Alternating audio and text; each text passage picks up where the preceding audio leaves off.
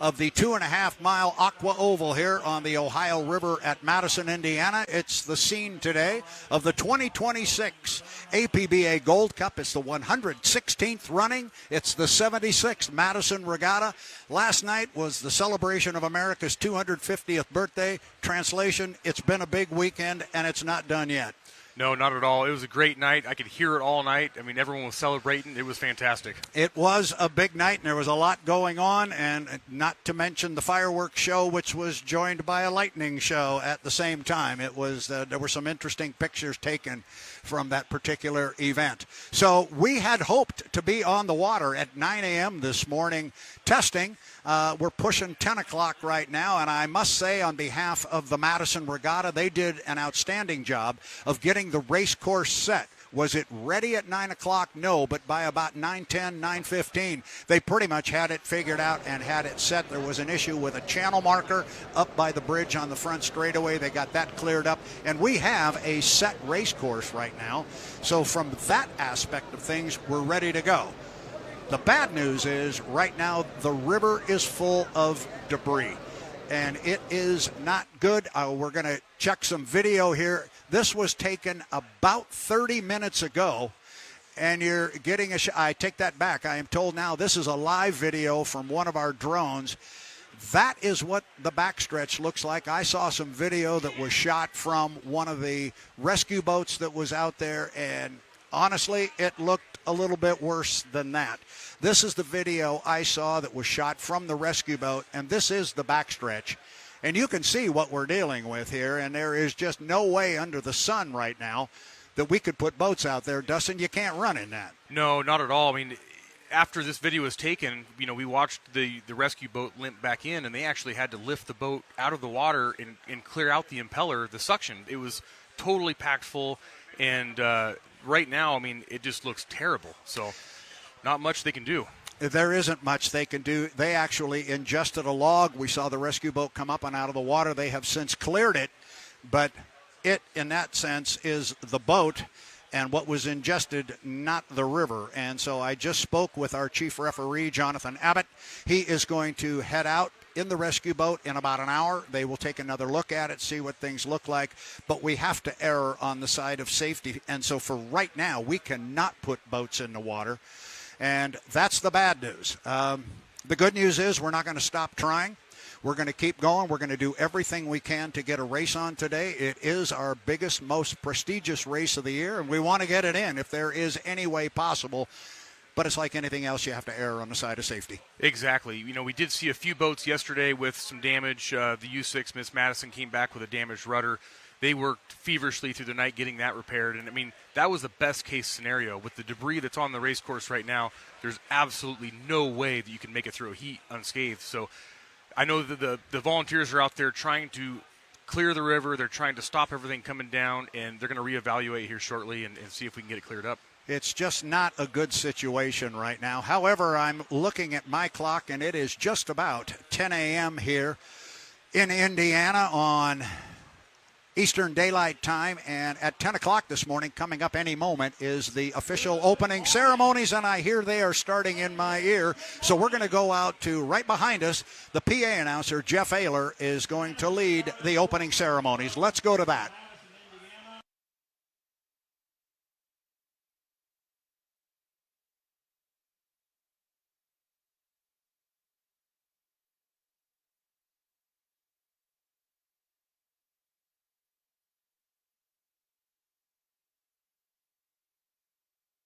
Gold Cup, Runne and hydroplanes, the top prize in the sport. Before we begin opening ceremony today, it is the 55th anniversary of Jim McCormick winning on home waters in the U6 Miss Madison. I want to bring in Ray Dong from Unlimited Detroit Station, the Vintage Thunder president, Rebecca Craven. Thank you, Chuck. We call Disneyland the happiest place on earth for this kid, and I'm no kid anymore. I was here when Jim McCormick won the Gold Cup in '71, and this is the happiest place on earth. And on behalf of Unlimited Detroit, and the Marine Prop Riders based in Detroit. We started this fan club in 1969, and Steve Gary, the author of the Thunderbolt for all those years, is here also. But a couple of our club members raced with Miss Madison, this model, and very successful. They won a lot of races. Ron Zaremski and Jim Zaremski have passed, but on behalf of Dick Rose, the president of Unlimited Detroit, we want to present to Becky, who's in charge of the museum here, and then first Jake McCormick. Jake, saw your granddad win the Gold Cup here. I've been to the Rose Bowl, I've been to the Daytona 500, I've been to Indy. This is the top sporting event I've ever attended. So you never know, history might repeat itself. But on behalf of Unlimited Detroit, we want to present this model to your museum, based in Madison. This is where it belongs. Thank you very much, Ray. Jake and I are very happy to have this in our collection, and we took very good care of it. And I know for a fact that it's going to get cherished in the next several years. Find myself in front of Madison again with yet something else presented, an organization I'm involved with. Becky asked me to get involved about 6 months ago to try to get this museum going, and I am honored that Ray brought this down. I mean, this is of course special to my heart. The Madison has been influencing my life since I was born. So maybe today we'll see a repeat of 71 with this rebuild of the Miss Madison. God bless Madison, Indiana, and God bless Miss Madison. Thank you, Jake. Outstanding. You see our Madison Regatta Incorporated Committee, those wearing their gold shirts today on Gold Cup weekend. It's an all-volunteer organization. Let's give a round of applause to all of our folks in the gold shirt. And the leader of the gold shirt is Madison Regatta President Kyle Knight. Thanks, Jeff. Thanks everybody for being here. We couldn't do it without everybody lining the shorelines. Our sponsors, Morgan Foods, Nucor, Royer, everybody that stepped up.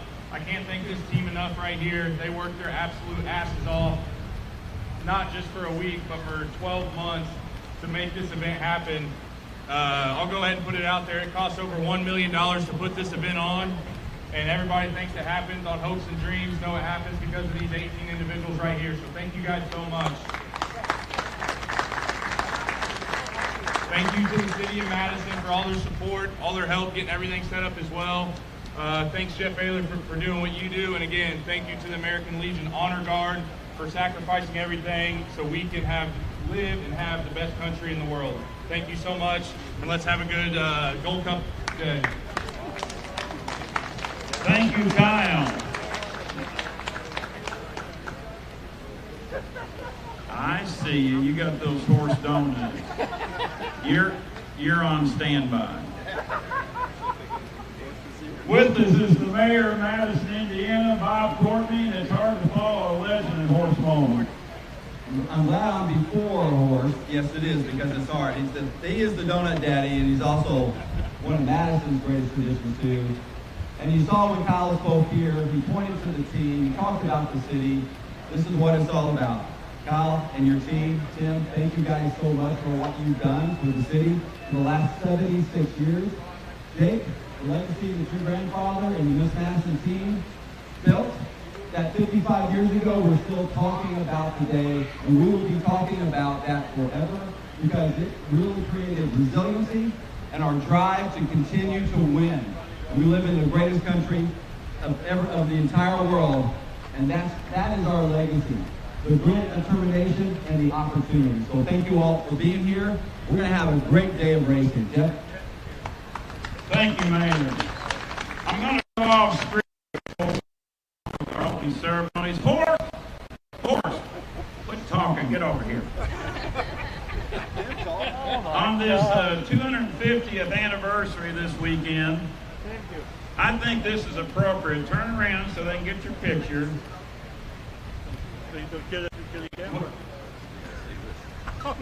This is Jeff Ayler talking, but when you do it right,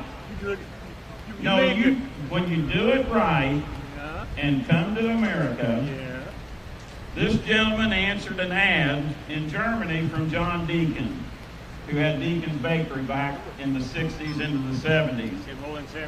1972, he came over, didn't know a word of English, and he loves Madison, Indiana. Horse moment, you've done it right. And in 2009, I made my citizenship. Horse made his citizenship. I've known him since a kid. After 57 years, I made my citizenship. So cold beer now instead of warm beer back in 72, right? I don't know. I'm still drinking. Hey, I know better than that because we used to have some suds. But this is what it's all about right here, a guy like Horse Moment. Owns his own business and love you. Thank you. I love you all, Madison. Well deserved. All right. Would everyone... Well, they'll get those in a minute. You're done. The only thing, I wish you would have wore those Durno ABC Wide World of Sports shorts you had back in the day. Can you read what I said? The Donut Daddy, we know that. Oh, you gave me a t-shirt. I don't got none. All right. You're done. Get out. Good to see you. Man, welcome. Everyone along the shoreline, please rise if you're able and remove your hats. And with a very special invitation this morning, we present Chaplain Jim Riley from Texas. Thank you, Jeff. And last year, you gave me a moment of pride.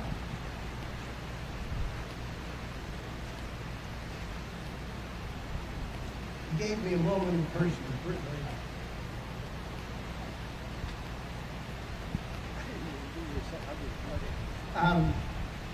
We are 1 year past the flooding.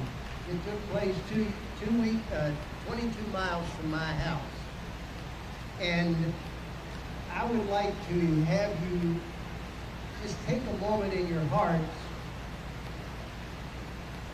Cecilia Seeley Stewart, a forever 8-year-old little girl, remains missing.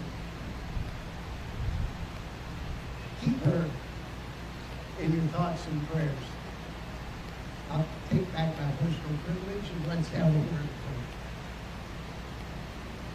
prayer. Heavenly Father, you gave Thomas Jefferson those famous words that all men are created equal. Created, not self-made, out of your eternal love for us, affirming that you are God and we are not. We offer our prayer and our praise to you. May this country, America, of which there is no equal today or throughout history, be able to heed Benjamin Franklin's admonition that we are a republic if we can keep it. Father, help us keep it. And then President Reagan challenged us that we are one generation away from losing our country. Under your watchful eye, may our newest generations be able to keep it and help those of us of older generations to model our love for the USA that others may clearly see its glory, its fulfillment of the Declaration's promise of life, liberty, and happiness. Now then, Father, we celebrate day one of our next 2.5 centuries.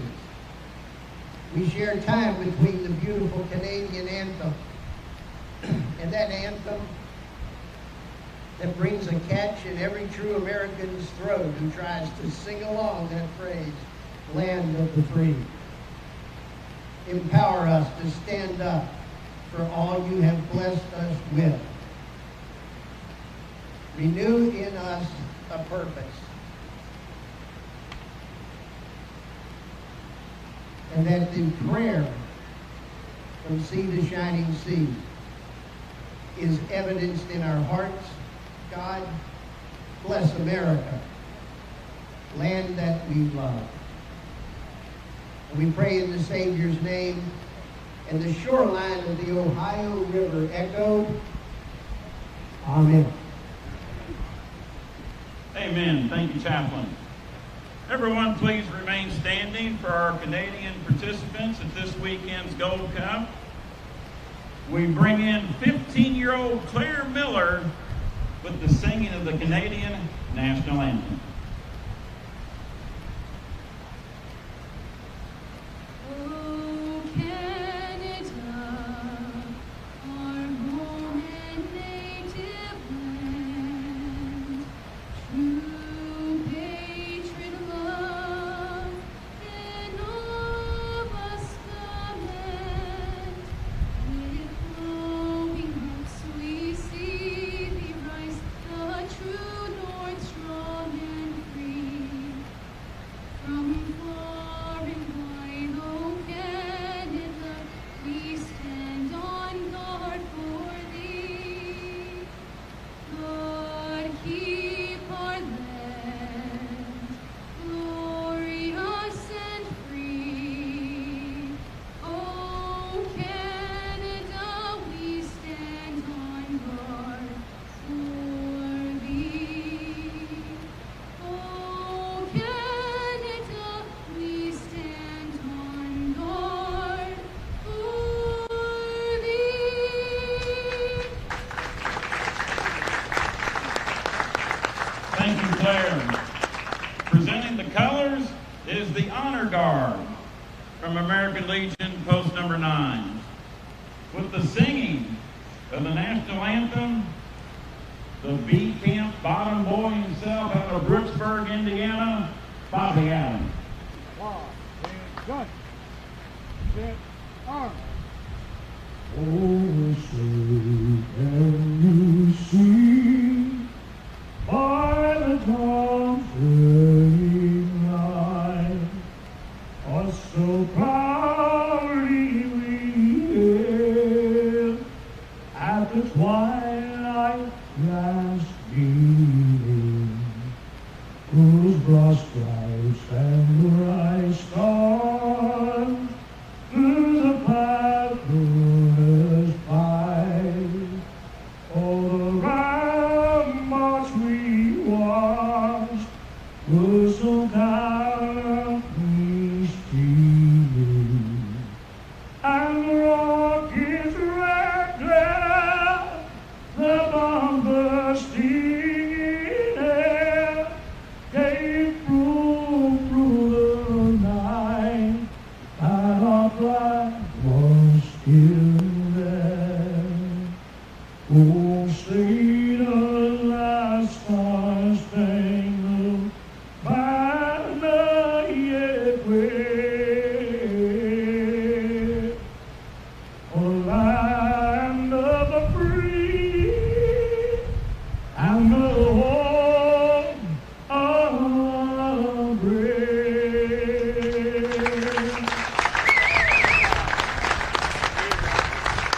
Thank you, Bobby.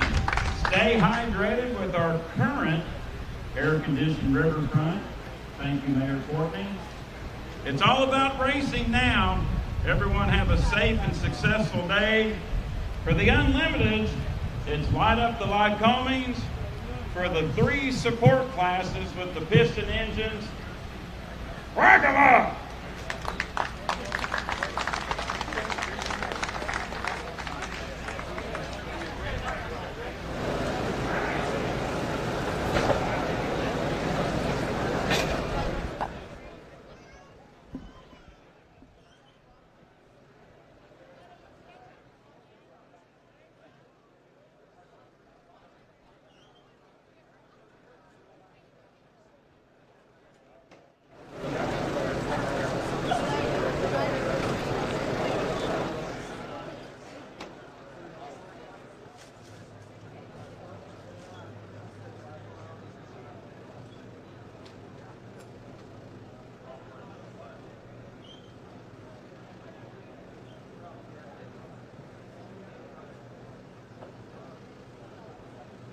This concluded opening ceremony, so you can tell I was a little bit busy this time, but my co-announcer, Corbin Gray, got some news to work on where we think right now. Absolutely. So I'll talk to you guys about details and some of the details that you and I will let you know. There is still continuing controversy. Although I think we're not going to get but also just talking about that details and kind of know to be surprised and to let you know that's everything off at the dock.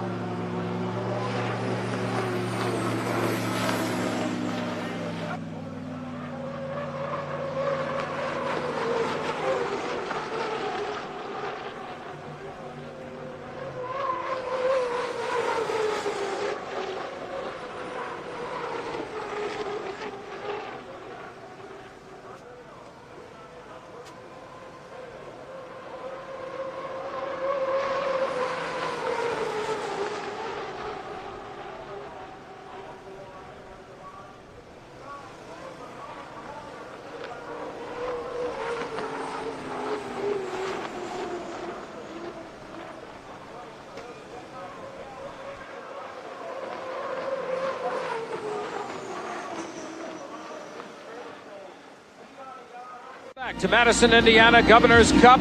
We are ready now for the final heat, the championship, and here's the lineup.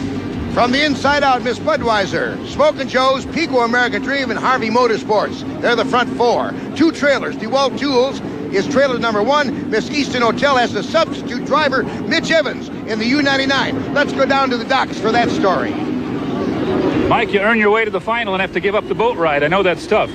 Yeah, it is. I got real bad lower back spasms, so I figured if I can't drive the boat hard, it'd be smarter to put someone else in. So I decided to talk to Mitch and see if he'd drive the boat in the final. So I think he earned this ride, don't you? Well, yeah, I think so. And I think, you know, he had some misfortunes last week, and this is a good opportunity for him to get in the final. Well, I'm sure that's got to be exciting for Mitch. And as we look down, we've got the green flag, and we're underway into turn number 1. And look at how those boats spread out in the turn. Miss Budweiser taking command right off the bat. There you see the AC Delco in boat cam of Mark Tate in the Smokin' Joe's. He's got boats on either side of him. The Pico American Dream to his right, and in the lead is the Miss Budweiser, the red boat. Boy, that's some driving skill. Whoa, have we got a heat going under that bridge now. Back down the chute for the end of lap number 1. Look at them, all of them in there. Budweiser, the red one. The yellow one is Smokin' Joe's. On the outside, blue, Pico American Dream. Look at this race, Dick Triplett. One of the best races we've seen so far this year, and Miss Budweiser has now got a problem because Pico American Dream is coming up on the outside again, as is Smokin' Joe's. It is still the Miss Budweiser in the lead. Look at the boat on the right. That's the Pico American Dream, and there he goes into the lead. Bernie Little and his wife Jane down on the dock, the owner of the Miss Budweiser, trying to get a little more speed out of that boat from afar. And talking about speed, look at Pico American Dream in the far outside, and here comes Budweiser again. Smokin' Joe's is challenging now from second place, and the Budweiser coming up from third place. Nice bit of turning by Mark Evans, but in the straightaways, the Pico and the Smokin' Joe's seem to have more speed as we look down to DeWalt Tools. And it looked like he had a problem there. He may have cut inside of a buoy. He started to spin the back end out of it. You can see the water coming up over as we look inside the boat. He's got it back up on plane now, and that water's clear, and he can see his course again. And look what's happened here, Dick, off of corner number 4, coming down to complete lap 2. Smokin' Joe's has taken the lead. Mark Tate finally taking advantage of that inside lane, inside to the Pico American Dream.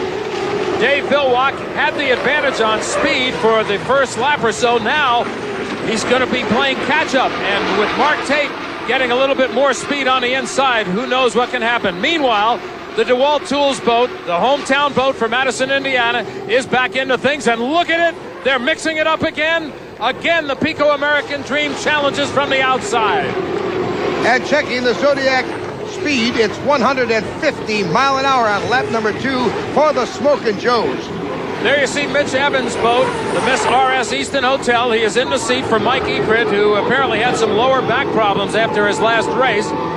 Jim Harvey Motorsports team boat, Steve David. He's hitting some rough water out there as he comes down into the far turn on the other side of the... Whoa, he really broke some waves over there.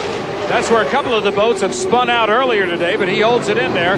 Meanwhile, some problems for Dave Vilwalk. We don't know what happened, but Dave Vilwalk all of a sudden lost some power. And that gives Mark Evans second place. Mark and the Miss Budweiser now second place to this boat, the Smokin' Joe's with Mark Tate. Wow, what a turn of events for the Pico American Dream, who's back up on plane. He's got his speed back, and now he's trying to get back into the chase. Oh, Steve Boomer, and that crowd really happy now as we look from the Labatt Eye in the sky. We're coming around on lap number 4, and a good lead now for Smokin' Joe. This will be, if he maintains, will be his second victory of the year. So the Pico American Dream all of a sudden loses power. That puts the Smokin' Joe's out front all alone, unchallenged. All he has to do is, number 1, keep the boat on the water, and number 2, keep the power to it. He can't let up at all. Mark Evans and the Miss Budweiser's in second place, and he is just about 1/4 of a lap behind him. And the checkered flag falls for the second time this year on Smokin' Joe after having won at Kansas City. He takes the Budweiser Indiana Governor's Cup and a happy crew on the docks. Happy is right. High fives all the way around. No question about it. This is a moment the Smokin' Joe's crew enjoys. Well, one of the better boat races we've seen. I'm sure you liked it. I've never seen the first 2 laps of a final like that in my life. Boy, how exciting that was. Your Boy, team is just real strong right now. Well, Smokin' Joe, I'll tell you, we're just tickled to be in a group like this, to have that kind of competition. This sport's got competition like it's never had before. Boy, we're happy to win her. A good one. A great one. We will have the finishing order, and we'll talk to the winner in just a moment. Let's go down to the winner's stock. Mark, congratulations. That was a driver's race. Well, it's one of the best races I've ever ran in. You know, Pico had their boat running extremely well, and there for 3 laps, I really didn't know who was going to win the boat race. But, you know, hats off to them. It was a hard second for them, but it was a great win for us. Second lap looked like another start. Well, it sure did. There were 3 boats in there for the longest time, and, you know, it was just a great boat race. Budweiser was well prepared. It looks like they're on their way back, but my hand goes off to my team. The Camel Power Smokin' Joe guys just gave me a great race boat today. Very happy Mark Tate, and rightfully so, because as we look at our O'Doul's high points, you're going to see that now Smokin' Joe's has moved past the Miss Budweiser and moved into second place to the Pico American Dream.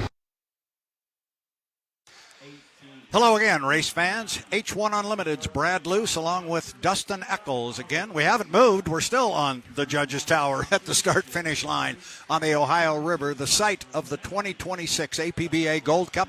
And I'm getting pretty good at saying this. It's the 76th Madison Regatta, the 116th running of the oldest active trophy in motorsports, the APBA Gold Cup.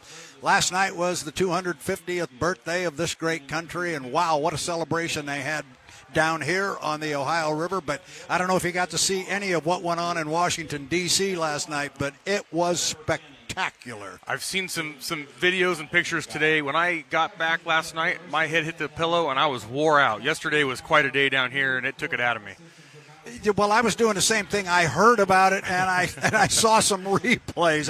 I was not up paying attention because I guess it, too, was interrupted by an electrical storm. Oh, wow. As we were here last night. It interrupted our music festival, and so it tends to happen in this part of the country, and it did. So Dustin and I are back here. We just wanted to bring everybody up to speed on exactly what is going on. We mentioned earlier the debris in the river. Jonathan Abbott and the H1 Unlimited rescue team, they were out on the water. They just got back a couple of minutes ago. I'm kind of watching to see if Jonathan comes back up here on the tower, and we will get an update from him. We showed the video that was shot. Now, it's probably been a couple of hours now since he shot that video. He was out making the same run around the race course. He promised to bring us another video along with an update. So we're kind of at the mercy of that right now. You just can't there's the video that we showed from a couple of hours ago, and you can see there's just no way you could put a race boat in that. And you know what happens. You hit something like that, Dustin. You tear up a propeller, the shaft, the gearbox goes, you tear up the motor. I was talking to one of our team owners this morning, and they said you could do upwards of $500,000 worth of damage. Absolutely. You know, this being the first race of the season, the last thing you want to do is go out here and tear a blade off of a propeller, you know, tear the bottom out of the boat, lose a gearbox, lose an engine, and start the season off, you know, way in the red. So I think for right now, it's a smart move. We're not, you know, saying that we're not going to be on the water soon. We're keeping an open mind and just keeping an eye on the race course. And we're just going to wait to hear what the race committee has to say. Yeah, and I heard somebody saying it's kind of a balancing act between, you know, the safety factor and the fact it's the APBA Gold Cup. And no, it really isn't. The safety factor, that trumps everything. Absolutely. And, you know, I was actually just up here a few minutes ago having a side conversation with Dave Vilwalk, and he says, you know, there's always debris out here. You know, it's just, we just need to get used to it, and it's not that bad. And then we showed him the video also, and he looked at it and he said, well, yeah, that is really, really bad. So, you know, when you hear from guys like that raced on this river this many times, that we're doing the smart thing right now and just waiting and letting it get better and keeping all this great equipment in one piece and hoping we can put on a great show here in a little while.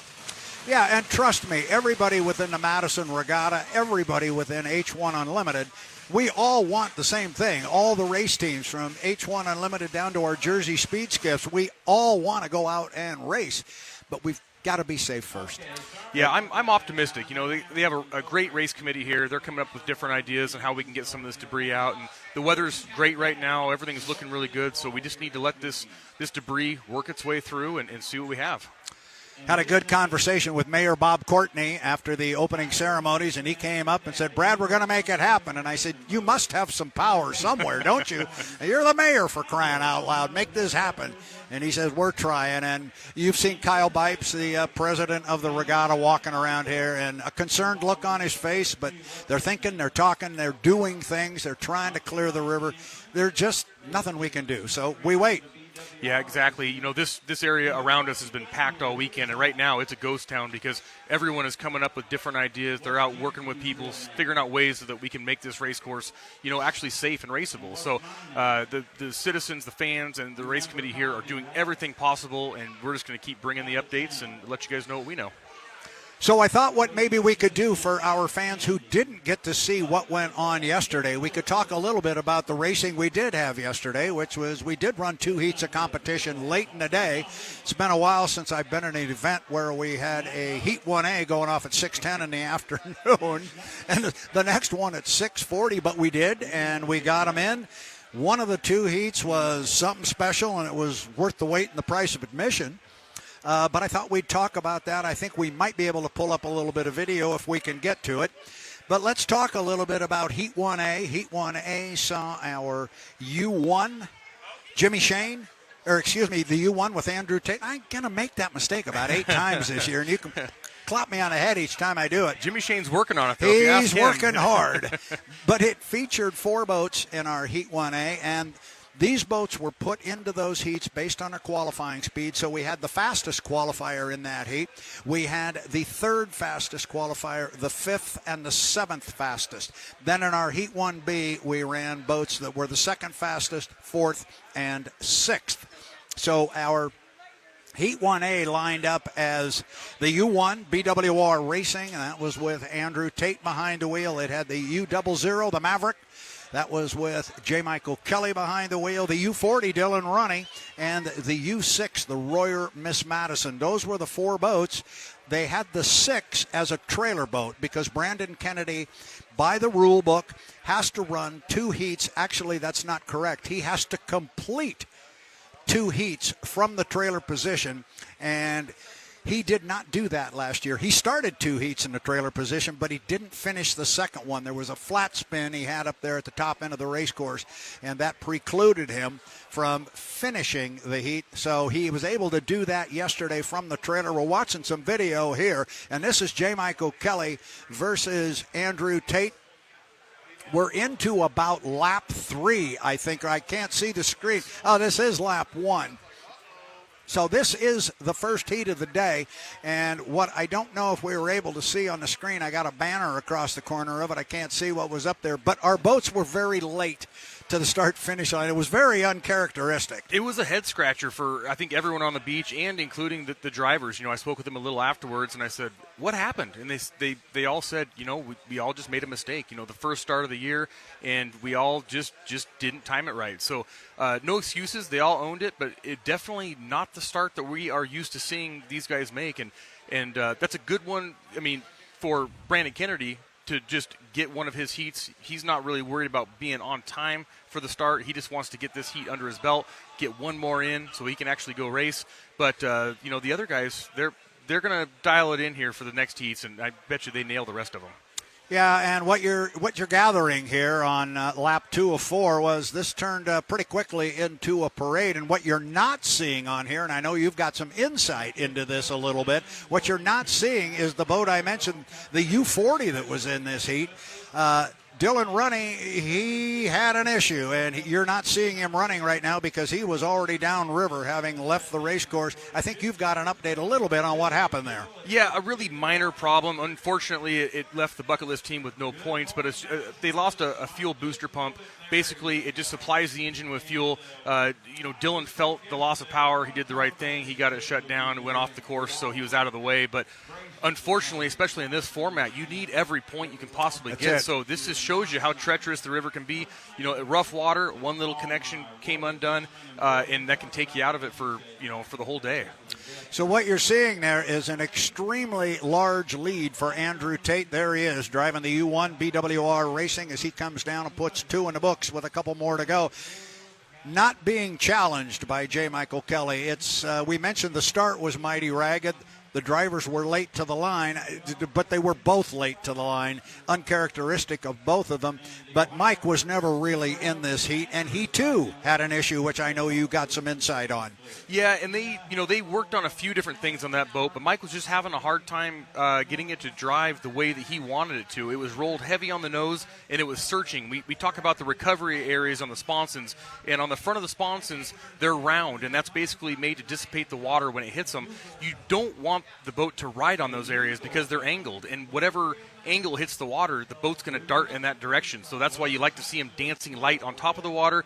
Unfortunately, Mike had his riding heavy on the nose, and he was having a hard time steering it, and nothing makes you more tired than driving an entire heat race like that, wrestling that boat. It's like fighting a bear for 4 laps. Yeah, and you and I saw it before the heat even got started. When he was coming by in the warm-up laps, he being J. Michael Kelly, you could see him riding on the nose, and it just didn't look good. And then, as I said, you found out the reason for it in a conversation with the race team. So it was Andrew Tate picking up 400 points in our Heat 1A. J. Michael Kelly, he did finish. It was a handful, as you mentioned, and you mentioned it during the call. He's going to be one tired guy when he gets out of the boat. But he did pick up second-place points, and that's key because to what you were just saying earlier, it's all about points, and you want to get points in every heat. You don't want the DNF. You don't want the dreaded disqualification and coming out of these heats with a goose egg. Absolutely. And the other story on this one was Brandon Kennedy. He did get the finish, and he got the third-place points, but unfortunately they destroyed a rudder in the process, and the team had to work all night. They had a backup rudder, but they had to go do some machine work on it and work through the night to get that fitted properly. They got it installed early this morning, but it just shows you that one little piece of debris. And on the bottom of the rudder, there's a water pickup, and that provides cooling to all the internals of the boat. And as soon as that was damaged, it actually started overheating all the internals. I haven't heard if there was any other damage to it, but it's really, really hard on the equipment when they're not being cooled properly.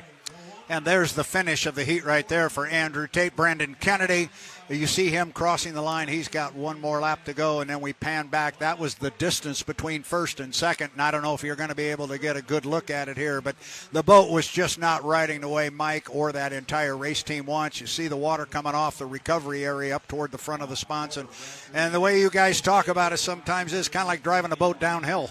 It is, yeah. There's no worse feeling, and it feels like you're really out of control because as the boat hits the water, it's going to dart left or right depending on which sponson hits first, and it's miserable. You lose all confidence in the boat, and it's really hard on a driver. So as a result of that, it was Andrew Tate coming out of that first heat with 400 points for the first place finish. Kick in the 200 points he picked up for being top qualifier, and he walked out of that one with 600 points coming into race day Sunday where we are right now. Heat 1B was a whole different story.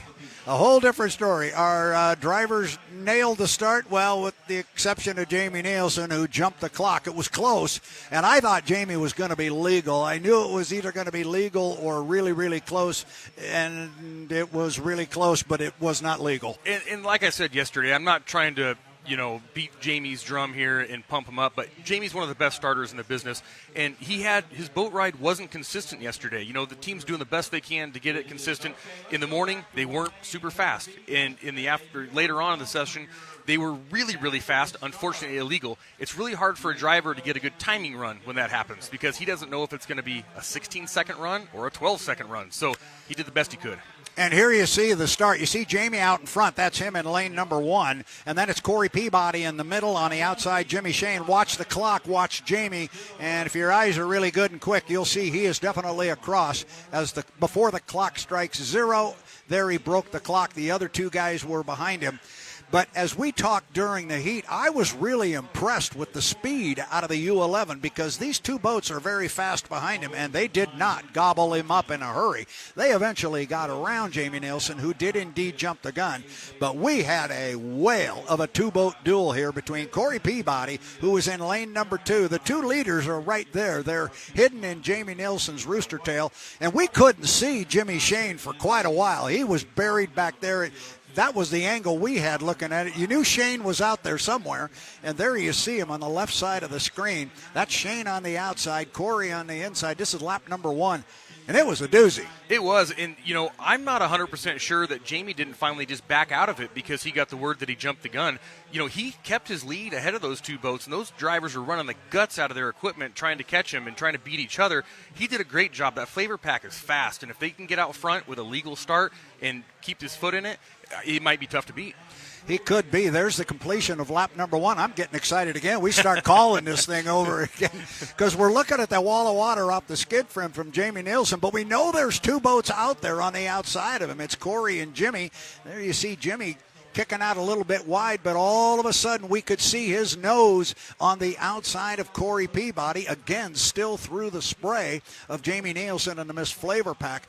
But it was a good 3-boat run for a couple of laps here. It was a doozy. It was, and I believe there was a penalty in this heat, and I think that we just saw what it was. Basically, it's so hard, to judge your lane off the inside boat, and especially in that treacherous turn number 1. And Corey unfortunately slid out just a little bit there. Jimmy giving him extra room because he's just trying to run clean. Started a long weekend, and he's got a fast boat, so you don't want to take it out here. Beautiful boat rides. I mean, these guys just put their foot to the floor and did the best they could in this heat, and what a barn burner. Yeah, it was a lot of fun, and for the fans who stuck around here, and there were a lot of them who did, they wanted to see their boat run, they wanted to see some good racing, and they got everything they bargained for with this one. You thought Shane was going to take over and have the lead after they finished lap number 2, but then here we come out of the lower corner on lap 3, and Corey's right with him again. Yeah, deck to deck. I mean, you'd see one person squirt ahead just a little bit, and the other one reel him back in, and everyone on the beach was on their feet. We were on our feet screaming. It was a great way to start the season. It was a lot of fun, and if that didn't make your blood pump a little bit, unlimited hydroplane racing may not be for you, because I like to make the comment I do many, many times that hook up two boats side by side, and it's as good as it gets, and a good run down here. And Jimmy turned a lap here in excess of 151 miles an hour. That's rolling, and look at the lane he's in. And it just shows you, the start procedure that they're doing right now. Jimmy qualified so fast. I mean, just incredible. And Corey had a few problems. It was still respectable, but look how close they are in the actual heat racing. This worked out great, put on a great show, and it really shows what we have looking forward to for this entire season. Yeah, they're coming off the lower corner here on the fourth and final lap, and here's where Corey dropped way back right there, and I think you and I talked about it on the call. I think he threw in the towel and said, all right, you got me. Yeah, you got me. That's okay. I'll take my 300 points. No sense in wasting the equipment. You learned what you need to learn. You're going to get your points, and you're going to end the heat with a boat that's intact and ready for the next one.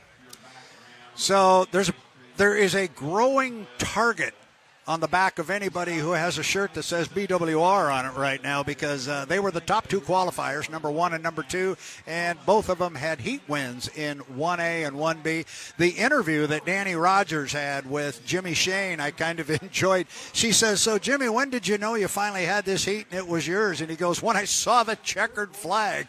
That's a pretty honest statement, too. Corey pushed him so hard the entire time, and he's right in his mirror the entire time. I'm sure his radio spotter kept saying, push, push, push, and, you never know what's going to happen, especially on this river. It was an exciting moment. Dustin Eccles enjoyed it. So did myself. The fans certainly did here along the shoreline, and they got just a taste of what we are hoping to see more of here today.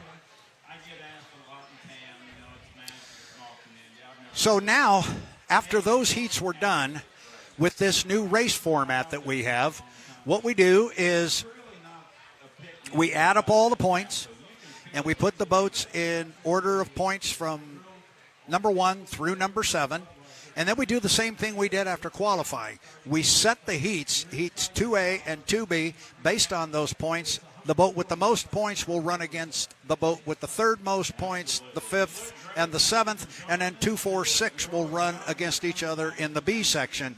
So I don't expect anybody to write these down, but in case you're missing a number and you would like it, I've got it here. Jimmy Shane, in the 27, he came out with 580 points. That's 180 points from qualifying, and the 400 points for the heat win. He was exceeded only by his teammate Andrew Tate in the U1. He had 400 points for the victory, 200 for qualifying. So it is Shane with 600 points. Excuse me, I'm going to do that all year. You're going to have to slap me. I don't know where that is coming from. But anyway, it's going to be Andrew Tate with 600 points. Jimmy Shane's got 580. Then it is Corey Peabody with 440. He is in the third spot. His teammate, J. Michael Kelly, is in the fourth spot with 420 points. Fifth place is the U11, the Miss FLAV-R-PAC, with 325 points. Sixth is the Royer Miss Madison with 320 points. And because of that DNF, unfortunately, Dylan Runne and the U40 sits with only 150 points. Those are the 150 points they earned in qualifying. And that just shows you also how important qualifying is. You know, it's more points than it's been previously, and the 40 team is so happy they qualified so well, because when all the points boil down here at the end of the weekend, it's so important to get it on the front row, and every point is so valuable. So what that means is the boat with the most points, the U1, that would be Andrew Tate, by the way. I'm learning this stuff. I'm going to catch on before the season's over. That's going to be Andrew Tate with 600 points. He has the most. He's going to race against the boat with the third most points. That's going to be the U3. It's going to be the Tahoe Miss with Corey Peabody. He has 440 points. He's going to race against the fifth place boat in points. That's the U11, the Miss FLAV-R-PAC, and Jamie Nilsen. And the seventh place boat in points, that's going to be Dylan Runne and the U40. So you got a pretty good looking heat here coming up in Heat 2A. It's Dylan Runne, it's Jamie Nilsen, it's Corey Peabody, and I got it right. Andrew Tate's going to be in this one. So those are the four boats that are going to be in it. Now, again, with this new start procedure, the boat in that heat that has the fewest amount of points gets first lane choice. Well, the boat with the fewest amount of points is the 40. They only have 150. Dylan said, give me lane 1.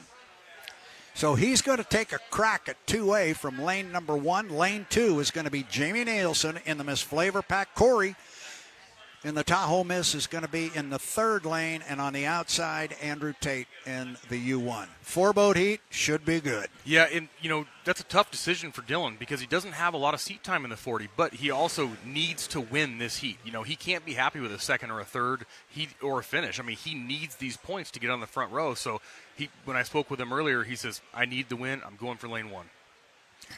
Well, he's going to have it, and we all know what the stories are down there in lane 1, coming off the exit pin down there. We were talking about a turf monster or a buoy monster, but there's one down there. But if you can get through that corner and have the lead a little bit on people and start dictating the race course a little bit, then it can become an advantage. Absolutely. If you can get through that first turn, get through there out front, you control the race course. So get ahead of these guys, and it's a gamble. But Dylan's a great starter. You know, he's done this for a long time, and he knows how to nail these starts. That's what it's going to come down to.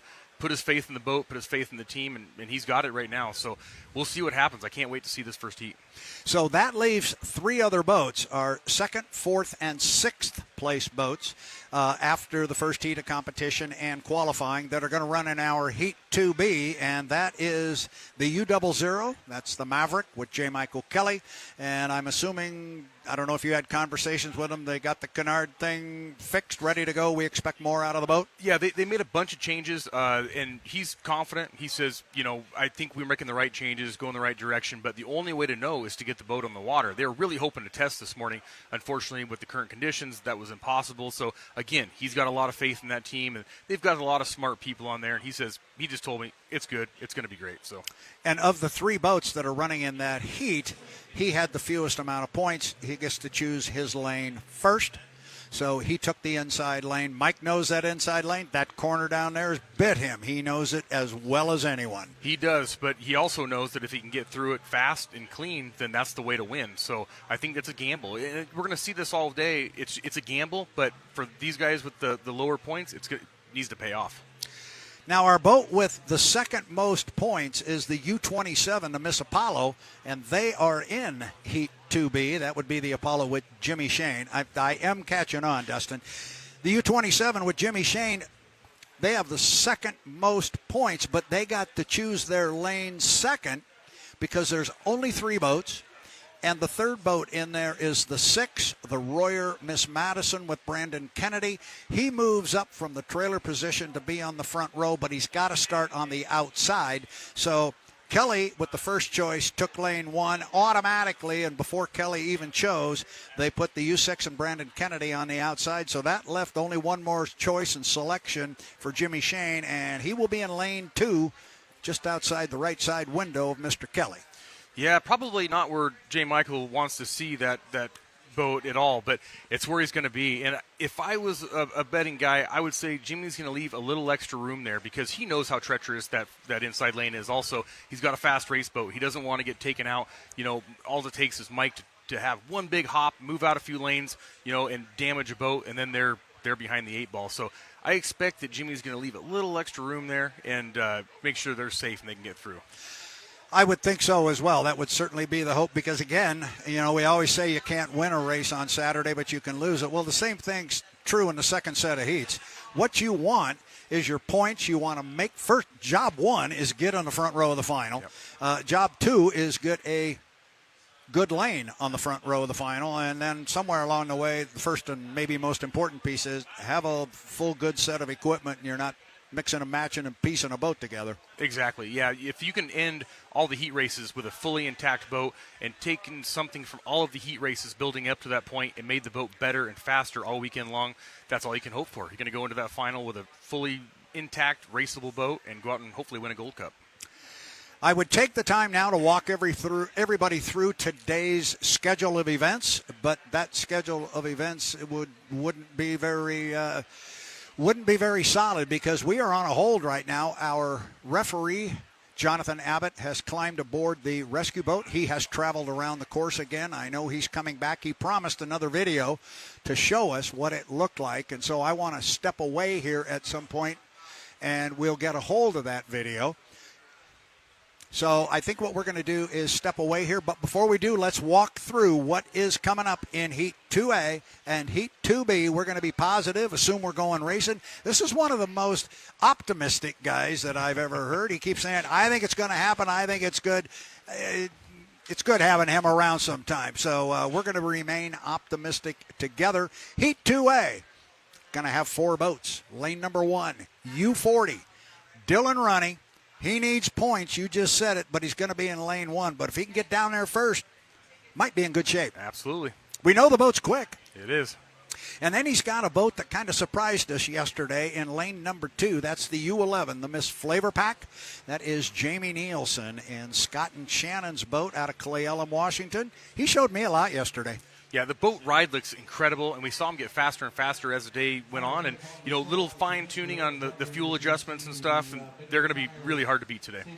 Lane number 3 is going to go to boat number 3. That's going to be the Tahoe Miss, and that's going to be Corey Peabody, a fierce competitor. The boat was very fast yesterday, and he is going to be in lane number 3. He came out with 300 points, but it was a hard-earned 300 points, but he showed us a lot. The boat's quick. It's quick. It's always quick. And, Corey didn't want to have to run that hard out there, so that definitely tells me he wants an inside lane. He says, wow, we really had to push it, where we were. But, yeah, they're going to be fast. They're going to keep getting faster as well as the teammate. On the outside, Andrew Tate.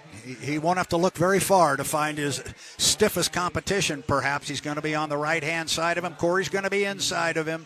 But he's got a lot of speed off to his left. This would be a dynamite heat. I'm really anxious to see this. It's going to be Dylan Runne in lane 1, driving the U40 Bucket List Racing. Lane number 2 is going to go to the Miss FLAV-R-PAC and Jamie Nilsen. Lane number 3, the U3. That is going to be the Tahoe Miss and Corey Peabody. And on the outside, our defending national high points champion, BWR Racing, the U1, and Andrew Tate. It should be a good one. Heat 2B. We'll follow that. Lane number 1 is going to be J. Michael Kelly, hopefully with a fully functioning canard wing. And if it is, we know Mike's a competitor. If the speed's there in the boat and the boat's ready, we know he is. Absolutely. So he will be in lane number 1. Jimmy Shane driving the U27. The Miss Apollo will be in lane number 2. And then on the outside, for the first time ever, it'll be good to see Brandon Kennedy in the Royer Miss Madison. They had a good day yesterday. He had to start in a trailer position in a 4-boat heat, but he came out of there with 225 points and the authority from the referee to move up to the front row. Yeah, and I think they're making a great decision by being on the outside, although they have to be out there for right now, but a brand new rudder on that boat, and it's going to handle different than the way it's handled so far for him driving. having a heat out there to where he can control his own destiny. If he needs to go wider, get out of everybody's way, he has room to make it happen. And they're still working on some fine-tuning, getting that boat up on plane. It's just going to be a great heat for gather more points and hopefully have a good starting position for that final. So that's the story from the Ohio River right now at the 2026 Madison Regatta and the 116th running of the APBA Gold Cup. Brad Luce along with Dustin Eccles. That's what we're waiting to do. We are awaiting heats 2A and 2B. The draws are ready. The boats are ready. We had boats on a sling this morning that were ready to go out and test. Our teams are ready to go. Absolutely, yeah. The 40 was on the slings. The 3 was on the slings. I mean, the teams were here. They'd already trailer fired, ready to go, just waiting. And we just need to get the river to cooperate. Yeah, there was a quick drivers meeting this morning at 8 o'clock, so everybody was here bright and early. I know we got down here at 7, started getting everything ready to go, and it unfortunately has turned into one of those hurry up and wait things. But that's what we're doing, and that's the situation right now. And I just saw, as I looked over on the backstretch, I saw the rescue boat going up the back straightaway one more time, and that has got Jonathan Abbott aboard. I'm looking at them there. They are up underneath the bridge going toward the entrance of turn number 2. And they will be assessing the situation. And me being the optimist, as you said earlier, they're still going at a good rate of speed right now, fast. I'm happy to see that because I'm thinking if they were going really slow, they were taking more video. So I'm hoping they come back in and say, let's go. But we'll see. That's me being the optimist. I like this guy. You could have been in sales. You could have been in sales. My goodness. You know, the salesman never has the bad day and all that good stuff. There's always a good thing going on. So he's putting the silver lining on what's going on. But right now we are in a hold. Mother Nature's got to help us clear up that river a little bit. So Brad Luce for Dustin Eccles. Our Danny Rogers is here waiting to talk to some drivers after some heats of competition. And as soon as we have some more news, I promise we will not make you wait more than 30 minutes for an update. But we're going to step away for right now, and we'll come back hopefully with an update on the river. And hopefully, as Mr. Optimistic over here likes to see it, hopefully we come back and say, hey, we got cranes moving, boats going to the water. I hope so, too. I'll be the first guy cheering them along here. He's Dustin Eccles. I'm Brad Luce from Madison, Indiana at the 76th Madison Regatta and the APBA Gold Cup for 2026. Don't go too far away. We will be back in a half an hour. And we're ready for the 111th APBA Gold Cup, sponsored by Morgan Foods. Stand by for countdown to 5 minutes. 10,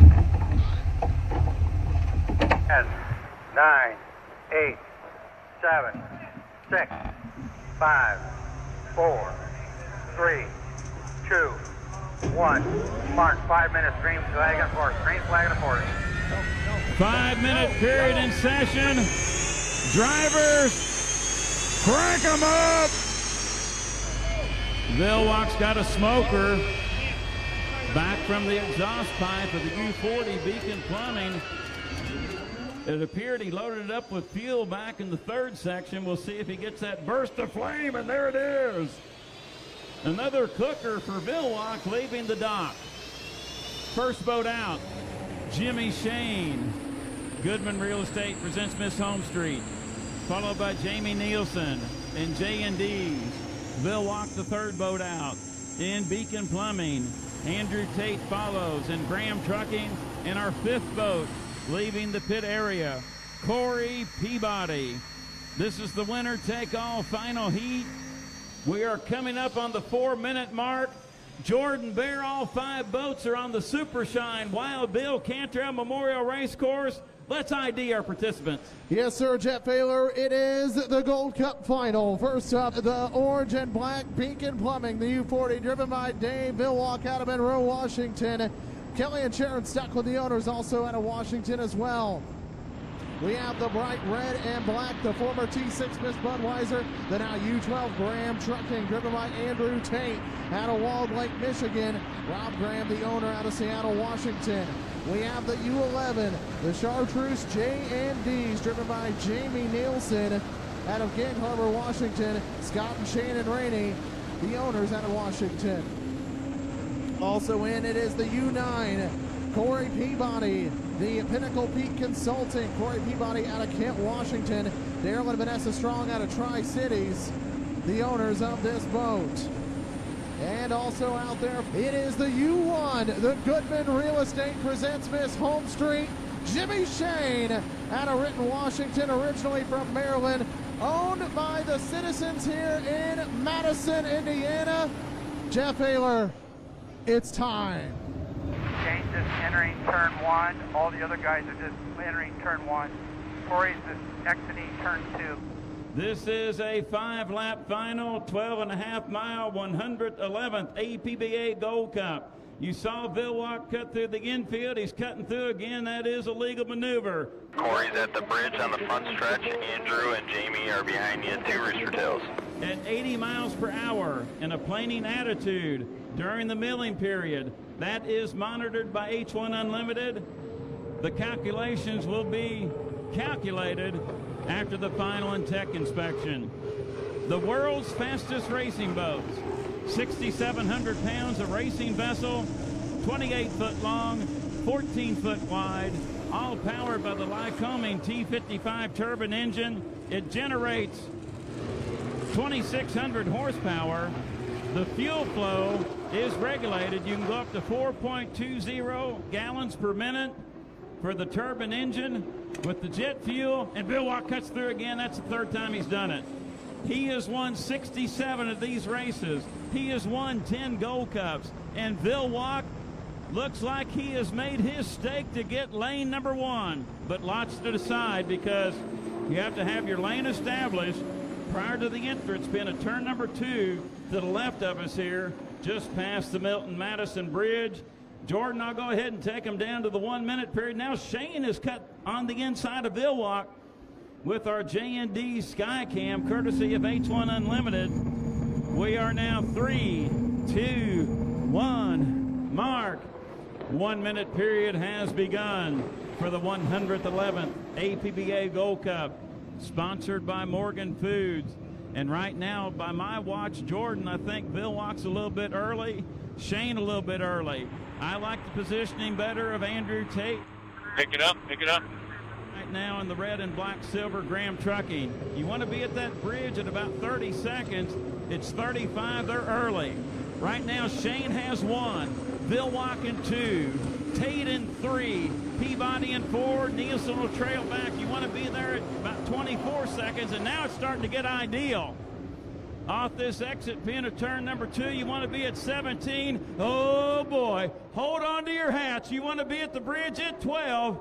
And there they are. This should be a wonderful start as we're coming down. 5, 4, 3, 2, 1, mark. We're racing the final heat of the Morgan Foods APBA Gold Cup Championship here at the Madison Regatta. They fly into turn number 1. Shane is tucked back. Vilwalk gets there first, and Vilwalk's one way outside. And now Shane capitalizes. Shane in front, Vilwalk in second, Tate in 3rd. Keep digging, let's go. Win his 2nd consecutive APBA Gold Cup, but right there, not far behind, is Dave Vilwalk. Dave Vilwalk right there, and you know that Andrew Tate is in there as well. 1 lap on the 40 for bearing out. Make the 40 go an extra lap.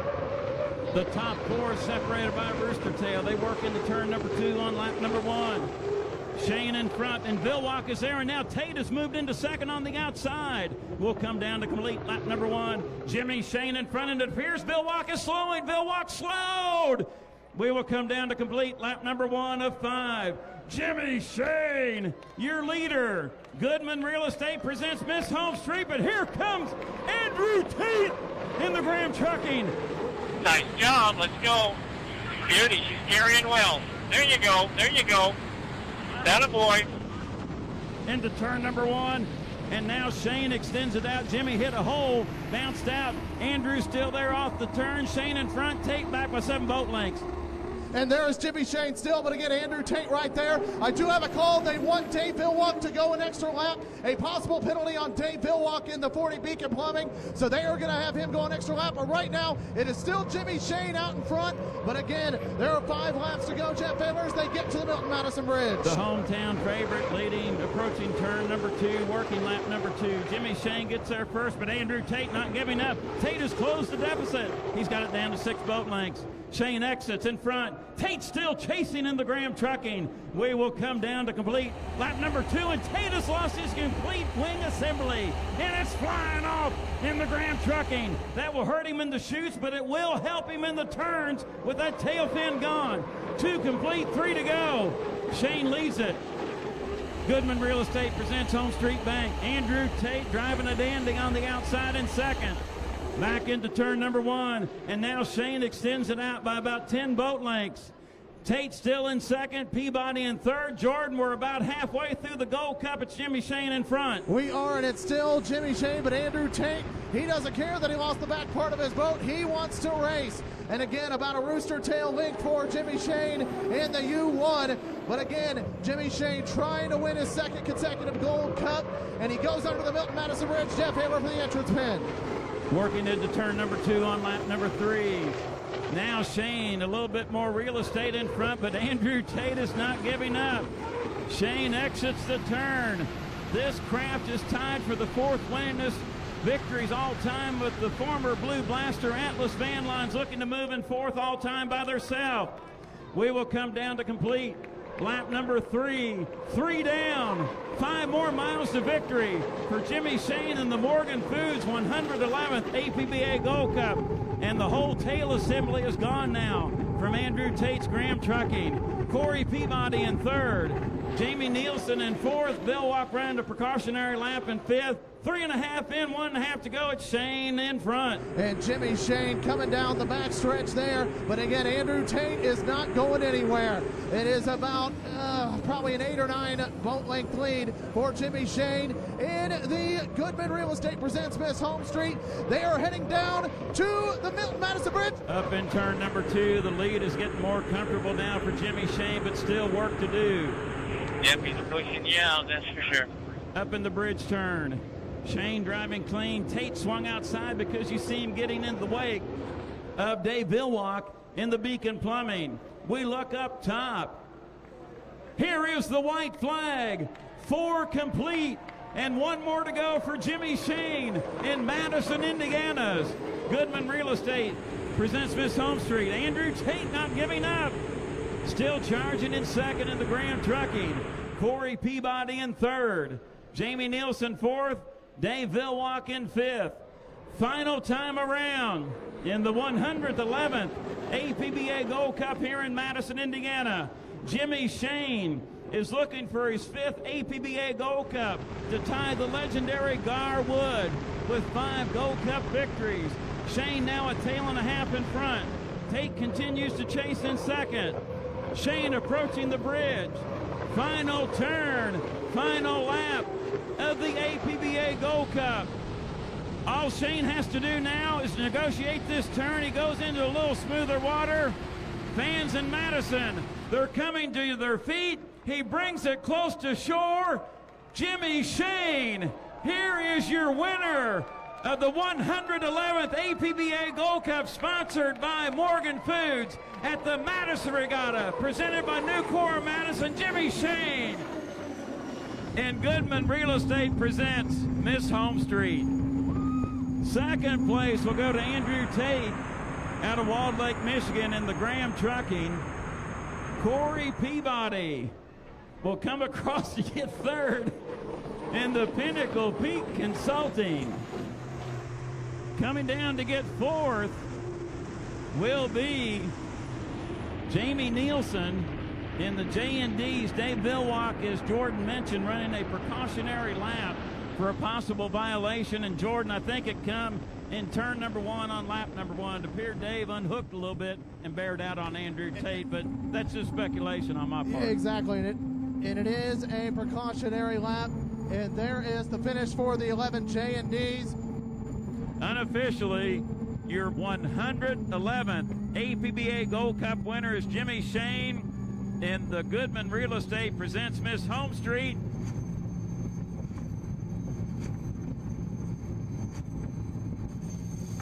"50 years to the day, to the dot, when Jim McCormick won here on home waters in the U6 Miss Madison." Jimmy has the lid up. He's waving to the fans here along the Indiana shoreline. And here comes Dave Vilwalk. Boy, he gave it a try. and he'll come across in 5th in the Beacon Plumbing. Jimmy Shane, hearing it from the hometown crowd. How about that old boat? Oh my goodness, the old boat. It's the backup boat, remember, but man, what a race. Jimmy Shane putting on a show here. What an effort by this guy right here, Andrew Tate, who lost his rear stabilizer, lost the whole back part of his boat, but let me tell you what, he did not go away. You're right, Jordan. Andrew Tate drove his heart out, and I'm not surprised, but looks like a good run Gold Cup final heat. I think we might have had that incident down there in turn 1. Good job, buddy. Way to kick some ass.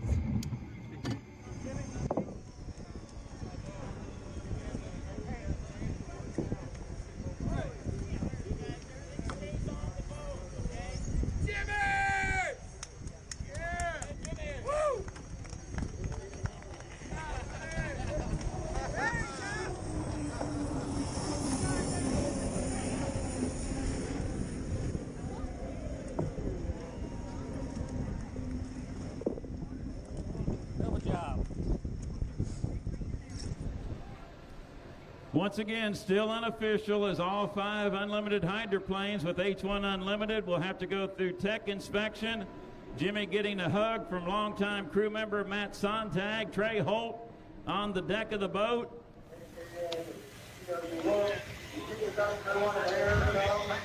And he'll make his way over to Rob Conant. Absolutely. Too many people to... Yeah, he's making sure he gets to hug every single crew member Absolutely. On this dock. Jimmy Shane, winner of the Gold Cup for a 5th time in his career. A big fist pump as I say that to you, Jimmy. Man, what a race. Take us through the first couple of laps in that final heat. It was rough, and rough. You know, we had a decent start. I really didn't want to be in lane 1, but if they were going to open it up for us, I was going to take it. And, you know, that's that risk and reward I was telling you about earlier. If you can make it through turn 1 clean, man, you have a big advantage up the backstretch on the first lap. So I just can't thank my team enough, thank my family, thank all my friends watching at home, everybody on the live stream. Thank you for all your support.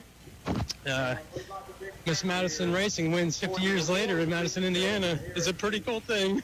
How fit is that it's been 50 years Gold Cup, and once again 50 years later Miss Madison is a Gold Cup champion once again. It's you know, it's a way different dynamic. The team is so much different than what it was back in 71, so I know how hard it was to achieve that in 71. I know that we brought good equipment out here. We didn't have our best equipment. I knew it was going to be a challenge, and we pulled it off. We did it. And in front of these fans here at the Madison Regatta, 2020 season was canceled because of COVID. How exciting was it to win here in front of the fans cheering for you in Madison, Indiana? You know, it's been 2 years since I got a chance to experience it with COVID, not racing in 2020, so I'm really happy that they get to relive the joy again 2 years later, and I'm just ecstatic for the team, really. Can't thank them enough. Thank the sponsors. Goodman Real Estate presents Miss Home Street Bank, and we did it. We did what we needed to do. For a 5th time in his career, Gold Cup champion, and we'll send him up to the judges' stand. Gold Cup here in a little bit. Congratulations, Jimmy. Thank you, Rob. Again, Jimmy Shane, pretty happy.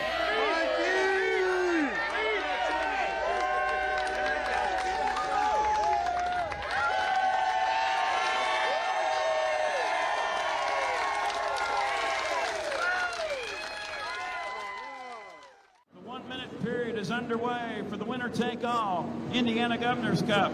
Must have your lane established prior to the entrance pin at turn number 2. Brad Luce, take him up to the Milton Madison Bridge. On the inside lane, headed toward the bridge is the U91, the black and gold Goodman Real Estate. That is Jeff Bernard. Lane number 2 is teammate Jimmy Shane, driving the blue and white, the Miss Home Street. Lane number 3 is going to go to Corey Peabody, driving the U9, the Lynx Healthcare. Lane number 4, and on the outside of the front row is going to be the chartreuse and royal blue of Jamie Nilsen and the Miss Colleen. Your trailer boat is trailing as they get to the top end of the race course. Jeff Ayler, we are inside. 25 seconds until the start. Let's crown a champion here at this Indiana Governor's Cup. Jeff Bernard, lane 1. Jimmy Shane, lane 2. Corey Peabody, lane 3. Jamie Nilsen, lane 4. They're at the bridge at 12. This should be a super start. Madison, Indiana, triple buckle up. We're 5, 4, 3, 2, 1. Mark, we're racing. Appears to be a clean start in the winner take-all championship of the Indiana Governor's Cup at the 2022 Madison Regatta. Corey Peabody was there first. We look into turn number 1. Corey Peabody, your leader in Links Healthcare. The start was good. Peabody in front. Shane, deck to deck. Here we go. This is the showdown. And so far, Shane's been able to walk away. But there is additional shoot speed into Links Healthcare and Corey Peabody. They are side by side up the backstretch. Remember, fans, we go 5 times around. Peabody's got the lead on the outside. It is Jimmy Shane on the inside. Home Street in 1. Links Healthcare in 2. Then it's back to Jeff Bernard. Now you're looking at the blue boat up there. That's the home street. Look for Corey. Where is he? Oh, he's right there, Jeff.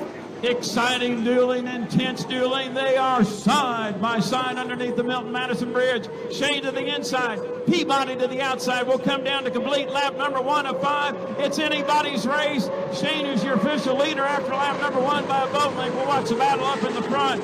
Deck to deck dueling at turn number 1. Shane in the home street bank. Peabody and Links Healthcare.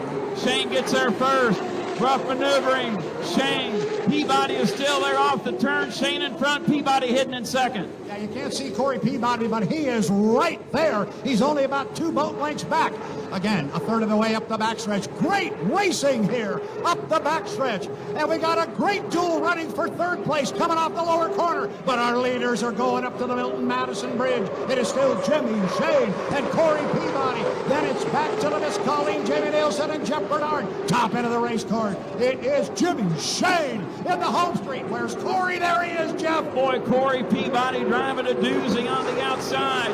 He is not giving up, and we've got battles for 3rd as well. We will come down to complete lap number 2. It's Miss Madison Racing.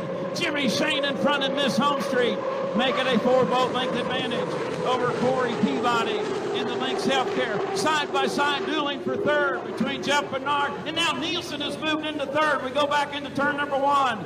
Shane in front. Peabody is still battling in 2nd. Off the turn. Now Shane leads by 6 boat lengths, but Brad, watch this battle for 3rd. They've almost got a dead heat for 3rd. It was Jamie Nilsen on the outside who claimed 3rd place in Miss Colleen, but it was only by about half a boat length. Now you can see a little bit of Corey Peabody in the Links Healthcare up the backstretch. He is giving a little bit of ground to Jimmy Shane, but the operative word there is a little bit. This is still anybody's boat race. Top end of the race course.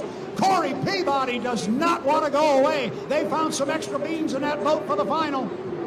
Beautiful final heat here in the Indiana Governor's Cup. Your APBA Gold Cup champion in 2nd, not giving up. We will come down to complete lap number 3, and Peabody is closing.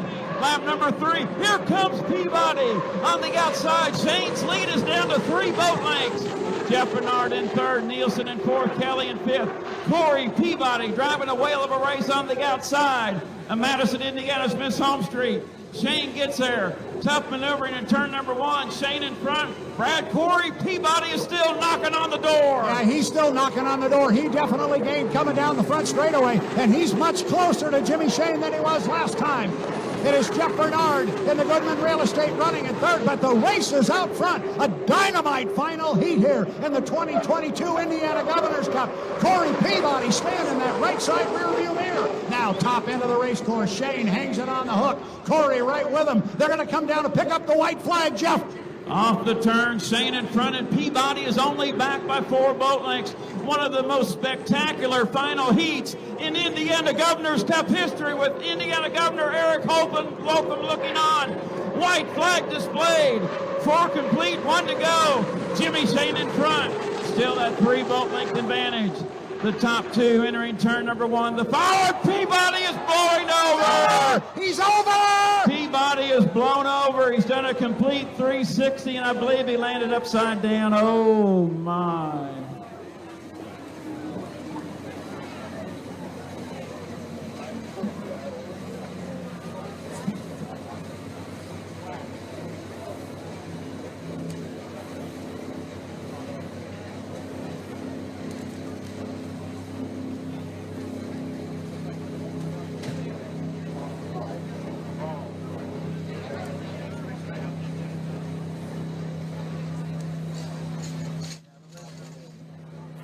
Fans, my apologies. That boat landed right side up, and I think the lid is up.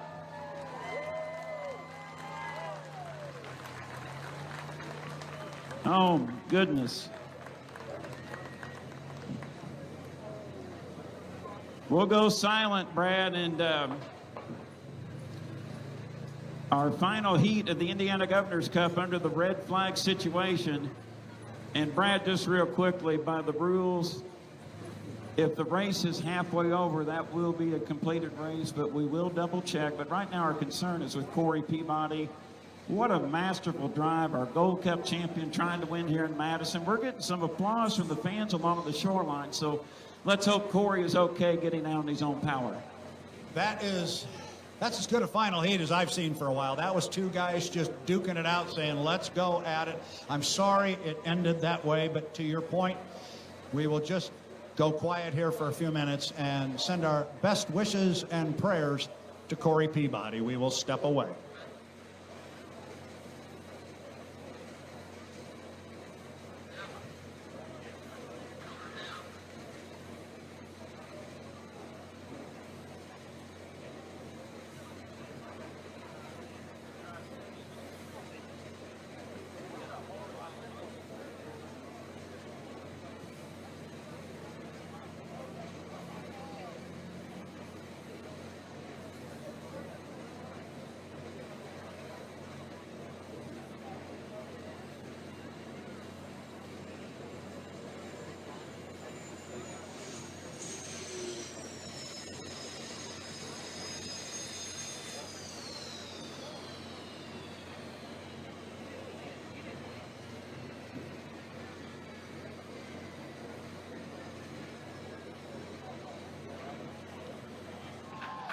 Jimmy, you hear the crowd, but right now I think we both are focusing kind of on the same thing.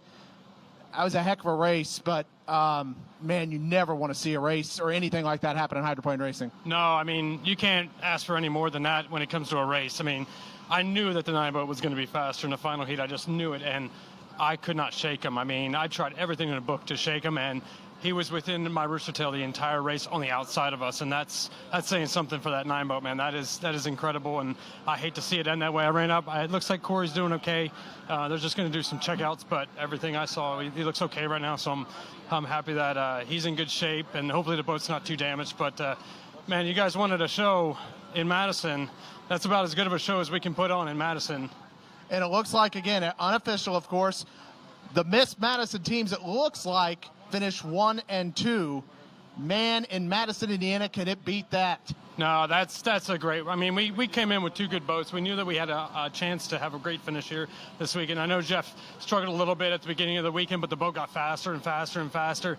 And I mean, that's just a wonderful finish for the entire Miss Madison team, the city, the community, and it's an honor for Jeff and I to race and represent you as a city, and we could not be more proud as drivers to represent the entire city of Madison, Indiana. All right, again, everything unofficial, pending tech inspection, but what's your message to all these fans on the shorelines? Well, I'll just keep coming back for the show. We're going to keep bringing it every year, and we hope it's as good as this year, and hopefully everybody stays safe and sound, and I hope you all had a wonderful weekend. There was great music, great vendors out here, and hopefully a wonderful show in that final heat. Congratulations on the Mick Barron Memorial win yesterday. But better yet, that was one of the most dynamic final heats of the Indiana Governor's Cup here in unlimited hydroplane racing. You battled, you fought. We're glad you're here. Tell us what happened. No, it was a heck of a race. You know, Jimmy's out there, and I'm trying. I'm giving it all we got, and you know, I think we both hit the same roller. Jimmy was talking about we hit the same little bump over here, and it popped up on us both, and I was feeding as much as I could to bring it down, and it just rode the wheelie, and there we went. But you know, I'm okay. You know, we're good. So I hope you guys had a good show. I was driving my heart out to try and get that by that Madison boat of your guys', but it's a bad fast boat. So congratulations to Jimmy and everyone here. But I hope you guys enjoyed the show. Corey Peabody.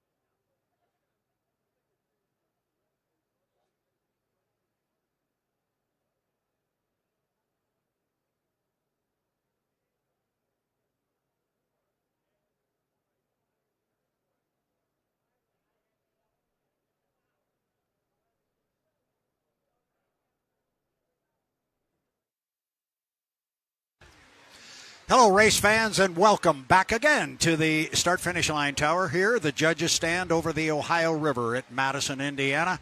Brad Luce joined here by Kyle Bipes. He's going to come up. I think I can get this right this time.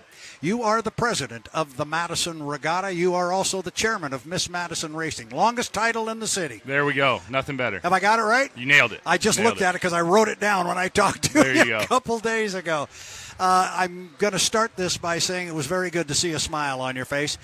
We promised our fans we would come back here and give an update kind of on the situation that's going on in the river with the debris. I talked to our Jonathan Abbott. He is back out on the river again, or he's about to go back out with our crew chiefs and show them what he is seeing up the backstretch and with the debris and so forth that is in the river that is precluding us right now from getting out on the water and running our APBA Gold Cup. We're all still sitting here optimistic. We've got our fingers crossed, but I know you and your crew and your team are not just sitting here idly. You've had a tough 24 hours, and you probably got a few tough hours ahead of you. What are you guys doing to try and affect the situation? We're sending every rescue boat, barge, patrol boat, anything we have. We're going to send them on the backstretch. Start sweeping the river, upriver, trying to create that break in the debris rather than wait on it to come to us. This is it's extremely frustrating. We've poured a ton into this, so we're doing our best. We're doing our best. I know you are, and I've been talking to a lot of your crew, everybody down here with the gold shirts on. Yep. They're working hard. Everybody is aimed in the proper direction, and I know you and everybody in your similar shirt, everybody that lives here in town is passionate about having this Gold Cup here in Madison. Absolutely. I said it on the air with Jordan Bear earlier here, the PA announcement, and I'll say it because I know we probably have some fans up in the Pacific Northwest watching this. Say it straight. Say it the way you did. Yes. So the Gold Cup is home here. This is where it belongs in Madison, Indiana. We're Boat Racing USA right here. We have the greatest fans in the world, not just America, in the world. All 13,000 fans love it here. They live, breathe, die for the Madison Regatta. I mean, it's been heat index of 110, and they've been here all weekend long, and during that, wanting to see boats on the water. So we're trying our best to give back to them and make sure that boats hit the water today. There are some people in some other parts of the country that might argue with some of that. However, your point about the most passionate fans and so forth, you guys can hold your own with anybody there. Yes, we can. They definitely, and I think I made this comment yesterday or the day before that, like out in Seattle, we, quote unquote, just won the Super Bowl, and that was pretty cool. And we claim that as being something that we did, but I didn't have anything to do with it. But these people here, when they say we, they're talking about their boat out there, and they're part of it. Absolutely. It's been community owned for 65 years now. We are leasing this hull currently, but it's still for the fans. We want to make sure that Miss Madison stays on that boat. City Seal is as big as it can get on the fairing. Miss Madison down the side of it. It's their boat. We want to make them proud. Well, and I know you have made them proud, and I know you want to get out and run it again and make them even prouder, because you were telling me a couple of days ago that if you were to pull this off, you're not shocking the world. You guys have some confidence. We do. It's getting seat time for Brandon. We didn't qualify where we wanted to. That was also us going out there and testing a little bit, trying to make sure everything is good. We went to Salina and did some testing, which helped. But a 2.5-mile course is way different than a small 1 mile. So we still had some bugs to work out. Couldn't get it going in testing earlier yesterday morning. So that was more of a test session for us. The crew's ready to go. We had to make a couple changes. We hit a large piece of debris yesterday, put a big old gouge in the rudder, so replaced the rudder, replaced some bearings, pulled everything out of it to do it. The crew worked all night, was here at 5 in the morning, making sure that we're ready to go as soon as we can. Yeah, and I make the comment a lot that I was a sales guy in my career, so I'm always optimistic, and I can put a good spin on anything. You did damage the rudder. You could have damaged a whole lot more. It could have been a whole lot worse. You were able to work on it. Yeah, it took some long hours, and you had to be here earlier, but you got it done. And on the other side of the coin, Brandon Kennedy yesterday had a very good day. We've seen the draw. We've seen the lane assignments for 2A and 2B. Because he was able to complete his second lap from the trailer position, and that's a key word, complete, because he ran 2 of them a year ago, but he only finished 1. Rulebook clearly says he's got to complete 2 of those heats. He did that, and for Heat 2B today, when we get there, he's going to be on the front row. Yeah, and he was talking to me earlier that's going to give him a little more confidence. The erratic start yesterday, he said he just lost where he was at on the course. He knew how to be 10 seconds back, and he said that's one of the hardest things to do. You would think, okay, I got to be here at 1 minute. Let's just make it 1:10. But he said it's completely different. Now being up on the front row with everybody gives him a whole lot more confidence. Well, we are hoping, as is everybody here, that we can get this action back out on the water. I know our teams are already. In fact, we've got a couple of boats down here that are actually on a sling. Yes. And if somebody were to say go, they're ready. Yeah, as soon as we get the green flag on the course, those cranes are going to be cooking a little bit. So I think there's probably people out there watching our live stream that are saying, Luce, why don't you stop talking to this man? Let him get out of here so they can get to work and get some boats out there picking up that debris. So if you'll sit here for just one moment, Yes, I'm going to sir. say thanks for being here, and I won't make you get up in the chair while we're on camera. But we are going to step away. I promise fans I'll be back within a half an hour, and I will give you another update. I'll make sure to check in with this guy right here and make sure that he's doing what he said he is, but he's going to get right after it. He's got people here that work with him that are waiting, going, come on, let's go. We got work to do. So get out of here, young man. Thanks, Brad. I will talk to you later, you bet. So this is Brad Luce with H1 Unlimited saying you are watching the 2026 APBA Gold Cup on the H1 Unlimited YouTube channel. We'll be back in 30 minutes with another update. Everybody, cross your fingers, cross your toes. Let's try and get some boats out on the water. We'll be back. 5, 4, 3, 2, 1, mark. There it is. Look at Andrew. Andrew's going to jump off the dock first. Where's Mike? Yeah, Mike and Corey are a little bit behind him. Here comes Jamie Nilsen. We've talked, John, all this weekend about maybe if you had a good move, you're going to save it for the final. Let's see if somebody's got some different move that we haven't seen yet. 1, 2, 3, 4. Everybody is away but Dustin Eccles, and he is away and moving now. Appears to be clean coming away from the dock. And Andrew is already down at the entrance pin to turn 1. He's around it, and all by himself, he will start up the backstretch. Already 4 minutes and 15 seconds until the start. Jamie Nilsen comes off the lower corner behind him. Then the 2 strong boats will hop down there. Andrew's already going faster. Yes, he certainly is. Bat. You know, we talked about something like this. Would somebody make a hot lap and try and get down and around that corner before anybody came around to cut? Let's just see what this strategy looks like for Andrew Tate, because you're right, he's burning up there at the top end. See how he wants to play it. Everybody else is slow. And everybody else is doing something entirely different, too. So look at this. Yeah. Clearly the strong boats have a different strategy this time through. They're going to go very, very slow. Jamie is just underneath the Milton-Madison Bridge. Here comes Andrew. He's across the line at the 3:30 mark. Dustin goes by the 2 strong boats, but he's the trailer. We don't worry about him right now. There's our 80-mile-an-hour rule in play because those guys are plowing water. They're below 80 miles an hour. Doesn't make any difference. Jamie's all the way to the far end there. Yep, Jamie's gone down. What did Andrew do? He comes off the corner, and he's behind everybody. Yep. Did they play it different, and Andrew played it different, and Andrew thought they'll do the same, and they didn't? It's definitely going to be different this time. Yes. 2:55 until the start. It seems like they're trying to burn time off to be here at 1:30. Could they conceivably be doing that? Yeah. All the way around and bring it to it looks that way. Yeah. Interesting strategy. If you could let everybody go and just jump to 1. Yeah. And then defend it. That's it. And the officials are just explaining to us and confirming as long as they come by here before the minute, or come by here and make 1 lap, they can cut the course, do what they want. There goes Dustin. He's going to cut. He's the trailer boat. Andrew joined the strong boys. Yes, he did. Yeah. And where's Mike? Mike's going to go wide. Now he's going to come and bring it back in. Yeah, he went wide up there, and now he's sawing it back into an inside lane. Corey's going to come with him.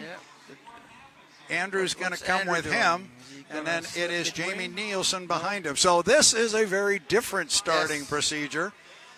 Wouldn't have been allowed a year ago, but all the boats are bunched up. They Jamie's have joining up.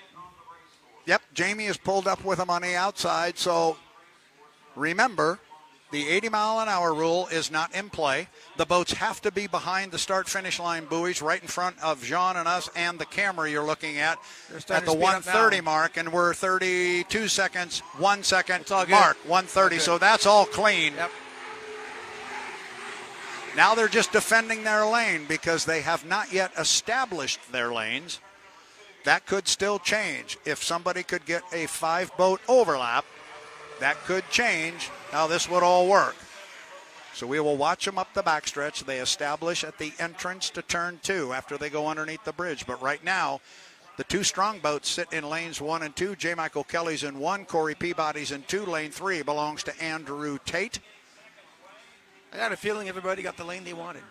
I'm starting to think that too. And we saw Andrew Tate win from 3 last time out. Yes. So he got beat being in 4, Yes. but he got to 3 and he was able to drive around. We're going to watch it. Looks like everybody's going to hold those lines. They approach the bridge. We look at the drone shot there. Nobody with enough overlap. It's not going to change. It's going to be JMK sitting in lane number 1. Going to be Corey Peabody in 2. Andrew Tate's going to be in through. On the far outside is going to be Jamie Nilsen. Beacon Electric in 1. Beacon Plumbing in 2. Goodman Real Estate in 3. Mercuries.com in 4. 17 seconds.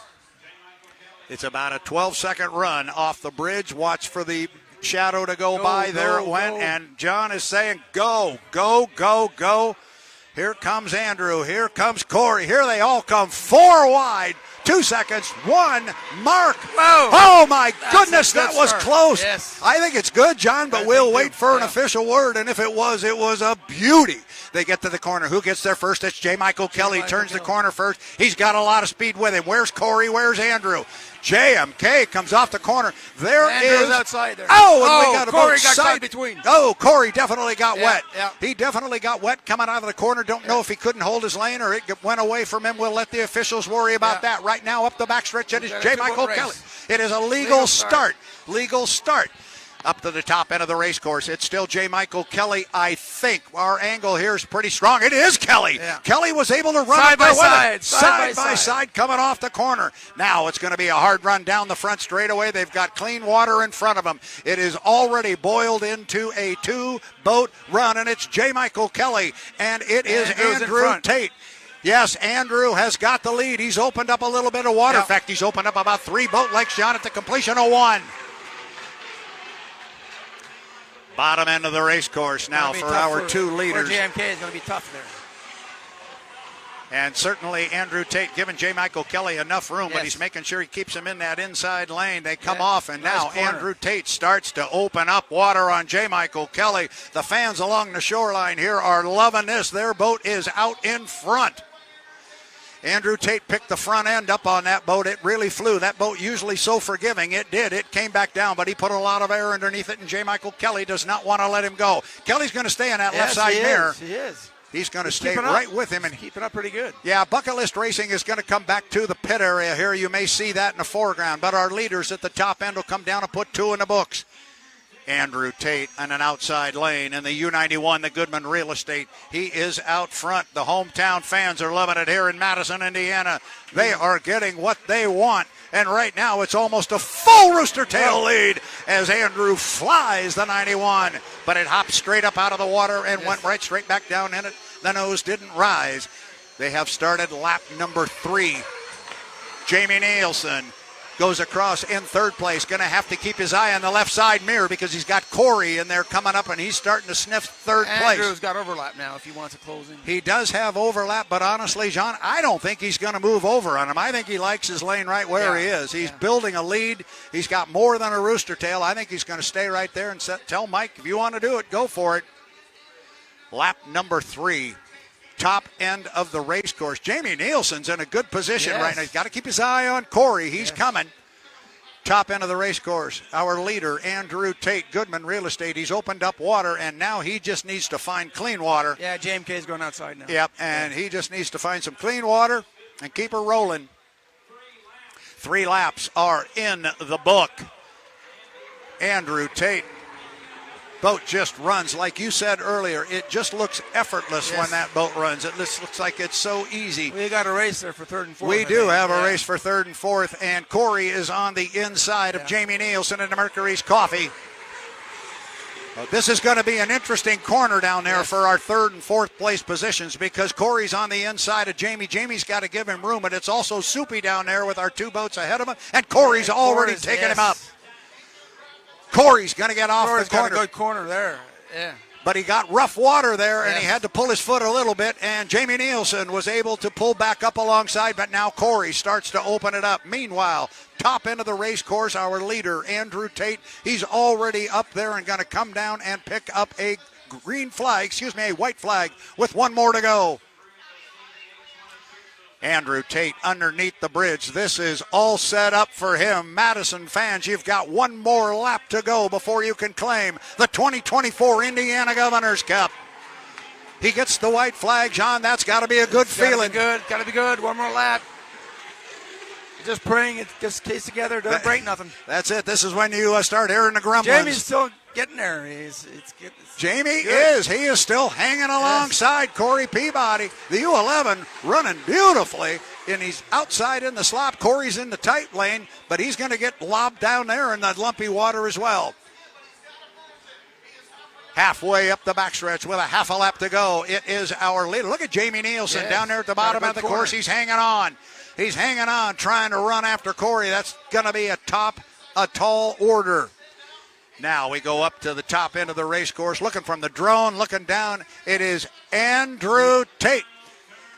All the fans in Madison, Indiana, give it up. Here comes your hometown boat. The checkered flag flies. Billy Noonan got it in his hand, and he waves it for Andrew Tate, U91, Goodman Real Estate. Madison, Indiana winner. How about that on the water? Andrew. Here's a guy who drove a valiant race. Yes, he did.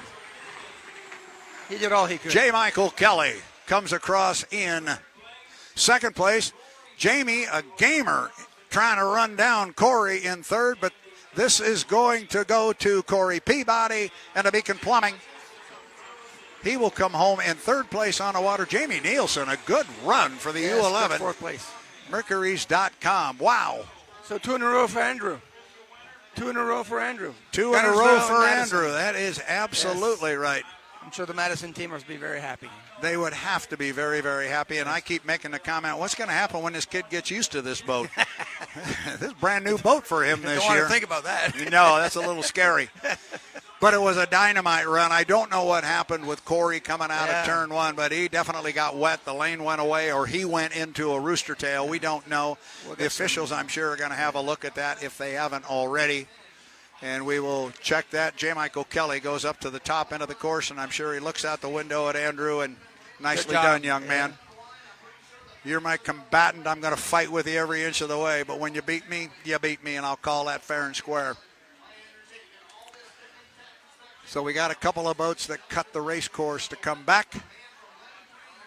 First back to the pit area is going to be the U11, Miss Mercury's Coffee, Jamie Nielsen. They ran really hard in the final. Yes, they did. At a certain point there, I thought it wouldn't have finished third. Yeah. And the camera there is on the U91. See if Andrew Tate doesn't pop the lid. Okay. So we've been told there's no calls on the water on the 91. Exactly. On the 91. So we'll leave the window open that maybe there could be a call on somebody else on the water. But apparently on the water, the 91 is clean. That's the first step. We thank our officials for that. Got the lid up. That's got to feel good after you won. Yes, it does. Cool Get some breeze. Yes. Get some breeze. Waving to the fans there after the victory. Yeah, look at the people on the dock down there. The fans up and down the shoreline. They love it. Yeah, it's a they love it. team. This is their boat. They all own a piece of this thing. Exactly. Wow. No calls on the water now. So apparently everything was good there. They were looking at some footage, but they have decided, the officials, it was clean on the water. It's just a matter of running the boats through tech inspection. Look at that shot there. Look at that. Yeah.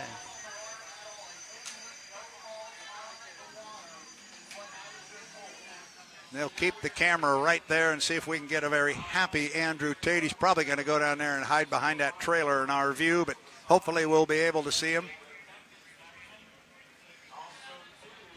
I have, for our fans listening on the H1 Unlimited live stream and watching around, though, I have some of the best news I can report for our H1 Unlimited series. And I'm looking down the road.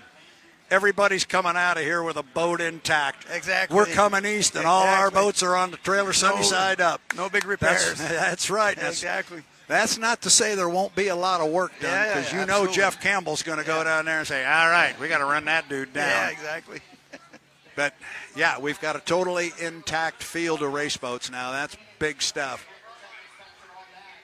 Looking at Andrew Tate there, being congratulated by his crew members before he even steps out of the boat.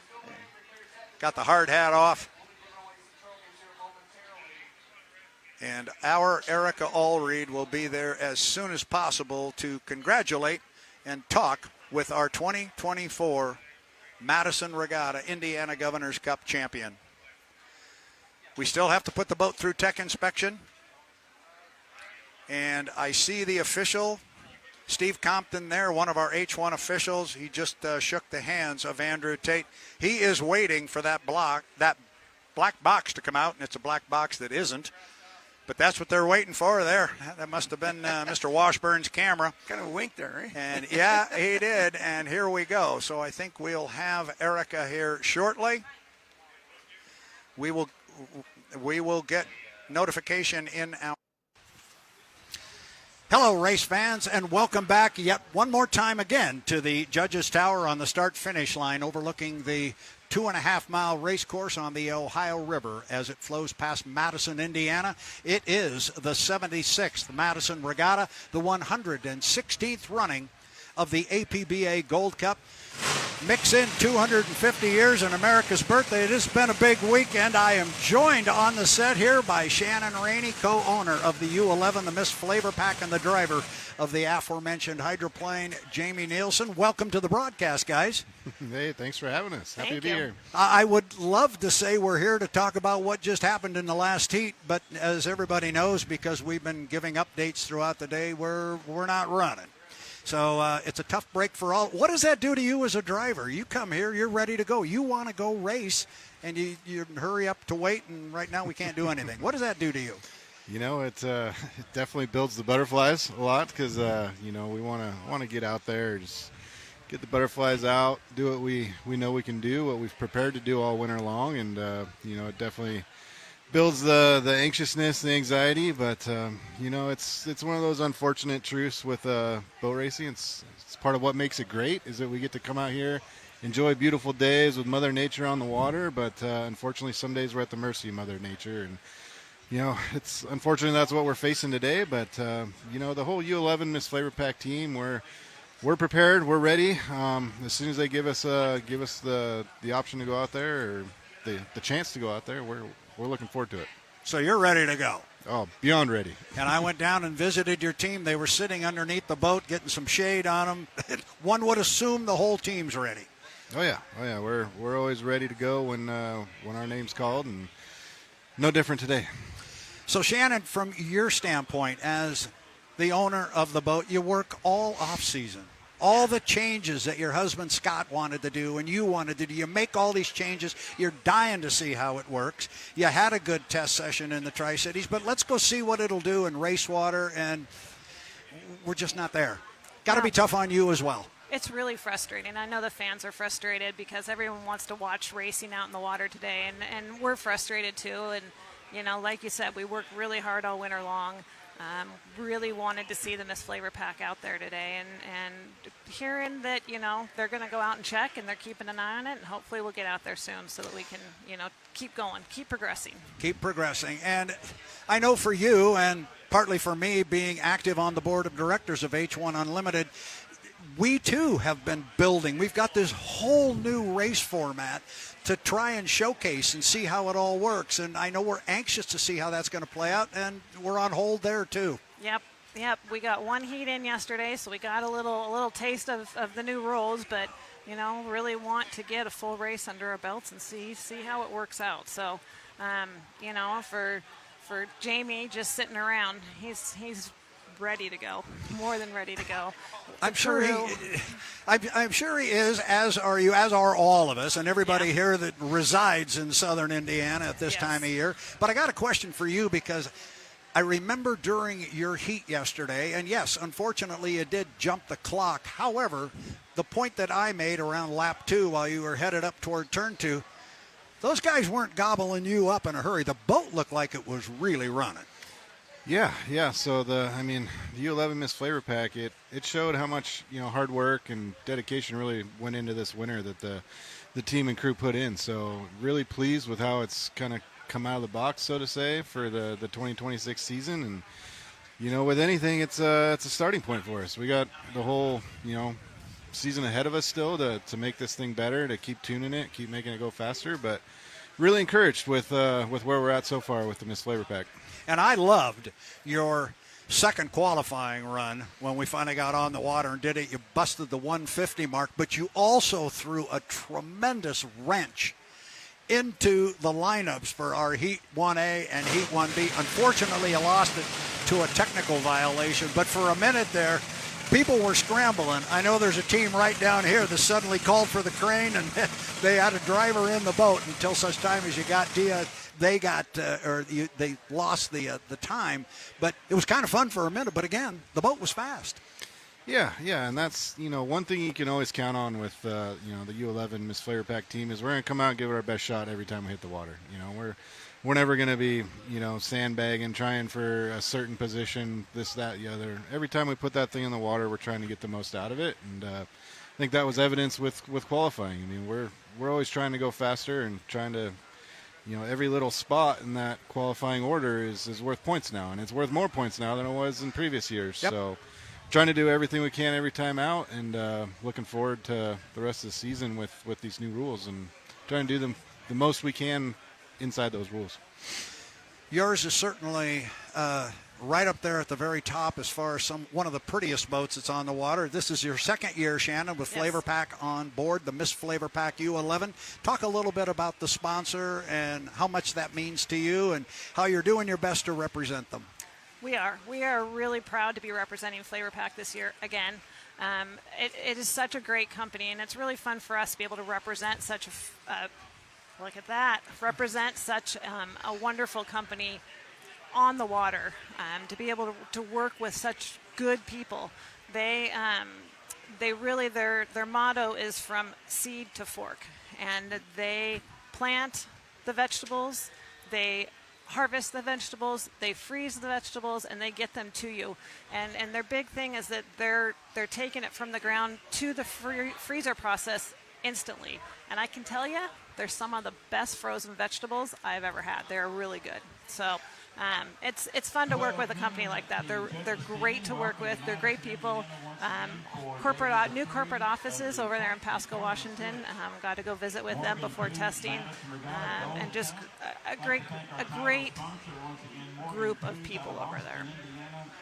And I can tell our fans that are watching the Miss FLAV-R-PAC here from their second qualifying run yesterday, Shannon definitely got distracted there. You like to watch your boat run, don't you? All of a sudden you realize that was on the monitor. I did, yeah. Someone pointed out the boat was running, and I haven't seen it run yet. So it looks pretty good out there. Our producer's looking at us, and I think the key there is keep that on there. She likes Jamie's critiquing the boat ride here and going, man, I could have done this, could have done that. Yes, I saw those new corporate offices, and that was on setup day before testing. I was not down there. However, I made sure I was driving down 182, and all of a sudden I saw your boat in the parking lot, and they had a big meet and greet, and I think they fed you pretty well, and they had a big day. Very well, yes. Yep. It was a great day. It was great to meet everybody and be able to show the boat off so everyone could see the boat up close and personal, and they fed us very well. There was some great barbecue. Very, very proud to represent them, and the boat looks amazing, and yeah, we like watching it there because the boat ride that Jamie was able to go out and do yesterday, it was beautiful, so we're pretty excited. looking at some of our incredible drone shots that we get with our pilots getting right there above the boat as it goes in and out and around the race course. It's a fast boat. I know I was talking to Dustin Eccles. He and I have been going back and forth, and he says, well, they're having a conversation because they want to go a little faster. And I said, you guys always want to go faster. It's always the goal, right? always. And that's the embodiment of, co-owner and crew chief Scott Rainey. He's never satisfied, never happy. He's always looking for more. So that's a good match there that we have. And yeah, I mean, I think the sky's the limit for the Miss FLAV-R-PAC, and look for us to keep getting better as every time we go out. Let's look a little bit beyond Madison, Indiana, and the APBA Gold Cup for just a moment. What kind of goals have you set personally for yourself, Jamie, this year in 2026? Personally, it's just do the best I can every time out. Try to stay within my abilities, what I know I'm capable of, and not try to do too much, and just really trust the boat and let the boat perform to its full capabilities. So, I still have a lot to learn from the boat side of things as far as how to maximize the performance out of that. And every time we go to the water, go to a race, I work with Scott and try to learn something new about it, and just keep that learning going, and it's never going to end. There's always more to learn. I'm looking right here. There's a man named Dave Vilwalk standing behind the monitor that has forgotten more about setting up a boat than I know. So there's always more to be learned, and that's something that I really try to pride myself on. So. But that's a good thing. It's a good thing. Learn something new every day, right? And when it comes to boat racing, as you're just saying, you learn something new every time you go out. No, for sure. And everyone knows boat racing. It's never short on throwing you curveballs. So. Oh no. And Shannon, I'm going to ask you the same question as far as goals for 2026. Yeah, I know you want to win one, and you'd love to win this one and take it home with it. It would really be something. But beyond that obvious goal, what are the goals of the team for you and for Scott and for your sponsor? For Scott and I, we really put a lot of work and time into the boat this winter. I didn't put the work and time in, but we put a lot of effort into it, and he put a lot of time and effort into it, and really progressing the program forward. And that was the goal this winter, was to do as much, because you're not winning races this weekend. You're not winning races today on Sunday. You're winning races this winter, and that's when all the work gets done and the prep work to lay the foundation for the races we go to in the summer. So there was a lot of work done this winter, and we're already seeing the fruits of that, and we want to continue throughout the summer just to see the team get better and better. The boat ride yesterday, Jamie took it out. It was the best boat ride we've seen that boat do. That 150 that we did here yesterday was the fastest this boat's ever been here. So those goals, we want to see this team progress. We have big, lofty goals, and we really, it's an exciting season, and we can't wait to see what happens. As far as the boat ride goes, do yourself a favor, pull up your first qualifying run and your second qualifying run from yesterday and listen to Dustin and I talk about it, because we said the exact same thing. And you weren't the only one. There was some gorgeous boat rides yesterday. The water conditions were perfect, and you guys had them up out of the water, and man, it was good. It was good and solid. Yeah, it felt great in the cockpit, I can tell you that. So to see how good it looked from the shoreline was very encouraging. But it gives us good feedback, good motivation, gives us something to build on, and I think Shannon was sugarcoating her goals a little bit, because I know her and Scott, they want to compete to win every single race we come to, and compete to win every championship every season. So well, and you're talking about you win this race during the off season and all the work, and that therein lies the rub with the frustration of not being able to get out there and run so far today. We're still going to hope we can do that. I got one more topic I want to touch on, and you mentioned Dave Vilwalk standing over here, and Shannon, you and I were fortunate enough to be down in Daytona Beach when H1 really got put on a pretty high pedestal up there when he got inducted into the Motorsports Hall of Fame of America. it was quite an event. There was over like 45 H1 people there in support, and I don't think that particular organization had ever seen that type of support before. It was really special. It was very special. We were blown away at the reception that we received. They were blown away as to how many people within the sport of boat racing, not just H1, showed up to support Dave in that induction, and that was a very big deal. I mean, he was included in the Motorsports Hall of Fame.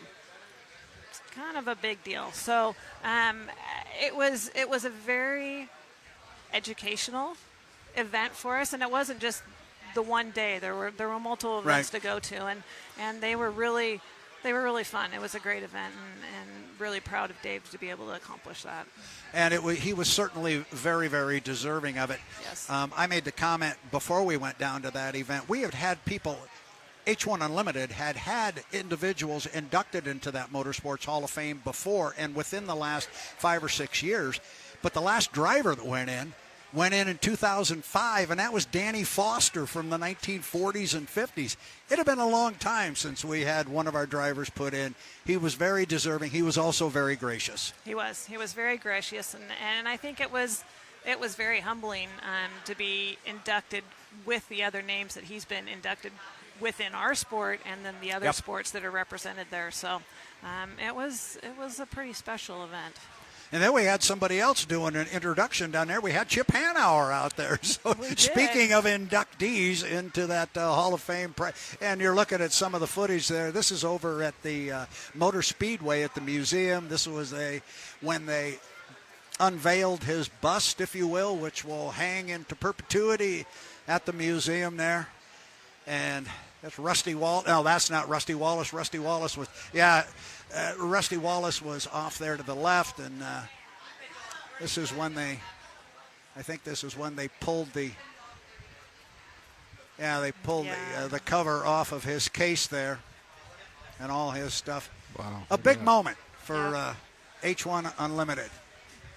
Yep, and cool. That's down, and they have. You're going to have to correct me. Which boat do they have? T2 down there. T2. And that was very impressive. You walk into the Motorsports Hall of Fame, and you kind of come through the entrance, and there's an unlimited hydroplane. And it kind of takes up a lot of space in there, and they had the Gold Cup, and they had an engine sitting there so everyone can see the size of these motors. They're not small. And a lot of people, when we're driving across the country, will come up and say, oh my gosh, we didn't realize how big they were. And it really made a big statement there. Within the museum. So it was, look at that. It was just beautiful. It just dominates the sight line as you walk down that little tunnel to get in there. And so many people there from the hall came up to me in talking with me, and they said people that have never seen one of these things, they look at it and go, what in the world is that thing? Yep. It just dwarfs all these cars and everything else is there. It's really cool. H1 showed well. They did. Yep. It was. I didn't know what to expect going into it, and I walked away awed. Yeah. And humbled, and to be included with some of the names that were there is pretty moving. And I know H1 as an organization, we're doing the best we can to maintain some of the momentum that we got from that event down there, certainly with the Motorsports Hall of Fame. And then also we had the running of the Atlas Van Lines in Seattle. That was a big deal. We need to build on those things. Now we're having a board discussion here. So we've got some time to kill, so we're just talking about what's going on here in the world of boat racing. But back to the task at hand. You guys are ready to go if they say we're ready. We're ready. We want to get on the water and represent FLAV-R-PAC out there today. And Jamie's ready to get in that boat. Go drive. Take a swing at the Gold Cup again. That's what I want to do. Yeah. That's what you want to do. That's what we came here for. It's good to see a little smile on your face there. And I know you've got your special fan club, Shannon, out there watching. So, but I appreciate greatly you guys taking the time to walk up here and have a conversation with us. As disjointed as it might have been, we just kind of wanted to talk a little bit. And thanks to you guys for coming up. Hey, very important. Always a good time. We appreciate it, Brad. Thanks for having us. You guys and you and FLAV-R-PAC, great to have them in our sport. Yep. I know you want to get it out on the water and show it to everybody across here, so let's make that happen. It is Shannon Rainey. He is Jamie Nilsen. He drives the U11, the Miss FLAV-R-PAC. Not the FLAV-R-PAC. The Miss FLAV-R-PAC. The Miss FLAV-R-PAC. And we've all learned that, and we say it right. Thanks to this lady down here, Shannon Rainey, co-owner. With that, I am going to check with our chief referee, who has just now come back to the dock in the rescue sled. We'll see what kind of a report he gives us. Hopefully it's a good one.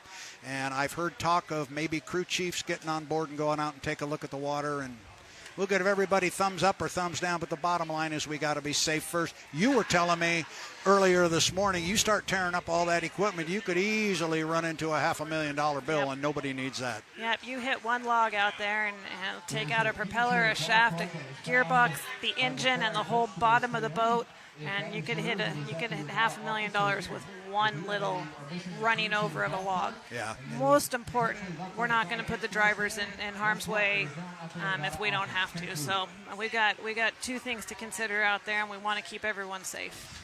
That's the key, and we've been saying it all morning. We would love to run a Gold Cup, but safety trumps that, and it's got to be safety first. Thank you very much for coming up and taking the time.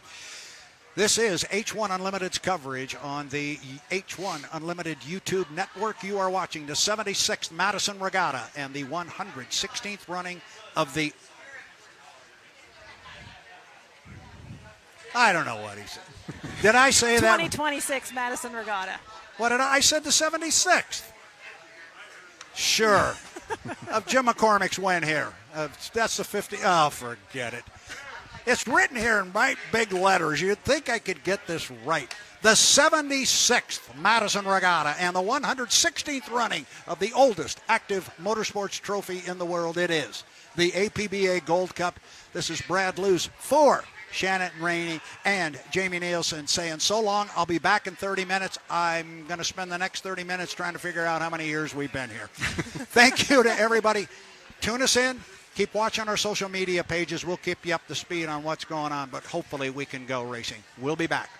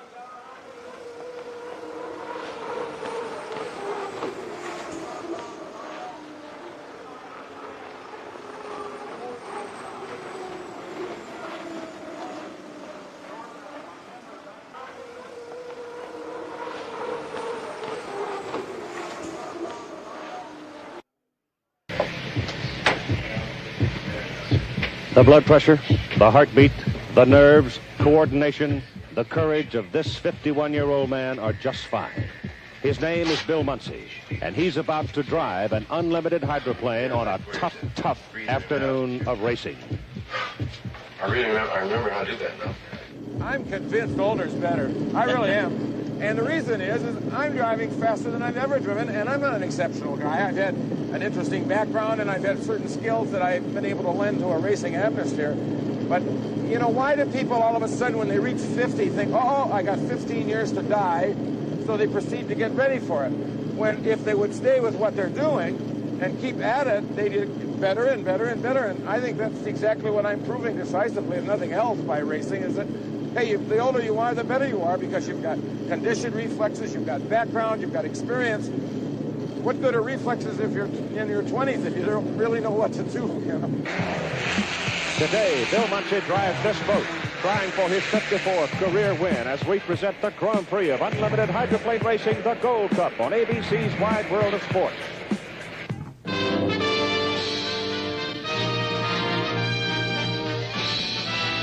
Spanning the globe to bring you the constant variety of sport, the thrill of victory, and the agony of defeat. The human drama of athletic competition.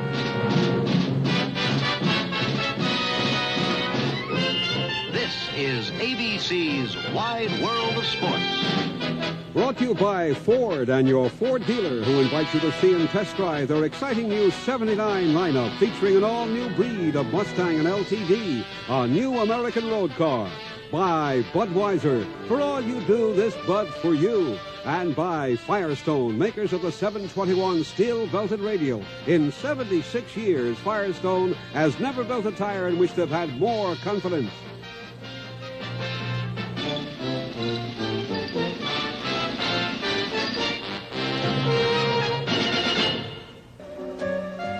Madison, Indiana, population 13,000, a well-organized, peaceful, happy little community in the middle of the country along the banks of the Ohio River. Going about its own way, doing its own thing most of the time. But once a year, oh, it happens.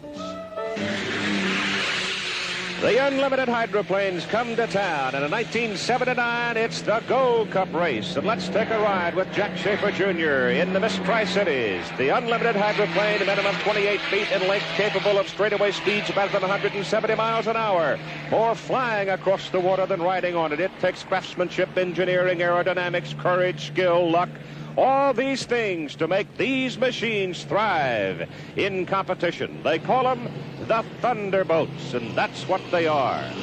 The power comes from these big engines, World War II vintage fighter plane engines. The Rolls here, used in the Spitfires, 3,000 horsepower, 45% of the total boat weight, which runs between 6,000 and 7,000 pounds, ready for racing. Some Allison aircraft engines also still being used. Unlimited imagination in merchandising, if you will, like this fellow, the Pink Panther that is the mascot of the new Circus boat. Inside the cockpit, it's snug and it's economical. Only the essential dials and the safety precautions are at hand for the driver. And here a lesson in aerodynamics. You can see how much this boat flies rather than rides in the water. But in the turns, the skid fin reaches down in there to snug the boats to the buoys. The sound when an engine fires is all power. And this power transmitted to a prop that turns 12,000 RPM and drives this boat at better than 170 miles an hour down the straight. Only half of it in the water. Today, a three-bladed prop being used on the new Miss Budweiser, coming right off the drawing board and into the race. A whole new concept, including having the fuselage off-center by nearly a foot. The conventional three-point unlimited hydroplane, seen here with its straight-up stabilizer, is the craft that dramatized this sport. So back in the 50s, it is still running and it is still competitive. So we have more than 2 decades of aerodynamics on display. Fanciful new ideas like this in the horizontal stabilizer of the Squire. The engine, so powerful, so complicated, can be changed in less than half an hour. And they are many times, particularly for the skilled crews. And it's all skill that runs this one, the Atlas Van Lines boat, the defending champion from 1978, to be driven by the man, the only man to win 7 Gold Cups. Hello again, everybody. I'm Keith Jackson. It was 25 years ago that I covered my first unlimited hydroplane race, and in those days, the Gold Cup was the race. It still very much is the race. There are names on this old trophy that go back so many years to Garwood and Guy Lombardo. So many of the men who raced with such courage and heart in this competition are no longer with us, but they will be remembered forever because of what they could do with an unlimited hydroplane and what they did do with their lives. Today, as we go to this 1979 Gold Cup race, there is a name that goes back 25 years in it, Bill Munsey. People started chasing him in the middle 50s, and they are still chasing this rascal as he performs so nobly and once again tries to win a Gold Cup for a third successive time. Only one other man's ever done it. That was Ron Musson in the middle 60s. The question now is whether or not there is anyone here who can really run down Bill Munsey. Will it be Steve Reynolds, the youngster who is driving the Circus boat and driving it so very well, apparently an emerging star in unlimited hydroplane racing? Or could it be Dean Chenoweth, who is coming off 4 years of retirement? Now let us introduce you to a gentleman who will be working with me today. Sort of an old-timer, I think that's fair to say. Jim Henrik, who's been covering unlimited hydroplane racing for more than a quarter century, and is the anchor voice for the Unlimited Hydroplane Network right now. And you've watched the competition through 1979. Can this younger one, Reynolds, run with these two proven veterans? He not only can, Keith, but he has. He's beaten Munsey once this year in a heat in Evansville. The last race at Detroit, he was leading by 5 boat lengths before his prop let go. And I think that he does not have the experience, but he does have the horses and he has the guts. Now, if he doesn't get too much of a driving lesson from Bill Munsey, he just might pull it off. What about equipment? He has all fine equipment, top-notch organization, no doubt about it. Now, I think any young man in his position would be happy to have the chance he has, and I think he's going to try to make the most of it. You will wave telling us you Yesterday, veteran referee of 17 years, Bill Newton, presided at the drivers' meeting. Final pre-race instructions. Make sure everybody understands what is expected of them. Now about the race format, Jim. Well, Keith, the Gold Cup format calls for 3 15-mile elimination runs. Now, the 8 boats that qualified are split into 2 4-boat groups. And the luck of the draw after each heat dictates the quality of competition that each of these drivers is going to face. After 45 miles of racing takes place, 3 boats are eliminated, and the 5 drivers that have accrued the most points in the elimination heats go head-to-head in the run for the Cup. On a 2.5-mile course here on the Ohio River, and we'll highlight those elimination heats for you in just a moment.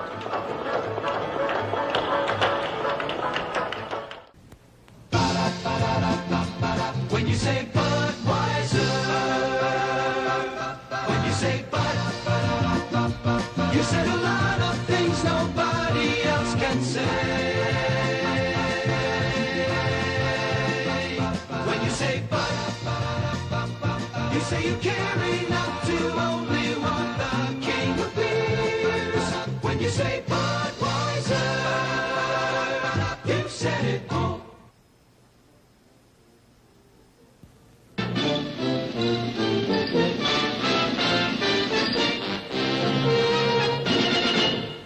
Now let's recap the elimination heats for you. That is the clock you see in the right-hand upper corner of your television screen. The drivers see this clock when they come down off the exit board for the first turn. They're coming full bore, trying to time their arrival at the start line just exactly when that clock turns black. Get there too soon, they could be penalized a lap. Running in this heat, you have the Atlas Tri-Cities Madison Kentuckiana. This is Heat 1B. Heat 1A has already been completed, and in Heat 1A, Circus was the winner, 400 points for first, Squire second, 300 points for second place, Toyota third, 225 points, and the Budweiser did not finish, but fourth place is worth 169 points. Now, there was an incident in 1B on the first turn which caused this damage to Miss Madison as Kentuckiana paving slid wide and banged into that sponson area on the left side, and the emergency repairs effected return to the water for the Madison boat. And this is how the incident happened. Keith John Petty failed to hold his lane. Number 1, he slides into Milner Irwin in the Miss Madison and thus sustains the damage to 2 boats. And the running order in 1B was Atlas 400 points, Tri-Cities 300 points, Madison 225 points, and the Kentuckian 169 points. Now looking at Heat 2A, just a brief recap here because it was one-sided victory for the Squire shop driven by Chip Hanauer. He got 400 points to total 700 and seems well on his way toward the final. Tri-Cities was second, Toyota was third, and Kentuckiana finished in the number 4 spot. Heat 2B, however, was something different because it had a matchup of the hot dogs. You had Circus Circus, Budweiser, Atlas, and Madison all going in it. It was an exciting moment, and this is how Jim Hendrick and I saw it and called it. Now they step on the throttle, and here they come for the start. Here it's acceleration that means so much, and it's Miss Madison coming up on the outside with good acceleration. Budweiser on the inside, and Circus Circus in the middle, and Muncie is back in the pack, and it is a clean start with three of them coming across together. Budweiser, Circus Circus, and Madison and Muncie is running in the spray. Bill Muncie just emerging into your picture there. Second boat from the left-hand side, and as they go into the turn, it's Budweiser losing the lead to Circus Circus. Budweiser coming right off the trailer and going out onto the race course, not able to run that well through the turns. A big hook by Chenoweth almost jerks him inside the buoy, and Circus Circus flies off to a big lead on the back straight. Now it's Atlas Van Lines beginning to move up into the number 3 position and making more of a run of it as Madison drops off the pace and trails the field. It is now Budweiser going in a little hotter. Let's see whether or not they've been able to get some more aerodynamics solved in that new craft as he goes in hot. Muncie closing behind him, and let's see whether or not young Steve Reynolds can hold Circus Circus tight to the buoy as they work their way through. Look at that tremendous wall of water that skid fan really kicks up. Now here comes the turning problem. Circus Circus down off the turn, handles it well. This time Budweiser with Chenoweth. Jim Hendricks goes way wide, and Muncie is snug on the buoy and saving distance. Tate Chenoweth told us before this race, Keith, he thought he could pull the Circus Circus in the chutes, but he can't give him this much room. No, sir. He went way, way wide, and Circus Circus runs off to a huge lead as Bill Muncie closes down on the Budweiser. On the straight, the Budweiser looks lethal. Budweiser running here. Got a new course record on this 2.5-mile course on the Ohio River on Thursday. Muncie came back on Saturday to knock it down at better than 121 miles an hour. But right now, the swiftest boat on the river is the Circus Circus, with Budweiser now beginning to get a challenge from Bill Muncie. Muncie crossing the wake, takes the inside position away from Chenoweth. Then on the back straight, it's going to be a fight between Muncie and Chenoweth. Muncie now has the inside position, and he is closing down on Chenoweth. Fastest lap of the day, Keith. Lap number 1 for Steve Reynolds in the Circus Circus, 117.188. That's hot on a very cold, overcast day. And I say cold because it is midsummer. Along the Ohio River, normally it'd be very hot. Now it's Reynolds making a good turn, coming down off the exit buoy, with Muncie holding the inside position. Now you see the leader flash by. You see how tight to the turn buoy Muncie is, how wide Dean Chenoweth is in the bud. And now it's going to be Bill Muncie taking over second place and leveling his sights on the leader, Steve Reynolds. Muncie, however, chose not to take an all-out run at Reynolds. The Circus Circus went on to win it. The Atlas finished in second place. The Budweiser was third. The Madison 4, and Circus Circus with 800 points. Atlas and Squire with 700. We'll have more in a moment.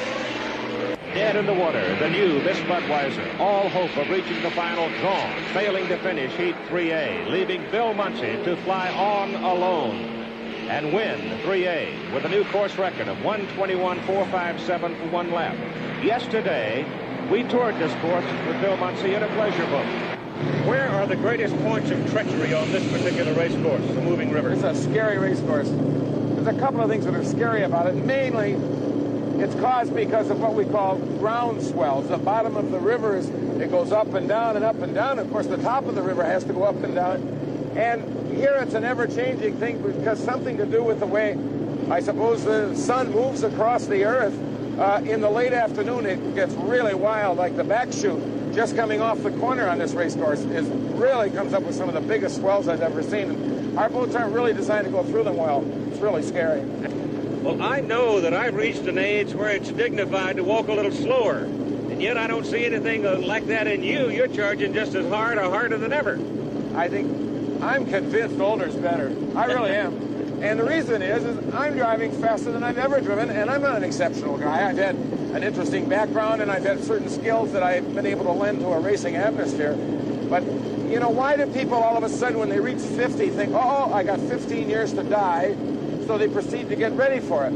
When if they would stay with what they're doing and keep at it, they get better and better and better. And I think that's exactly what I'm proving decisively, if nothing else, by racing, is that hey, the older you are, the better you are, because you've got conditioned reflexes, you've got background, you've got experience. What good are reflexes if you're in your 20s if you don't really know what to do? You know?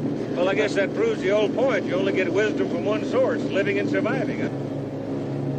I know there are times, Bill, when I sit back and remember names like Wagner, Kaiser, Rhodes, Sayers, and names like Manchester, Musson, Donnie Wilson, Bill Stead, and it kind of reaches inside of you, because these are people that we lived with, traveled with, and you fought with. Oh, indeed. No question. You never forget, at least I found this out, I've not ever been able to deal with death very well. I don't think I've handled myself well. You never forget things like that, ever.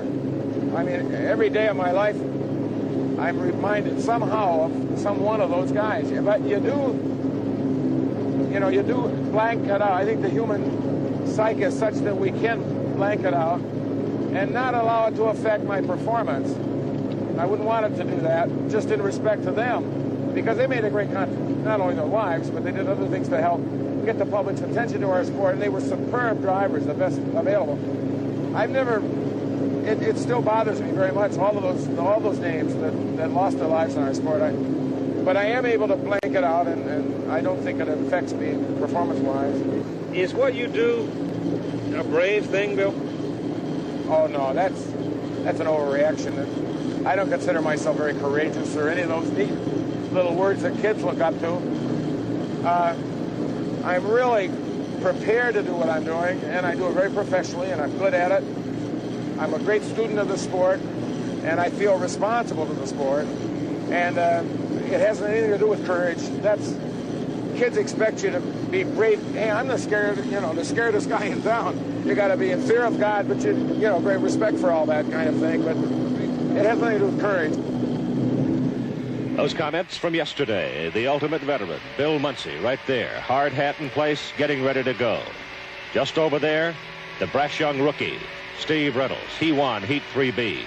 We'll see what happens in the final. It is now time. The 1979 Gold Cup race is to be decided over the next 15 miles. All 5 finalists pictured here are on the river and running. If you've been saving something, you've got to spend it now. If you've got a trick, you must expose it. Here's where you test your mettle and test your equipment. Earlier, Jim Hendrick talked with each one of the finalists about technique, about the course. Dr. Toyota's driver, Bob Mashmet. It would take a lot of luck for you to get in the top 5. It would take a great amount of luck for you to win it. That's true, Jim. There's some fantastic equipment here on the beach that's just come out to race in just the past few weeks, and we're going to need some luck to be able to do well in this race. The Squire Shop, brand new boat, driven by young Chip Hanauer out of Seattle, Washington. Conversation with him. You look a little squirrely in the chutes. It looks like you're lifting off about a little over 150 mile an hour, and you're going to fly it. Yeah, exactly. About 150, it gets really aired out, meaning it just starts packing too much air under the boat, and I've got to back off to settle the boat down so it's manageable. That could be a problem if we start flying at 150 and the other boats are stable at that speed. They'll continue to go by. I don't know. Maybe they're getting loose too. We'll just have to see. The Tri-City style boat out of the state of Washington, driven by Jack Schaefer Jr. He had these comments for Jim on the course. This course is an interesting course. It has very long straightaways and very narrow turns, and it's somewhat to an advantage to our cars. And as we warm up on the 5-minute gun, we're sitting here looking at the water, getting readings, look at how the boat's running, look at temperatures, listen to the motor, and there's a lot of things that go through our mind. And we know when that 1-minute gun fires and we come around the apex of that turn down on the start that there's only one thing that counts, and that's winning. So we try to on race day go as fast as we can without tearing up the equipment, because everybody knows that the final heat's the one that counts, and in the final we're just going to let it go and hope to be out front. Atlas Van Line, driven by Bill Munsey. These comments from his wife, Fran. Fran, in about 100 words, how would you describe your husband? Well, he's very competitive, easy to live with, a poor loser, a good husband, and a wonderful guy. Circus Circus, driven by Steve Reynolds. Comments earlier from his wife, Linda. When your husband's on the water, do you ever worry? Oh, certainly. But I have faith in his driving. I have faith in the design of the boat, and I know that it'll bring him back. You know, he's had a few close calls.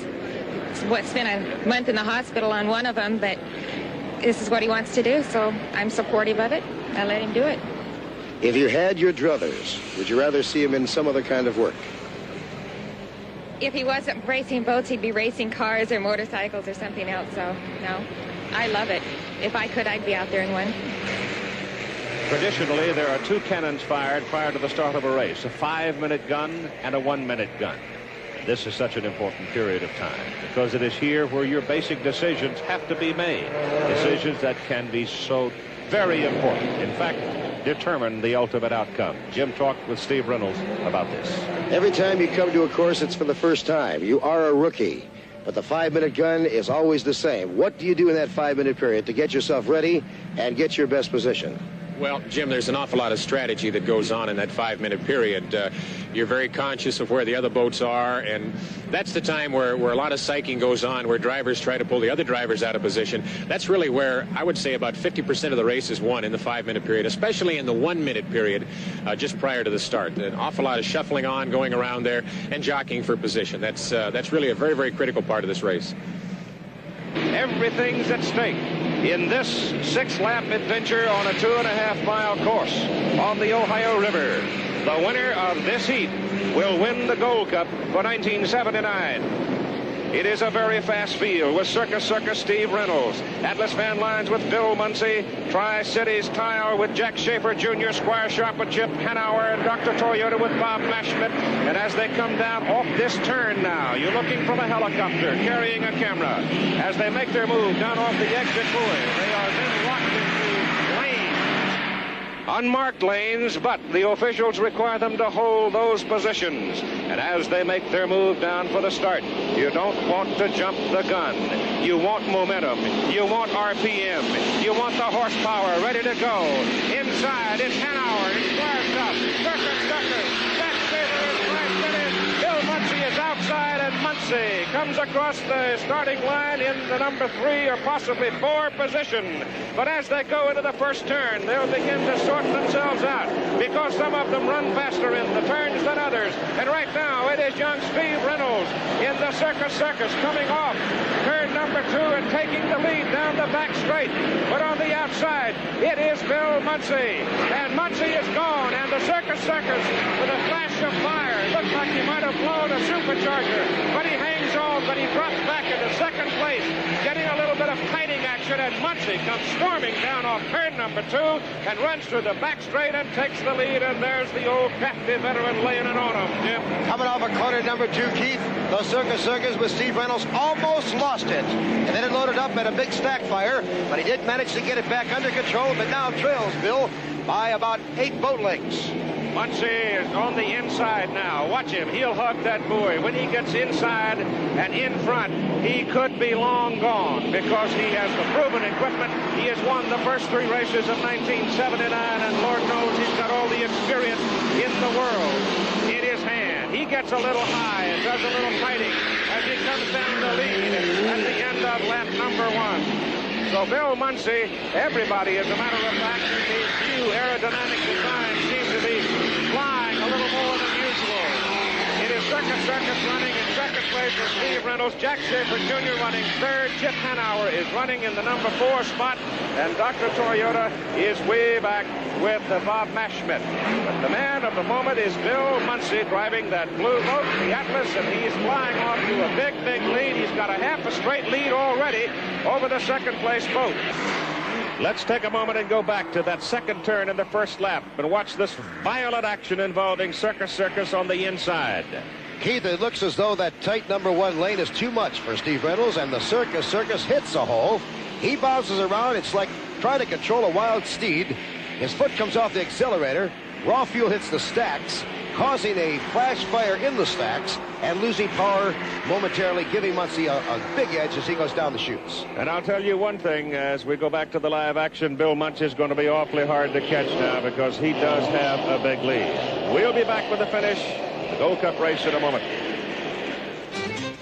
Hey, Lawrence, Kansas, who introduced the radial tire? He did. Hey, Bennington, Vermont, who makes only radial tires? He does. He's the Michelin Man. And at Michelin, we put you first. That's why we won't make a second-best tire. Because the only thing more important than our tires are the people who ride on them. Hey, Nashville, Tennessee, who's the fastest-growing tire company in America? Michelin. At Michelin, we put you first. In the world of rust fighting, there are two schools of thought. I want to do it fast. I want to make it last. New rust acrylic coatings are made for both. Rust acrylic fights rust the same as original Rust-Oleum, and its tough acrylic finish gives long-lasting protection. It lasts. It goes on easy, dries to the touch in 15 minutes, and cleans up with soap and water. It's fast. And you get a lot of beautiful colors. If you're going to do it fast. You might as well make it last.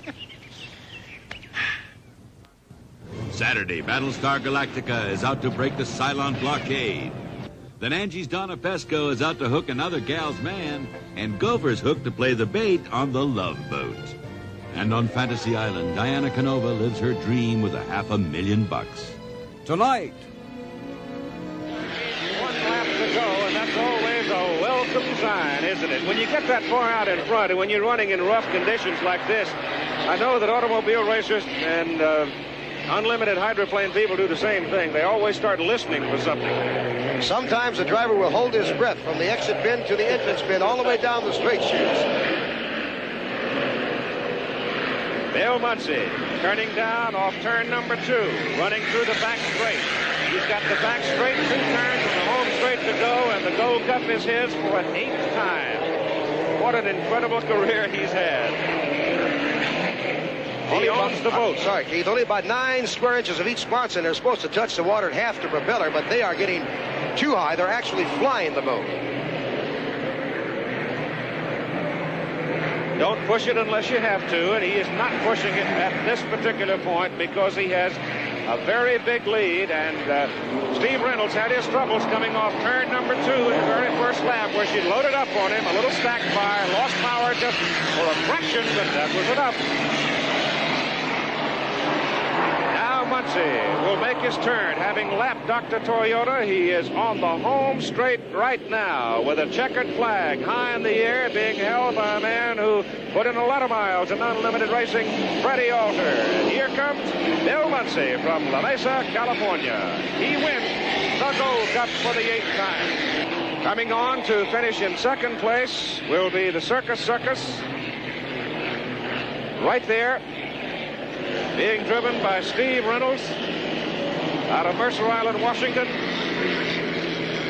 A little bit of 1/100 fraction of a second took him right out of the competition in the very first lap. So he is in 2nd place. And from here on, it'll be Squire Shop, Tri-Cities, and Dr. Toyota. And the victory celebration is on for Bill Muncy and the Atlas Van Lines crew. Jim Lucero, the crew chief who prepared the boat so well. And Bill Muncy now with 54 total career victories, including 8 Gold Cup wins. And he has become only the 2nd driver in history to win the Gold Cup 3 successive times. Keith Jackson, Jim Henrik from Madison, Indiana. After this message, we'll return to the Prescott Frontier Days Rodeo.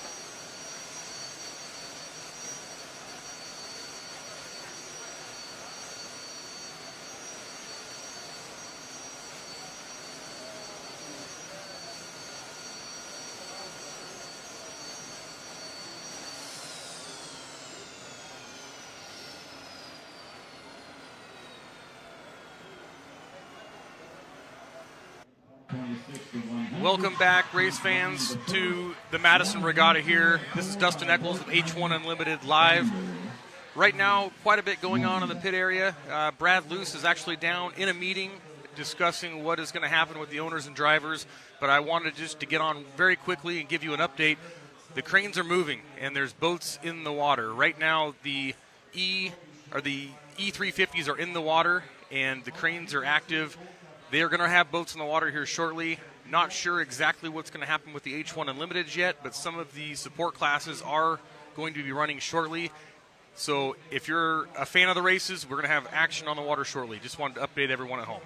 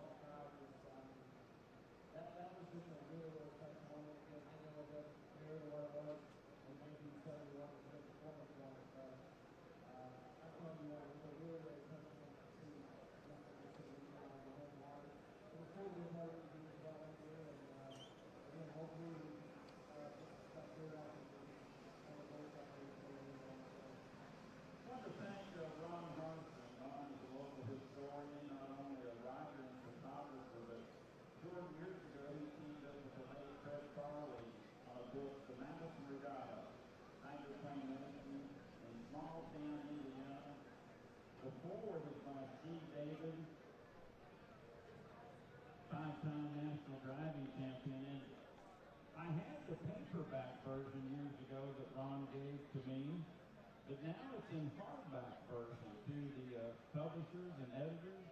So you can go on Amazon, or if you're a book connoisseur, this is a pretty book, The Madison Regatta, Hydroplane Racing in Small Town, Indiana, written locally here by Ron Harfin and the late Fred Parler. Fred Parler, man, you don't have a guy that you asked the question, we really didn't get anyone to start the last few years ago. Now, this company knows the local station. I don't think we can accomplish this together. A good dude, and, obviously he was missed, and we really have that both of us. Really, really impressive, and go out and look at the history of this.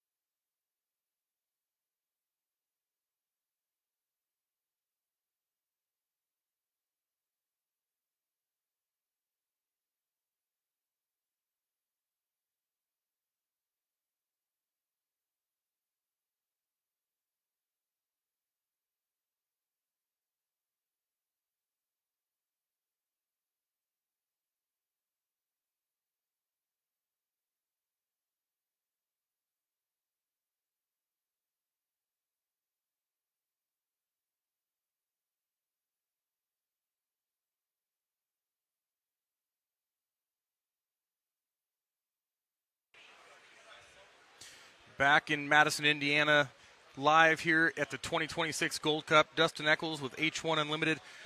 The 5 liters, E350s are in the water and ready to go. The H1 drivers are at an impromptu autograph session right now, meeting all the fans here along the Ohio River, having a great time, making the best of it, and plans are definitely being made kind of behind the scenes, and we will be updated shortly on the current conditions.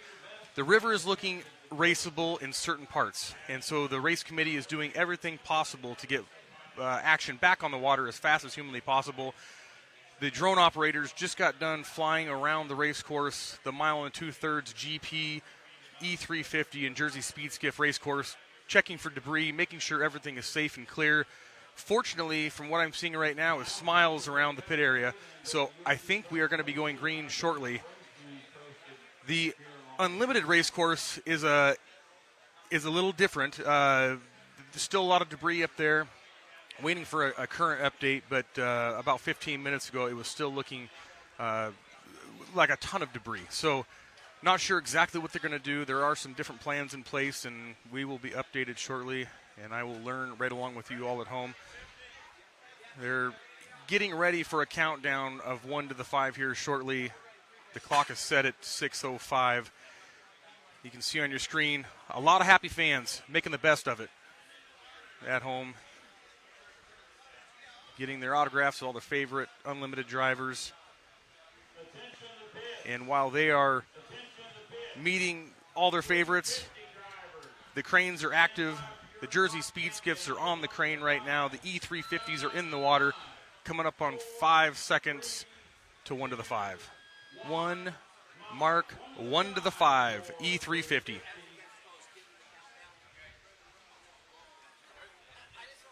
The water itself looks absolutely fantastic right now. I don't know if we'll see that here shortly, but the breeze, just a slight breeze out of turn number 1, right up the front straightaway. The water is just dead calm. It looks fantastic, and unfortunately, this wood has just been a constant thorn in our side, but we're going to do the best we can. There's a live look from the air, looking down on the race course, and it looks absolutely gorgeous, but as you get closer to water level, you can see all the debris just past the bridge. So all the volunteers are doing everything they can to keep the debris up that way, keep our smaller race course clear, and just control what they can control. So hats off to everyone doing the best they can to make this event happen right now. 3, 2, 1, 5 minutes.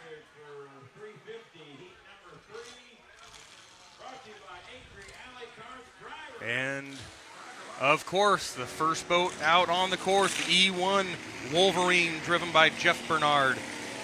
Alex Mango, the owner. Bobby King in the E242 LDC construction, the second boat out. Rat Racing, Dylan Goodell in the E40 out on the race course. Tony Black in the E100, Some Toy, owned by Tom Newman.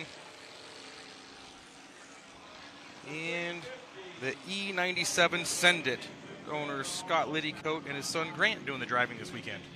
An absolutely beautiful boat.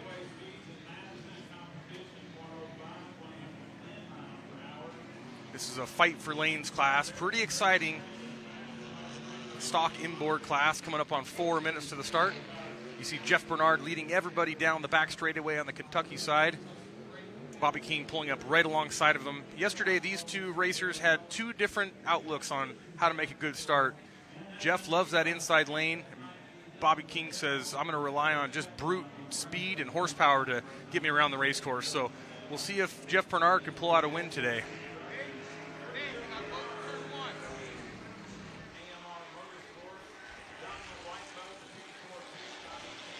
Looks like Dylan Goodell having a tough time getting up on plane.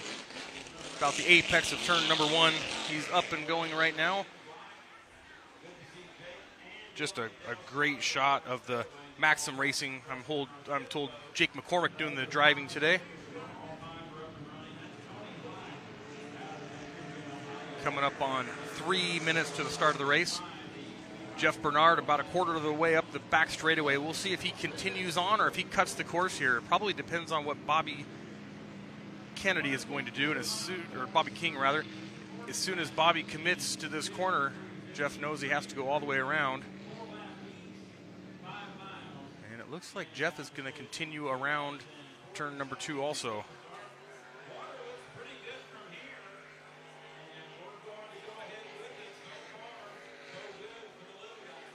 Coming up on 2.5 minutes to the start. Great shot here from our H1 camera crew.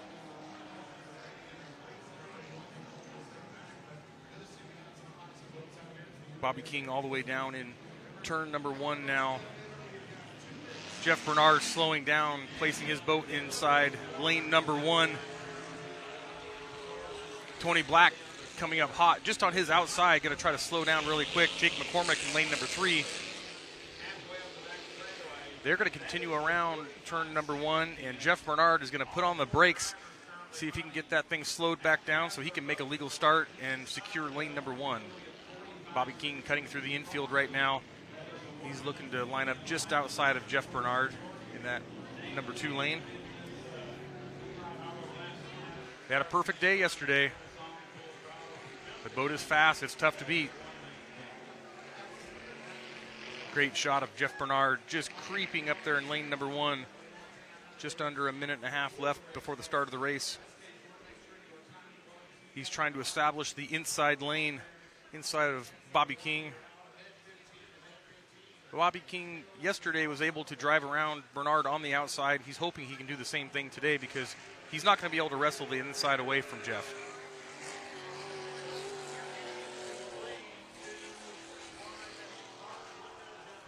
One minute to the start. Tony Black, the entrance of turn number 1, and Jake McCormick just crossing the start-finish line here. He's got to play catch-up a little bit. He might be a little bit late.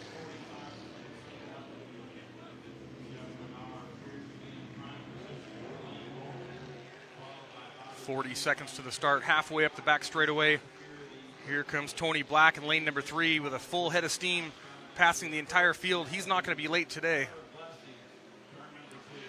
Unfortunately, I think Jake McCormick is going to be late. He's only halfway up the straightaway, coming up on 20 seconds. Tony Black's going to need to put the brakes on a little bit. Bernard's in a good position. Bobby King in a fantastic position, lane number 2.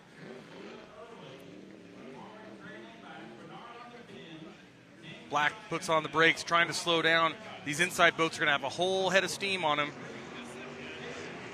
2, 1. Nice start. Bobby King, Jeff Bernard absolutely nailed it. Tony Black, legal but slow, unfortunately, out in lane number 3 as they head into turn number 1. Bobby King hangs it on the hook in lane number 2. Bernard not going to give up any ground, though, as he hangs right with him.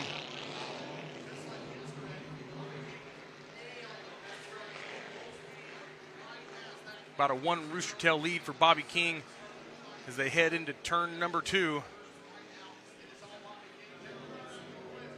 Bernard slides through the rooster tail, moves out to the outside lane. At the end of lap number 1, Bobby King, LDC Construction, 242, perfect boat ride. Jeff Bernard in the E1 Wolverine. And Tony Black, some toy. Getting a little light as he enters the turn number 1.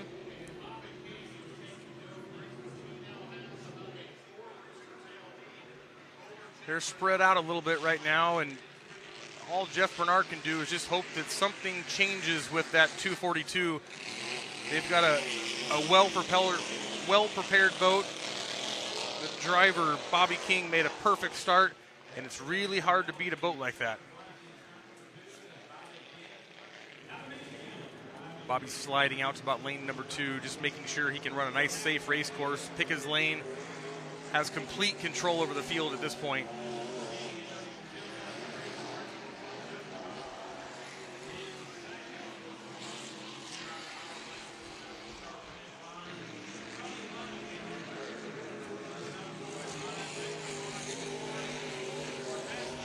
The the exit of turn number 1 down the back straightaway. Bobby King just doing a perfect job of taking care of the equipment, keeping it on the water, looking for any debris, doing the best he can to just run a nice clean line and bring that boat back.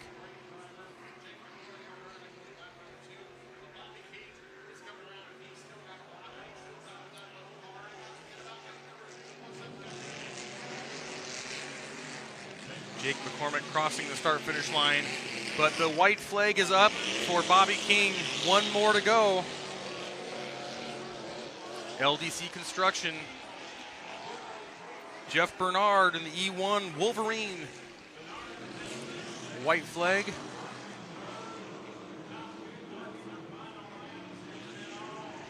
Tony Black going to settle into third position at this point. One more to go. Halfway up the straightaway, Bobby with a half a lap to go here in the first heat. A commanding lead out front.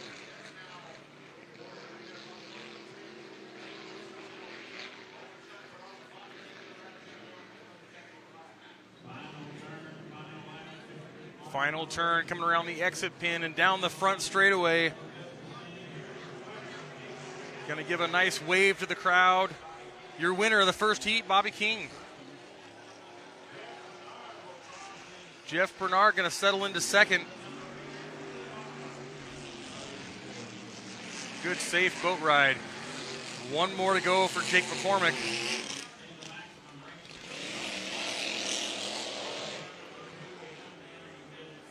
And Tony Black coming down the front straightaway here to finish up his final lap. Checkered flag and a third place finish. Well done.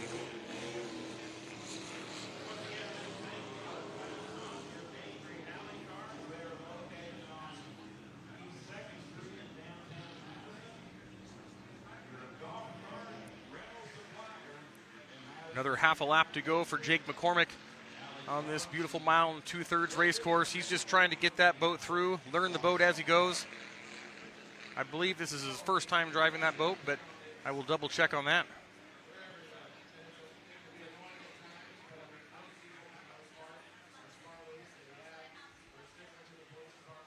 He's halfway through his final turn. He's going to slide outside of Bobby King to take his checkered flag. Bobby slows down, gets out of the way, and here comes Jake McCormick to take his checkered flag and finish up the final lap of the E350 first heat of the day.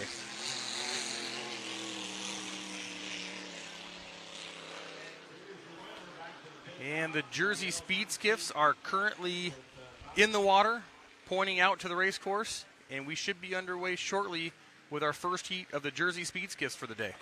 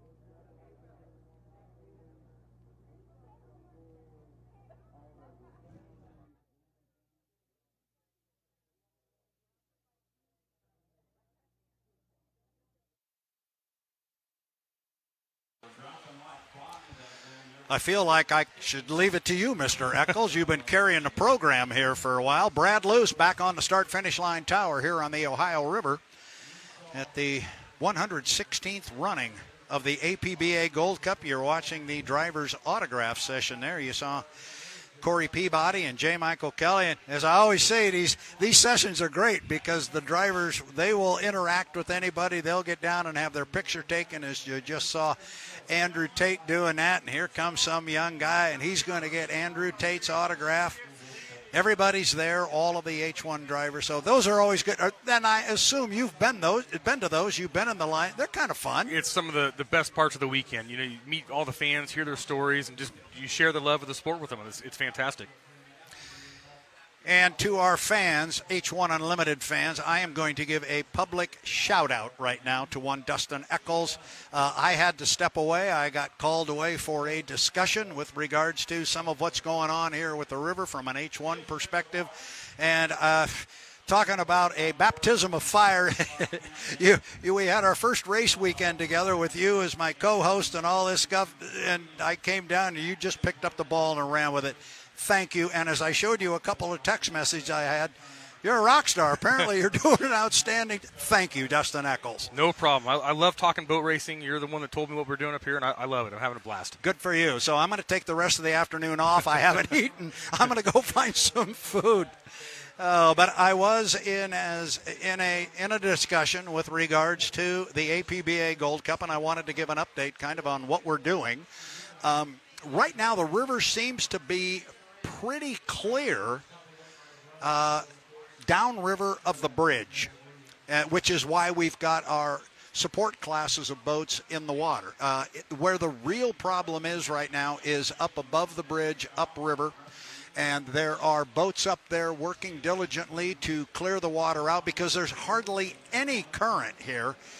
So the stuff that's up there really isn't working its way down here. So if we can clear it out up there, that will definitely work in our favor. So the plan is we are still planning to run Heat 2A, 2B, 3A, 3B, and a final to make this an official Gold Cup per the rule book.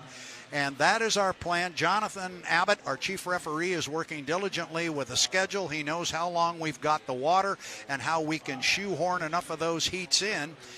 In the meantime, we're running the support classes here, but we're still going to try and move forward with our APBA Gold Cup, following the rule book, making sure we run enough heats to qualify as an official APBA Gold Cup. That's still the plan. We're not throwing in the towel yet. Let's hope they can clear that area up above the bridge. Yeah, these teams, they want to run, and, you know, all the support and the volunteers, they want to see boat racing. So everyone's up there right now. I see boats working like crazy trying to get this race course cleared. Everyone is doing everything possible to make this thing happen. It's great to see. And that's the plan. And we've had discussions with the Madison Regatta. They are on board with what we are doing. We all want the same thing, but we've got to be safe. And I think it speaks volumes, and it speaks to what is going on in the river right now with the fact that we can run down here, because Jonathan Abbott would not allow boats out on this water if it was not safe right out here in front of us where we're running these boats. Yeah, another tool that's great to see being utilized out here is the drone footage. You know, Jonathan keeps calling on the drones to do a fast lap around the course just to make sure everything is cleared. They just got done doing another lap for the Jersey Speed Skiffs, making sure everything is clear and safe. So hats off to everyone involved in this, making sure the race course is good, clear, and these drivers can be safe. So that is the plan. We will keep watching it. I can tell you that Jonathan Abbott, our chief referee, is monitoring that very, very closely. He is keeping in close contact with the regatta, who is talking to our boats up above the bridge, trying to clear that area. And hopefully we can get 2A and 2B on the water here fairly shortly. But we're coming up on a count to 1 minute to the 5 for our Jersey Speed Skiffs. And for our fans who may not have been on the H1 Unlimited YouTube channel yesterday and seen the Speed Skiffs, if you've never seen these before, don't miss this. Two things about it. A, it's really, really wild. And B, as you and I learned this morning, definitely a family affair. Yeah, that's definitely an understatement. Brad and I are both learning more and more about this class all the time, and the drivers and the co-drivers. I mean, it's great. And we were educated by some of the fans and some of the drivers and teams this morning and last night, and it's great. I mean, what an exciting class. They put on such a great show from the time they leave the dock to the time they come back to the dock. It's fantastic. Yeah, our JS45 called in the red is operated by Sam Owancio and Jerry Owancio. Just to give you an idea of the relationships here, Jerry Owancio is the dad. His daughter is Samantha Owancio. She's the driver of that one. And that's only the tip of the iceberg of the Owancio family, because Sam Owancio's mother's driving out here. Her brother's out here, her dad's out here. This is definitely a family affair. If you've never seen Jersey Speed Skiffs, you're in for a treat, especially if you're a fan of fighting for lanes. This takes it to a whole new level. I've never seen anything like it. I've been around boat racing a long time, and, you know, from the beach you can see all the fighting for lanes, all the jockeying back and forth, but these drone angles, these camera angles you guys are about to see at home are absolutely incredible. When we say you could walk across the boats, we're not exaggerating. You could absolutely walk across the boats. So one of the really top boats from yesterday was boat number 10, the Yumpin' Yemeni. I like the name of that one. Jimmy Stewart is the driver on that one. Oh, by the way, that would be Sam Owancio. No, not. Sorry, this is confusing. We got to get this right. Jimmy Stewart is the driver. He rides with Peg Owancio. Yeah, same Owancio. That's a brother and sister. And Peg Owancio is Sam Owancio's mother. So you got mother, daughter, sister, brother, father out there running in these boats. And there's a cousin out there. That'd be Courtney Truelove. That's Sam's cousin. I'm glad you're staying on top of it, Brad. That's tough. Well, Sam came up, the young lady, she was terrific. She came up and gave us an education, not on Jersey Speed Skiffs, but on the family tree. That's pretty impressive. It's just great to see the entire family out here, and I can't imagine what the conversations are like off the race course. You know, you go out there and race each other, and they race hard, as you guys are about to see at home, and then come back in and you know, go over it all on the beach. It's going to be great. That's the JS11 crossing the start-finish line right now. Mike Probola. Go ahead and talk about that. That's Rob Boleslawski. Well said. That's my swing. And oh, by the way, to my knowledge, neither of those is related to Sam Owancio. I think they're the outlaws here.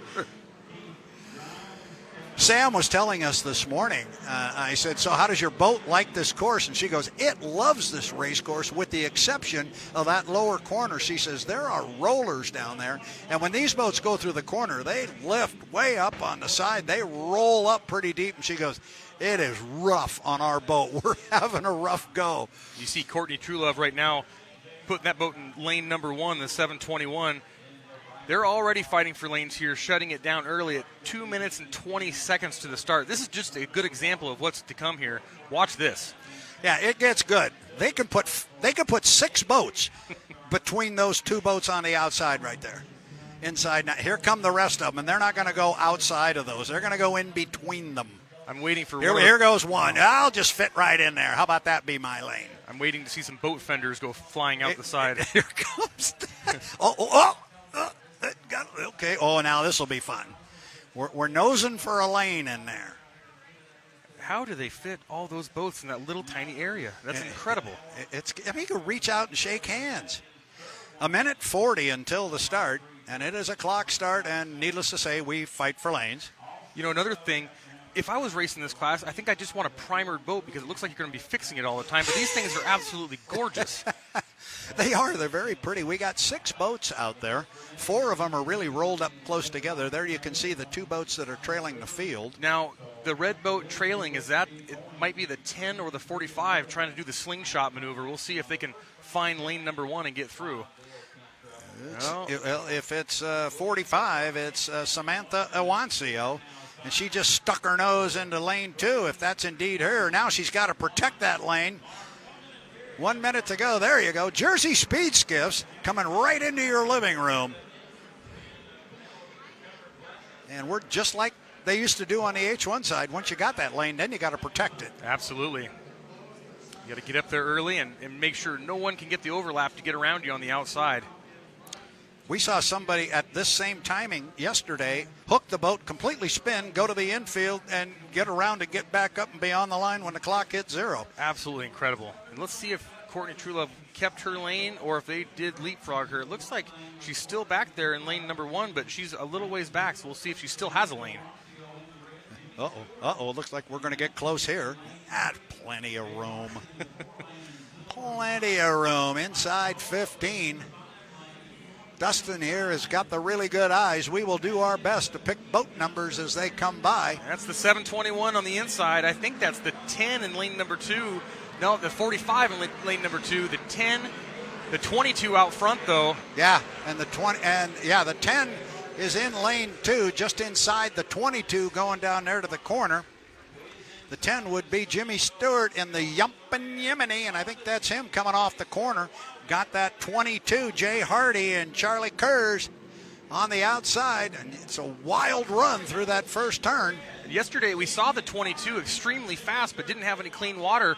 Today got a great start, got out front early, and let's see if they can run down that first place boat. Yeah, they had a real problem on the front straightaway yesterday. They hooked to the infield right here, just setting up for turn 1. But now, all of a sudden, we got a boat, and that's that 22 running pretty much alongside our Yumpin' Yemeni. Yeah, starting to reel in the 10 on the inside. See if they can pull up alongside of him as they exit turn number 2. And that would be Peg Awancio riding there. That would be Sam's mom. So I love this part.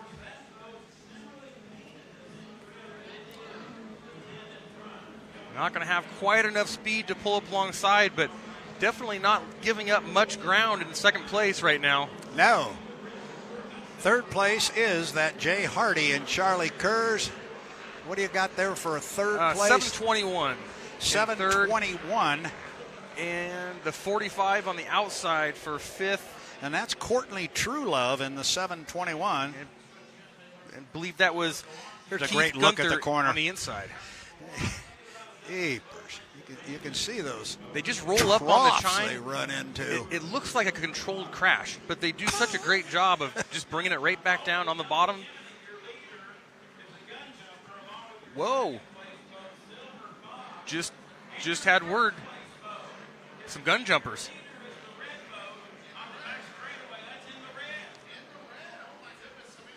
In the red is your leader. That would be the aforementioned Sam Awancio and her father, Jerry Awancio. Wow. So a good legal start, and that's the way to show these other racers how it's done. We got a few gun jumpers out there. The first and second place boat are gun jumpers. So the first coming across right now, they are a gun jumper, the JS10 and the 22. So that would be Jimmy Stewart, the Yumpin' Yemeni, and Jay Hardy in the Silver Fox. They both jumped. Here comes boat number 45, Sam Awancio, the young lady at the wheel, driving with her father, Jerry, and she's now got a nice lead. And this is the corner she was telling us she didn't like this morning. She said it is really rough on her. We'll watch her go through the corner. Here she comes. That's her on the screen. And I wonder if she likes it anymore when she's leading the pack now and actually in first place. It's got to feel pretty good. Young lady's 28 years old out of, I think, Ocean City, Maryland. Right now, I can tell you where she's from. She's from out front. That's it. And that's a good place to be in any time or any form of boat racing. And that's where she wants to stay. Also, I'll double check on the 721. I believe they also called that craft as a gun jumper. So that would put in second place would be Keith Gunther in the JS23. Oh, and he's in the boat with Kevin Gunther, and just thought we'd let you know that's a father-son combo out there.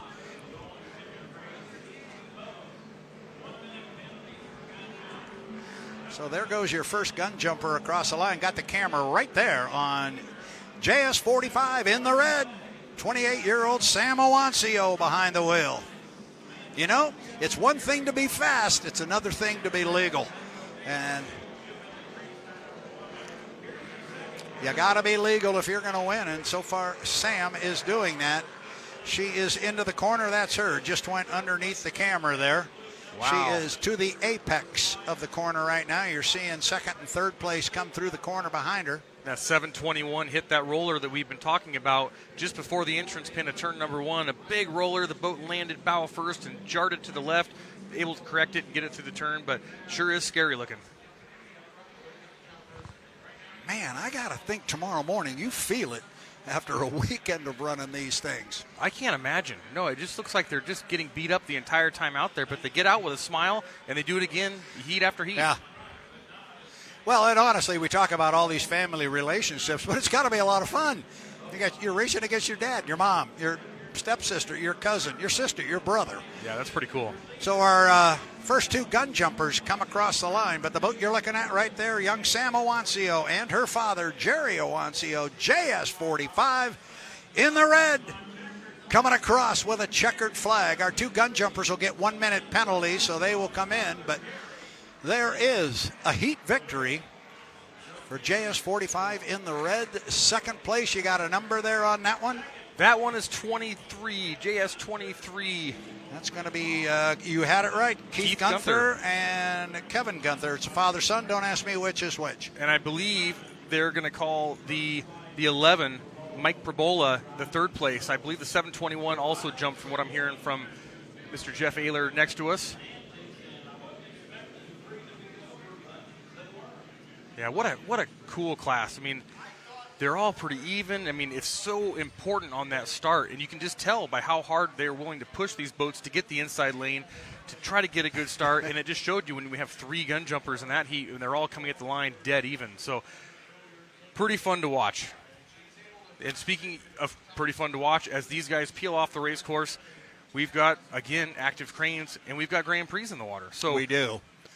We've got 1, 2, 3, 4, 5, 6. We got 6 Grand Prix in the water right now, and I think we've got 6. I think that's every one.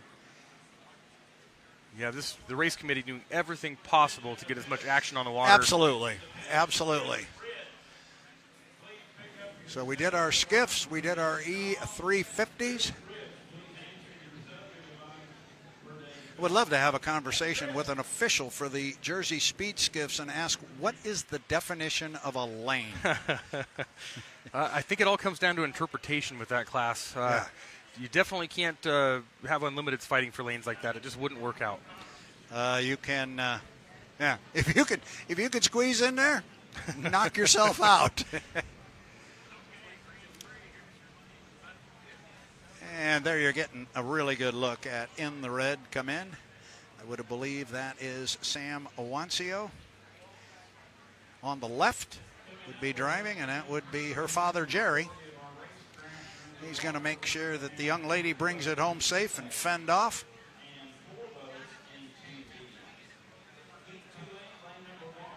Huh. And Brad, the water from our vantage point is still looking good. I mean, we can see all the boats upriver to our left, just covering the race course under the bridge, doing the best they can to pick up debris. They're working feverishly while the rescue team and everybody else is able to run the heats on this side of the bridge. So it's pretty amazing to watch all the teamwork go into this. It really is, and they're working very hard. I mentioned we had 6 Grand Prix in the water. We had everybody in. We did not. The Freak, the GP10, was not yet in the water. They have dipped that boat into the creek now.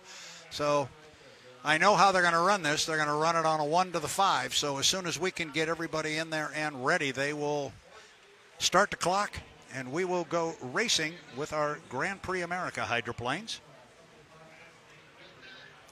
You know what I'm going to do for you? I'm going to offer you a break. I will take it from here since you covered me for the better part of an hour. I think that's the least I could do. But I do have a favor I could ask of you. Maybe if you could run down there to Miss Shaw and maybe get a lane lineup for our Grand Prix. Can do. There you go. Now, that shouldn't take more than 45 minutes to an hour, young man. So Dustin's going to step away for a well-deserved break. Boy, these guys come into the pit area just about as tight as they pick their lanes. Everybody close together. They are absolutely beautiful boats. They're just gorgeous when you get up close to them. And it's kind of interesting what Dustin was saying, that you'd think they would be all beat up and swapping paint and all that good stuff out there on the water, but they aren't. They look beautiful, so we certainly enjoy the class. I know last year they had the speed skiffs here, I think for the first time, at least in a lot of years, and the fans loved them. They said bring them back, so they did. And the Jersey speed skiffs, I think, are going to become a mainstay here at the Madison Regatta. So next up is our Grand Prix class. Our Jonathan Abbott has his finger on the button. The clock says 6:05. He will give a 5-second countdown to 1 to the 5. And I think what we are awaiting is for our last driver, which I'm going to assume is going to be Kevin Akrit, to get aboard the GP10, as he was the last boat in the water. So I'm going to assume that, but we will not go too far with that assumption. So Dustin doing yeoman's work here. He's already back. As you're getting a good look at the GP24, the Kraken, as it goes by. One of our heat winners from yesterday, GP 235 with Brent Hall. There is the GP 135, both of those boats from Cool Cat Motorsports. The two boats that look alike, the difference is the turquoise cowling, and that will be on the boat driven by Brent Hall. That's the 235.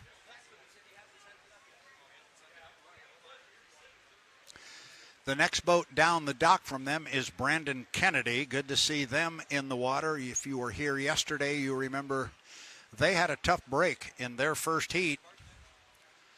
They were unable to start the heat. Brandon brought the boat back to the dock. There was a lot of smoke. I thought perhaps we might have had a little bit of fire and flame down there, but they did not, so the boat was okay. As you see right there in the foreground, you see the Jersey Speed Skiff, boat number 22. And you kind of get an idea just how pretty this thing is. That's Jay Hardy's boat, the Silver Fox. He runs with Charlie Kurz in that one. Pretty, pretty boat.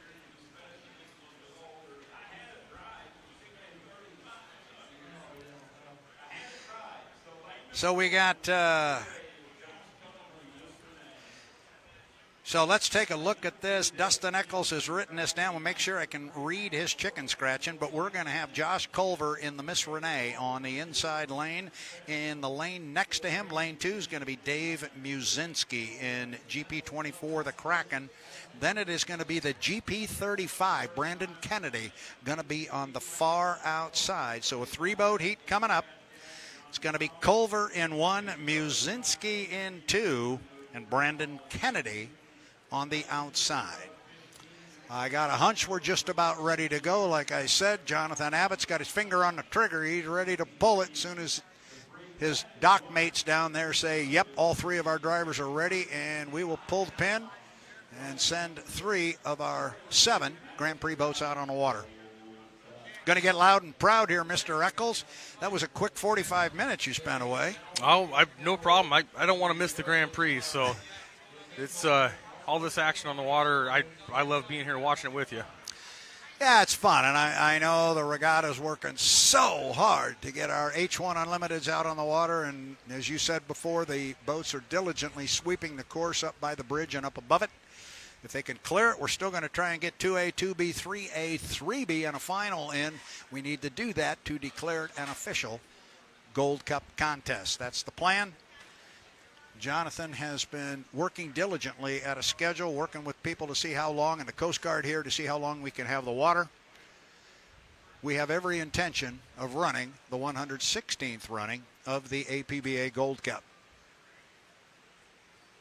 Pretty cool, Dustin. This morning we all took the opportunity as H1 Unlimited types here to get our picture taken around the Gold Cup, and we were all looking at it and reading it. It is an impressive trophy. It is. It's, you think about how old it is, but when you really look back and see the names on it and the dates and, all the history involved with it, it's just incredible. It's nice to be able to see it in person.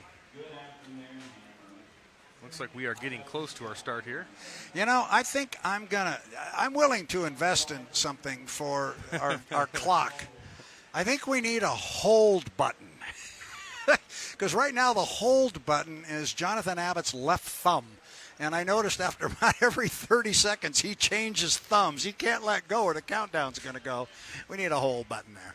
Yeah, that would be a good idea. I think he wouldn't argue with you on that one. No, he was looking smiling. He was hearing us over there talking about it.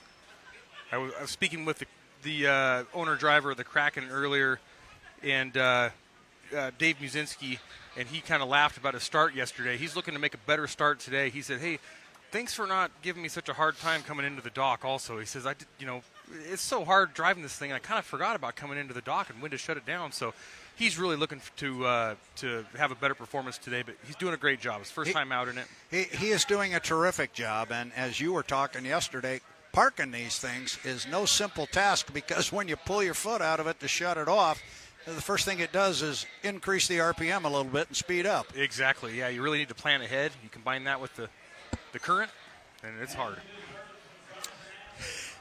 And there was the countdown to 1 to the 5. We are inside 6 minutes to the start of our Grand Prix America Heat 2A.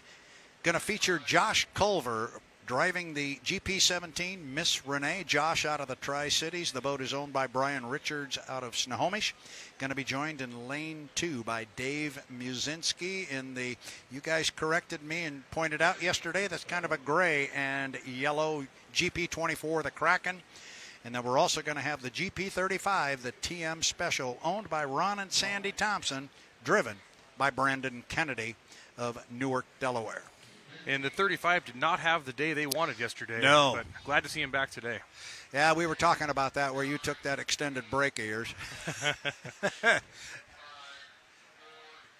3 and 2 seconds, 1 second, mark. 5 minutes. So we are ready to go with Grand Prix America, heat number 2A. 3 boats ready to go. It'll be Culver, it'll be Musinski, and Brandon Kennedy. You start to see the nose of Brandon Kennedy's white boat there, and he put a that's why you don't stand right behind that boat as that big splash goes up on the dock. He is away. I'm sure Brandon is happy to have that thing up and running, and now he's got it kicked over.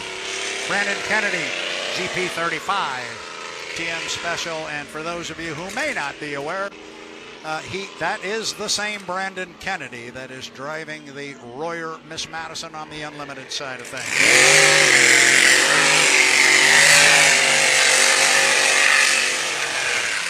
Well, I can tell you one thing Mr. Musinski has figured out, and it's how to kick that thing over. He got it started with no problem. Yeah, you hear those things light up, and there is no doubt that they are running and getting up on plane in a hurry. A lot of horsepower. So we're now just waiting for Josh Culver, and he is away from the dock. And you see him there on the right side of the screen. Our other Grand Prix boats you see are in the water, waiting for their turn to come up in Heat 2B, but right now it is Heat 2A.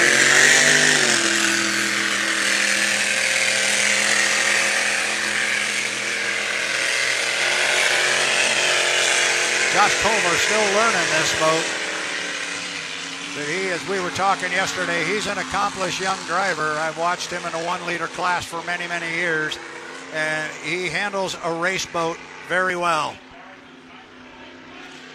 And Brad, I think most, if not all of these boats are going to be heading up to Valleyfield, Quebec next weekend for a big race. And I wonder how much, thought is going into this weekend with testing some backup engines and all this other stuff. I know that the 35 is not happy about having to run a backup engine here because they want to bring everything up there running also. So right. We'll see how hard they run everything. And the 17 is definitely doing some testing because they want to go win next weekend also. So absolutely.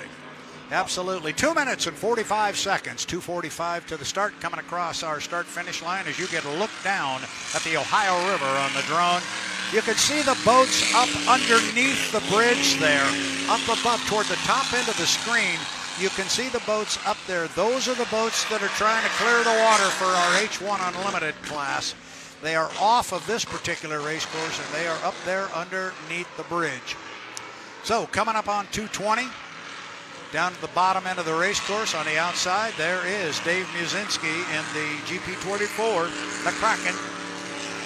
We just saw Brandon Kennedy get a flying run at the start. He's got some good timing marks figured out. I haven't seen the other boats do a timing run yet. They might already have them figured out, or they might still be working on some setup. Now it'll be interesting to start watching these guys because they're going to have to start shuffling into their lanes. Now, Muszynski in the Kraken is way up there on the outside. And what I've got on our list here is he's supposed to be in lane number 2. We'll see how that works, because right now he is outside Brandon Kennedy, and that needs to change. It looks like he's starting to tighten it up a little bit. Yeah, you know, by my calculations, they're a little bit late, too. I think you're going to start seeing these guys step on it, because at about a minute, you want to be down, you know, in the other turn somewhere. So we'll see if they don't start picking up the pace here. And I think we might lose Muszynski right here. That was why he was on the far outside. He was planning to pull off the race course, and he is doing exactly that. You see him on the left side of the screen. He's going to come back into the pit area. So it's going to be Josh Culver and Brandon Kennedy. Culver in 1, Kennedy in 2. Going to be a 2-boat heat as we hit 1 minute to the start of Grand Prix America Heat 2A.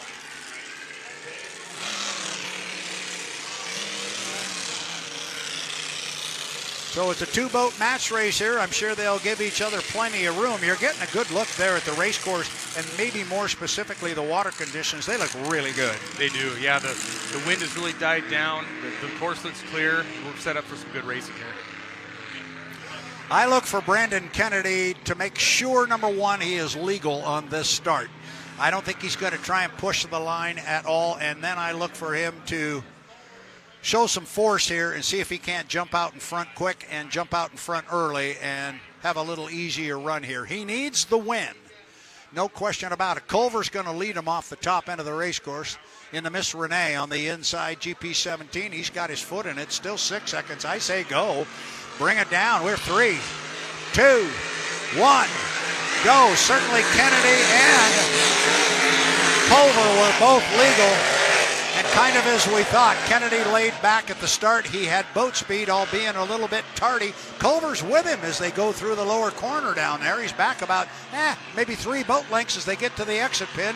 Now let's see what kind of acceleration Brandon Kennedy has in that GP35, and he's got a whole lot of it. 17, though, is running very, very well, better than yesterday we saw, and he actually might start to gain a little ground on Kennedy. Yeah, he really is. In fact, he's going to pull up right alongside of him, and in fact, he's going to take the lead up there. Josh Culver with some top-end speed in that GP17. That was pretty impressive. It's Kennedy on the outside, Josh Culver on the inside. And it's Kennedy by 4 boat lengths. The 17 doesn't have a lot of guts out of the punch in the corners here, but the top end is incredible, and now Kennedy knows he's there.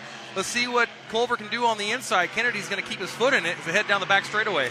Yeah, so Kennedy's got the acceleration off the corner. It was about halfway up the backstretch, about right here, that we started to notice that Culver was able to start reeling him in. And he's coming again, not quite as hard as he did last time, but he's going to pull right up alongside of him again. And there you see on the monitor, he pulled the lead again. So they're going to hit the exit pin side by side. Culver in 1, Kennedy on the outside. Miss Runne, TM Special. Good racing here in Grand Prix America, Heat 2A. With Culver having that lack of punch out of the corners, let's see if he can slide out a little bit before he hits the exit pin, keep the RPMs up, and actually get some speed before he gets halfway down the straightaway. He's got a little bit more. Here comes Kennedy. There he is again. He shows his nose, and now this is where he starts to open it up. And I mean the lead to open up. But now this is where Josh shows some top end, and here he comes. Yeah, he pulls him all the way through the corner, gets to the apex, pulls ahead. Let's see if he can slide out just a little bit. Let's keep those RPMs up, get the boat loose, get on the up pedal, get some air underneath it, and pull him down the front straightaway. Coming down to put 3 in the books and start our final lap. It's Brandon Kennedy with the lead at the completion of lap number 3. Culver, we said he could handle a race boat. He just needed to understand this one and make sure he knew what he was doing with it. Now he has dropped back this time as we get to the lower corner here on lap number 4. I don't know if something happened to him and he lost power for a moment, but clearly he's not as strong, Dustin, as he was last time. Yeah, sounded like he might have pulled his foot out of it just a little bit, watching the gauges. Maybe he sees something he doesn't want, but he's back into it now. He's chasing hard. Here he comes again. Half a lap to go. This is it. The checkered flag is waiting. Donna Gopsowitz Oh, pulls it. no. Oh, and there goes Culver. He drops down. Whatever he saw before that he didn't like, it might have just reached up and bit him, but he's got it back under power again. Let's see if he can just finish. Wow. Well, that was good. Wow, that was exciting. Yeah, two-boat shootout, not bad at all. Well done, both drivers. Good job, Josh, young man out of the Tri-Cities of Washington. Whatever gremlin they're having there where he loses power intermittently, I'm sure they're going to go back, get that fixed. I think you'll also see him make a gear change. Both these boats, they run a gearbox, and they can change the gearing on the engine, going to the propeller, and if he can get some more punch out of that boat, he might have a shot at winning this thing.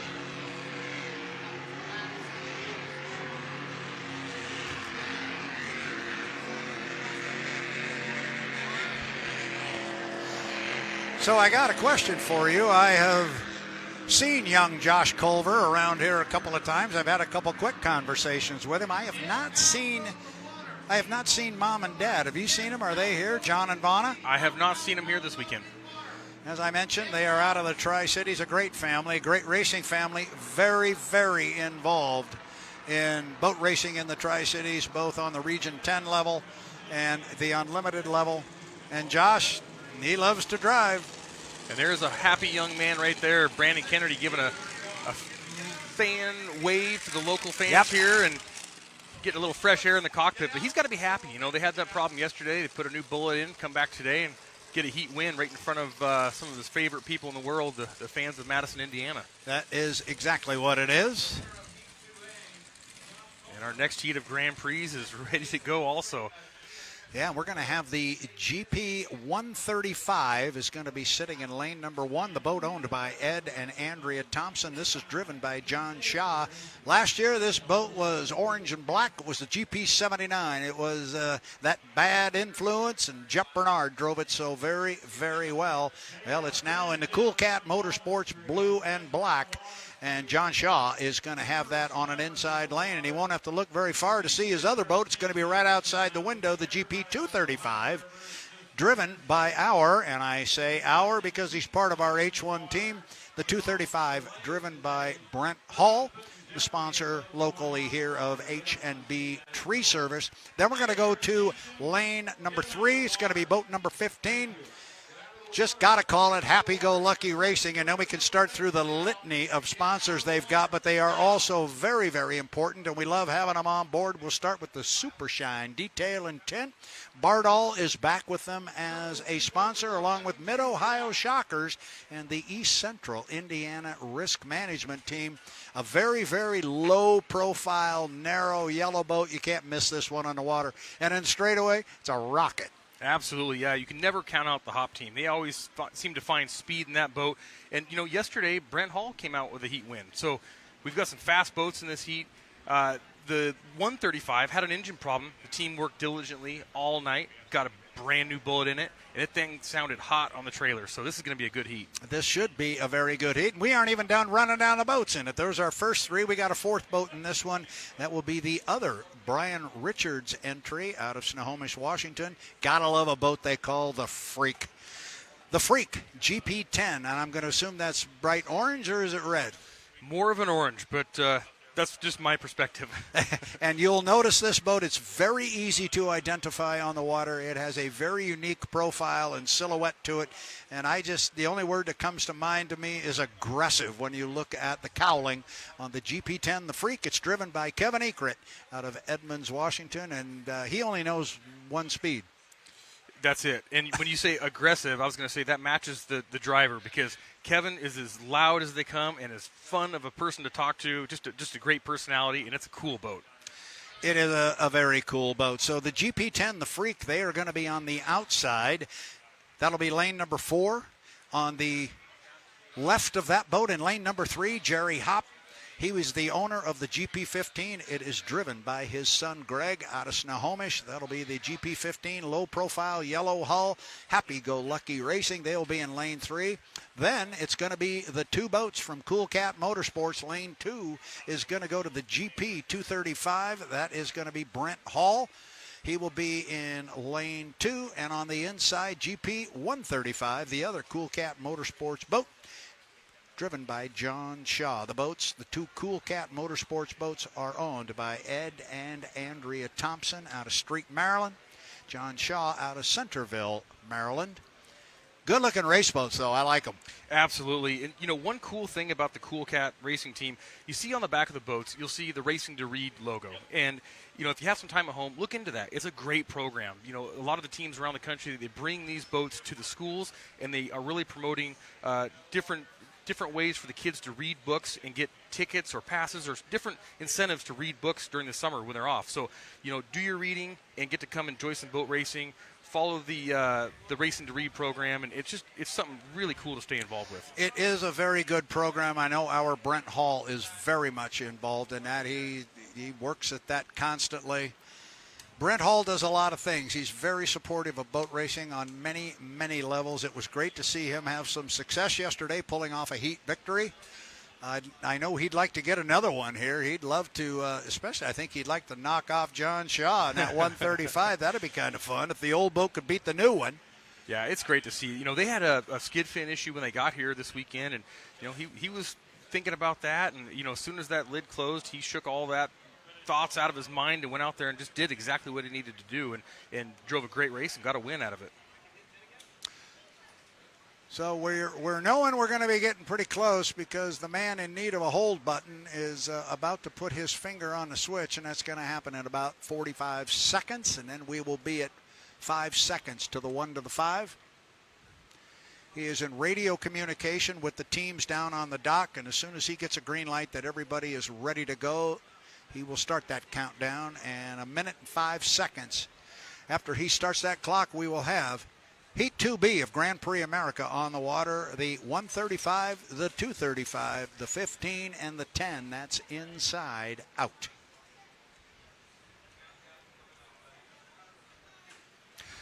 So just waiting now.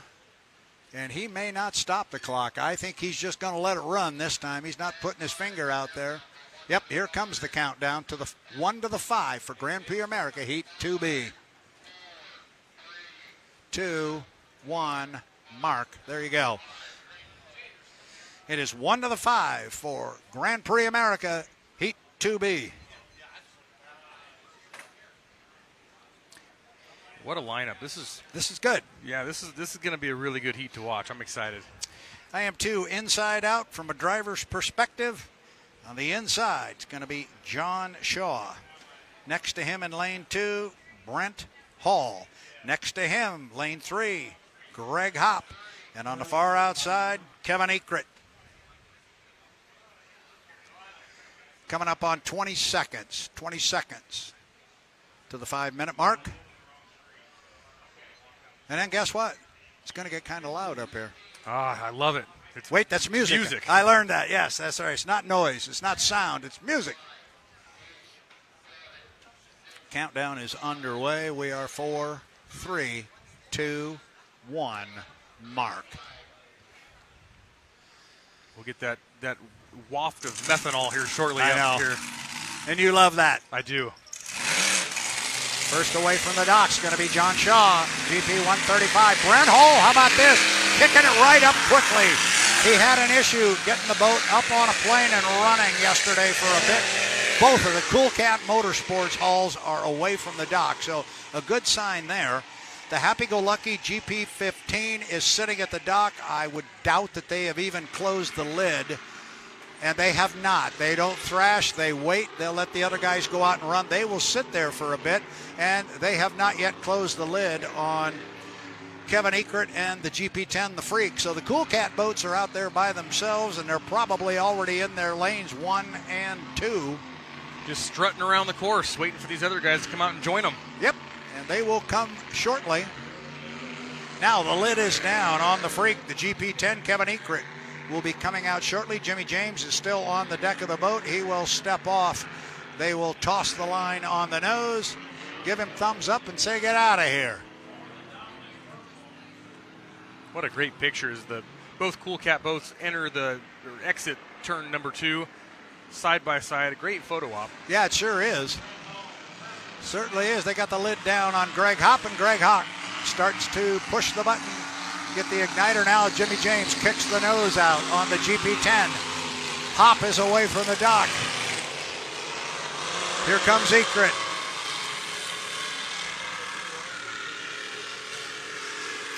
Hop is up and running as you look at the two Cool Cat Motorsports boats at the bottom end of the race course as we approach 3 minutes. On the left side of your screen there, you see Greg Hop in the bright yellow boat. And we are awaiting Kevin Ekrit. He is away from the dock, but has yet to get it kicked over and up and running. He is working on it, and I got all the faith in the world in Kevin. He's going to get that thing fired up here shortly. Well, he is indeed working on it as you look at the GP 135. That is the boat on the inside. The GP 235 sitting in lane number 2. That is John Shaw in 1. Brent Hall on the outside, and here comes Kevin Ekrit. He's away in the freak. I think I could hear that. You know when Kevin fired it up. Music. You can feel it. Yes. He wants to make sure everybody knows. So all 4 of our boats are up and running. Our 2 Cool Cat boats are going to occupy lane 1 and 2. They are together going up the backstretch. Greg Hop just got a perfect timing run down the front straightaway, wide open from the exit to the start-finish line. He knows where he needs to be. Yeah, he does, and he did it in lane 3. That's the lane he's going to run in, so he is ready. The Hopper doesn't miss a trick. So the 2 Cool Cat boats haven't left each other's side since they pulled away from the dock here. They have stayed right on top of each other. If this was a fight for lanes class, I could see the strategy behind that, but I think they're just right where they want to be on the race course. They have their own plan, and they're sticking to it.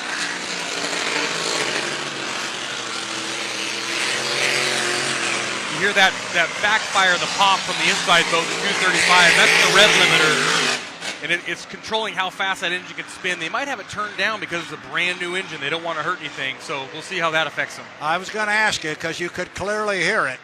All right, now we're coming up on 1 minute. Do you like where they are, Dustin? Yeah, I think we're looking really, really good. 1 minute, you want to be about the entrance pin to turn number 1, somewhere right in there. And they're going to be right on the clock. Kevin's going to come hard and cut across the race course. Here he comes. That's the boat on the right side of your screen. He is going to come around and he is going to slot himself behind everybody, and then he is going to go to the outside. So he's where he needs to be from a lane perspective. You got your 2 Cool Cat boats sitting in 1 and 2, 135 on the inside, 235 in lane 2. Then you've got in boat number 3, you've got Greg Hop. That's the yellow one going up the backstretch on the right side of the screen, and here comes Ekrit.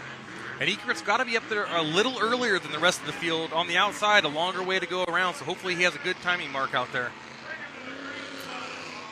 So coming up on 20 seconds, you're going to start hearing the boats accelerate. That's what you're hearing in the background. It is, as you like to say, time to go. Here we go. You see Ekrit on the outside, has it wound up. Looking for Hop. There he is in 3. We are inside 5. We are 3, 2, 1. March. It's going to be John Shaw breaking the clock on the inside. And it was Ekrit on the far outside, but all 4 boats are going down there together. See who makes the corner first. It's John Shaw in the GP 135. Then on the far outside, that is Ekrit. He is in 2nd place. Hopper is in the middle. He's in 3rd place up the backstretch. Still a close race, Dustin. Yeah, absolutely. Brent Hall not getting a great turn, but he's trying to fight his way back here. Greg going to leave him room as they enter turn number 2. But Ekrit on the outside, look at the boat speed that Kevin has in the freak. Yeah, he's running really hard. It's going to get a little tight in there for Hop, so Hop moves all the way to the inside. This one's not over. Not over at all. Ekrit has his sights set on John Shaw, and this is going to turn into a 2-boat race pretty quick, I think. It's going to be a duel. Ekrit slides into lane number 2. Let's see if he can stay right on Shaw's hip. Keep it tight and reel him in here. Off the corner and up the backstretch. They're going to have the boats go right underneath you. That is John Shaw on the inside and leading in the Cool Cat GP 135. But look at Ekrit close ground on the outside. Man, he's got some top end. Oh, he's wide open into the corner. Hangs it on the hook. He's going to pull dead even on the outside. Let's see the acceleration now to turn number 2. Down the front straightaway. Here they come. just like we saw in the last heat. I think Shaw's quicker off the corner, but there's no question who's got top end here, and that's Ekert in the GP10. Bottom end of the race course. They're down there together one more time. Oh, Kevin's right with him this time.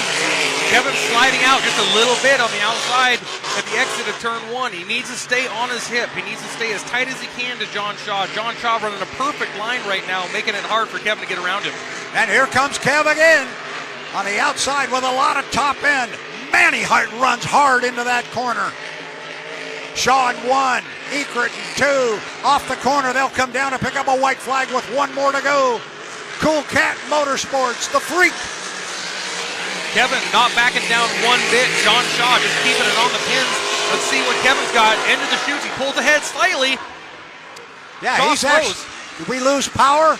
I think Shaw's lost power down there, or he certainly had a decline, because all of a sudden Ekert is gone. That is a heartbreaker for everyone except for Kevin Ekert, though. Ekert just flying it down the back straightaway now, out front. Yeah, his radio guys have got to tell me, it's yours, you're fine. Back her down. Back that bad boy down. We don't need to see how quick you are in the corner. Meanwhile, Greg Hopp in the GP15 is going to move into second place, as everybody's going to get around John Shaw here, to include Brent Hall. But right now, it is all about the freak, Kevin Ekert, GP10, with a checkered flag. The good news is Shaw didn't shut it off right away. It must not be something major. He's a smart guy, so I'm hoping it's something very minor. Here comes Greg Hopp in the GP15 happy-go-lucky Super Shine. People come across start-finish line. Following up a first-place finish yesterday. And the lid is open, unfortunately, on 135. But, again, I'm holding out hope. If John Shaw saw something catastrophic on his gauges, he would have shut it off instantly. And the fact that he didn't tells me that it's something very minor. So hopefully they can get it fixed for the next heat. We will certainly hope for that. Well, that was a good heat. That was fun. Wow, that's what we want to see on a Sunday. Absolutely. I wouldn't mind watching that on Wednesday or Thursday. That's good stuff. Really good stuff. And if you listen really quietly when Kevin gets back to the dock, I can bet you can hear the conversation he's going to have. He's going to be really, really happy. What a great race. Yes, he should. And he is going way wide. He will come down and show off his parallel parking skills. He's going to thank all the fans for the dedication, for sticking with us today, for all the delays and stuff, but they're making it worth it. They're putting on a great show, and everyone's having a great time. Yeah, you can see him in the background there from the drone. He's the closest boat to the shore. That is Kevin Ekert. And he is waving, letting everybody know how much he enjoys being in Madison, Indiana on the 4th of July. The crowd down there, all their hands are up in the air. They're waving. Yeah. They're excited. They're having a blast. Well, they're boat race fans. They just want to see a good show. Sure, they want to root for a particular boat. But you know what? As I said yesterday, put a couple of boats together and put them side by side. It's a lot of fun. There he's got the lid wide open again. Now he's kind of hanging out himself as he shuts it off completely. And he's about to get some congratulations and a big clap of the hands. How about, yeah, they're happy down there. Oh, what a great show. And I can't say enough about Kevin. He's just a great guy, a great ambassador for the sport, and he's fun to talk with.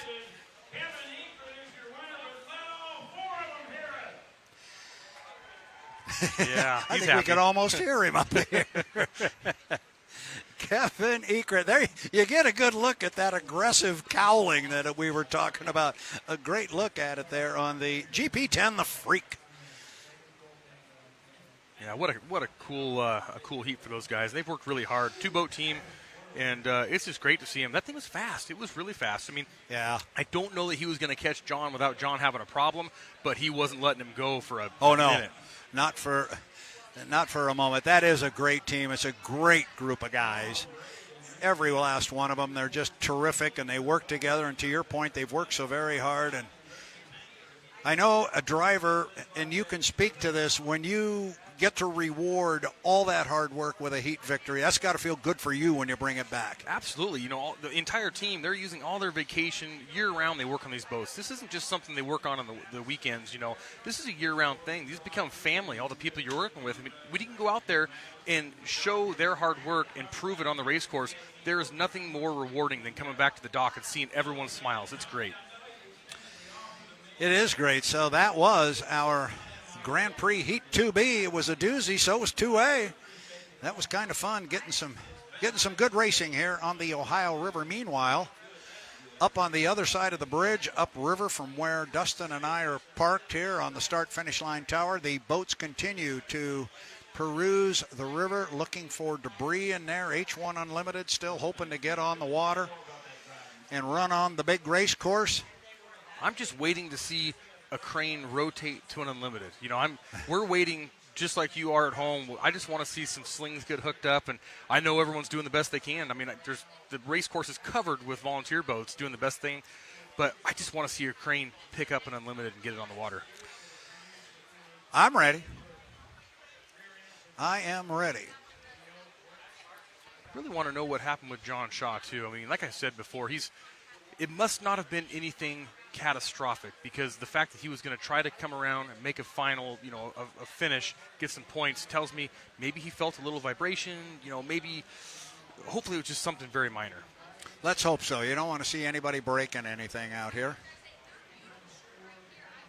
And it sure wasn't like what we saw yesterday with Brandon Kennedy in the 35. I didn't see a bunch of smoke come out of the cockpit or the cowling, and we'll find out here shortly. So I think what we're going to do on the H1 Unlimited live stream here is we're going to take a little break because we don't have any boats in the water right at this time. Our chief referee, Jonathan Abbott, has left the building. I'm going to hope and assume maybe that he is finding his way down to a rescue boat or somehow getting involved with heading up the river and taking a look at it, see if we can't get one of our H1 Unlimiteds out here. I don't want one of them. I want 4 of them out here. And I want something called Heat 2A. We're all ready for it. So for Dustin Eccles, this is Brad Luce saying, don't go away. We're going to take a little break here. We will be back as that rescue sled, aforementioned, takes away from the dock. And it's going the wrong way. It's going downriver. But remember, the Unlimited course goes down beyond the GP course. So they've got to check it down there as well. They will do that. They will go up the backstretch and see what things look like underneath the bridge on the other side. We'll have a report for you when we come back. For Dustin Eccles, Brad Luce saying, we're going to step away. Don't go far. We'll be back.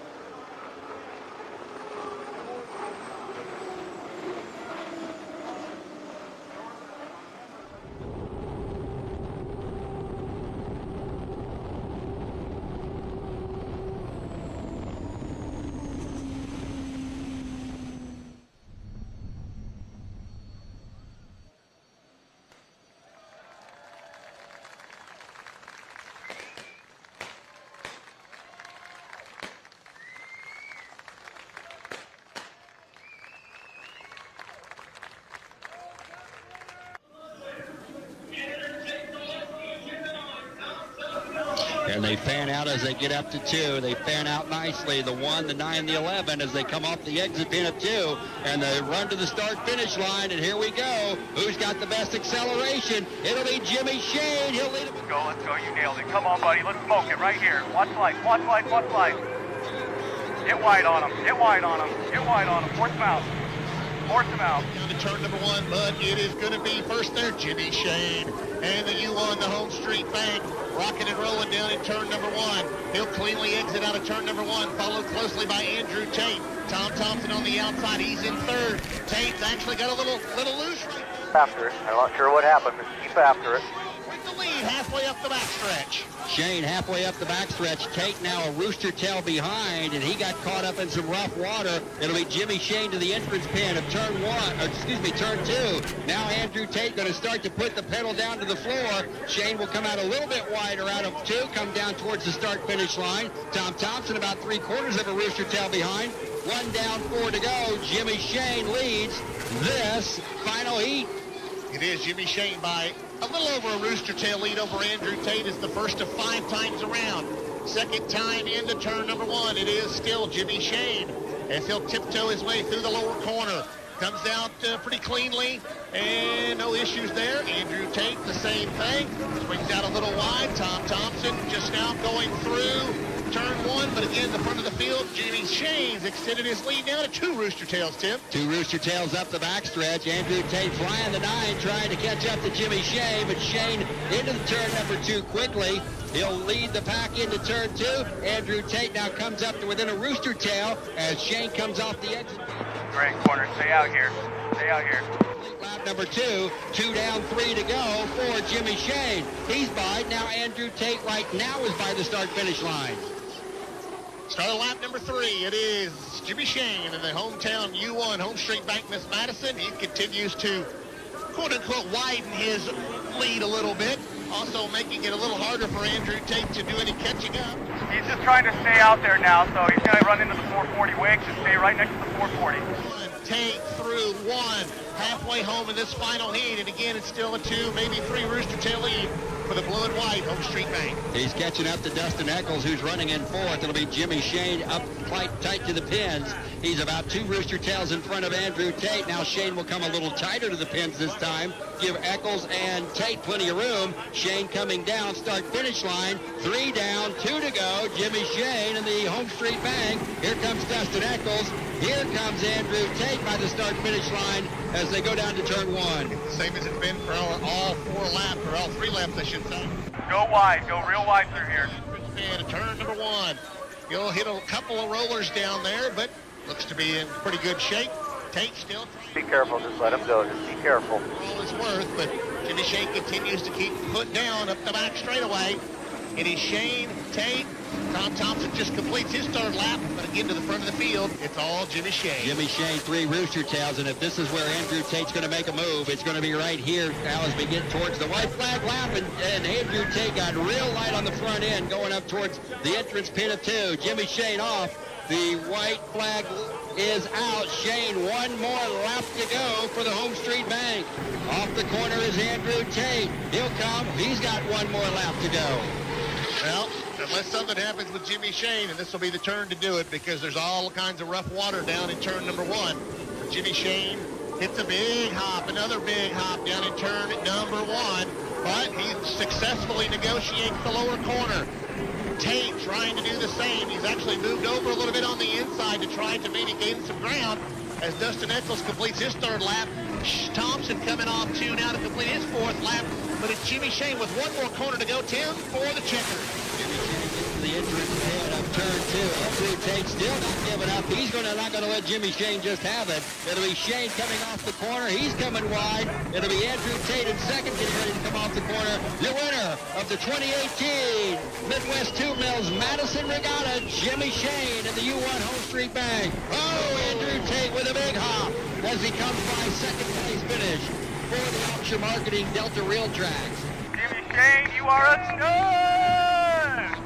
Attaboy! Layson, give him that 1, too. He has 1 more lap to go, actually a lap and a half to go before he will be finished, and What a start for Jimmy Shane on the inside, and if you're going to take one. That was hard to tell, really. I don't know if he gave me a head check or hit a hole, or if I was just too tight and got into his spray. Hard to tell. The video, you know. He means bye-bye, and unless something else happens, Jimmy's not going to back down. No.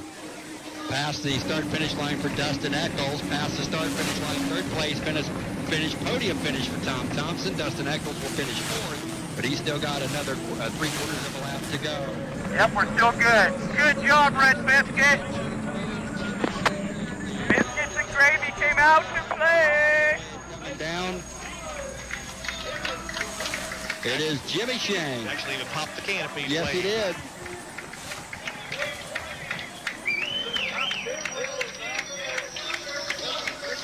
He's coming in front of the crowd along Vaughn Drive, and a lot of fist waves for Jimmy Shane, and he got off to a good start in this final heat and ends up with the 2018 Midwest Tube Mills Indiana Governor's Cup Championship trophy.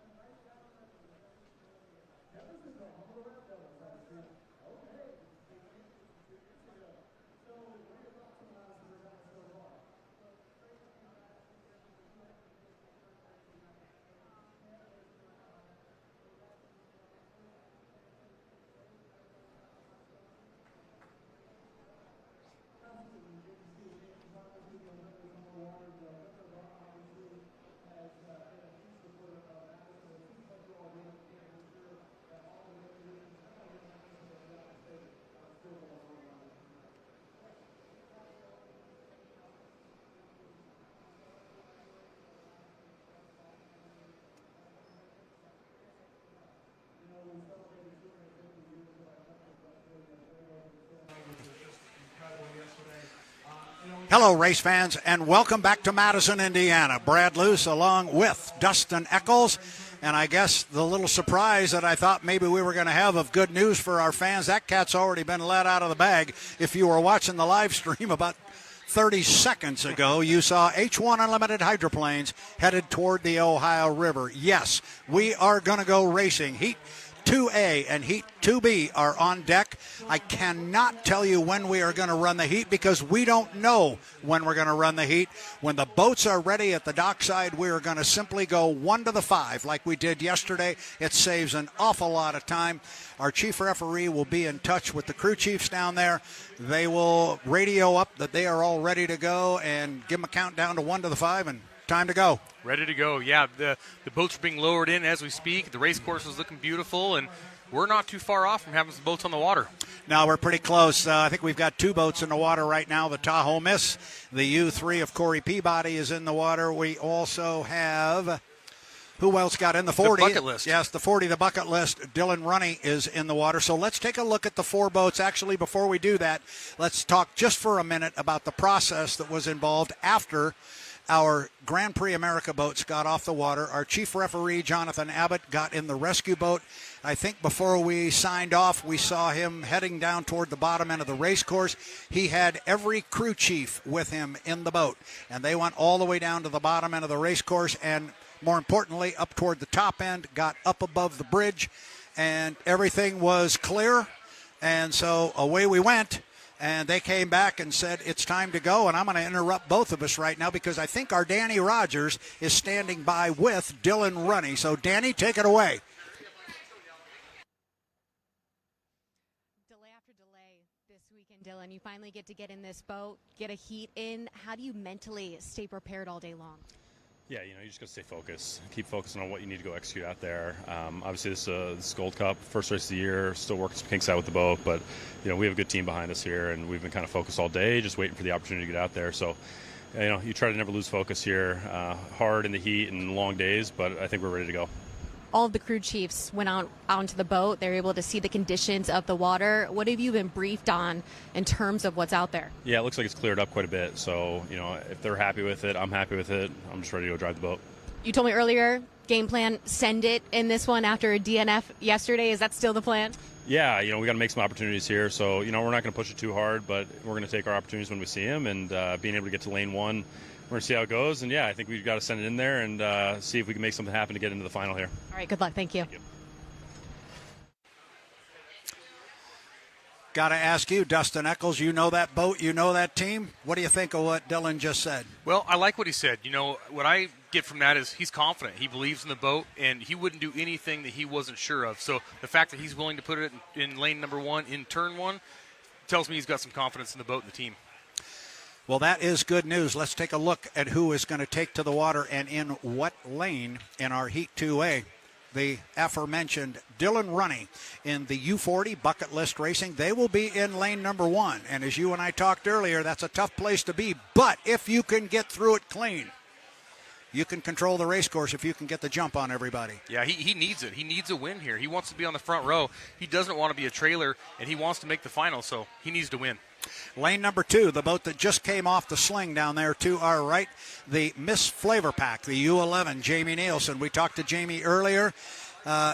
He actually woke up from a nap to come up here and chat with us a little bit, and we appreciated him doing that. But you know him. He's always ready to go. He's great with the start procedure. I look for him to rebound from jumping the clock by a tick or two yesterday and have a good start. He is going to be in our lane number two. Lane number three, U3, the Tahoe Miss, Corey Peabody. Man, the boat looked strong yesterday.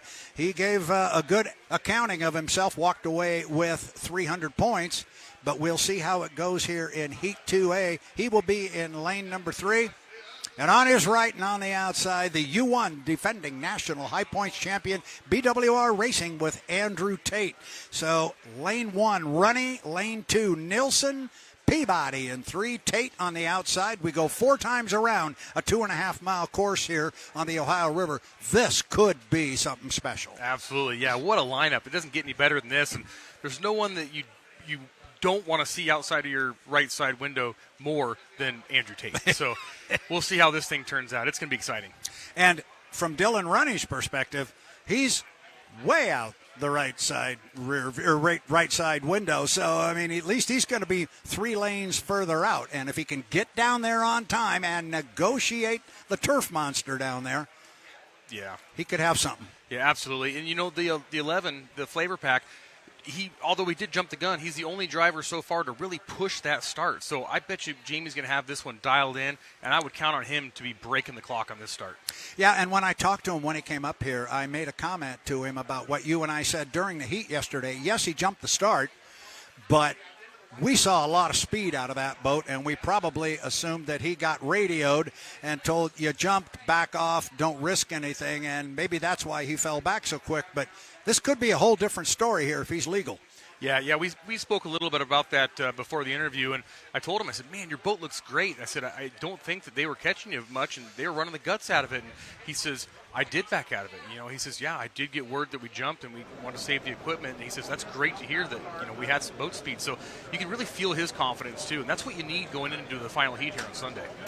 Let's take a look at our Heat 2B and the lineup. This will come up as soon as humanly possible. After Heat 2A, we're going to have 3 boats in the field. And in lane number 1, it's going to be the U00, the Maverick, driven by J. Michael Kelly. They are looking for a much better run than they had yesterday, although they picked up 300 points and a second place finish. They're looking to run a whole lot stronger. J. Michael Kelly and the Maverick in lane number 1. And talking about not wanting to see somebody just outside your right side window, not wanting to see Tate. After what we saw yesterday, I'm not sure Jimmy Shane's a great guy to see out there, but that's what's going to be in lane 2. U27, Miss Apollo, Jimmy Shane. Yeah, Jimmy's got a great boat ride. He's got some great points going into this heat race. He wants to be smart. He wants to obviously get those first place points, but doesn't want to risk the boat to do it. And for the local fans here, good news, because Brandon Kennedy completed his first heat yesterday. That was his second heat from the trailer position. As such, he has graduated now and gets to start on the outside.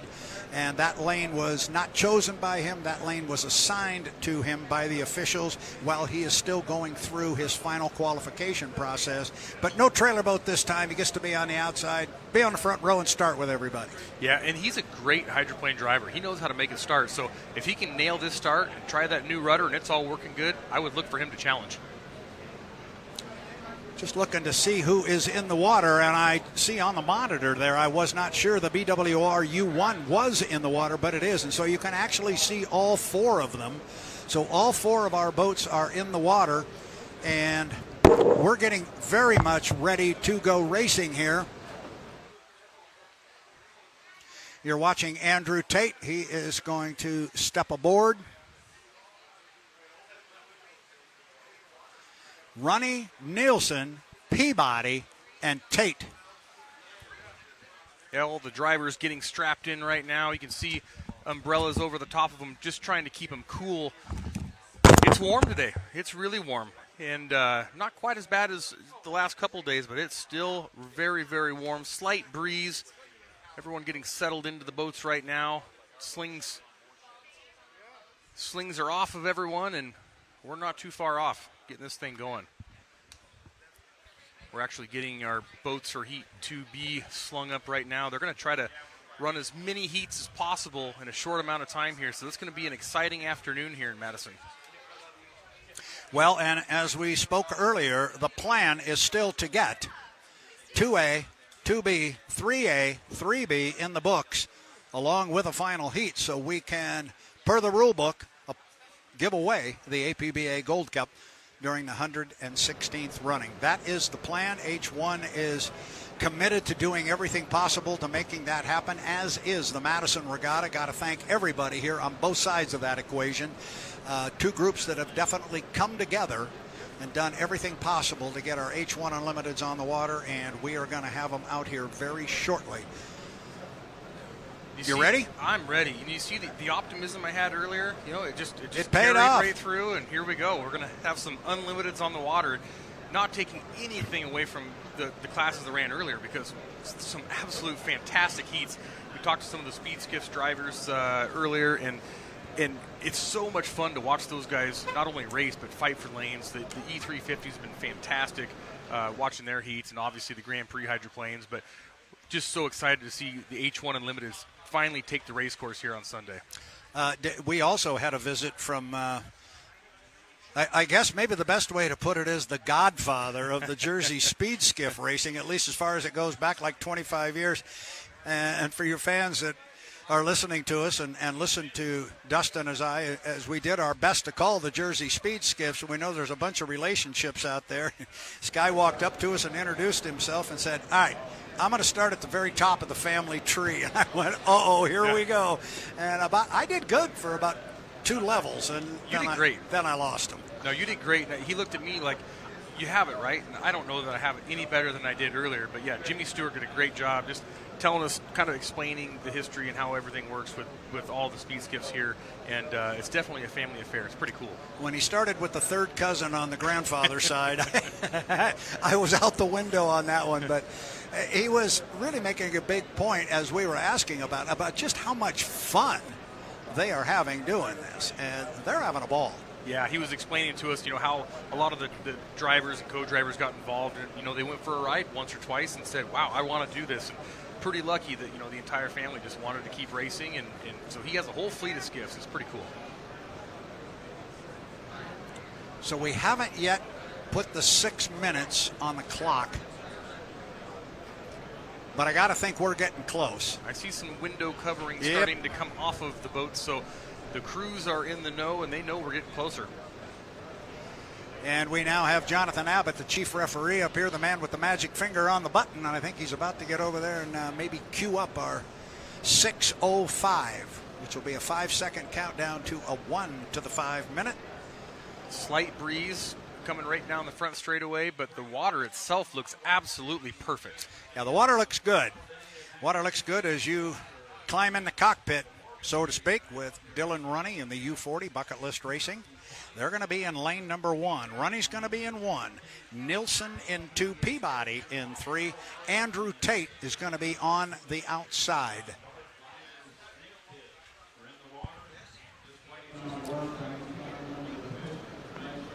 A lot of anticipation here. You know, no one really knows what's going to happen with the race day. Obviously, they're going to try to get as many heats in as possible and ultimately have a good Gold Cup final here before the end of the day. But you really want to gather every point possible as the day goes on, because you just never know, and every point counts. And only 4 of these boats are going to be on the front row.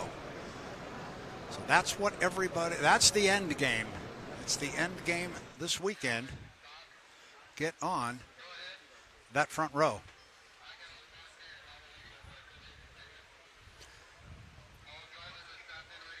Oh, I just heard something over the radio about all drivers are, I think they said they're ready to go. Jonathan's looking for his officiating team when he's got them all ready and front and center.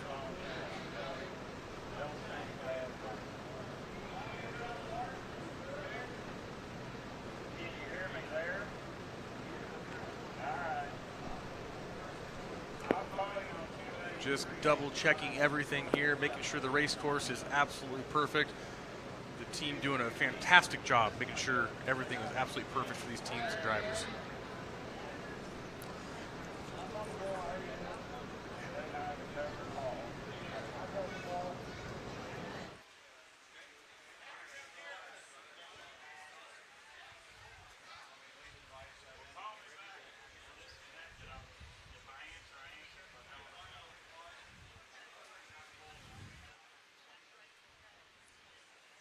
Looks like all the boats are in place on the race course, and clock is starting to count down.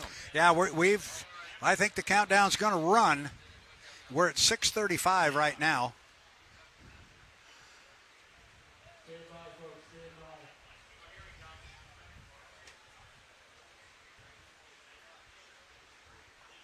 Coming up on 6:20 mark. That's to the start. That would be 20 seconds until the 1 to the 5. He stopped the count at 6:15, making sure everybody is in place. One quick touch of the radio, and he starts the countdown clock. We are at 6:10. You can probably hear the countdown in the background. That is Jonathan Abbott, the chief referee. 2, 1, mark. 1 to the 5, 1 to the 5. And there you get a great look up pit row at all 4 of our boats. Now let's look at the drivers. Bucket List Racing, U40. Dylan Runne's got a game face on there. He knows he needs points in this one. He's put himself on an inside lane. Will it pay some dividends? Hopefully the turf monster doesn't bite him. The FLAV-R-PAC. Jamie Nilsen, the Miss FLAV-R-PAC. It's going to be in lane number 2. There's Jamie, looking good. He's anxious. We talked to him a little bit ago. He showed some speed yesterday. He just unfortunately jumped the clock. He'll look for a better start. There is lane number 3. It is the U3. Corey Peabody in the Tahoe Miss. There's Corey. Want to talk about a game face? There's one right there. Absolutely. Corey has got his game face on for the 2026 season. He is ready to go. And rounding out our field is going to be our boat number 1, BWR Racing, with Andrew Tate. There is the 1. There is Andrew Tate. He's going to be on lane number 4. And in 4 minutes and 50 seconds, they're going to be right in front of us, Dustin Eccles, and they're going to be flying. Oh, this is what we've all been waiting for. Finally, some unlimited hydros on the river. Here we go. Buckle up. Here we go. First boat away from the dock. It is Andrew Tate in the U1 BWR Racing. Coming out at the far end of the pit area is going to be the U3, the Tahoe Miss, and Corey Peabody. He is away from the dock. We still see from the air there, you can see the orange Bucket List Racing and Dylan Runne. Clearly they have pushed the nose out away from the dock, as they have on the Miss FLAV-R-PAC. So 2 boats are out on the water. The other 2 are pointed toward the river. And some of the magic and the mystery is gone. We know what lane they're going to be in, so there's no big rush to get out here. Yeah, all these drivers have their timing marks already figured out. They know where they want to be, so there's no big hurry to get on the race course and do something. They just need to stick to their own game plan. Dylan Runne leaving the dock right now in the 40 Bucket List Racing. And still at the dock. Looks like Jamie's starting to spool it up here in the U11 FLAV-R-PAC. Yeah, he's got it up and running as well. I don't think there was a problem there. I think they were just hanging, maybe waiting for Dylan Runne to clear in front of him. But 4 boats are supposed to be in the heat. 4 boats are up and running. Dylan Runne in the U40 Bucket List Racing. Jamie Nilsen in the U11, the Miss FLAV-R-PAC. Corey Peabody in the Tahoe Miss. That's boat number 3. And on the outside, the U1 BWR Racing and Andrew Tate. Yeah, all the boats right now spread all over the race course, and that's just fine. They're going to stick to their game plans, get a good timing run. Looks like Andrew coming down the front straightaway right now. Just going to double-check all his marks and make sure he can nail this start. He wasn't very happy with himself yesterday. Off the top end of the course, you're seeing on the screen there, I believe that is Corey Peabody in the Tahoe Miss. He will come down, and yeah, that was a good, hard, smart run there for boat number 1 and Andrew Tate. There you see him down at the bottom end of the course. Corey doing the same thing as he carries that right sponson a little bit, but he got a good timing run. He was on it all the way through the turn, so we'll see what he's got up the sleeve. And Andrew Tate came off the corner pretty quickly, too. Now he's pulled his foot as he goes up the backstretch. Coming down the front straightaway now. Here comes our boat that will run in lane number 1. Tennessee Orange as he goes underneath the drone there. That of Dylan Runne and Bucket List Racing.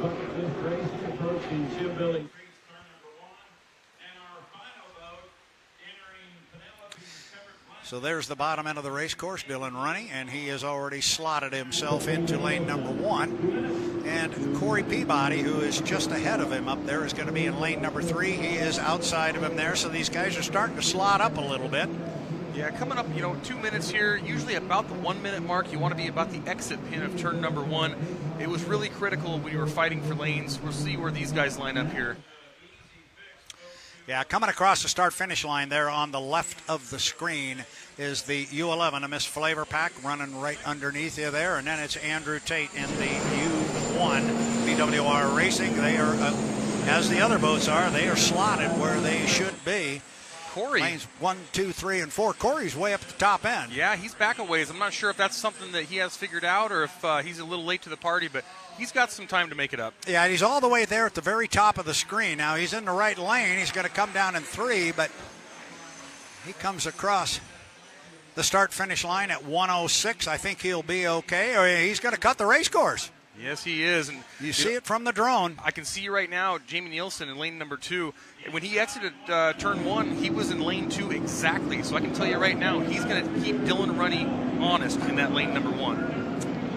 Yes, he is. 45 seconds until the start. Here we go. It is Heat 2A of the 2026 APBA Gold Cup, the 116th running. Dylan Runne is going to be in lane 1. Jamie Nilsen, lane 2. Corey Peabody in 3. Andrew Tate will be on the outside in lane number 4. 30 seconds, Dustin. Look at the boats. They're all set. Yes, here we go. Look at Jamie. He's just keeping him honest in lane number 1, not giving him an inch. Here we go.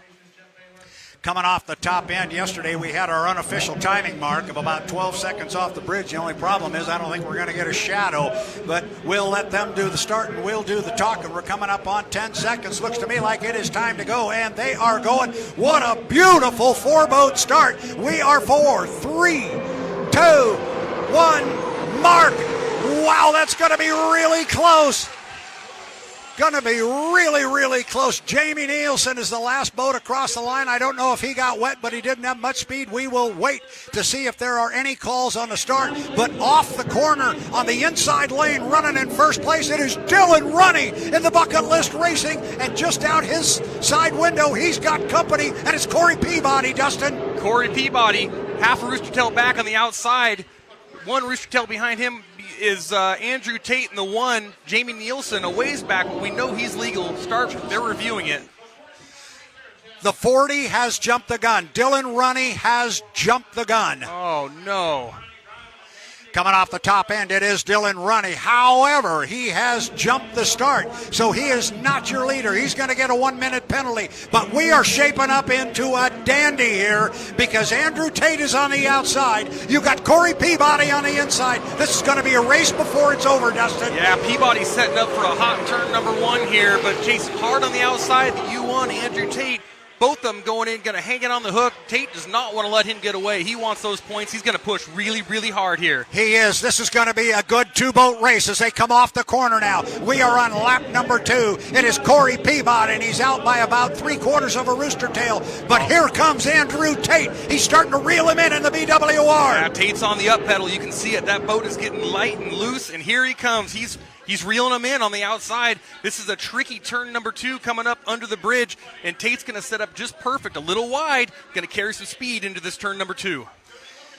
You know Corey wants to be victorious in this one. He swings out way wide. He's going to make Andrew want to run a big course on the river. They are going to come down and complete the second lap. It'll be half of our heat 2A. It is Corey Peabody in the Tahoe Miss trying to be run down by Andrew Tate. Andrew Tate, BWR Racing. He's back by about 5, maybe 6 boat lengths. He's making up ground, Dustin. Yeah, Peabody's trying to make that boat as wide as humanly possible and trying to narrow the race course and keep Tate honest. He goes in wide, about lane number 3 in turn 1, but Tate's charging hard, looking him right on the hip on the outside, and he's got acceleration at the exit pin. Yeah, he is coming. He's coming really hard, and there we can see the air scoop just over the top of the Tahoe Miss. They are dead even up the backstretch. It is Tate on the outside, Peabody on the inside. Doesn't get any closer than that, man. That one is a fast race boat. It is so fast, and as long as they can keep it on the water, Peabody's not going to let him go, though. He's going to charge hard. He's going to keep Tate on the outside. He's going to carry all the speed into the corner here and try to pull ahead as he can. Tight on the buoys.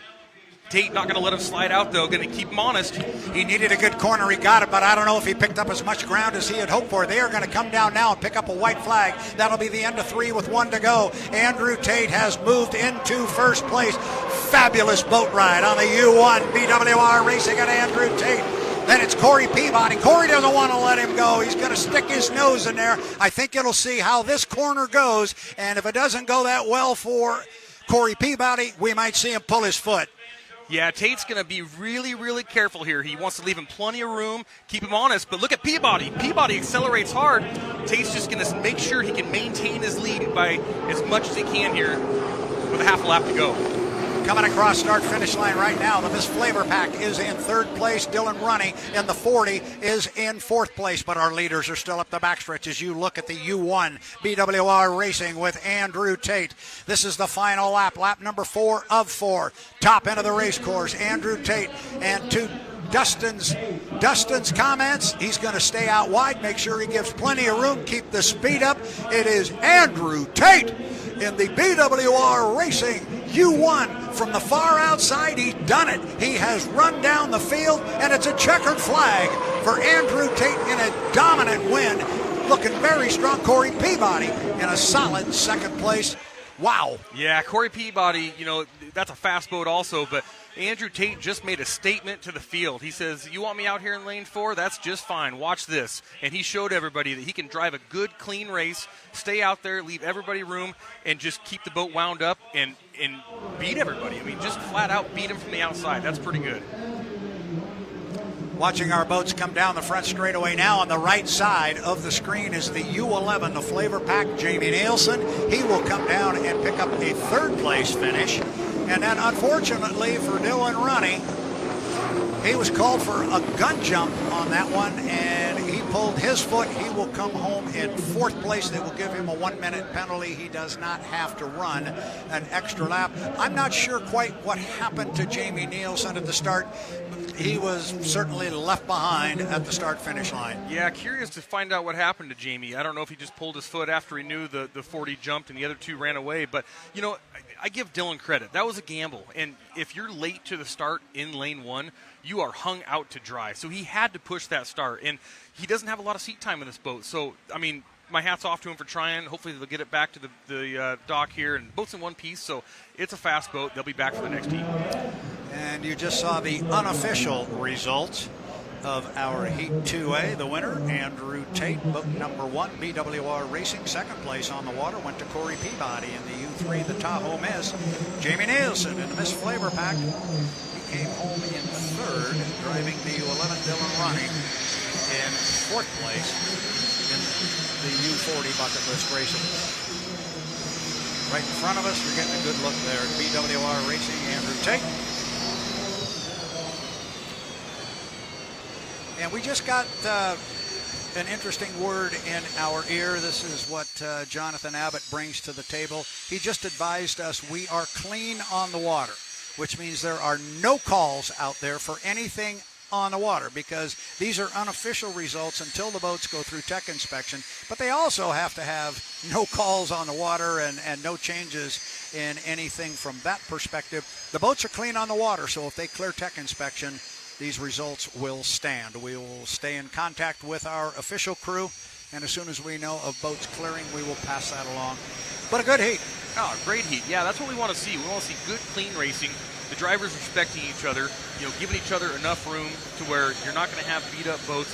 This river is tough enough on the equipment without going out there and smashing into each other. So, great job by all these drivers, and you know, my hat's off to them for just running a good, clean race, a great start. You know, obviously the 40 was just a little bit over, but you got to push it.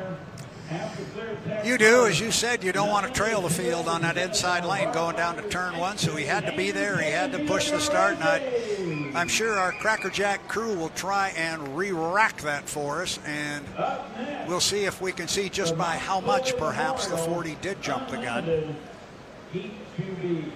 But that's okay. Man, that's good. My blood's moving now. How are you? No, I'm pumped. And like I said, at 180, 190 miles an hour, here it is.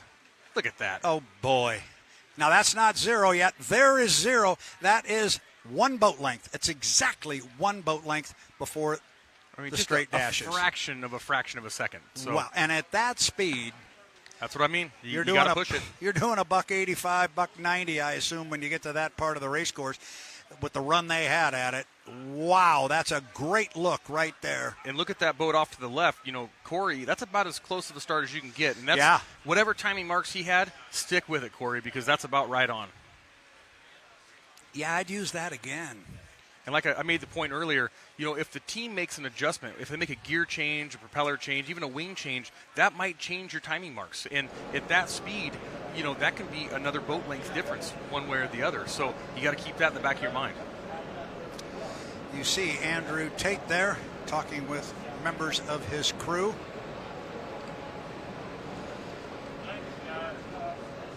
H1 chaplain Jim Riley having a conversation with Andrew, making sure he's okay. Andrew smiling down there with chaplain Jim. He says, I'm great. Yeah. I just had a great heat. And this bottle of water's not hurting either. I see our Danny Rogers down there, so I got a hunch that our producer's going to come in our ear here shortly and tell us that we are ready to go. He will. So let's go down to Danny Rogers standing by with Andrew Tate. Andrew, you finally got the boat out on the water today. What kind of statement did you make coming from the outside to win that heat? We gave him a head start, and we're outside of him. Thanks, Jamie.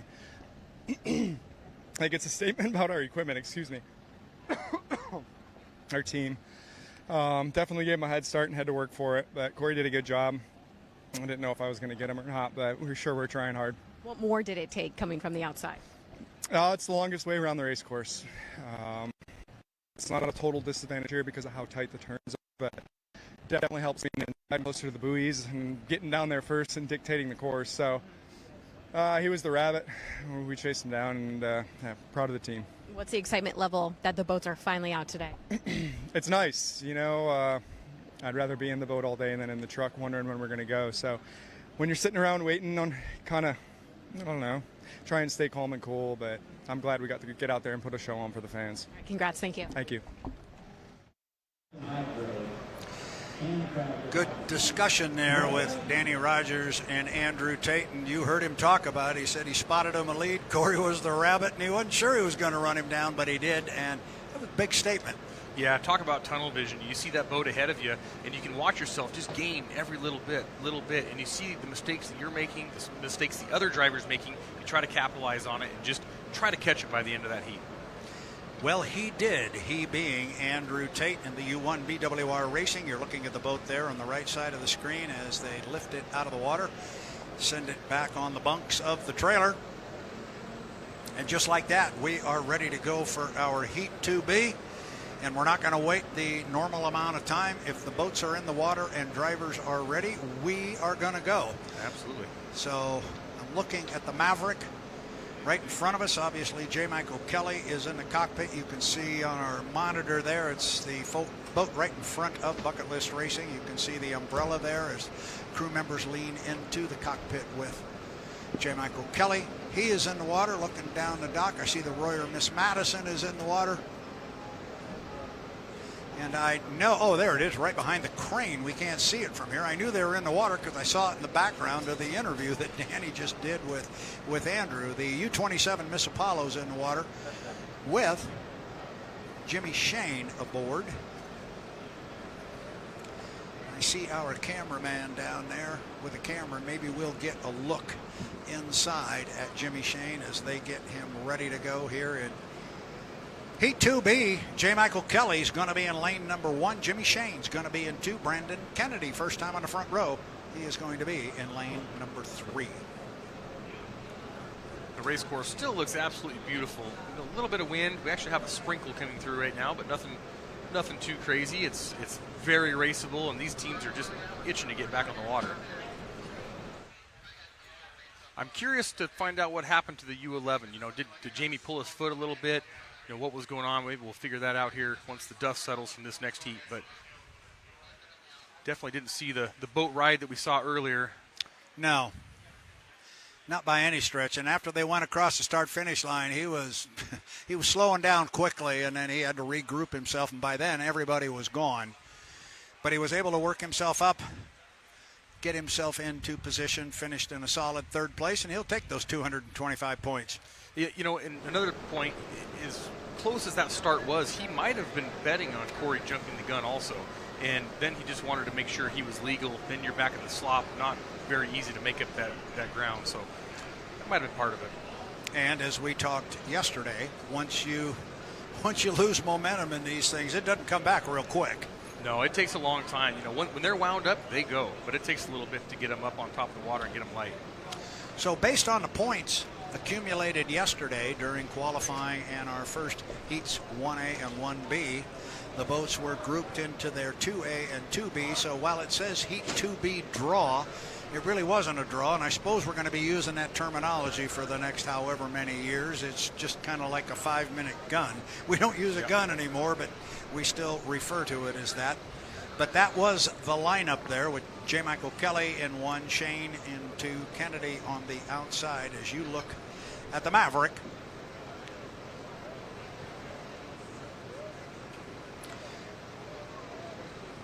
We have been told that the U3, Corey Peabody, has cleared the truck.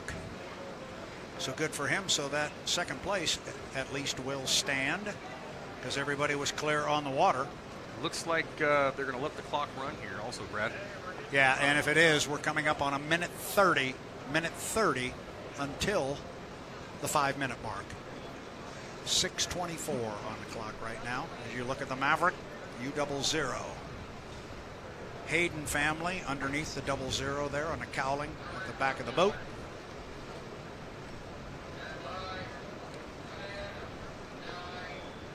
Here is the countdown to the 1 to the 5. 3, 2, 1, mark. Let's take a look at the boats and drivers In our Heat 2B of the 2026 Gold Cup, you were looking at the U00, the Maverick, driven by J. Michael Kelly. Mike getting ready to go out here. Had a tough day yesterday. He's hoping for a much better boat ride. Boy, a driver who'd like to have a ride very similar to what he had yesterday, Jimmy Shane in the U27. They'll be in lane number 2. Shane hasn't lost much. He hasn't lost a step. He's got that smug look on him there like, I still got it. And he proved yesterday he certainly does. Yes, he now does. You're looking at the U6. The Goodman presents Royer, Miss Madison. They are going to be on the outside in lane 3. Brandon Kennedy, first time on the front row. Good for him. The young man is getting toward the end of his driver qualification. Kelly in 1, Shane in 2. Kennedy going to be on the outside, lane number 3. Lids are down, 5 seconds until the 5-minute mark. 5 minutes. 5 minutes. We're going to keep an eye on the Madison as it comes away from the dock. They had some issues the other day trying to get the boat up on a plane, but it looked like Brandon yesterday had a real good sharp turn to the left, as you were saying he needed to do, and he popped it right up. So I know you're keeping an eye on him there, Dustin. Everybody else is also coming away from the dock here pretty quickly. Yeah, we're pulling for Brandon just to get a good start on the front row here and just, get some starts under his belt, get confident, and he'll have something for him. That boat looks great. It does look great, and see if he makes that little swerve there, and he did, and he's up and running. Yeah, great job. Look at J. Michael cutting the course already. You went around the GP course. We'll see what Jimmy Shane's going to do. They're just going to stick to their timing marks. They already have a plan. They're going to be all over the place. Doesn't matter, but when it comes down to 0, they're going to be lined up and going fast. They most certainly are. And it looks like Mike's got a plan, and that plan's going to call for a pretty slow tour up the river. And as I say that, now he finds a little bit of the pedal, and away we go. I think he wants to find out that canard. They didn't get a chance to test this morning. I think he wants to see what kind of a boat ride he's got. Absolutely, yeah. He needs to know what he has before he comes down here to make a start with these guys side by side. He's got to have confidence in that boat. It looks great right now. Look at that corner. Wow. Well, and he took that corner about as good as you can from a lane perspective when you've chosen lane number 1, and he chose it. Here comes J. Michael Kelly. That's the boat at the top of the screen there, going underneath the bridge toward the top of the screen. Next boat coming off the corner there was the Madison, but now you're looking at J. Michael Kelly in the Maverick. And being the vintage fan of boat racing that I am, I love that name, Bill Stead, on the side of the boat, and he decided he would cut the course one more time. So he cut the course after he left the pit area. He came around the race course and cut it one more time. Now I'm just going to take a shot at this, but because he is sitting in lane number 1, is he trying to stay out of corner number 1 and stay out of that lane? Very, very possible. Yeah, the least amount of times he can go down there and rough up the water, the better. Well, his buddy Jimmy Shane just did him a favor because he cut the course as well. Yeah. Brandon Kennedy went all the way down as we are inside now 2:30 until the start. And Brandon did make a good timing run down here in his lane to the start, so he knows exactly where he needs to be at the exit pin of turn number 2 to nail this start. This should be a good one. Yeah, let's take a look one more time. Let's see if Mike doesn't do it again and stay out of turn 1. That's him going underneath the drone right there. You going to go, Mike? and there he goes. He's going to go. He's not going to go down there. He's going to stay out of that lower corner. Well, he can put as much makeup on it as he wants, but that corner's still going to look ugly. Put as much makeup on it as he wants. It's still not going to be fun. Now, I'm going to expect that Mike might cut the course here. He might, yeah. About a minute. Like I said, you want to be down here in turn number 1, somewhere around the apex to exit, depending on your lane. And, he's going to cut the course, kind of just fall in line with everybody else. Yeah, his lane is wide open for him there, you see. So now the boats are in their lane at $1:20 as they come across start-finish line. We've said it enough times. One more. J. Michael Kelly in lane number 1. Jimmy Shane's in 2. Brandon Kennedy in 3. Oh, Mike's going to go around again. Interesting. Well, he stayed out of it one more time.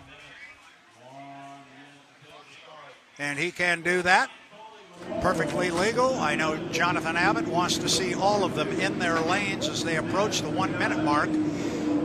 At the halfway mark, we have a black flag on the race course. We lost the clock, apparently. It is stuck at a $1:24. Ah, boy.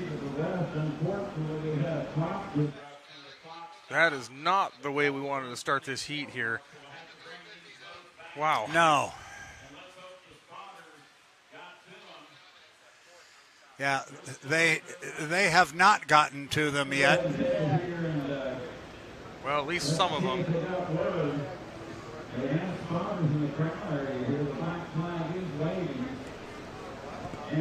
Yeah, they got the message. Everybody is rolling slow. Well, that is unfortunate to say the least, but this team's going to get it fixed and figure out what happened to the clock. And it basically just stopped at a certain point, and it stopped counting down. And there's not much you can do at that point. No, there's not. And we're having a bit of a rain squall here right now, and I'm not sure if that has anything to do with it. Some of this timing equipment is out in the weather, unfortunately, so they're doing the best they can to keep everything covered.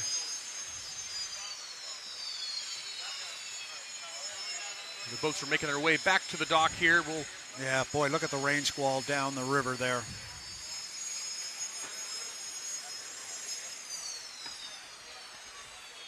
Wow, this came in really, really quick, but this is what happens in the Midwest.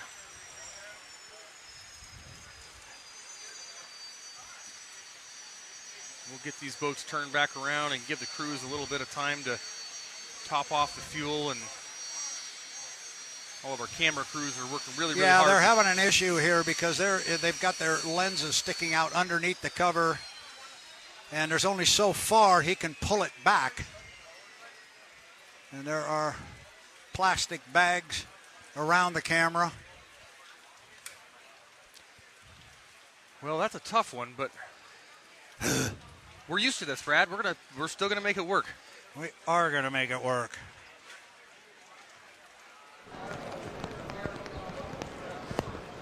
Wow, and at the worst time possible, as the boats are entering turn number 2, getting ready for the countdown, we look over and the officials are waving and throwing the black flag up, and that just shows you the communication, though, between the officials, the spotters, to the drivers. They were all able to communicate, get the word to them. They shut it down. They all did a fantastic job. Didn't put anybody in danger. They made it back to the dock, and we're going to regroup and get that heat running again.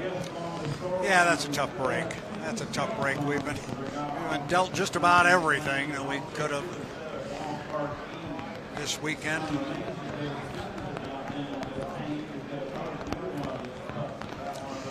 Yeah, that's a pretty good squall coming through here right now. It was not unforecasted. And it might actually get a little worse. I don't know about you, Brad, but I'm looking down the river, and it looks like that's what's coming this way. So I can't look down the river because I can't see down there. Well, it's kind of a that's not fog, is what I'm saying. That's yeah, that doesn't look good.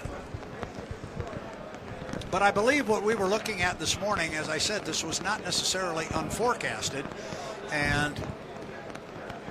but I don't think it's supposed to last very long. We got blue sky right above us. One thing just to keep in mind for these drivers, especially I just saw J. Michael climb out of the boat, these guys need to stay dry. And it's not that they just don't want to get their hair wet or something. Once their driver suits get wet, and with the humidity here, they climb back in the boats for the rerun, they are going to fog up solid, and they will not be able to see where they're going. So it is so important right now for these guys to stay dry. All the teams are trying to keep the insides of the cockpit completely dry. You can look at how hard they're working to just keep the water out of there. It's very, very important so you don't fog up.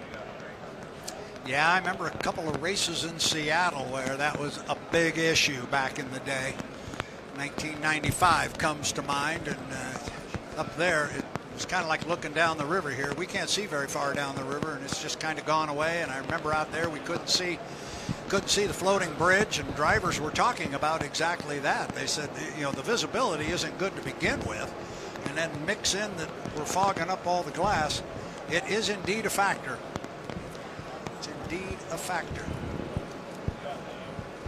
Well, we can only control so much down here, but everyone is doing their very best to get this show going. I think we're probably going to be on a brief, I'm going to guess we're going to be on a brief break, and that's just me guessing because I'm seeing some rescue personnel and some patrol boats coming in off of the river right now, and it looks like it's going to get pretty nasty here for a couple minutes, but hopefully we can let this pass and then get those boats fueled back up and continue on with the show here. Yeah, they're going to have to take the boats out of the water. In fact, 2 of them already are out of the water. The Miss Apollo is back on the trailer, as is the Miss Madison, and they will do exactly that. They will put the stick in the well, find out how much water or how much fuel they have in there, and they know how much they need for 4 laps and a 5-minute warm-up period here, and they will get themselves topped off with fuel. Hopefully by then this squall will pass through.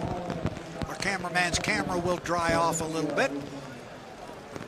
I don't see the crew members themselves, though, complaining about a little water down their backs because it's been just miserably hot. So I'm not seeing that either. I see some volunteers saying, hey, I'll hold the boat. No problem. I'll hold it out here in this rain squall.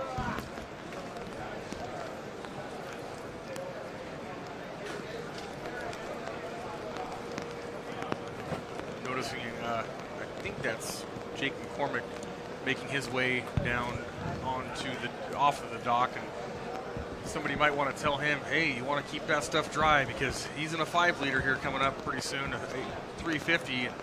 They fog up just like the big guys, so definitely want to stay dry.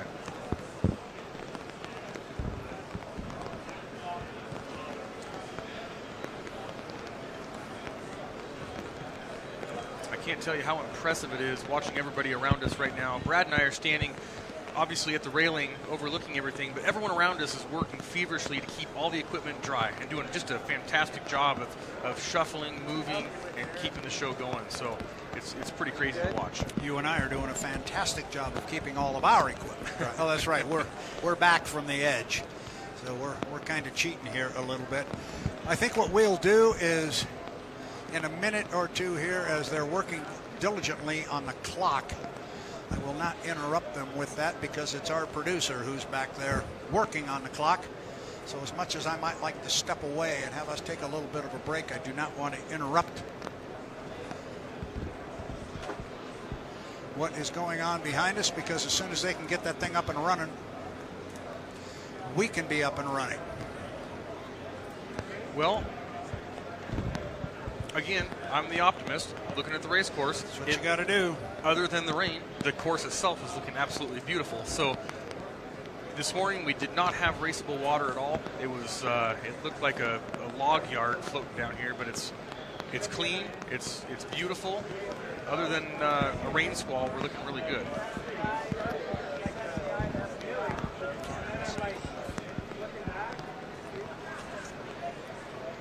I think what we're going to do right now, we will step away. I'm going to check with the officials, see if we've got an estimated time when we might be able to get back out on the water. They're working diligently on the clock, so we will step away. For Dustin Eccles, Brad Luce, the 2026 APBA Gold Cup. Don't go away.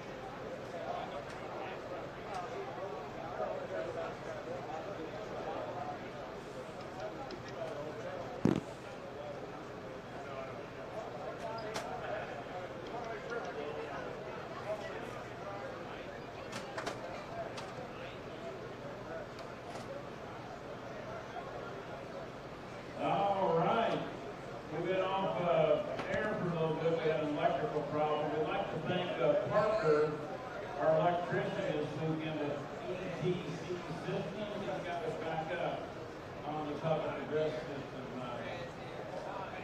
The shower lasted longer than we thought here in downtown Madison. Early on, we were getting reports even up on Madison Hilltop. It rained for about 5 minutes in the quick. So right now, hopefully, this small front went through, but the problem we've got to get this ETV rerun.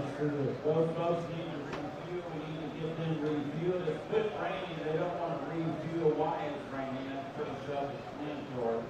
So hopefully we can get those 3 boats refueled, get them back out as quick as possible, get that heat run, and get them inspected, and then get the draws for 3A and 3B, and get this final heat in for the 116th Gold Cup. Probably expect some schedule switcheroos. We'll see how things look, and stand by. It's Madison, Indiana. It's 4th of July weekend. We're going to try our very best to get this Gold Cup crowned on the water. Absolutely. Again, we got a nice little shower here, and again, also I think we're going to work for again, ETC, again, doing this break all the way along and taking care of us, and again, we get to see, get those boats up on the water, and get back to racing.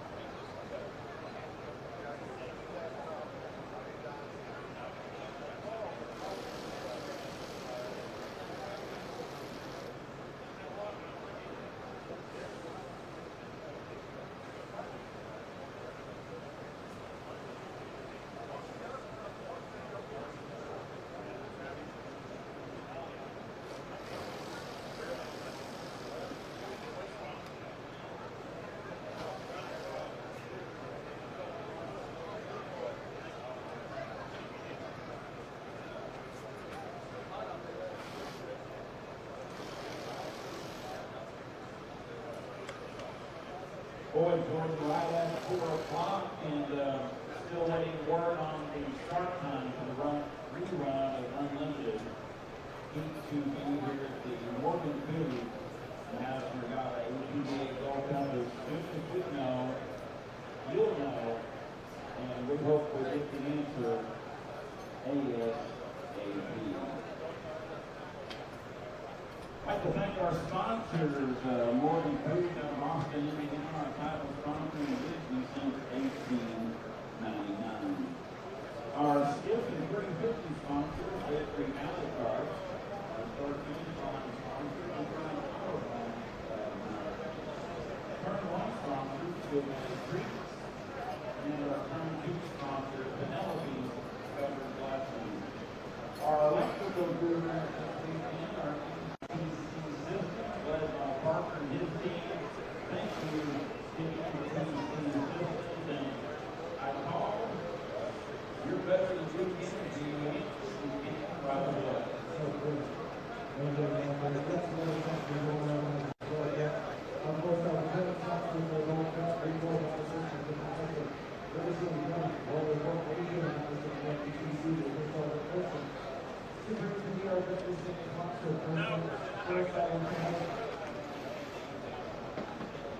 time for the local sponsor of the local fighting area. Country brand, the best of all time. Select contracting, our doing a strict sponsor. They will become a sponsors. We'll go time, our 15th sponsor. Many sponsors, one after another. Fire family. Aaron Hurtado and Madison. Good one introductions that are contracted. One time verdict, Steve Halstead. Madison Decision. Sanitize the matter and safety. And that's the most sponsor. Overpass, the local rescue line. Healthcare production. I know it's the part, it's the one in Madison.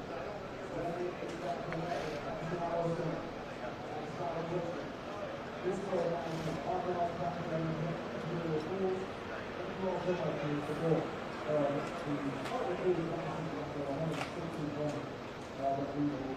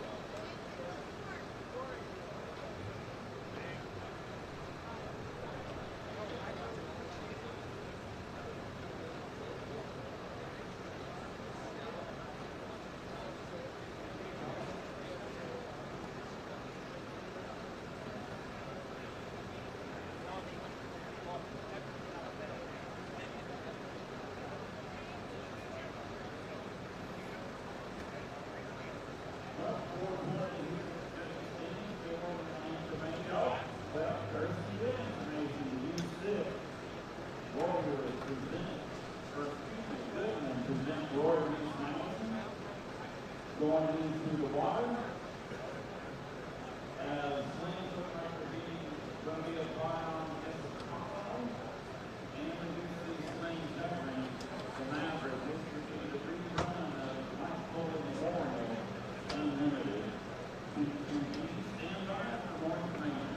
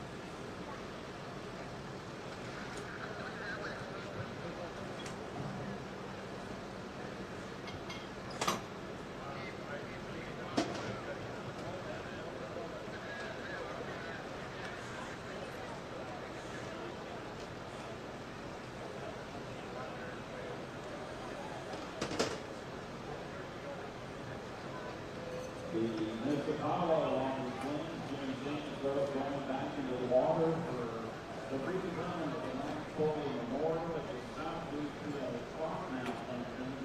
Here is the judge's name. Your district is in less than 60 seconds. One of the heavens opened up the event.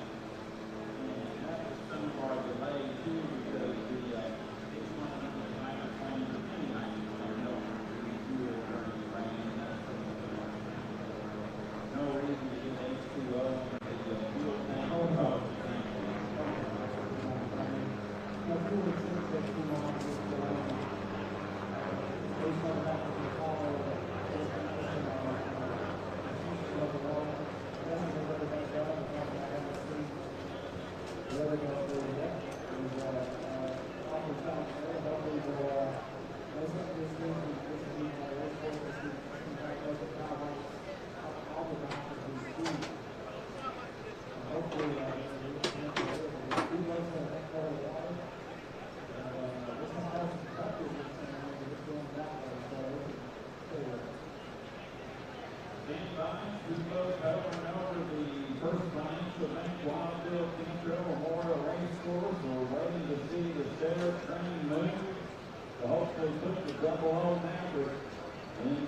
Let's go.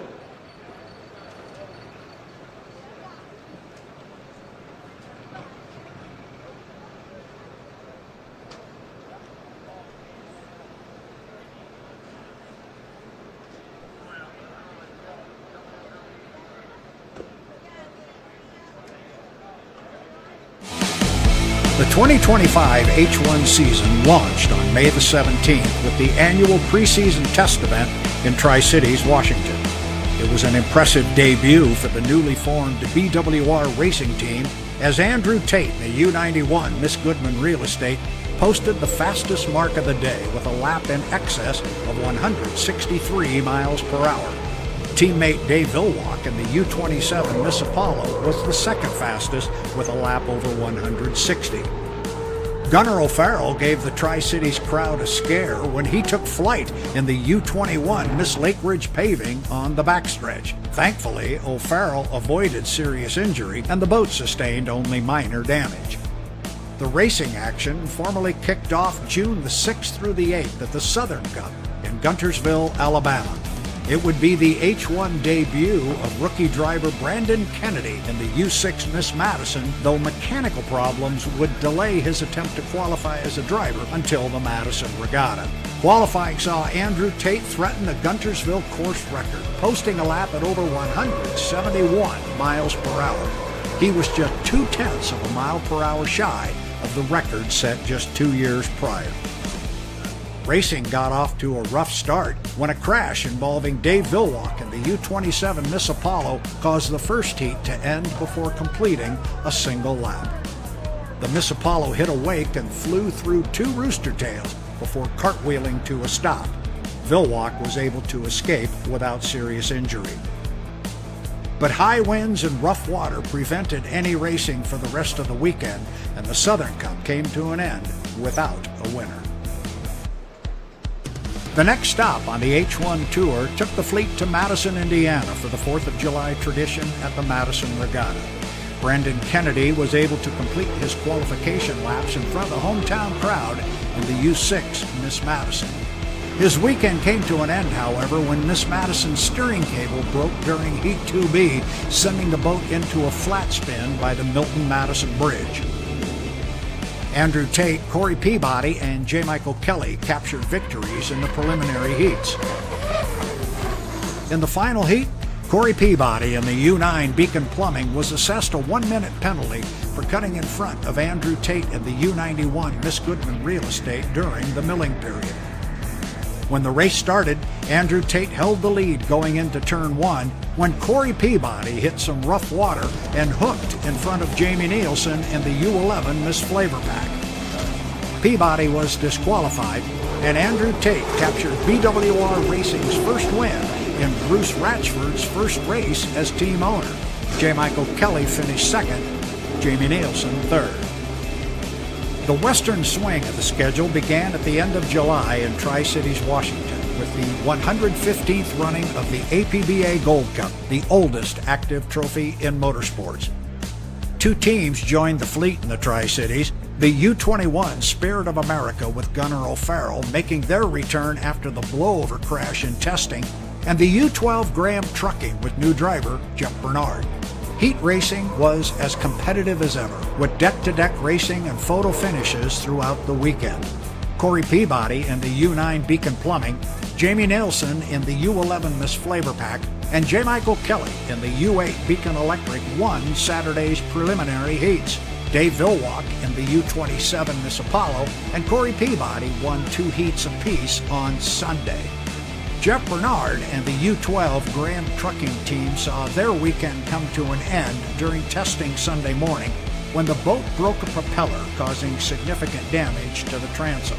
The biggest surprise of the weekend came in the form of top qualifier and national high points leader Andrew Tate, who failed to win a heat and didn't score enough points to secure a spot on the front row of the final heat. The 2025 APBA Gold Cup final heat was a wild one, which saw 3 boats get to the starting line too early. The U8 Beacon Electric, the U9 Beacon Plumbing, and the U21 Spirit of America. When the rooster tails settled, it was Dave Villwalk in the U27 Miss Apollo capturing his record-tying 11th Gold Cup win and 68th career victory. 1 week later, the boats headed to Seattle, Washington for the Apollo Mechanical Cup at Seafair. The drama began immediately in Heat 1A when Corey Peabody got into Andrew Tate's skid fin rooster tail on lap 1. The boat sustained enough damage to prevent Peabody from finishing the heat, and Andrew Tate went on to collect the 400 points. Jeff Bernard and the U-12 Graham trucking team rebounded from the thrown propeller in the Tri-Cities to grab 2 impressive heat wins on Saturday. J. Michael Kelly filled in for teammate Corey Peabody in the repaired U-9 Beacon Plumbing during Heat 2A and drove to a third-place finish. On Sunday, Andrew Tate continued his perfect weekend in Heat 3A, and J. Michael Kelly collected a win in Heat 3B. The final action started early as Jeff Bernard in the U-12 Graham Trucking and Jamie Nilsen in the U-11 Miss FLAV-R-PAC collided while battling for an inside lane. At the start, J. Michael Kelly in the U-8 Beacon Electric and Jamie Nilsen both crossed the line too early and were penalized 1 minute. Andrew Tate capped off the perfect weekend in the U-91 Miss Goodman Real Estate, winning the final heat and reclaiming the national high points lead in the process. Corey Peabody finished second in the U-9 Beacon Plumbing, while Dave Vilwalk in the U-27 Miss Apollo finished third. As the H1 Unlimited Series traveled to the final race of the season in San Diego, California, it was still anyone's championship to win. Andrew Tate held a 424-point lead over second-place J. Michael Kelly, with Corey Peabody, Dave Vilwalk, and Jamie Nilsen not far behind. Peabody's championship hopes came to an end in the first heat when the U-9 Beacon Plumbing got into the Miss Apollo's rooster tail and went over, landing upside down. Corey Peabody got himself out of the boat and... Hello, race fans, and welcome back to Madison, Indiana. On the banks of the Ohio River, Brad Luce, along with Dustin Eccles, Danny Rogers down in the pit area. And as you can see from the monitor, the U00 Maverick has been lifted off the trailer and set into the water. Our other 2 boats in Heat 2B are already in the water. That would be the Miss Apollo, driven by Jimmy Shane, the U27, and the U6, the Royer Miss Madison, driven by Brandon Kennedy. They are in the water. As soon as we get all 3 drivers stuffed into these boats, I am sure the officials will, as quick as they can, turn this thing around and put these boats out for our Heat 2B. We endured a bit of a rainstorm. It got a little nasty here for a while. I think you had the opportunity to watch if you were so inclined. I think you saw it get a little damp here, but we have since got that out of our system, at least for the time being. We are aware there may be yet another system coming our way, but right now, the mission at hand, Dustin Eccles, we got to get 2B in the books. Yeah, we can just do the best we can do at this point, and I know everyone's scrambling right now to get the boats back on the water. We had the 27 and the 6 back in there pretty quickly. We've just been waiting for the Maverick here, and they're in the water, and they're going to strap Mike in really, really quick because we're going to go.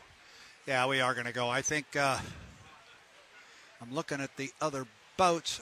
Yeah, I'm sure Jimmy is in because I see the umbrella. I don't over the Maverick, or over the Miss Madison, but that's not to say he's not in there. I'm hearing talk that we may be ready.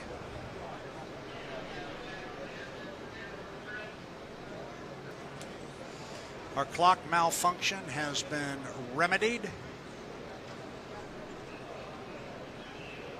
And as amazing as it might sound, there was only one person apparently in southern Indiana that could solve the clock problem.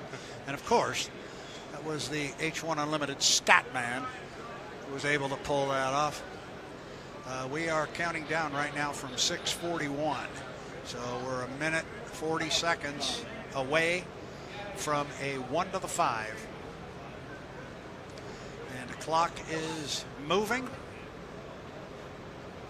I feel like we're watching a moon launch here. If we can get this done without stopping the countdown. Yeah, we are definitely up against the clock here. They're doing everything they can to get the heats in. And just keep a positive attitude and keep pushing. That's all you can do. Now they have stopped the clock at 6:15. So I feel like we should say T-minus 6:15 and holding. And holding. Unlimited 2B here at the Morning Foods Madison Regatta. We're going to take a look at the 3 boats that are going to be on the water and the 3 drivers that will be behind the wheel for our Heat 2B, and this is by lane order, lane selection.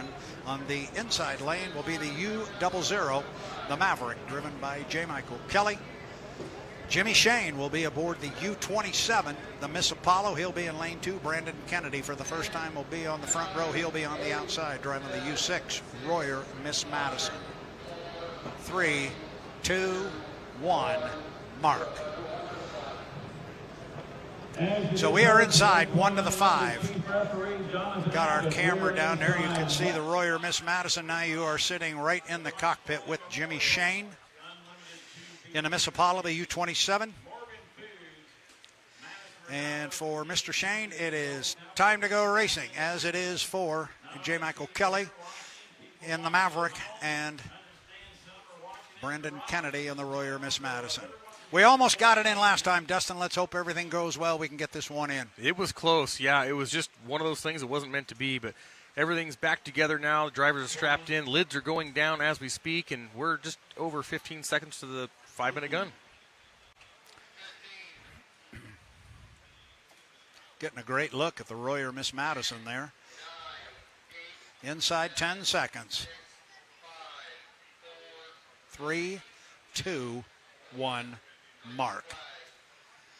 And it looks like the first boat away, well, it might be any one of the 3. They're all kind of pointed out, and I think up and rolling here very quickly. I'm keeping an eye on Brandon Kennedy. He is away from the dock. So is J. Michael Kelly. Jimmy Shane still hanging at the dock. Let's keep an eye on Brandon. Make sure he can pop that boat up. He's got some clean water. This should make it a little easier for him to get it up there and get ahead of the fleet, hopefully. And there he made the his little swerve that he's now become quite accustomed to. He's got that figured out. He's getting better and better. He is indeed. So he had the issue with it yesterday, but he's got it figured out now. A couple of drivers got a hold of him and said, tell you what you do with that thing. I see J. Michael doing his usual cut through the GP turn number 1. Going to try to keep the unlimited turn number 1 nice and clean as possible. Yeah, as clean as he can, that's for sure.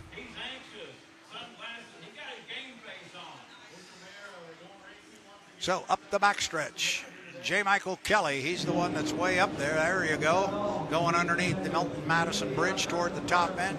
Following him up the backstretch will be the Miss Madison, the U6. You can see him down there just now going underneath the bridge. And again, you know, they've been making changes to that boat, Brad, trying to get it a little more drivable for Mike. And let's see here, he's on a hot run down the front straightaway. He wants to see what it's going to do and if those changes have helped at all, but he's rolling right now. Yeah, he sure is. He's coming real hard down the front straightaway. Watch out for these wakes, Mike. He's a seasoned vet, but he's going to have some rough water here. And he pulled his foot. Now watch him. He's going to make a hard left-hand turn. Yes, he is. Yes, he is. He's going to stay out of that lower corner. I don't think he'll go down there until the start. He's in that lane 1. He doesn't want it any rougher than it has to be. Brandon Kennedy just taking a nice leisurely cruise down the front straightaway here across the start-finish line. And that beautiful Royer U6 Goodman presents. 2 minutes. 2 minutes and 50 seconds to the start, across start-finish line. Jimmy Shane, U27 on Miss Apollo. See if he wants to cut the course. He did before, and there he goes. I didn't think he was going to. I thought he was going to go down there. And this is almost a carbon copy of the last time we were out. The same thing happened. Jimmy cut the course just like that, and Brandon Kennedy was right there as he came out. Brandon is in an outside lane. Jimmy turned to an inside lane, so no issue there. I'm sure Jimmy's mindset here is, hey, I have a great weekend going. I'm going to keep that turn as calm as possible also. Absolutely. He wants Mike to get through there. He wants everyone to get through there. He just wants to get through clean and finish out front. Yeah, and as you and I talked earlier, Jimmy Shane certainly does not want Mike to go in there and hit a hole and hit some rollers and bounce out and run the risk of bouncing into him. Exactly. There's a self-preservation factor here. Clearly, Jimmy doesn't want to do that. So we got 2 boats up at the top end. That's what you're looking at there on the monitor. The Miss Madison on the outside. You got the Miss Apollo and Jimmy Shane on the inside. Those 2 boats. And then on the left side of the screen, cutting the race course now is, now you got to be careful here, Mike. his lane should be there, so we should be okay. But should be. That's the key word. Should be. He's got to watch out for those other guys, and spotters do a good job. But and everything was fine there, but you definitely want to be careful. Yeah. So I like where they're sitting right now, at $1:20. Yeah, not bad at all. They want to be, like I said, for apex to exit somewhere right around the 1 minute. Brandon wants to be up there a little sooner. He's got a longer way to go around. So he does. And I'd like to see Brandon and here goes Mike again. He cut the race course again. And what's going to happen if Brandon just shows these seasoned vets how to make a start on the outside? Just laces it and leads them into turn number 1. Well, that's what I'd like to see. I would like to see Brandon nail a start. It's his first time on the front row. Realistically, I don't know that he's going to drive around a Jimmy Shane, but make a good start. Show that I know what I'm doing out here. You put me on the front row, I can do my job. So coming up on 30 seconds underneath the Madison Milton Bridge at the top end of the course. It's Kelly in 1, Shane in 2, Kennedy on the outside. They are at the entrance pin to turn 2 right now at the 23-second mark. I like the timing. Brandon's going to swing out a wide up at the top end. Then he will bring it back in. All 3 of our boats are there. Brandon's going to want to put his foot in it, and I think they're going to be behind the line again. I think they're all late. I agree. We will find out here in a moment, but we are inside 5 seconds. We are 2, 1, mark. Ragged start for sure, but Jimmy Shane breaks the clock on the outside of J. Michael Kelly, and he's going to get down to the turn first. Kelly's on the inside with lane position, but it is Shane on the outside with about 3 or 4 boat lengths on Kelly. Now it's all about acceleration coming off the corner. Look at Jimmy Shane come off the corner looking solid, but I'll tell you what, J. Michael Kelly's not going away, Dustin. No, that U-27, I mean, it's Captain America, but he's Captain Acceleration right now as he pulls J. Michael Kelly down the back straightaway. But Mike's not going to let him go. He's hanging in there, and that boat ride looks better.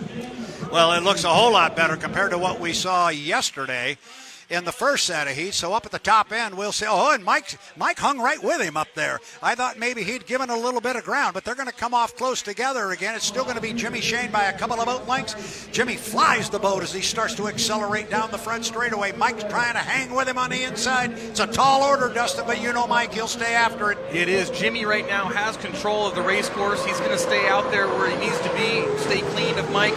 And the other big thing right here is Brandon is staying with him. You know, he's only a few rooster tails back. Jimmy leads him into turn number 1.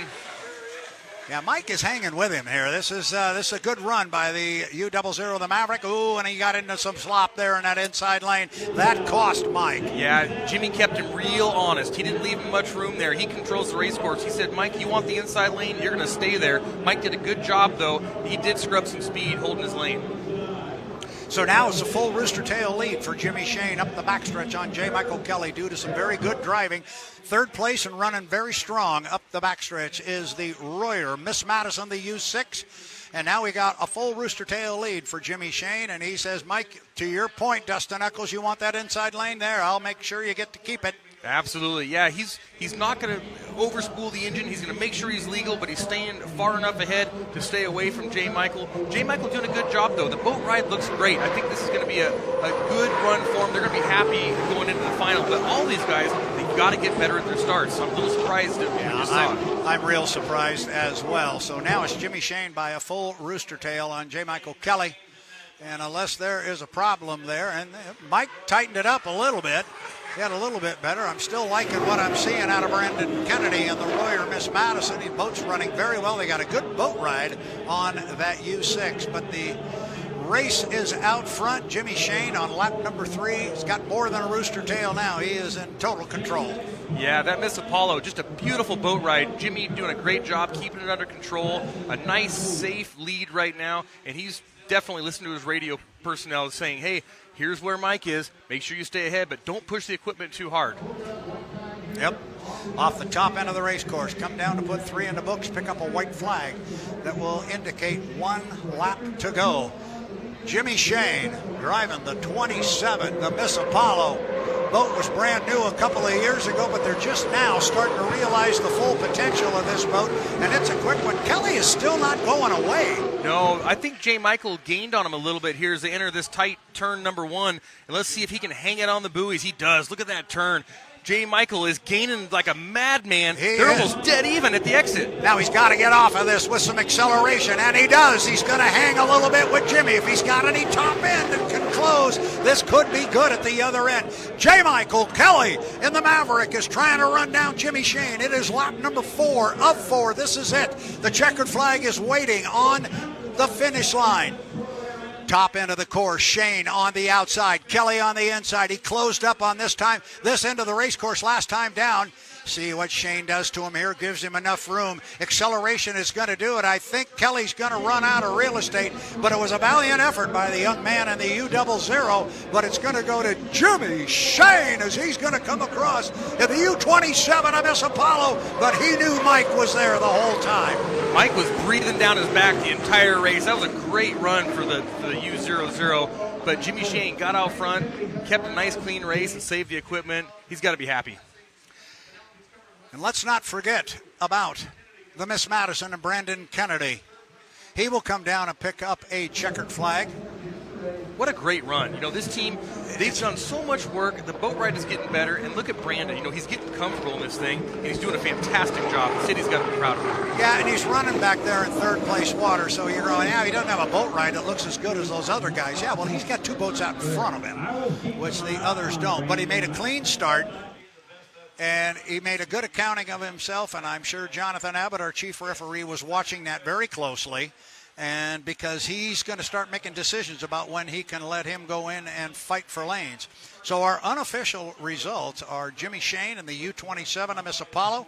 They earn first place and 400 points. Again, unofficial. We haven't yet heard if it's clear on the water. We're not aware of any incidences, but we will wait until the officials tell us that. Second place to J. Michael Kelly in the Maverick, the U00. He would get 300 points if it stood. And Brandon Kennedy picks up 225 points in the U6, the Royer, Miss Madison.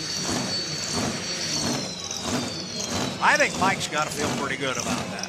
He does. That was a lot better boat ride than we've seen all weekend long, and they're definitely making leaps and bounds, and he's competitive. We've seen the U00 struggle in the previous heat with riding over on the nose, and it was searching, and it was really hard on Mike. I know he was exhausted after that, but that ride looked way better, and definitely he can challenge for a win here.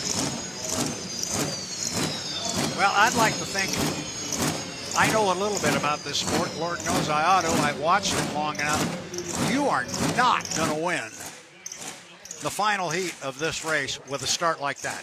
I could not agree more. I don't think any of those drivers are going to say, wow, I'm at my top of my game right now. They need to go back in the truck, and they need to do some homework because they're going to get beat. If you have a start that's half that bad, you're going to get beat. I don't care how fast your boat is. Go back to the previous heat, and right after Jamie Nilsen was, or whoever it was across, Dylan Runne was across the line, you said, yeah, look at the start of Corey Peabody.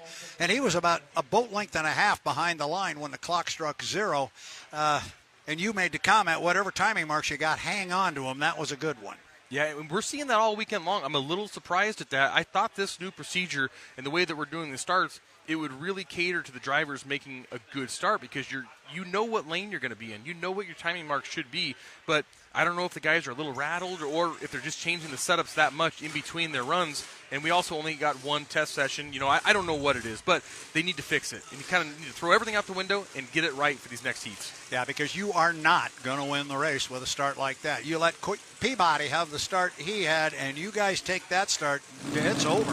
Absolutely, yeah. There's no way you're going to get around it. So they'll do some tuning on the boats, and I think they're going to do some tuning on the drivers also. But you can bet that they're going to keep getting better and better.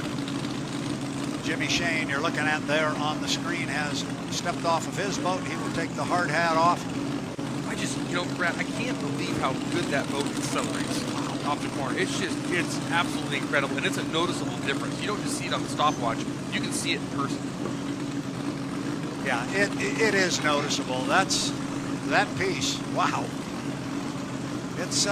It might just very well be and become something very special. Yeah, I think Jimmy's pretty happy with his choice right now. When he went back and forth, and he had to choose between the boat that he used to drive, nicknamed Sharky, and this unknown. It's a tough decision because he knows how fast Sharky is, and it's a fantastic boat. But when you chose this boat, you know, this one was just built a few years ago. The Wiggins team did a great job putting it together. Dave Villwalk helping set it all up. And it's an unknown. We don't know because it doesn't have very many heats on it. But Jimmy says, I think I can make something out of that.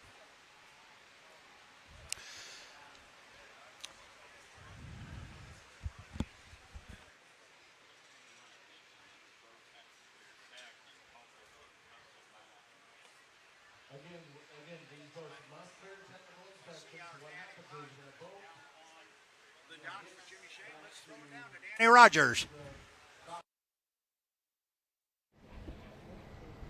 J. Michael Kelly did not give this one to you the entire race. He was on your tail. What did it take down the stretch to pull this one out? Yeah, you know, I had a really good start that heat, so I wanted to try to see how my timing marks were, hopefully getting better and better, and they were. So I felt really comfortable coming down for the start, had a little advantage the first lap, and then, you know, I kind of settled in a little bit, and then my radio guy got on me and said, Mike's still running really hard. I looked in my mirror, and sure enough, there was a big orange boat there. So, yeah, I had to step on the pedal, and was just able to keep Mike just far enough behind me to still take the win in that heat. What does it say that you're able to clear the start at such a high clip with the new assigned lane format? Yeah, that's kind of part of the reason why we're doing this format too, is because we want to see good, fast starts. We don't want boats coming up at 80 miles an hour all the way to the start-finish line. So I think we're still getting it as drivers too. We're still figuring out our timing marks. They've been completely different than the last 20 years of starting procedures that we've done. So we've all had these old timing marks and old starting procedures, and this is the first time we're actually able to run around the course faster than what we would in the past. So it's throwing us a little bit for a loop, but the ones that figure it out first today, they're going to be the ones right there in the first turn first for the Gold Cup. What can you build off of going into the next heat? Well, I think, our equipment's in good shape. We have to take a look. It was rough out there, that heat, so look everything over on the boat. Just continue to build more confidence, time in the boat, and make sure our equipment is holding up good. That's just going to give me more confidence in the final heat as a driver to push it to the limit for the Gold Cup. Congrats. Thank you. Appreciate it.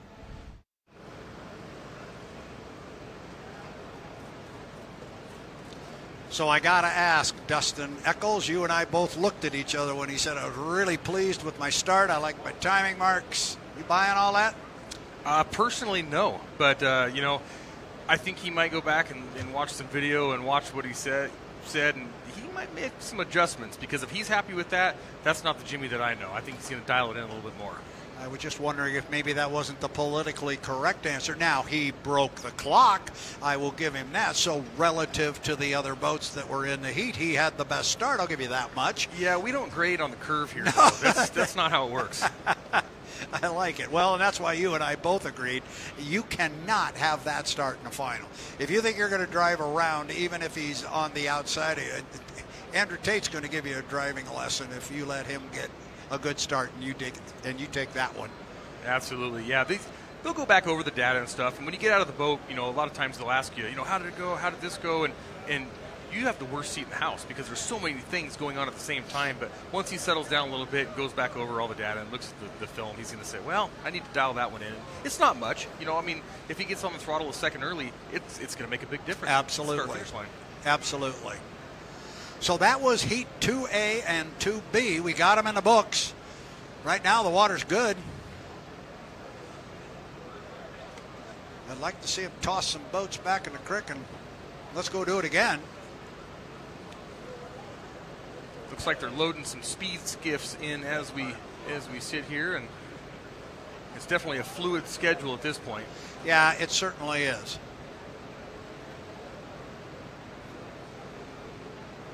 So I'll tell you what, while they load the speed skiffs in,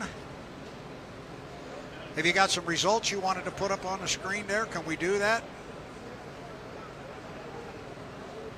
All right, we're not quite ready. We are going to hold a little bit until we get that. So for right now, Dustin Eccles, Brad Luce, we're going to step away for just a moment.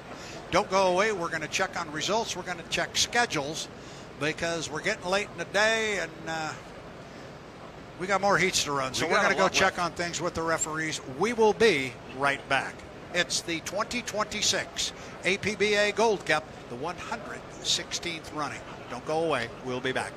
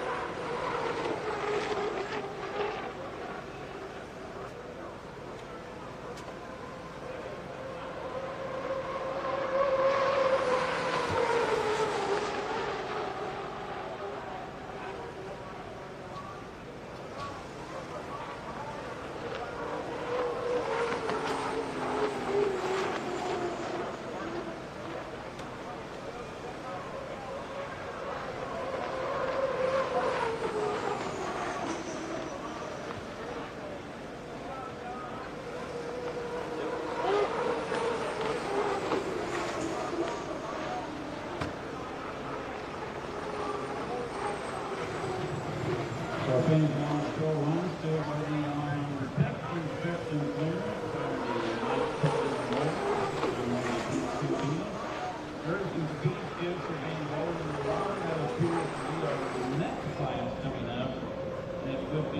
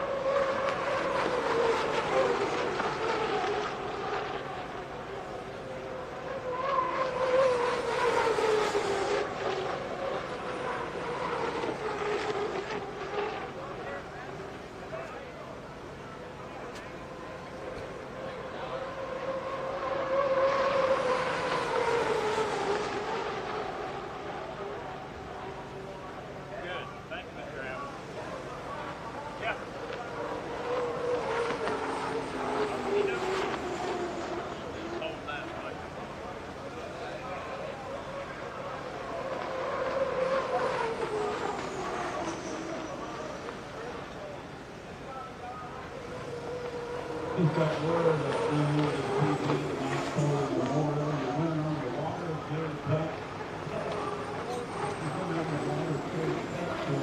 Jimmy Shane is the winner.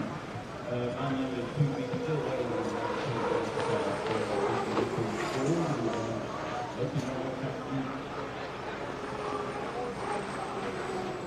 Double zero, Jimmy Kelly is also to a second place.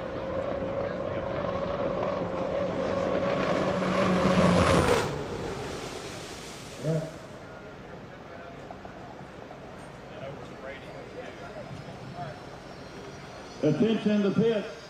Attention the pit.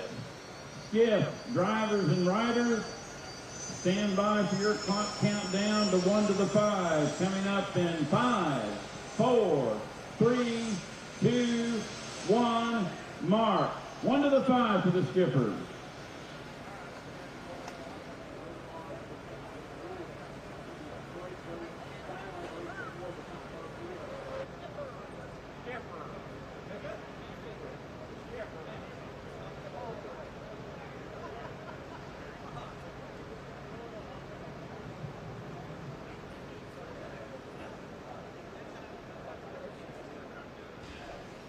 Back here in Madison, Indiana, it's time for the Jersey Speed Skiffs. And, you know, by the end of the weekend, Dustin Eccles, you and I are going to know this class pretty well. We're going to have the drivers, we're going to have the riders, the teams, boats, colors. We're going to have it all figured out. And as I was just saying to somebody that came by, if you can say the name Awancio, if you get confused, say that name. You got a 50-50 chance of being right. That's true. Or just say, you know, Jimmy Stewart, right? Because, you know. Everybody knows Jimmy Stewart. All right, we got 5 seconds to the 5-minute mark. 5 minutes. 5 minutes. I've said it before, Brad, what a cool, fun class to watch. I've had such a great time watching these guys this weekend, and we're ready for another one here. How much fun. It's absolutely outstanding. It's outstanding. There goes that JS45. That's the third boat going away. That is a boat you want to keep in your sights because that is Samantha Iwancio. She's handling the driving details. Her father, Jerry Iwancio, is riding along with her. They've had a pretty good weekend going so far, but there's a lot of competition out there. That JS10, Jimmy Stewart and Peg Iwancio, that would be Samantha Iwancio's mother. She is out there in JS10 with Jimmy Stewart, and that's the Yumpin' Enemy. And that JS22, Jay Hardy, that thing has been crazy fast also. And if he can get some clean water and get out there, he might be able to push for the lead. Yeah, they are all headed up the backstretch, and I'm telling you, we've been saying, just hang on a minute, hang on about 2 minutes here, and it's going to get real fun because they define lane space a little different than you and I do, and I can tell you for a fact it's not the way it is on the highway. No, definitely. I mean, it is absolutely crazy to see them bunch up, and you think there's no way they can fit another boat there, and wow, there goes another one. And then 2 of them roll in there. Yeah. So we're going to watch them go here in 3 minutes and 30 seconds. They go 4 times around.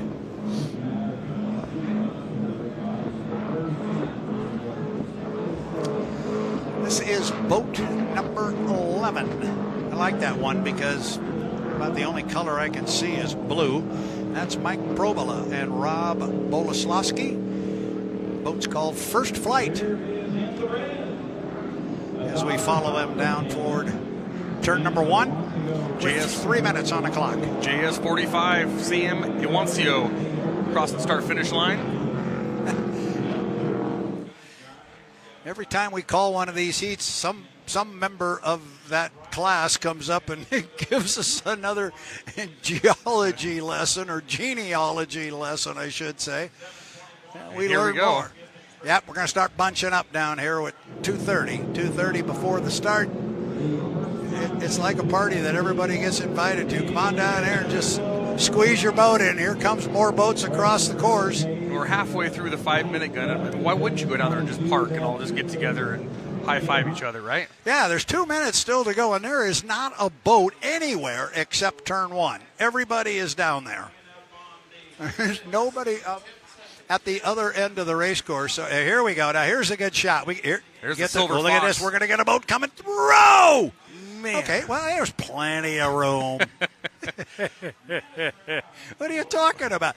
That boat in fourth place decided he was going to go to the inside. Then he realized there was a buoy coming up. He's going to try it again. He's going to try and sneak through into lane 1. That's the 721 coming up the inside, and the 22 in lane 2. I think they're all in lane 2, actually. Yeah, well, now here's an interesting maneuver, and we've got a buoy coming up here somewhere that they run a risk of being on the inside. Oh, here's the slingshot. They're going to try to pass him on the outside and move over when there's enough time. There's a minute and a half left, Brad. Yeah, we still got lots of time here. Lots of time, plenty of room. Is that the blue one I said I liked up there, Mike Probola, the 11? I believe it is. I like that one. They are way up there at the now, and he still got his foot in it. I think I might slow down. Yeah, he's got something up his sleeve though, and he's pretty sure of it because he's still going. So we'll see. He wants to protect that inside lane and make it impossible. Now here comes the fleet behind him. I bet he can hear him coming. And they started to put the hammer down at 1 minute. So I mean, there's still plenty of time. We've seen it all weekend. Just because they have lane number 1 locked up right there, that doesn't mean anything. Oh, no. Apparently you determine your lane when you've run out of guts to go in and try and squeeze it in somewhere else. When you wear through all the layers of paint, you're down to the fiberglass. It's just a wild class. It is a fun class to watch. So you got 1, 2, 3, 4, 5 boats up there. Silver Fox slides to the far outside, lane number 6. Can't tell if that's the 10 or the 45 in lane number 2. Here they come. Here we come inside 10 seconds as of now. We are 5, 4, 3, 2, 1. Mark. Now that looked like a mighty good start. Nice job. That JS11, lane number 3, nailed it, and I think that's the 10 just inside. That was Probola in that JS11. I think he got past getting down there, and I'm not quite sure who that is that went around, and that might be the 45. I believe that's the 10, Brad. Okay. I will not argue with you, but if it is, that's Jimmy Stewart, and he's gone. That's the 721 in third, the 45 in fourth, and the 22 right behind. Coming up quick, though, on the inside in fifth. Yeah, the 22 there in fifth is going to make a move, and he's going to move up. It's right there on the right side of your screen up the backstretch. And the two of them are closing in on the third place boat. Got a great race back there for third, fourth, and fifth. Let's see how they roll him up on the chine here and get him through the turn. I mean, this is tight. It's very tight. Remember, we're going to go 4 times around. Now, I heard they're 6 feet wide, but when you roll them on their chine, they're only 3 feet wide, so they make them fit anywhere. They do. Good race for second. We got 4 boats all together. The 10 has really started stretching out their lead down. They're just getting out to a nice, safe lead, but we have 4 all together here for second place. Yeah, this is... You're going to have 4 of them very close, and on the far outside, it's Sam Awancio in that JS45. Got the bigger course to go, and there's the corner that she told us she has a hard time with. But I think she might come out of this corner with a lead. If not, she's going to be really close on the outside. Look how much room they give each other right now. What happens before the start? Because right now, they leave each other room. It's a great race. They're still all bunched up. Yeah. The race is definitely back in the pack, and you're looking at it on the left side of your screen. Here comes the JS45. Samantha Iwancio and her dad, Jerry, have pulled up alongside. I think they're actually out front now. It's our angle, Dustin. There they are. They've got the lead. Mike Pergola trying to hang on to that second place position, but I don't think he's going to be able to do it. We'll watch the position there in second place. Jimmy Stewart comes down and puts 2 in the book, and he's way out in front. But you're looking at the race right there. It's a wild one for second place. Wow, deck to deck. That's as good as it gets right there. Yeah, in any class of boats. There you see the lead as our lead boat, Jimmy Stewart and the Yumpin Yemeni, goes by. And now there's the race for second place. In the red, that is JS45. He's on the outside. I should say she is on the outside, but just like that, the lanes changed, and Mike Probola slid to the outside, and I think Sam may just close the door on him, and I think she's going to. Good corner, good run, good last lap for JS45 in the red with Sam Awancio. And Jay Hardy now putting the boat right in front of him in his sights. He's going to try to run him down. That 22 has been fast all weekend. Haven't seen him out front much, but he's working on it right now. Yeah, I like that. The Silver Fox. And that's going to be the race now. It's going to be a race for third. We'll watch the Silver Fox up there. Jay Hardy, Charlie Kurz is the rider. Meanwhile, picking up a white flag with one more to go. Jimmy Stewart, Peg Awancio in the Yumpin' Yemeni. Boy, you called it, Dustin Eccles. This is a close one for third. Oh, dead even. One more lap to go. White flag is up, and they are dead even. That's great.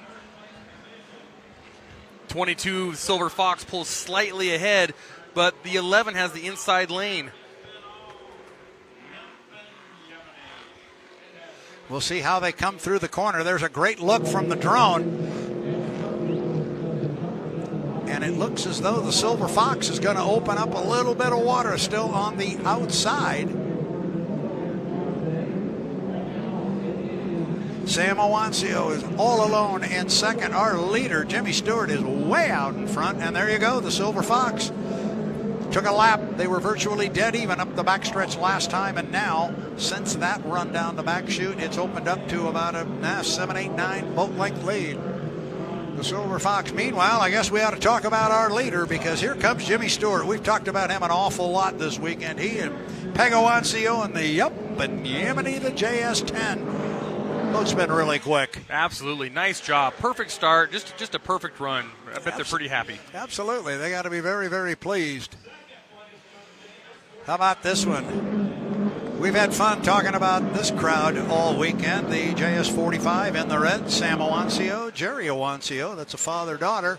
And the Silver Fox, JS22, coming home in third place, Jay Hardy. And then our fourth place boat is Mike Probola and a boat called First Flight, the JS11. Well, that was fun. Okay. Yeah, absolutely. Courtney Truelove just coming across the start-finish line here on the 721. Fantastic run for everyone. I mean, the blows me away how they can all go in before the start, basically jump over each other. I mean, I don't even know if they know what they're doing, but they do it so well, and they're so talented at staying off of, on top of another boat.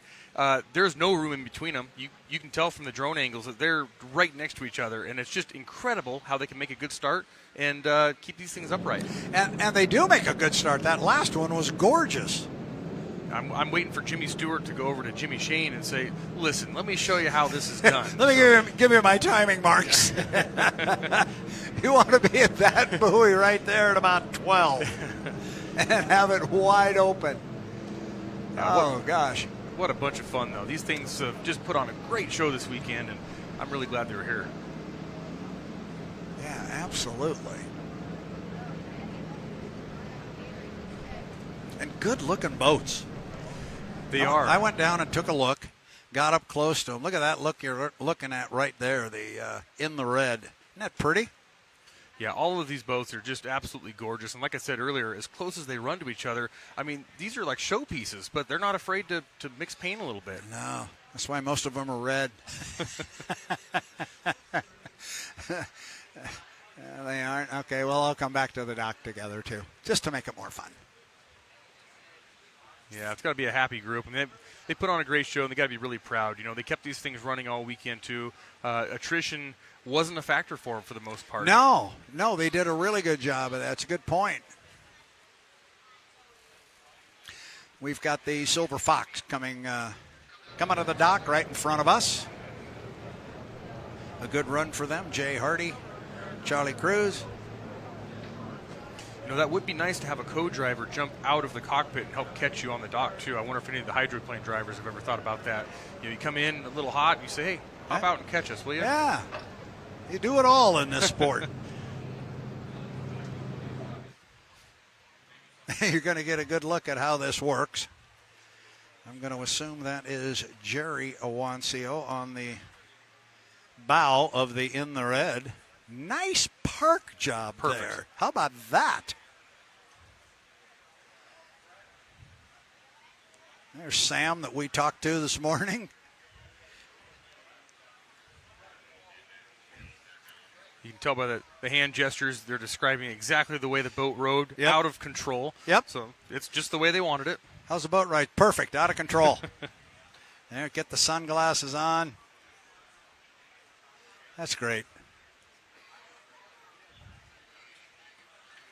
Well done. Jersey speed skiffs. And these are mostly on the East Coast in APBA. On the West Coast, we have the Cracker Box class, very similar, but both very fun classes to watch. And I just, being from the West Coast, I love coming out here and watching these things run. They just put on such a great show. They do. And you notice one of the drivers there, he's been running up and down the dock. Now he's taking off his driver's suit, but he's helping everybody. Everybody pitches in. We all say in any class, they always talk about the racing family. Well, this one takes it a little further, but even so, all of the teams helping everybody out, that's clearly what they're doing. They know they're here to put on a good show, and they did a good job. Absolutely, yeah. It seems like it's one big team, and we talk about some of these other teams bringing 2 boats to an event. That team brought a lot of boats to this event, and they even said they had another one at home, that they just needed another driver or a little more of something to get that one here, but that's pretty incredible. It was indeed. Jordan had his second zone. This is unofficial. The lanes have not been determined yet. The results in 3A look to be Peabody, Tahoe, Goodman presents Florida, Madison, and APBA. 3B both appear to be participating against Tahoe, Maverick, and Bucket List Race, and that is unofficial until we get word from anyone on the numbers. The cranes are awful busy right now getting the speed skiffs lifted out of the water and back onto the trailers. And we are awaiting the next class up here. Slings are on everything. Yeah, so there's nothing moving quite yet. So I think what we will do is take a break. We will step away, talk with the officials, find out what our schedule is going to be, what's going to come up next. Because right now, to Dustin's point, we got slings on a lot of boats. We don't know what exactly is coming next. We will jump into the middle of that very quickly, so we will step away. Dustin Eccles and Brad Luce on the start-finish line tower in Madison, Indiana. It's the 116th running of the APBA Gold Cup in Madison, Indiana. We'll be back as soon as we've got our next class and know our timing of it. Don't go away. We will be back. We will be right back.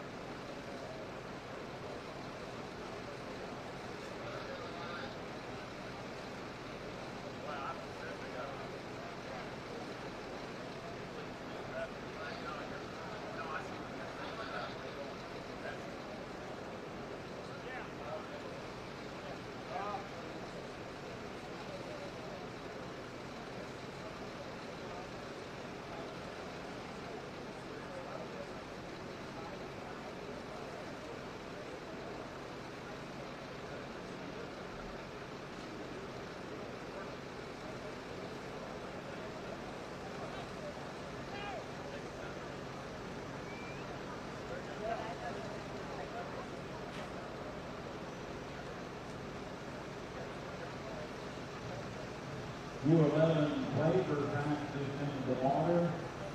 The Goodman presents Royer and Madison on that same train. So we've got 3 of our 4 boats in the water. So hopefully the train planes will be removed immediately from the 11, which they are right now.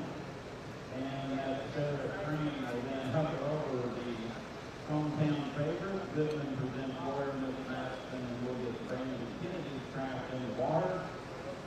And we're getting ever closer to the Runne Memorial. He's pretty good.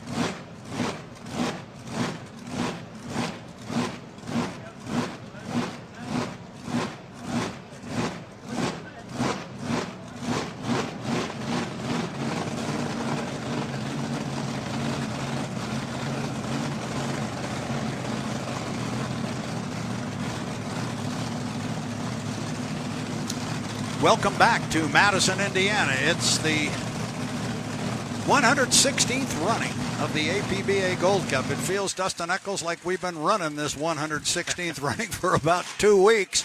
It's been a long few days, but we are getting deeper into the program, and right now we're staring down the barrel of our Heat 3A and 3B. We've got the lineup for 3A in front of us. We've got the boats save for the U6 in the water in front of us, and they're going to move the crane over to that boat now and get them brought in. But let's talk a little bit about the 4 boats we're going to have on the inside lane. It's going to be the U11. Jamie Nilsen driving the Miss FLAV-R-PAC. They've had a rough go this weekend. It's been a tough one for them. Here we go. Here are the boats that are going to run, and this is by lane. So it is the U11 FLAV-R-PAC with Jamie Nilsen. They will be in lane number 1. Corey Peabody and the Tahoe Miss. The boats run real well. The boat has run very well, and he's been pretty quick. That's the U3 Tahoe Miss. Andrew Tate, I'm not going to say he's been real well and pretty quick, because he's been downright fast. The boat's just been extremely fast, and actually nobody has topped them all weekend. So Andrew Tate and BWR Racing will be in lane number 3, and then on the outside, Brandon Kennedy, he will be in the Royer Miss Madison, the U6. So clearly they're going to have him start on the outside one more time.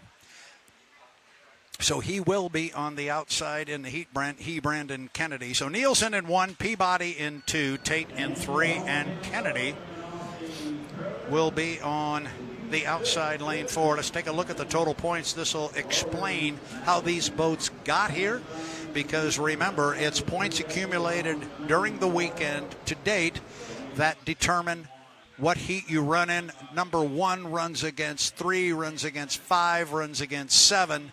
So if you look at the boats up there, boat number 1 is Andrew Tate and the BWR. Boat number 3 is the Tahoe Miss and Corey Peabody. Boat number 5 is the Royer Miss Madison, and boat number 7 is the FLAV-R-PAC. Those are the 4 boats that are going to run in our Heat 3A. That's not the lanes they're going to be in. We just went through that. It will be basically inverted from there. Nilsen will be in 1, Peabody in 2, Tate in 3, Kennedy in 4. But there are the points, and Andrew Tate is sitting there with 1,000 points at the top of the list, and he's only 20 points ahead of his teammate Jimmy Shane in the Miss Apollo. And those 20 points, Dustin, those are those qualifying points from yesterday. That just shows you how important qualifying is going to be this season. And, you know, if they didn't qualify exactly this way, it would completely shake up the points right now because you would have had different teammates racing each other. The boats would have been all over the board, and it would have changed everything. So this is just a good example of how important qualifying is going to be this year. And that was part of what H1 Unlimited wanted to accomplish by this new race format, was make everything count. Everything more important, everything build toward a final heat, and that still is a winner-take-all final, but as people like to say, you got to be in it to win it, and we're going to put 4 boats on the front row in this one, so this is our last set of preliminary heats, and our 4 boats are going to be the U11 Miss FLAV-R-PAC. You see them down on the bottom there. They are in 7th place with 325 points. Then it's going to be Corey Peabody in the Tahoe Miss. He will be in lane number 2. Andrew Tate will be in lane number 3. Andrew in the BWR Racing U1. He is the points leader with 1,000 points. And then on the outside, the U6 Royer Miss Madison will be on the outside. Having said that, 3B becomes easy to figure out as well as we watch Corey Peabody climb aboard the Tahoe Miss. There's going to be 3 boats in our Heat 3B. Dylan Runne in the U40, the Bucket List Racing. He will be on the inside lane, lane number 1. He's going to be joined by J. Michael Kelly. Kelly will be in 2, driving the 00, the Maverick, and then on the outside, been pretty much as solid as Andrew Tate has been all weekend is Jimmy Shane in the U27 Apollo. At the end of the day, so far, BWR Racing, those 2 boats have been unbeatable. Yeah, I couldn't agree more. I mean, you look at absolute perfection when it comes to those 2 boats right now, and I can't wait to see them face each other later, but what a tough draw for the 40 in the 00, because Mike's getting faster. You know, they're getting that boat dialed in. The 40, you know, they're struggling right now, and they need to get Dylan some more seat time, get him some confidence, and get out front and get some points. Yeah, and it's not looking terribly solid for them to get on a front row of a final heat. So now they start looking down the road a little bit further and get him more seat time so they can be more competitive and be stronger and faster. He can be more comfortable when we go out for the Western Swing in the Tri-Cities with Washington and the Columbia Cup. And we're going to run the Gold Cup format out there in the Tri-Cities. So there are going to be 4 sets of preliminary heats in that one. So, yeah, he wants to be ready. This is going to be a process. And when we talked to Dylan on Friday, he said his goals were he just wants to get better and better and better every time out. You know that. Every time you drive the boat, you learn something. Yeah, you know, the laps are very hard to come by out here. It's hard to go out here and turn 15, 20 laps with just testing and get some seat time in there. So a lot of the laps that he's going to have under his belt are actually under race conditions, and that's tough. I mean, that's really tough to try new things because he actually has to perform. So every lap he gets out here is very, very valuable. He's doing a great job, though, and he's got confidence in the boat. You can tell because he's not afraid of that inside. That is a very true statement. So we will see how he plays it in Heat 3B. But first up, it's Heat 3A. 4 boats, the Miss FLAV-R-PAC, the Tahoe Miss, BWR Racing, and the Royer Miss Madison, or as I like to say, Nilsen, Peabody, Tate, and Kennedy. Yeah, we are standing by for a countdown right now to our 1 to the 5. We're 10 seconds away. So you ready to go, Dustin? I'm ready. Let's make this happen. There's our boats on the screen. We're 3, 2, 1, mark. 1 to the 5. 1 to the 5. I'll tell you one thing I like. I love this going 1 to the 5. It keeps things moving. If that heat wasn't ready to go on the schedule until 10 minutes from now, we'd just be wasting time. Jamie Nilsen, there he is, drives that Miss FLAV-R-PAC. He's going to be on an inside lane. It's been a tough weekend for them. He'd love to show strong here. How about the Royer Miss Madison, Brandon Kennedy? On a lot of levels, it's been a pretty good weekend for them. He completed his heat as the trailer. He completed his last heat on the outside. Going to do one more. Brandon Kennedy driving for the hometown crowd. This guy had a fabulous weekend. Andrew Tate, he's going to have that little smile on his face there, just kind of, he's trying to be serious into the camera. But we all know Andrew Tate. Andrew knows he's got a tiger by the tail in that boat. And then you see the Tahoe Miss right there. That's going to be Corey Peabody. We keep talking about that game face. He's going to need it right now. He's going to be inside Tate. And oh, does he want to beat him? Here we go. Here we go. Inside 5 minutes. There's your 4 boats. And the lids are down. Teams are pushing them out to the water right now. Heat 3A of the 116th running of the APBA Gold Cup here in Madison, Indiana. The big trophy's right behind us. Somebody's going to claim it this afternoon. First away from the dock, looks like it is going to be Andrew Tate.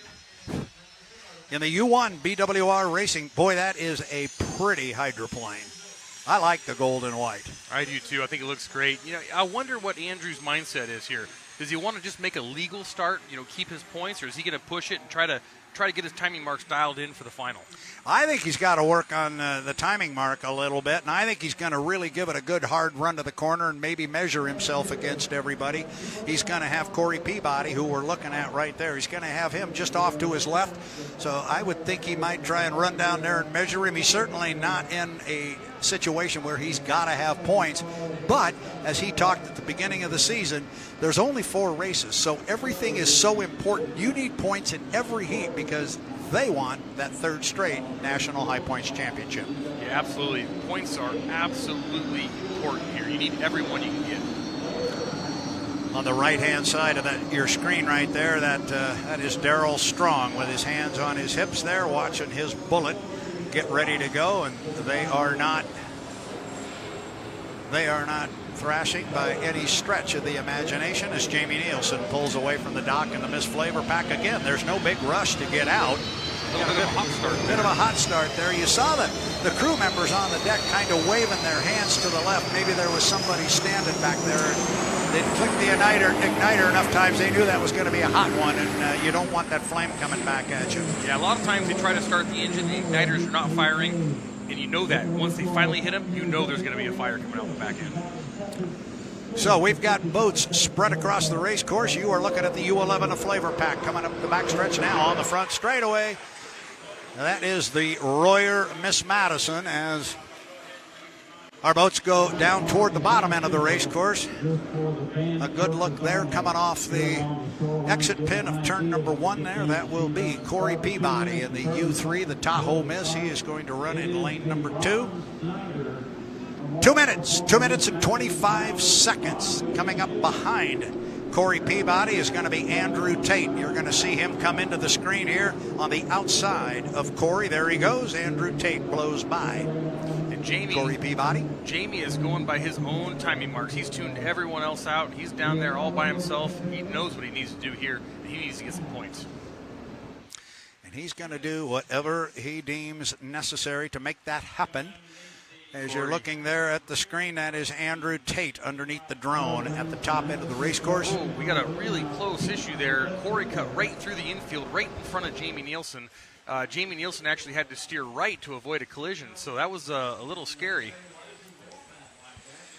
Yeah, and that's a little bit interesting because Corey is going to be slotted on the outside of Jamie Nilsen. I would think if he was slotted inside, that might be a little bit different. Now Corey gives it a little bit of a squirt, and he pulled up alongside Andrew Tate. I don't think he wanted Andrew kind of squeezing him down there. But again, these lanes they've been chosen. So they're a little earlier than I expected those guys to be also for lanes that they already know.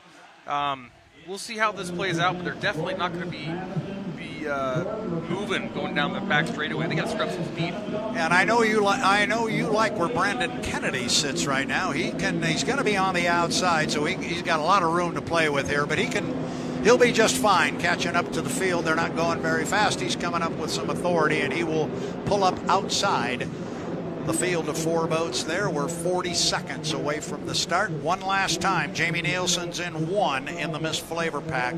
Peabody, boat number 3, the Tahoe Miss. He's in lane number 2. Andrew Tate, BWR Racing. He is in lane 3. Brandon Kennedy in the Royer Miss Madison in lane number 4. 25 seconds until the start. I like 25 seconds from the entrance pin to that corner. This time, Kennedy's going to go way wide and lead the field around the corner because he's got the longer distance to go. And he's going to have a head of steam coming underneath the bridge, and they just did that. I think they're behind the clock just a little bit again, but we'll see how they play it. We're coming up on 5 seconds. We're 3, 2, 1, mark. And I think that's a good start. I think Jamie Nilsen just nailed it, and they go 4 wide down to the lower corner. It's a clean start. We've heard from the officials. And look at Jamie Nilsen get down there first. Nilsen's going to come off the corner first. He's got a lot of traffic with him. Jamie's going to try and put his foot in it. I don't know who is right to his outside. Yeah, I do too. It is Corey Peabody, and it is Andrew Tate. Oh my goodness, they are 3 wide down the backstretch. This is the best racing we've seen all weekend, Dustin. Deck to deck to deck. Jamie's hanging right with him. Corey's going to lead him into turn number 2, but just on his outside is Tate. It couldn't get any closer. They could not get any closer. Look at this off the top end of the race course. Nilsen starts to give it a little bit of ground in lane number 1. But in lane number 2, it's Corey Peabody in the Tahoe Miz. Then it's Andrew Tate in the BWR Racing. They're going to come down and put the first of 4 times around in the books. Andrew Tate starting to open up a little bit of water on Corey Peabody. But the key word there, Dustin, is it's a little bit of water. Tate's got 2 boat lengths, nothing more, and Peabody is right with him. They head into this tight number turn. This is the great equalizer. Corey hangs it on the hook, on the buoy line, perfect turn, and they're dead even at the exit. Yeah, they were really, the angle made it look like it was Andrew by more, but they were pretty much dead even. But it's that acceleration of a U1, the BWR Racing, that is the advantage right now. Corey wants to run him down. He's going to do everything he can. He's on the inside. He's staying right in that left side rear view mirror. Tell you what, keep an eye on Brandon Kennedy here. Kennedy is running on the outside of Jamie Nilsen. He's going to have something to say about third place before this one is done. Meanwhile, our leaders are coming off the top end of the race course. They'll come down and put 2 of 4 in the book. Andrew Tate comes underneath the bridge. Corey does same. I don't think there's much difference here between what we saw on the last lap. Tate getting a good boat ride, airing it out, but Corey is right there. He's back about 3, maybe 4 boat lengths, Dustin. Yeah, Corey is not giving up anything right now to Tate. Tate's going to keep him honest. He's going to keep him on the buoy line, but so far Corey's able to hold that buoy line, and that's really saying something about that boat ride. Takes a big hop there, and they're again dead even at the exit. Yeah, that was a good corner down there for Corey. He's doing a good job. Andrew is not running away from Corey Peabody. The Tahoe Miss is running hard. So is Andrew Tate. He's out by about 4, maybe 5 boat lengths. But Corey is not wanting to go away. We've got still a great race going for third place. Brandon Kennedy is trying to run down Jamie Nilsen, and they are very close up the backstretch. Meanwhile, our leaders are coming off the top end. Dustin Eccles, bring him down. This is a whale of a run down the front straightaway to complete lap number 3. White flag is up. It's Tate on the outside, Peabody on the inside. About a half a rooster tail difference. Tate's just letting that thing hang and getting every bit of speed he can out of it right now, but Corey's still pushing on the inside. Down to the bottom end of the race course. We're trying to keep an eye on 2 races right now. It's pretty good, but it looks like this time Andrew Tate's got a little bit more of a lead down at the bottom end of the race course. We'll turn our attention to the front straightaway. Coming across start-finish line. They are dead even for third place. What a race between the FLAV-R-PAC and the Madison. And our leaders are running up the backstretch, but the race is back for third. Kennedy has that thing hanging. He is right there on the hip. Good racing at both ends of the race course, although Andrew Tate is now moved out by pretty much a rooster tail over Corey Peabody and the Tahoe Miss, so we'll turn our attention back to the other race. It's a barn burner up the backstretch, and I'll tell you what, Brandon Kennedy is not going away. Off the top end of the race course, coming down to pick up a checkered flag. It is flying here on the stand. Andrew Tate's going to keep the perfect weekend underway. BWR Racing U1. Andrew Tate with a first place finish. Corey comes by in a very quick second place. Now everything changes to the top end of the course. Here they come off the corner again. This is the way they have run the last 3 laps.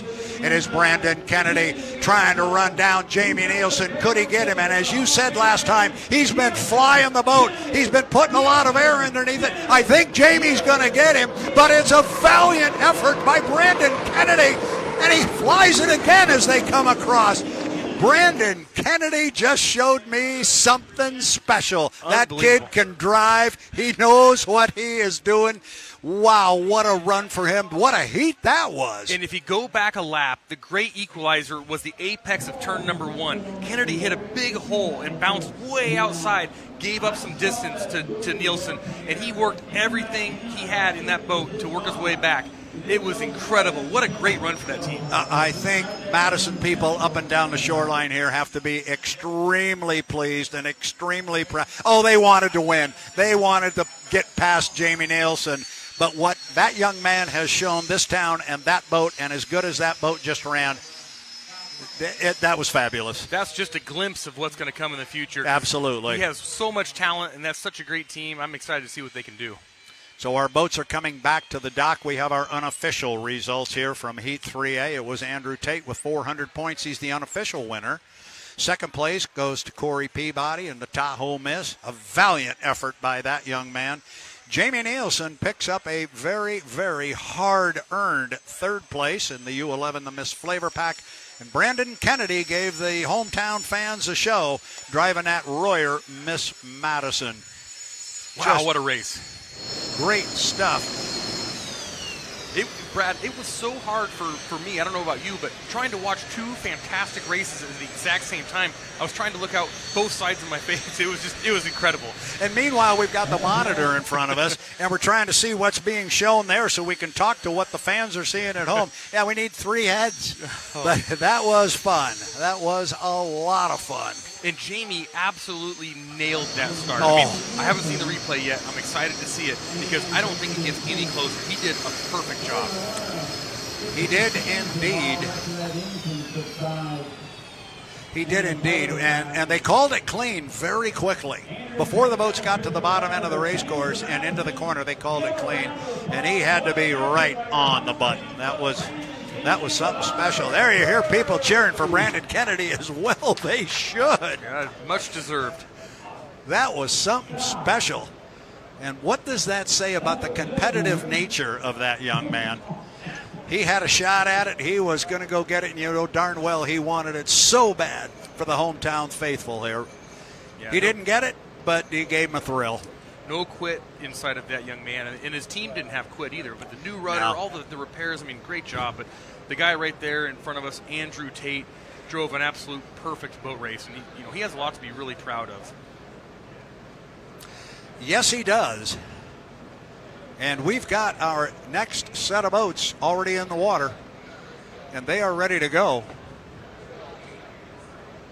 So we are going to roll with our Heat 3B. And I don't think it's going to take very long. Our Danny Rogers is standing by with Andrew Tate. I got to think the two of them are getting to know each other pretty well down there in the dock. They've been conversing every time we do something like a heat or qualifying. Well, Andrew must be doing something right. He certainly is, and that whole BWR team is doing a lot right. So we'll wait until Danny is ready. She's down there with him. But when they are ready and Andrew has caught his breath, I'm sure he will say, yeah, he had a mirror full of Peabody.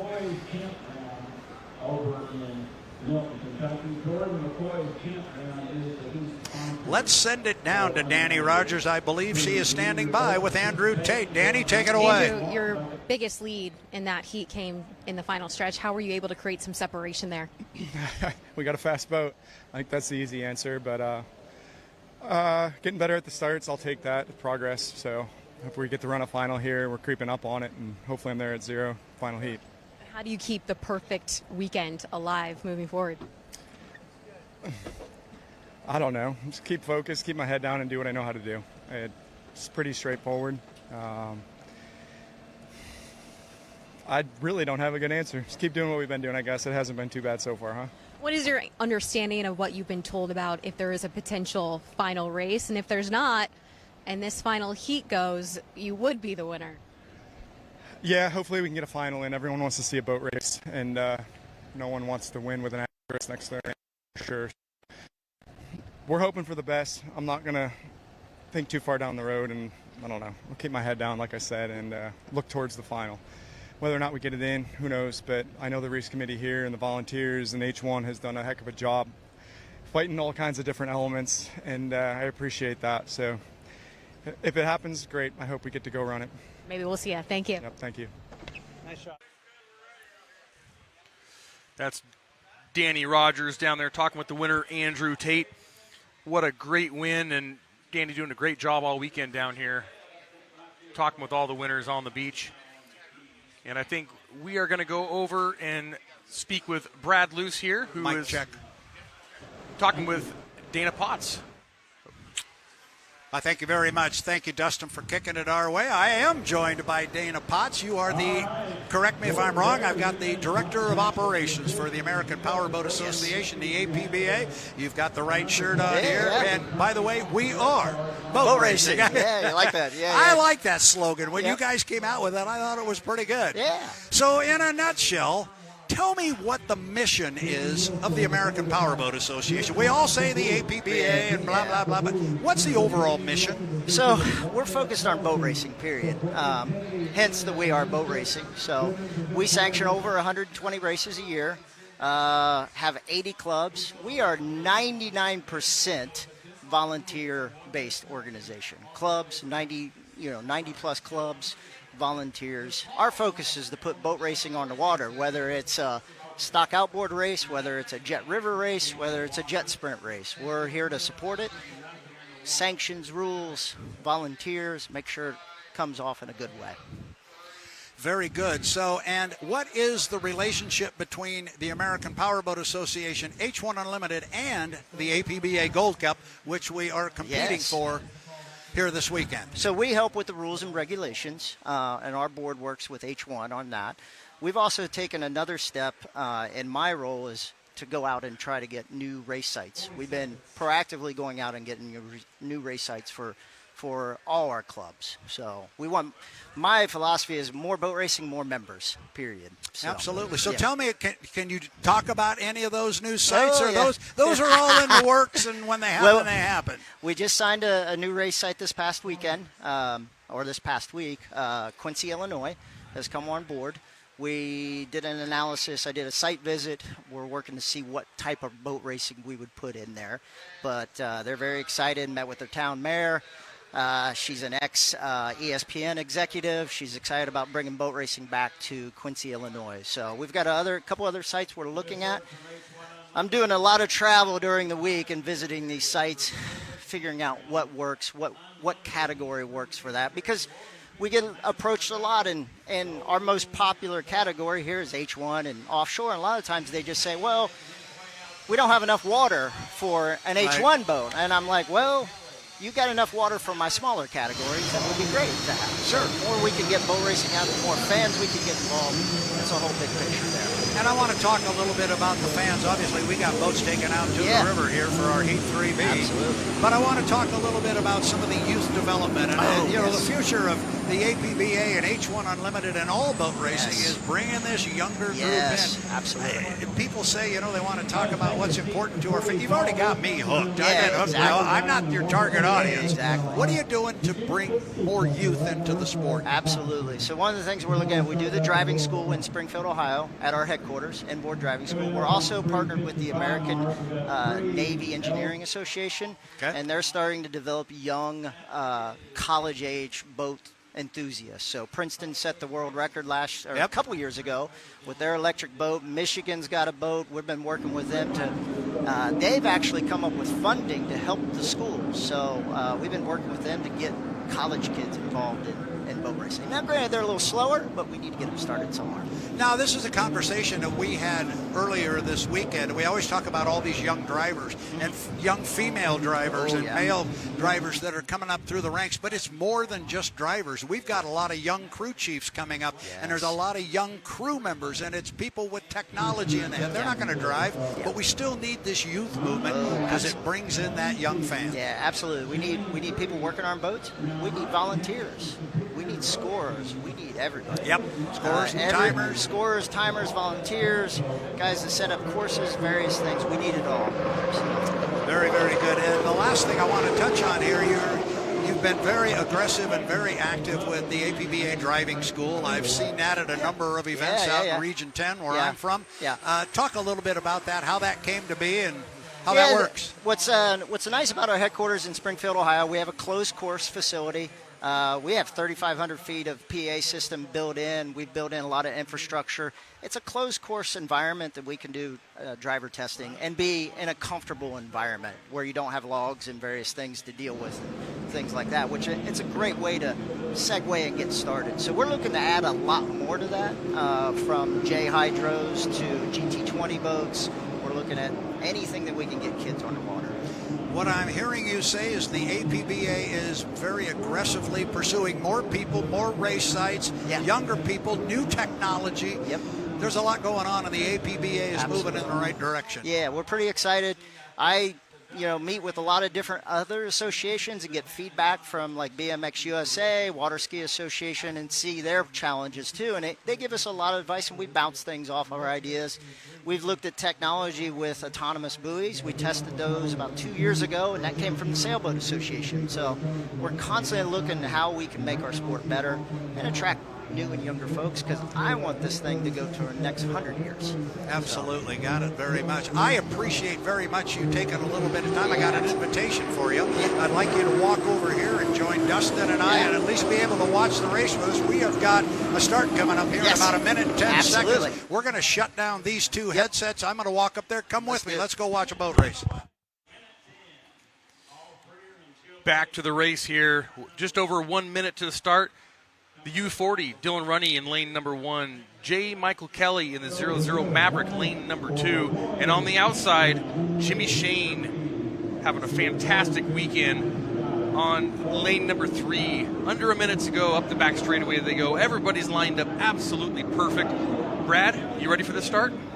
I am ready for this start. Dylan Runne's in lane 1. J. Michael Kelly in the Maverick is in lane number 2. On the outside, going to be Jimmy Shane in the U27. The Miss Apollo should be a fast one, should be a quick one. It's Heat 3B. It's our last preliminary heat of the weekend. Last chance to get points before the final. Thanks for holding down the fort here. I was over talking to Mr. Dana Potts here, and I invited him to come over and watch the heat with you and me. So let's make this happen, and let's get this party started. It's Heat 3B of the 116th running of the APBA Gold Cup at Madison, Indiana. Inside 9 seconds now until the start. Don't want to cross that line early. We are inside 5 seconds. We are 2, 1. Mark, this looks like a clean start. It's going to be really close, but I think Kelly nailed it.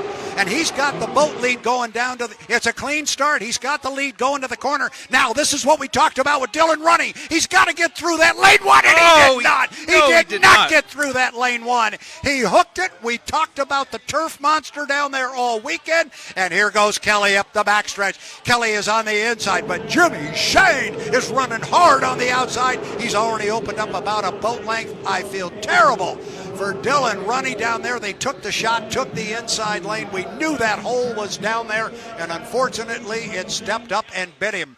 Top end of the race course. Shane and Kelly, they've done this so many times all across the country at different courses and different venues. Shane stepped away for 4 years, but now he's back, and he and Kelly renew the rivalry on the front straightaway, coming down to pick up a flag to commemorate the end of lap number 1 of for Jimmy Shane. And the Apollo is across. Kelly hanging right with him, Dustin. Yeah, Kelly on the inside, Shane on the outside. Jimmy's going to give him just enough room to make sure that he's got area inside. But look at that rough water. J. Michael's doing a great job going around there. Watch out for that dead boat. Jimmy hanging way wide and leaving Mike lots of room on the inside. Down the back straightaway they come, still about a half a rooster tail distance. Yeah, Kelly does not want to go away. He's going to stay in that left side rear view mirror, and he is doing that. He's about 3/4 of a rooster tail back from Jimmy Shane. Shane has been dominant this weekend. The only thing he hasn't done this weekend is be the top qualifier, and he was within a mile an hour of that. So Shane in the new U27 is really becoming a factor, but Kelly really closed, and Kelly went by him. Kelly went by him up there at the top end of the course. I don't know what happened to Shane, and Shane is still up and running, but Kelly went around him very quickly on an inside lane. Now here comes J. Michael Kelly. He's got the lead, and Shane is clearly not running at full song. Looks like maybe now he might have it back, but Kelly's got a big lead. He's out by a rooster tail and more as we start lap number 3, Dustin. And that's why J. Michael kept pushing, kept the pressure on, wanted Jimmy Shane to make a mistake. Jimmy Shane lost power for just a brief second, and J. Michael capitalized on it, able to overtake the lead. Now Jimmy Shane has to play catch up. Looks like he's back to running good. Does it have enough time, enough speed to make up? I don't know. That's going to be a tall order because it's still more than a rooster tail, and he's got to do it in a lap and a half. The Maverick, the U00, flying up the backstretch with J. Michael Kelly behind the wheel. Look at Shane. Never say die. He's going to run this thing and race all the way to the final checkered flag. It is Kelly at the top end of the race course. Now, top end of the race course. Here comes Kelly to the exit pin. He slides out. He's got his radio guys telling him where the good water is because I think he's got things covered. I don't see Shane getting around him and picking up that much ground. We just got to find good water and keep Kelly clean. He's coming down. He'll pick up a white flag. Dustin Eccles, he's got one more to go. One more to go. White flag is up, and this is J. Michael Kelly's race course right now. He can make it as wide as he wants. He's got to watch out for that rough water down in turn number 1. Dylan Runne was trying to get out of the way. He does make some wakes. Let's see if J. Michael can get through there unscathed. If once he makes it through there, he's got to accelerate away from that rough stuff. Look at him go. Yeah, and he came out clean. He got through the big hole down there that lives in the exit pin of turn number 1, and he's now got over a 2 rooster tail lead. Obviously, the radio man has radioed to Jimmy Shane and said, let him go. You're not going to run him down. Shane's pulled his foot. And so it's now just for J. Michael Kelly to negotiate the top end of the race course. Turn 2, he will come down. There will be a checkered flag waiting for him, and that will be a very welcome checkered flag by not only J. Michael Kelly, but for Strong Racing. They've run hard all weekend, but haven't got one. Absolutely, yeah, hard earned. He did a great job just keeping the pressure on. He was there. He was constantly there. J. Michael Kelly driving the U00, the Maverick, comes across to pick up a checkered flag. J. Michael Kelly with the first place on the water in our Heat 3B. And here's a boat that was running like a rocket ship until such time as something happened up there at the top end of the race course. I don't know what you saw, if he lost power, but all of a sudden Kelly went by him like he was tied to a post. I have no idea. I mean, it looked like it just totally shut off, and then all of a sudden he was back to full song. It only took a brief second, but that's all it takes in racing. That's what we've talked about. These boats weigh 7,000 pounds, and once you lose power for a minute, they don't come back real quick. That's a lot of momentum. As our unofficial results have shown up on the screen. Heat 3B, unofficial, your winner, U00, the Maverick. And J. Michael Kelly, he would pick up 400 points if it stands. Jimmy Shane come home in 300 points. And I feel like I need to say this, but my heart breaks for Bucket List Racing and Dylan Runne. But they took that shot. They tried to get in lane 1 earlier today, and they were unable to make it work. But that time, as we said it when he went in there, he's just got to get through it clean, and he could not. He's got the boat up and under power now. Looks like he's going to bring it back. Tough break. What we've been calling a turf monster bit him. Absolutely, yeah. Dylan did a great job of staying out of trouble. You know, once he was in the spin, he was going to hook. I was worried that, he was going to try to keep going, but he did the smart thing. He shut it down, avoided any other danger, and it just wasn't his race that time. But, my hat's off to him for trying. Yeah, one more thing he's doing real well is he's taking the boat over to the backstretch, and he is going to go up on the GP course and hang a left-hand turn and come down here, staying out of our safety zones. And he is smart enough to know that's what he's got to do. When he gets to that next buoy, I think you'll see him bend it to the left. And here he comes. He will come around as our other 2 boats come back to the dock. J. Michael Kelly back first, and that's got to feel good for the Strong Racing team. Absolutely. I could see the whole team celebrating when J. Michael crossed the start-finish line. They've worked so hard this weekend. They didn't have the results early, but they are definitely appreciative of that win. And there you're getting a very good look at the boat that is sponsored by Tahoe Unlimited, the Maverick, owned by Daryl and Vanessa Strong out of the Tri-Cities of Washington. The Maverick name on the red and gold right behind that crew member who's reaching in there probably to find the black box. You see the name Bill Stead, a throwback to our 1959 Gold Cup champion, driving a boat called, of all things, the Maverick. Yeah, very fitting. A very nice tribute done by the Strong Racing team, and I think everybody on the shore really agrees. We love it. I see our Danny Rogers on the dock. She will have an interview with Mr. Kelly here shortly, and gosh, I'm not sure Danny's going to know what to do. She's going to have to talk to somebody different other than Tate and Shane. So here she goes. She's going to walk down the dock with him just a little bit. They're right down in front of us right now, and we'll make sure that we make sure that we'll throw it down to Danny when she is ready, our producer engineer behind us. Oh, he didn't quite get it all the way back, did he? Dylan ran out of juice just up. But this tells me there was nothing severely damaged in the boat because he was able to run it around. I mean, he didn't tear off the propeller or anything on the bottom of the boat or anything like that. So I'm taking that as good news. You used to drive that boat. You know it better than I. Yeah, I think it's going to be just fine. And let's throw it down to our Danny Rogers standing by with the winner of our Heat 3B. That would be J. Michael Kelly. Out there on lap 2, you were able to overtake Jimmy Shane. What was your vantage point of that turn? Yeah, I don't know. I just kind of, settled in. It was a matter of just getting points that last heat. And, I was kind of cruising, and I wasn't sure what was going on. I could see him just go out wide and start slowing down. So I started actually slowing down too. And then I'm like, well, we're still racing. So, yeah, I mean, it's unfortunate. I don't know what happened. He got going again, so I had to put my foot back in it. And, but pretty cool and all, just for the Maverick team, strong racing. These guys have been working their tails off since we got here.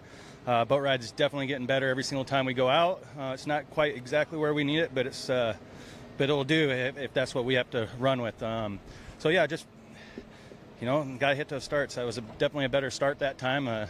Wish I could have hit one a little earlier, but yeah, no, all in all, happy with that, and things are heading in the right direction. You told me this morning the adjusted start got into your head a little bit yesterday. What did you do differently in this heat? Just make sure I was where the timing marks were. So used to fighting for lanes, so it kind of forces you to be there, whether you're early or not. With the assigned lanes, it's kind of like yesterday. I think it caught a lot of us sleeping. Like we knew where we needed to be, but I come out of the turn over there and I look and see guys over there, and I'm like, well, shoot, I'm going to probably have like a 10-second head start on these guys, and then, yeah, I'm still late. And, but I think we're all getting it handled, and, yeah, it's challenging. Like for me, I'm not used to running in certain lanes. I like being on the inside, and, so I got to adapt to that and got to start, changing setups on the boat to make that work for me. All right, we appreciate you. Congrats. Yep, thank you. Great job by Danny Rogers catching up with J. Michael Kelly. I found it interesting what he said about the start, that maybe this whole start procedure, which should seem to a guy like me, maybe it's a whole lot easier, but he said maybe it caught us all off guard a little bit. Maybe we were sleeping a little bit, and they've got to focus a little better, and he did on that one. It was a beauty. I think he nailed it. They got in their own head, all weekend long. But I think Mike's got to give himself some more credit in that start, because he says that one was a little better. By my vantage point up here, I haven't seen the replay yet, but it looked perfect. I mean, that's about as good as you can get. So nice job, J. Michael. And, he kept pushing the whole time and just waited for a mistake, and he got that mistake that he was waiting for. Yeah, I actually thought there was a possibility that maybe he jumped that start. Maybe we'll get a look at it here and see just how close he was. But it was a good one either way, and there's a rather dejected, I would assume. Here is the start. There's 0.3 of a second. You haven't even seen a boat yet. There's the 0. There is the start. So that's close enough. That's close enough. That is close enough. You're not going to get much better than that. And, yeah, you could tighten it up a little bit. He did once here. He had a start so good here once that we put it on the screen, and somebody had to go down to the truck and get him and say, you better come see this. It was very good. I feel bad for Dylan Runne there. Yeah, not the weekend that they wanted at all. It's been really tough, and I feel sorry for the 40 team and the 11 team. It's not for a lack of effort. Both teams have worked so incredibly hard, but unfortunately, sometimes luck is just not in your favor. And in that heat, he had to take the inside lane. They needed a win. They need points, and they had to gamble on it, and unfortunately, they just lost the gamble. And it is amazing, and I know I want you to speak to this, but it's amazing how fast that luck can change. It can be overnight. It can be just driving 20 miles on the road. All of a sudden, the gremlin jumps off your boat and jumps on somebody else's. Suddenly, you run like a rocket. Absolutely. You've heard Corey Peabody speak on it before. 1 year he went absolutely perfect, where he'd won everything they entered. Then the next year, he couldn't do anything. And there's nothing changed other than basically luck and a few little things within the team. So, yeah, it's hopefully both of those teams' luck will change around for this next race and all the races going forward. But unfortunately, this weekend it's been really, really tough on them. So I feel bad for them. Yep. Sometimes it's just not your weekend, and this was not theirs. That is an awfully beautiful hydroplane. And so incredibly fast. Yeah, Dylan's going to love it. You can see that he's getting comfortable with it. But when we talk about that monster in turn 1, we can't overstate it. It is there. That hole is absolutely incredible. And until you look right down its mouth as it opens up and you're driving over the top of it, you just can't fully grasp it. It's incredible.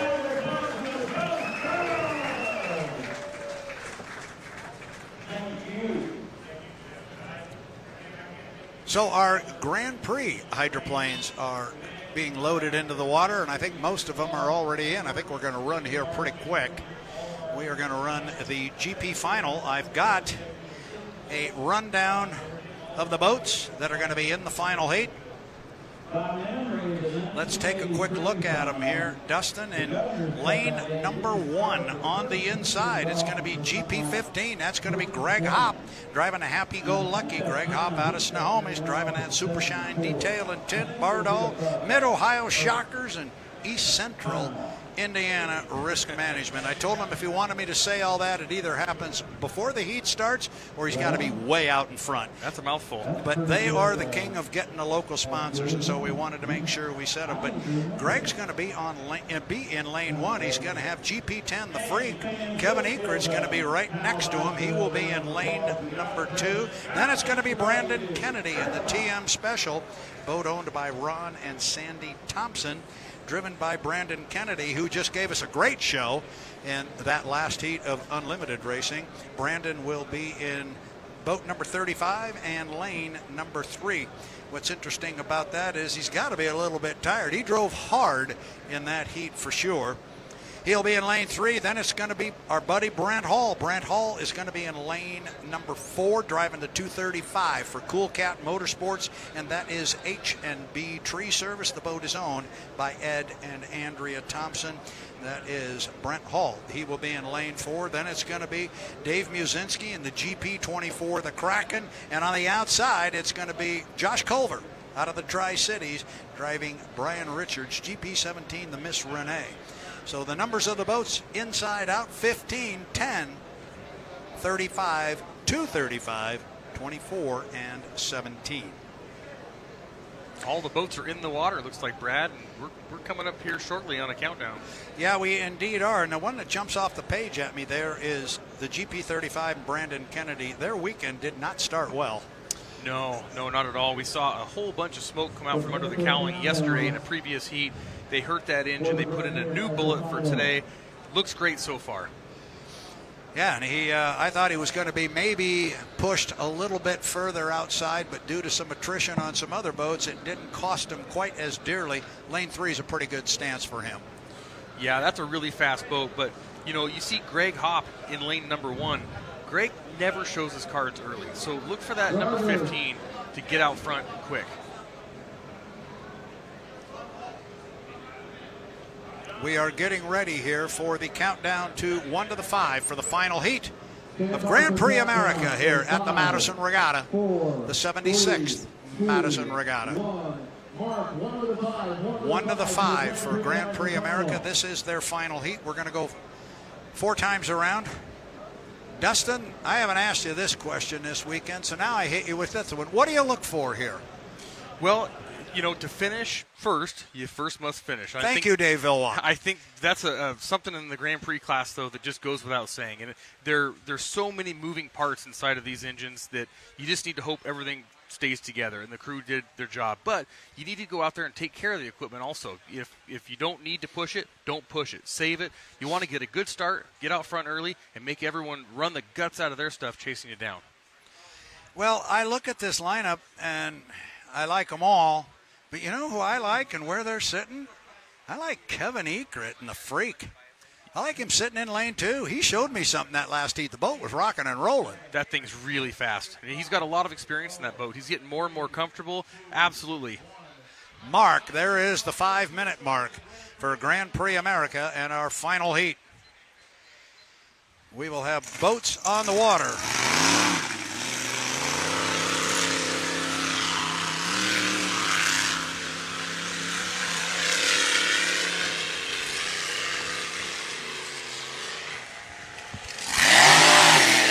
And you can definitely hear him getting up on plane here. That's Dave Muzinski and the Kraken leaving the dock right now. Dave's doing a great job. First time running this boat, he's getting the hang of it, but he's doing better and better every time out.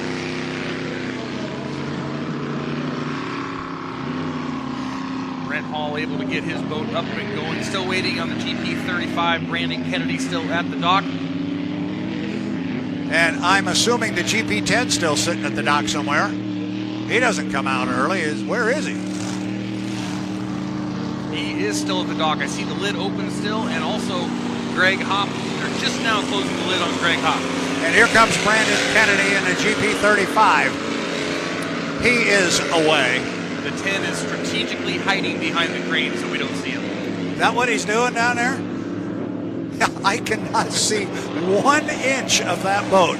I don't see anything down there, but he'll be ready. Hop will be ready. Here comes the hopper. Greg is coming out in the GP15. This should be fun. Absolutely. Here comes Brent Hall in the 2:35 down the front straightaway for his score up. First time across the start-finish line. Beautiful looking boat. That is a great looking hydroplane. Dave Muzinski, the Kraken.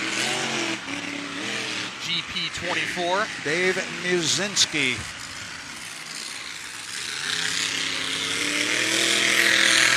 Richards Racing, GP17, Josh Culver.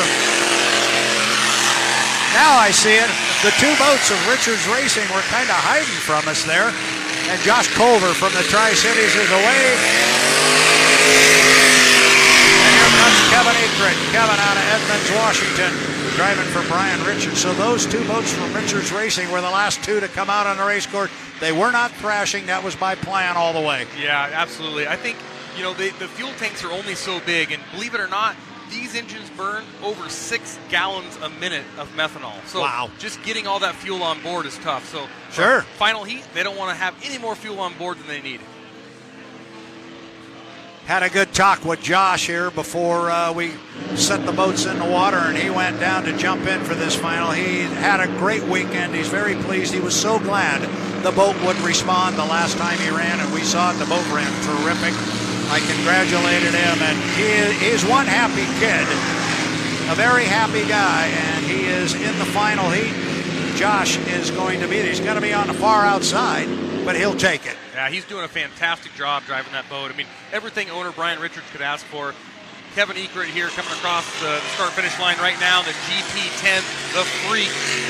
That thing is running really, really good this weekend. Well, that's why I say I kind of like where he's sitting in lane number 2.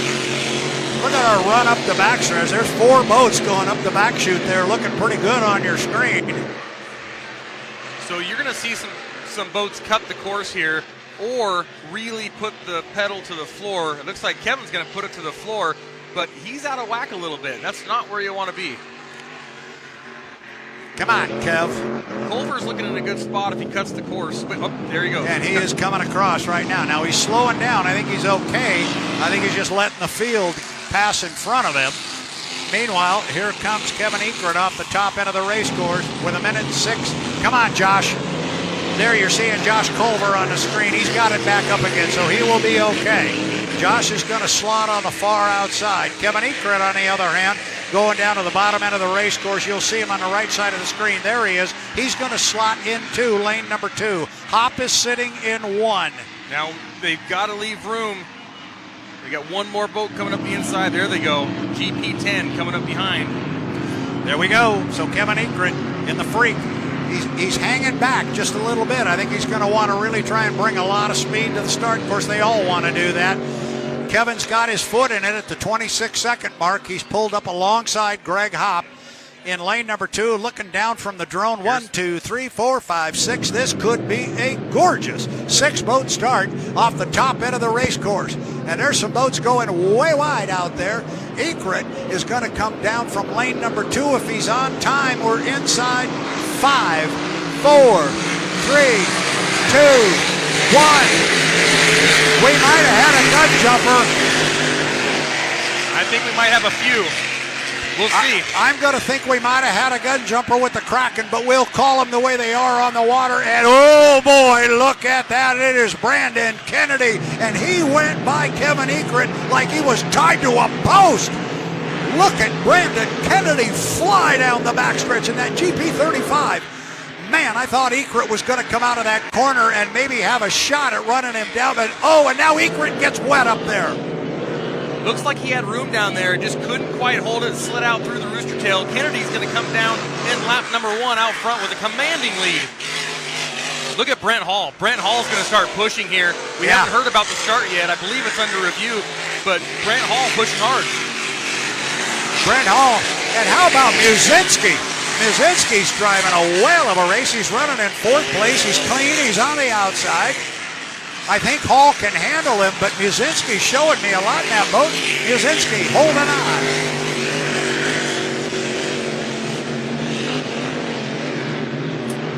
Three gun jumpers. Wow. The 10, 235, and the 24 all jumped the gun, unfortunately. That's a heartbreaker. Well, one of the names or numbers that you did not say was the 35, and he comes down and puts 2 of 4 in the book. Brandon, he's definitely pulled his foot. There's no reason to push it. Kevin Ekrit's going to come down. He was one of the jumpers, correct? Kevin Ekrit was, and unfortunately, these next 3 boats were. But that tells you that Greg Hopp is actually in 2nd place. And look at Josh Culver back there. Oh, Josh, you got to keep it going, buddy. He's going to be in 3rd place right now. Yeah. Josh can wind up sitting on the podium here just because he's running illegal. Good job, Mr. Culver, sir. As you look at our leader, that rooster tail in the foreground that went by was Josh Culver in the Miss Runne, the GP17. We've still got some good racing going on up the backstretch, but it's unfortunately between some boats that aren't really racing against one another. Hopper is closing on the field up the backstretch as Brandon Kennedy comes down and picks up a white flag with 1 more to go in the GP35. Now you look at the boats at the top end of the race course here. That first one that's up there, that is Brent Hall, but he jumped the gun. Then the next boat's the yellow one. That's Greg Hopp. He is actually running in 2nd place. Brent's going to be kicking himself for jumping that gun.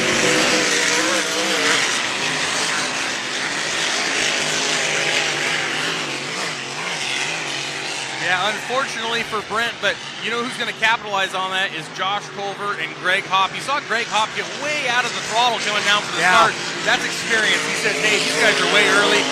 There's something going to happen. I'm going to be safe. Look at, here comes the 35 on the outside. The checkered flag is up for Brandon Kennedy. Madison, this is your driver. And he's also the winner of the Grand Prix America final heat in Madison, Indiana on the Ohio River. Coming across the line right now is Kevin Ekrit, but unfortunately he jumped the gun. Our 2nd place finisher is the yellow boat here. The boat that just always shows up and is always competitive. Greg Hopp, happy-go-lucky racing to GP15. Very smart drive by Greg Hopp. You know, he did just what he needed to do. 2nd place, how outstanding. They got to be really happy for that. And then here comes from Eastern Washington, Josh Culver, GP17, another smart drive. Yep, Josh Culver comes off the top end of the race course. Here he comes. He is your 3rd place finisher. John Vanna Culver, the son did great. He looked great. He drove great, and he drove very, very smart in that final heat. He is going to find himself standing on a podium, so good for him. Josh, that's not your buoy down there. Josh went way down. He went all the way down to the unlimited corner. Unfortunately, that might have been Brandon. Actually, or is that Josh? No, I think. Oh, yeah, it's Josh. You're right. Unfortunately, that might bite him.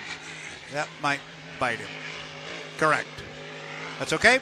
Josh is running up the backstretch. That's the rooster tail you see on the far right. Here comes our happy winner, Brandon Kennedy. That's 2 good heats in a row for that young man. He's got to feel pretty happy. Yeah, he's doing a fantastic job this weekend. He can really hold his head high and just be proud of the team and himself. He's being smart and doing a great job. Greg Hopp. Miss Supershine comes back. Happy-go-lucky GP15. Bill and Happy Rands. A big name in Grand Prix boat racing, a big name in unlimited hydroplane racing back in the Detroit area. Absolutely. You're going to have a really, really happy Brandon Kennedy coming in here, and he earned it. He did a fantastic job. He did. And drove it beautifully.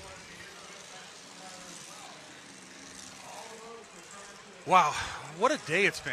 I mean, this has just been a day it has been. An absolute roller coaster. But looking out over the water right now, I can't imagine we're saying this because earlier we were talking about how bad it was, but it's beautiful right now. This is just perfect. It's funny you say that because I was just thinking the same thing. It's absolutely gorgeous here right now. We got blue skies. We got a little sparkle on the water down to our right, but the chop on the water is beautiful. We got a great crowd. I mean, looking down the beach. I mean, it's just perfect. And the bad news, good news that we have been handed here is we were rapidly running out of time. We were running out of time to run actually the final heat for our Grand Prix boats, and we were running out of time to run a final heat for H1 Unlimited, and there was a lot of discussion about that.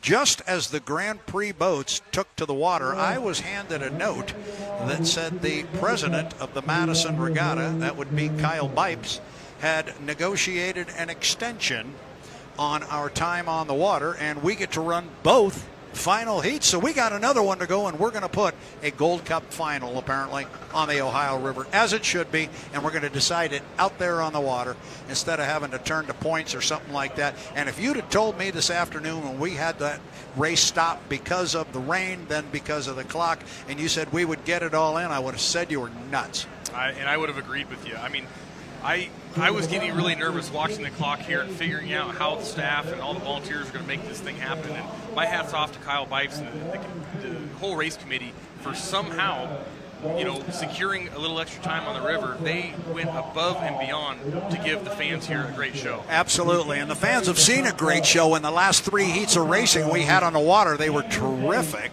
including that final heat of Grand Prix America. But now it's time to pull out the oldest active motorsports trophy in the world, the APBA Gold Cup. It's sitting right here behind us, or at least the last time I looked, it was sitting back here. If you haven't ever seen the APBA Gold Cup, you ought to come down and take a quick look at it because it's pretty cool. Yeah, just reading the names on it and reading just all the past winners is pretty incredible. And doing a little history into it, I mean, and what that trophy means, anybody involved with hydroplane racing really knows what it means, and it's pretty cool. I can't overstate it.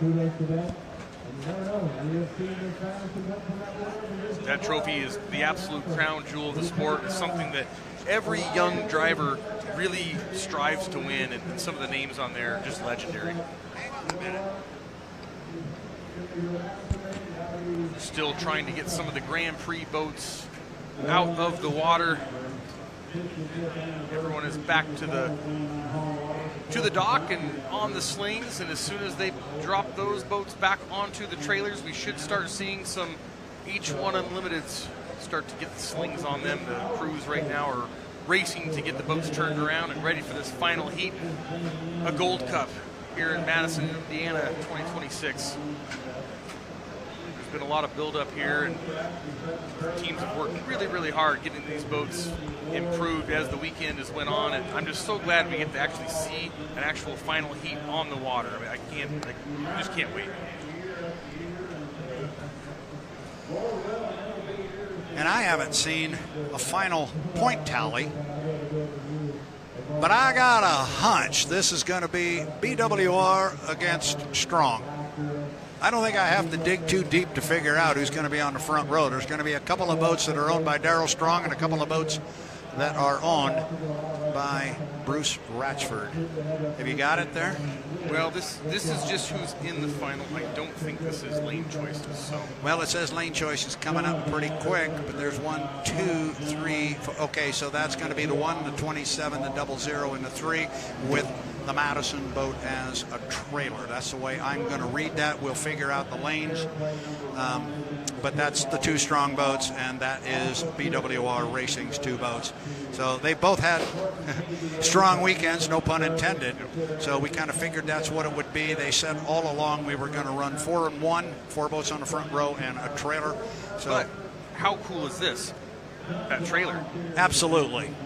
Absolutely. Having a Madison boat running in a Gold Cup final heat, and I think that's awesome. Yeah, they absolutely earned it. They worked their tails off, and Brandon did exactly what he needed to do. He just kept putting himself in good positions. He did what he was told by the referees. He earned the respect. They let him move to the front row, and he did exactly what he needed to do, and he did smart driving all weekend long. Was interesting down there on the screen. We just had a quick glimpse of Corey Peabody, J. Michael Kelly, Jimmy Shane, and Andrew Tate, and they were congratulating one another, et cetera, et cetera. Not sure what all that was about, and we broke away from it, but the way we've got it, those would be the 4 boats on the front row of the final. What a final. This is going to be awesome. This is going to be good. But now everything is going to change. Everything is going to change. Everything has been inverted on our preliminary heats. The boats with the most points have chosen their lane last. Thus, we have seen the boats that are the quickest all the way on the outside because other boats have been choosing lanes inside of them. Now that's going to change because the boats with the most points are going to choose first. And we see a conversation going on down there with Jimmy Shane and Andrew Tate. And I think we're going to get a list of the boats here up on the screen.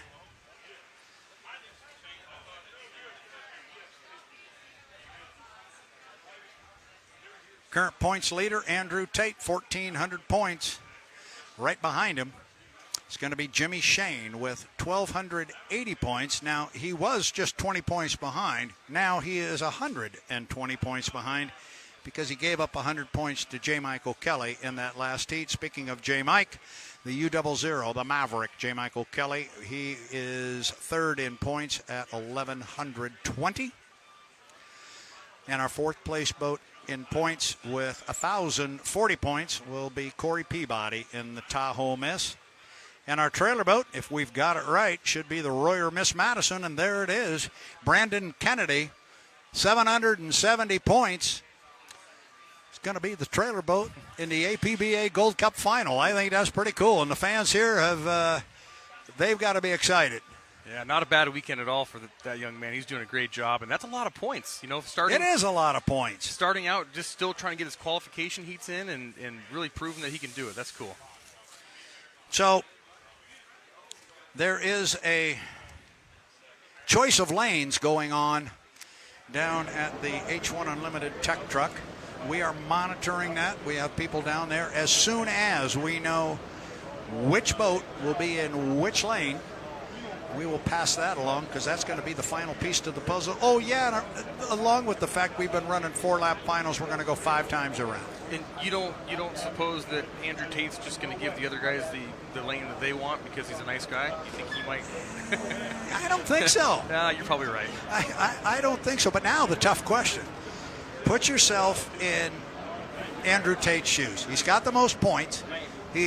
Nobody's touched him. He's driven around everybody except his teammate, Jimmy Shane. Driven around everybody. What lane you want? That's an incredibly tough question. Obviously, you don't want Jimmy inside of you, but that's a really tough question. And Jimmy gets the second choice, right? So if Andrew chooses lane 2, obviously Jimmy's probably going to go inside of him. So Andrew might be stuck going for that lane 1. It's tough to say. We're going to find out here pretty soon. Especially with what we just saw down there, for lack of a better term, the turf monster just gobbled up the orange boat. Yeah. And just hammered it. And to your point, until you go down there and see it open its mouth and swallow you up and spit you out, you just don't know what it's like down there, but it certainly wasn't pretty. No, and it's still hungry. I've never seen it get full. It doesn't care how many boats it eats up. It's always going to be there. So, yeah, Andrew's got a great boat, and no matter what happens here, though, they all need perfect starts. It doesn't matter if you have a perfect lane. If you're a second late and all these other guys nail their start, you're still done. So, it doesn't matter. I think we're probably going to see Andrew go into lane 1. That's just a wild guess. No matter what, he doesn't want Jimmy inside of him. Yeah, I don't think he does either. Yeah, but I don't know. Or does he go to lane 2? If he goes to lane 2, you just better hope Jimmy doesn't go to lane 1 and nail his start, because Jimmy has showed us the acceleration of that 27 through this turn and out of the turn. And even if they start dead even, I don't know that Andrew can run him down on the outside. Yeah, I don't know either. And you can't count out the strong boats. Corey has showed us so much speed all weekend long, and J. Michael has only gotten faster every single time out. That boat gets better, and J. Michael has won so many final heats with a boat that isn't quite as fast as the other boats. So you really can't count any of these guys out. That is why we like boat racing. And I really like the conversation we just had about the lane that Andrew Tate might choose, and it's really a complex discussion here on the Ohio River and this particular race course because of that lane 1 issue. You don't want one of the fastest boats in the world inside you, but you also don't want to put yourself so far inside to prevent that you put yourself in a bad lane. You got to run in the lane. I would assume you got to run in the lane you like and your boat likes. Yeah, and unfortunately, the further out you go, you're depending on the drivers inside of you to also hold their lane. So even if they hit a hole and bounce way out, that affects your entire race. So you don't want to be too far out because you're letting these other guys, dictate your destiny. This is going to be fun. It's going to be really fun. And quite honestly, this is the way it should be for the APBA Gold Cup. I am so happy that we are going to be able to put our final field on the water. And I'm happy to be sitting up here with you and watching these guys make that decision, and I can sit back and critique and say, that's not how I would have done it, but they are doing a great job, and I just can't wait to watch them.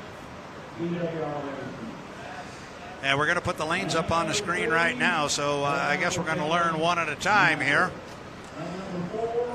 And we're kind of hearing them there next to us, and I think I just heard a couple of things out there in my ear. So, lane number 1. Am I reading this right? This is inside out, and I'm getting a big nod of approval. Jimmy has a date with the turf monster down there, but if he can get through it, we all know what can possibly happen. Jimmy Shane's going to be in lane 1, the U-27 Apollo. I guess I can guess who's in lane 2. Yeah, funny thing how that works. So Andrew chose first, and he chose lane number 2. I think Jimmy was acknowledging by his choice, I can't drive around him on the outside, so if I'm going to beat him, and he knows this river, nobody knows it as well as Jimmy Shane, so Jimmy obviously said, put me in there. I'll lead them down to that corner, and I'll get my way through it, and then they can have their way and try and run around me. So Shane in 1, Tate in 2. I think that's going to put Kelly in 3.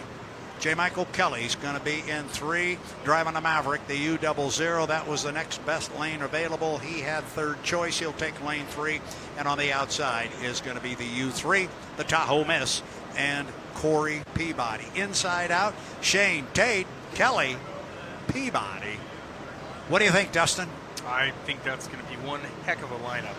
I'm a little surprised to see Tate go to lane 2, but he knows this river as good as anyone, and it's a safe bet. If he nails his start, he's going to be okay, but he has got to make a perfect start. Well, and he hasn't on a couple of occasions, so he's got to tighten that up a bit. And as we said, you make one of those poor starts against a field like that, you're going to find yourself left in the dust. The other thing that Jimmy has to be really aware of is lane number 1 is the absolute worst place to be if you're late on your start, because you're not going to have any room left, and you're going to be stuck right into that big hole. So Jimmy's got to make the start of his life coming up in this next heat.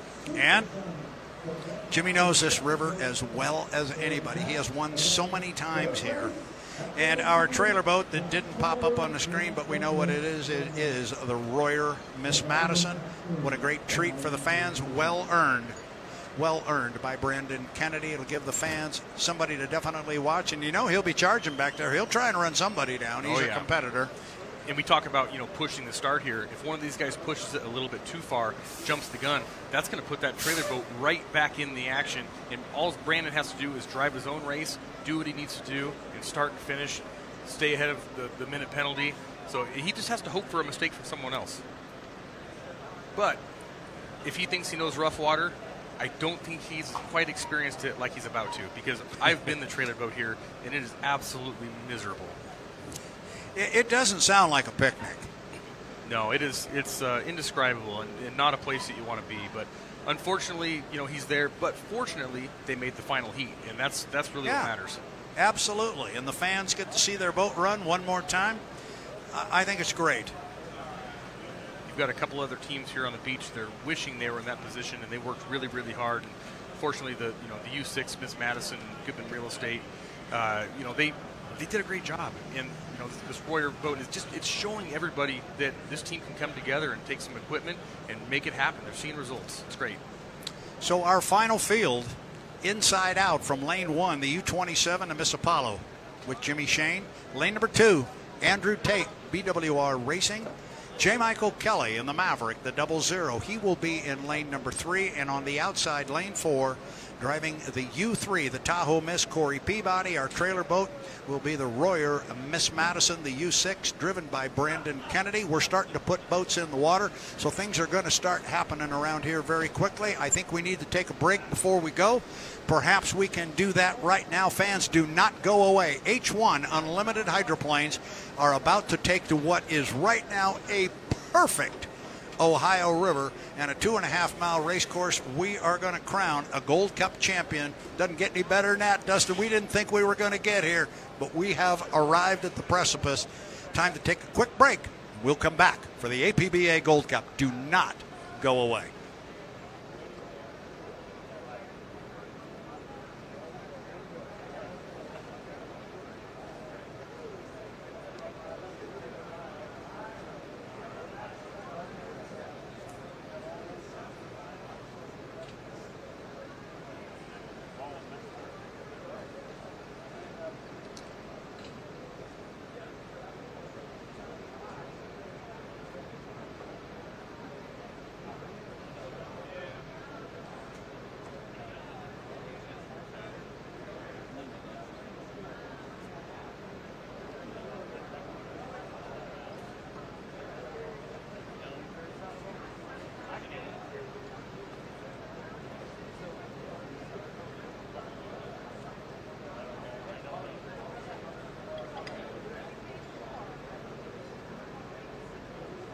All right, folks, we're getting closer and closer to the APBA Gold Cup final. The U27 Miss Apollo, Jimmy Shane, he has been lowered into the Ohio River. Looks like we got slings also out of the U6. The Goodman presents Warrior Miss Madison. Again, slowly but surely, our 5 boats will be lowered into the Ohio River, and we will go racing for the Gold Cup.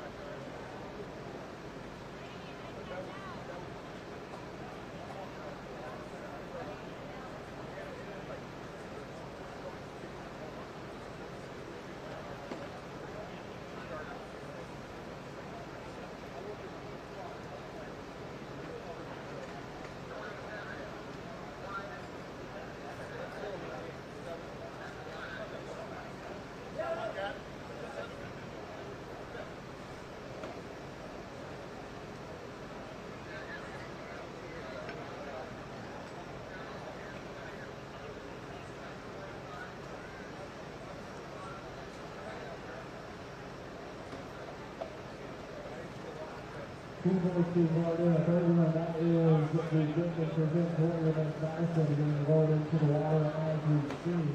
The swings are on the Tahoe Miss and the Battlefield Maverick. Both are strong racing. Those are the 5 boats that will be representing each one in this winner take all Indiana Governor's Cup. Again, lane 1 will be Jimmy Shane and the U27 with Apollo. Lane 2, Peabody Racing, U1 Andrew Tate. Lane 3, Lane 2, Michael Kelly. And the Maverick, U00. Lane 4, that'll be the U3 with Tahoe Miss. And the criminal vote, that'll be the U6. Good represents Warrior against Madison. Again, 3 votes are now water. We're just quickly waiting on the strong racing team to get their votes in water.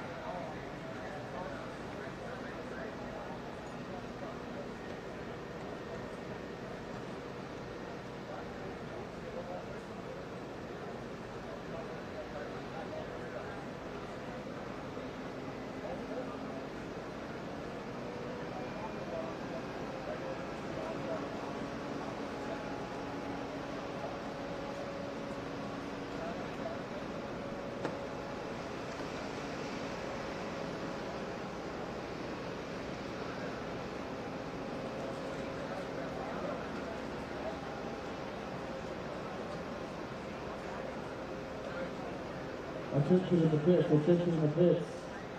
Once boats are pushed out into the water, there is to be no one on the dock. Once boats are pushed out onto the water, there is to be no one on the docks. Again, attention in the pit areas. Once boats are pushed out onto the water, there is to be no one on the docks. Thank you.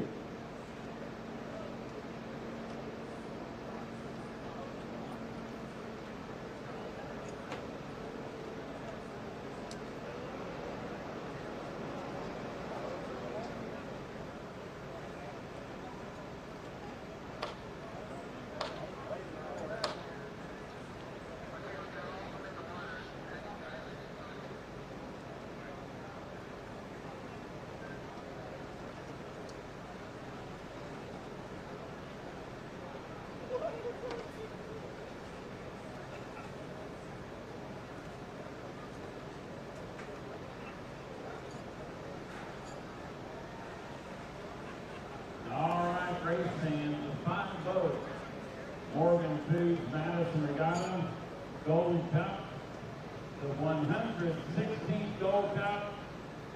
Before we get this Gold Cup going, fans, let's give a round of applause for everyone involved. It's been a tough weekend. Let's let everyone hear it.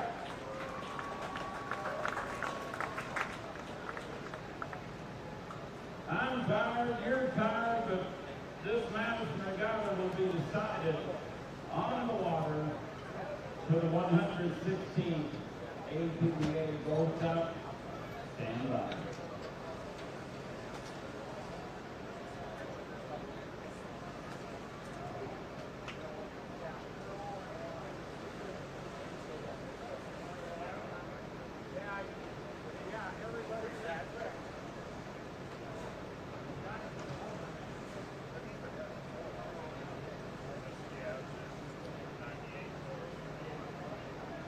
Four boats front row, lane 1, Jimmy Shane. Lane 2, Andrew Tate. Lane 3, Michael Kelly. Lane 4, Corey Peabody. The trailer, Randy Kennedy.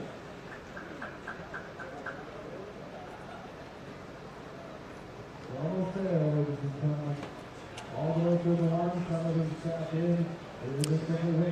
Welcome back to Madison, Indiana on the Ohio River. I don't even know what time it is. Let's take a quick look at 7:16 in the evening. I do remember a Gold Cup in 1974 that was run about 8:30 at Sand Point in Seattle, but we're getting pretty late in the day and long in the tooth here. Dustin, there was a time today when I never thought in my wildest dreams we would be running this final heat. I totally agree. Yeah, we looked out at the river, and it was terrible. There was debris floating everywhere. We've had rain squalls. We've had absolutely everything in front of us. But right now in front of us, an absolutely perfect, beautiful race course. Yeah, we had a broken clock. You name it, we ran into it at some point here. But we are ready to go racing, and we are going to determine the Gold Cup winner on the water. Our final heat is going to have Jimmy Shane in lane 1, Andrew Tate in 2, Kellys in 3, Peabody in 4. We're going to have Brandon Kennedy in the local hometown boat, the Royer Miss Madison. He'll be our trailer boat. They are all in the water. They are ready to go. And you can see on the monitor, those of you at home, the absolutely perfect conditions. Look at those flags on those trailers on the right. They are moving, but they are barely moving. And you can see the water. It is just absolutely perfect. I never, ever would have thought it.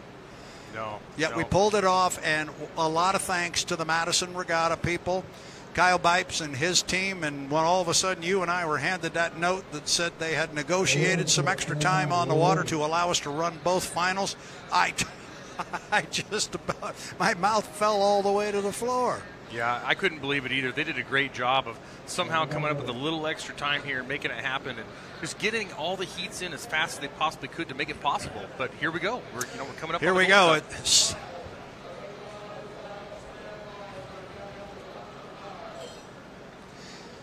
We are right now inside 15 seconds to 1 to the 5 for the oldest active trophy in motorsports. 3, 2, 1, mark. So, Let's take a look at our field for Gold Cup 2026.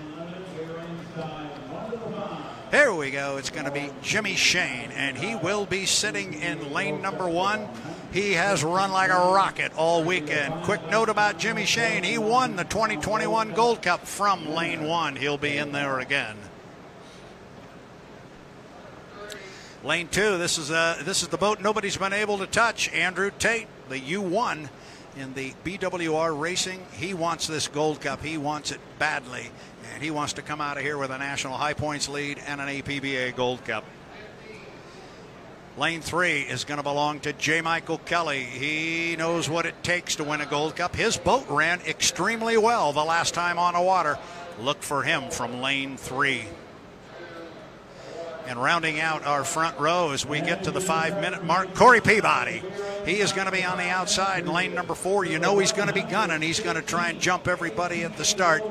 He's run very well this weekend as well. It's a late afternoon sun, 4 minutes and 45 seconds. Boats are away from the dock. First one coming away is going to be the Maverick, our trailer boat from the town of Madison, Indiana. There he is. The young man has been the busiest guy in southern Indiana in the last hour. He drove a H1 heat, jumped into GP, ran that final heat, and now he's out here again. So there are your 5 boats. It is Shane, Tate, Kelly, Peabody inside out, and Brandon Kennedy as the trailer boat. You know, Brandon's young, but he's going to feel beat up tomorrow. I can promise you that. Yeah, he's young, but he has worked hard today in a lot of heat. It's the final heat. It's the APBA Gold Cup. It is the crown jewel of H1 Unlimited Racing. It is the oldest active motorsports trophy in the world. I don't think we can hype it any more than this. We've got BWR Racing versus Strong Racing on the front row. These 4 boats have been as good as anybody all weekend, and we are joined by a Gold Cup champion here with Jean Thioret's going to come watch the heat with us. Welcome, my friend. Miss Apollo, he's going to go in lane 1, and as we learned during the break, there's a lot of guys on this H1 team that know a lot of trivia. Jimmy Shane has won, as we said, a Gold Cup on this river from lane 1. He chose it again. If he can get through there clean the first time through, he's going to be tough to drive around. Absolutely. He knows the dangers of being in lane number 1, but he's confident in himself. He's confident in the boat, and he's going to put it there on the pins as fast as he can and get through it and accelerate fast. That boat accelerates better than anything I've ever seen. Well, it's been extremely quick, and you're looking at the boats coming down the front straightaway. There's Corey Peabody in the U3, the Tahoe Miss. He is going to be in lane number 4, just inside 3 minutes, looking up the front straightaway. There's the boat that everybody's going to be gunning for. That is Andrew Tate, the U1, the BWR Racing. Nobody's been able to crack that puzzle this weekend. No, not by a long shot here. Jimmy Shane coming down the front straightaway out of turn number 2. I pictured him doing a timing run, but it looks like he's just going to go for a nice cruise here. He must have his stuff already figured out. One thing I'm looking at here, Brad, there might be some glare going into turn number 1 here. We'll have to see how that affects him. Yeah, I was thinking of that too, because it's bright down that way. I don't think it's a problem per se, but it could be. Now we got, who's that that's cutting the course going across there? That will be Jimmy Shane. And he cuts over and he can hug the buoy row. That's where he is going to be. Coming up on 2 minutes. 2 minutes, Dustin, until the start. And you notice he did not go all the way around turn number 1. He stayed on the GP course. He's begging these guys, do not go down there and rough up the water, but they're going to do everything they can to make it choppy for him. Yeah, here's $20. Don't go down there. Stay out of turn 1. The rest of the field all the way down at the far end in turn 2. They're a minute 50 left on the clock, just coming around the exit pin, coming down the front straightaway. Yeah, and the boat trailing them, coming off the top end. There you see it. That is Jimmy Shane. He's going to dive into lane number 1 as they come down. There you see Tate. That's the boat on the far right. He's in lane 2. Then it is Kelly in 3. It is Peabody in 4. The Madison boat will be the trailer. He is behind everybody. We're set pretty good here. Yeah, the field is lined up really, really nice. Let's see what Jimmy's going to do. Is he going to go all the way around the corner, or is he going to cut the GP course? And if anybody was wondering here, no, that was not our start. They were lined up pretty good. And, boy, look at them come off the lower corner there. Lane 1 and lane 2. They're actually, that's lane 2 and lane 3. There's lane 4. Jimmy's lagging back a little bit, but he knows his lane will be there, and it will be lane number 1. 1 minute. 1 minute to the start of our final heat. the 116th running of the APBA Gold Cup. Jimmy's in a really good spot. He's where he wants to be. These other guys are early. I don't really know why, because there's no reason to get up there early like this. Jimmy's in a good spot. I think he's right where he wants to be. Well, we're going to find out in about 40 seconds because they're going to come down and hit the line. Look at that gorgeous shot looking down the Ohio River from the drone toward the bridge. 5 H-1 Unlimited hydroplanes headed up toward the top. Everybody in Madison, Indiana is standing up staring at the river. This is the culmination of the entire weekend. Now watch Shane dive into lane number 1. There he goes right there. It is open for him. We are inside 15 seconds until the start. Jimmy Shane has already put the hammer down as they start down toward the start. Nobody wants to jump, but nobody wants to be late. They want to be right here. We are inside 5. We are 3, 2, 1. Mark, and I think it's clean. J. Michael Kelly broke the clock. He broke it from lane number 3, but we got to see what's going on off. It's a clean start. Look what's going on, and it is Jimmy Shane down there first. He's going to get through that corner. I hope he didn't clip that one. Wow. He was awfully close, but he got through turn 1 clean. He's got a lot of company, and one of those boats that's company to him is Andrew Tate, and he's right with him. He's just outside, about 4 boat lengths back. Dustin, this is a good one. He got through the corner clean. He painted that turn, best turn ever, all the way down the back straightaway, wide open. Tate on his outside hip, he's leading him down there, but they're all together. It's a beautiful shot. Into the top end of the race course. Oh, Tate goes way wide from lane number 2. That's going to open the door big for Jimmy Shane to open things up. He's opened up a lead because Shane went so wide. No, it was Tate, that went wide. Shane comes down. He's opened up close to a rooster tail on teammate Andrew Tate, but Tate's not going to want to let him go. Remember, fans, we go 5 times around. A lot of boat racing left here as Jimmy Shane leads him into turn number 1. See if he can make it through the hole here. Big hop by Jimmy Shane. Jimmy Shane jumps out about 4 lanes. Andrew Tate does the exact same thing. J. Michael dives to the inside trying to capitalize on it. Wow, what a break that was. Now Jimmy Shane flying down the backstretch. Tate would love to get up alongside of him and try and pin him in that lane 1. But right now it is still Jimmy Shane driving it up the backstretch. We are on lap number 2. Lap number 2 of 5. 2 boats up toward the top end of the race course, both owned by Bruce Ratchford and BWR Racing. And here goes Tate wide again up at the top end. Coming down, Jimmy Shane on the inside. He's running some beautiful corners. He's got about 4 or 5 boat lengths on Tate as they come off the top end of the race course and come down underneath the bridge. Jimmy Shane, Andrew Tate, they are hooked up. They're going to come down and put 2 in the books with 3 more to go. Shane on the inside, Tate on the outside. Less than 2 boat lengths difference now as they head into this rough turn number 1. Let's see how tight Jimmy can hold it on the buoys here and keep Andrew outside of him. Wow, they are close. Water everywhere, but Jimmy makes it through okay, and Tate is right on his hip. Boy, he is right there standing in that right side rear view mirror.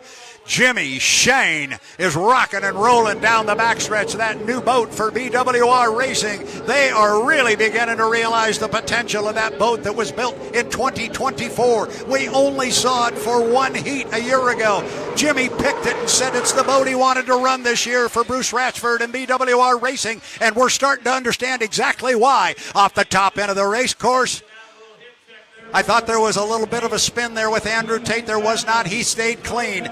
Here they come. Look like they did last time. Still, Shane out front on the inside lane. Tate, I think he's given a little bit of ground, Dustin. Yeah, Tate's having a hard time in that far turn number 2. If he can clean that up, he might be able to catch Shane. Boy, the right sponson on Jimmy Shane's boat was picked way up in the air. He got it loose, but he got it down before he got into the corner and had to turn it. He's got to set it down before he gets in there. He was able to do that, but he had it out of his hands right there for a moment.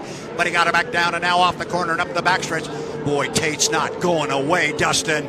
No, Jimmy's making this race course as wide as humanly possible. And look at him hang that thing. You can see all the way underneath the boat. You can see the entire skid fin. He's giving it 110% to stay ahead of Tate. Here comes Tate on the outside. Let's see if he can clean up this turn now. Top end of the race course. Oh, he goes wide. Shane takes a big hop up there, but he sets it right back down. The boat is seemingly very, very forgiving. Shane's got to really run. He's going to come down. He's going to pick up a white flag. There's only 1 more to go. Jimmy Shane driving the Apollo, the U-27. He's driving it like a rocket. Oh, and look at Andrew hang it. Andrew hanging the U1, really flying it down the front straightaway. He's giving it everything that he's got, Dustin. Absolutely out of the water the entire time. Going to come up on lap traffic, some rough water. Jimmy Shane still painting those buoys. Andrew Tate, a much better turn. This is the last lap. This is where he's got to do it. He's doing a great job. At the backstretch for the final time. Jimmy Shane in the U-27, the Miss Apollo. Bruce Rashford, your Apollo hydroplane, is running like a rocket. So is your BWR Racing U1. They're going to come up on the Miss Madison up toward the top end of the race course, but it is a full rooster tail lead right now for the U-27, the Miss Apollo, and Jimmy Shane. Could it happen? Could he come back after a 4-year hiatus and claim the Gold Cup on the Ohio River? Jimmy Shane is flying down the front straightaway. That is not Andrew Tate that's just off to his right. That is lap traffic in the Miss Madison. But here is your winner of the 2026 APBA Gold Cup, Jimmy Shane. He pulled it off. Second place goes to Andrew Tate in the U1, the BWR Racing. Oh my goodness. Absolutely incredible drive by both of those drivers out there. I don't know how they kept them on the water. Whew, your third place boat right now coming across the line. It's going to be the U3, Corey Peabody, J. Michael Kelly, and the Maverick in fourth place. With a half a lap to go, the Miss Madison U6. Wow. Incredible. Wow. Absolutely incredible. And ladies and gentlemen, we were just calling it how we are seeing it, so we will let you know how all the chips fall, but an absolute incredible final heat for a Gold Cup here in Madison, Indiana. Yeah, and you and I have had these types of conversations before. I honestly hope nothing changes, especially up front with the two of them, because it was just such good racing. You'd hate to see something come into play like a penalty. Absolutely. Let's hope everything's clean up there because... How about this young man right here? Man. Yeah, Brandon Kennedy, give it up for him. He will come home. He'll have a fifth place finish in the APBA Gold Cup for 2026. Well done. Wow. I think Brad and I are both completely out of breath. We know all these drivers are. The black flag comes out on the race course, and I cannot believe the final we just watched. Wow. The fact that Andrew was able to hang on to that thing and wrestle it right back down to earth was incredible. And Jimmy, I don't know if you saw it, Brad, but down here in turn number one, he left the water for about 3 seconds, it seemed like. I mean, he went out way far out, but there was nobody next to him, so I don't think that affected anything. But Andrew caught him because of how far he flew out of the water and went outside. This is going to be on the highlight reel for a long time. Jimmy's got his fist pumping there out of the cockpit of the Miss Apollo. Andrew Tate has already come back to the dock, but right now all attention is on the U-27 Miss Apollo. Wow, what a drive. So we're going to monitor. We've got people monitoring the official radio. We will find out if things were, first of all, clean on the water. Now, the way we do things is we'll pull the boxes out of the boat in order of how they finished on the water, and that would mean the U-27 Miss Apollo will have their black box pulled out of the boat before and tested before anybody else. The idea is to see if we can get him confirmed, if he is indeed the winner, as quick as humanly possible. I would love to know, and we'll find out from our Danny Rogers, but I would love to find out what he's thinking in there right now. He's been away for 4 years. He comes back. He jumps in that rocket ship. You know who else was anxiously waiting for the results here at home was probably the owner, Mr. Bruce Radford, because what an incredible job by his team this weekend. I mean, absolute class of the field, so he's got to be pretty proud. We're going to throw a graphic up on the screen here, and it will say unofficial 2026 APBA Gold Cup champion. There he is, Jimmy Shane. If he got it, it is his 26th career win.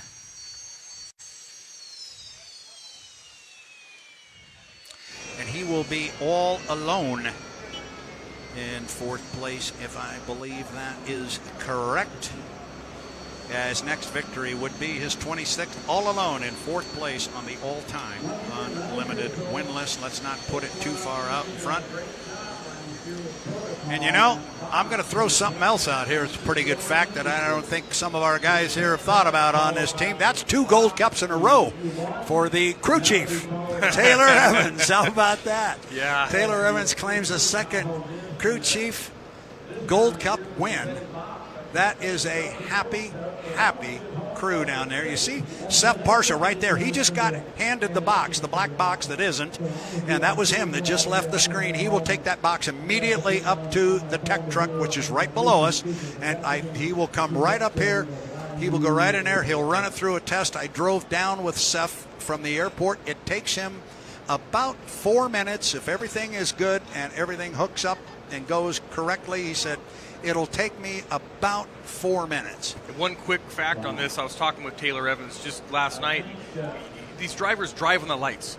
So as the lights come on saying you're overspeeding the propeller and you need to get the RPMs back down to stay legal, you got to blip the throttle. And I always try to be really good with it. Taylor tapped me on the shoulder and he says, Dustin, you did fine, but Jimmy Shane is the best I've ever seen. They look at the data and he says, this guy is like a robot. He knows exactly when to blip the throttle, what to do right. So I have all the confidence in the world that he did everything he could do and that his part of it is going to be legal.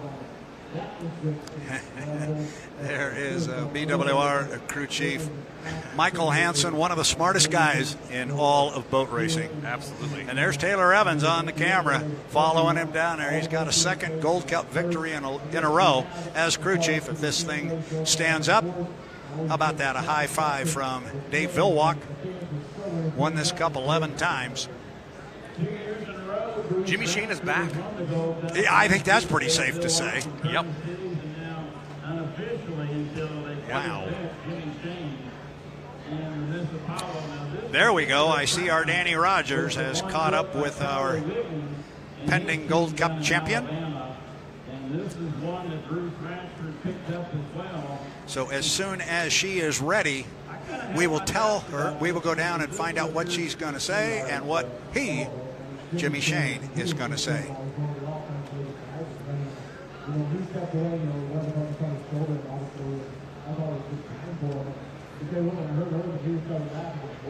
Making sure we got the connection here with Danny Rogers. He is down there with our H1 Unlimited cameraman. Wow.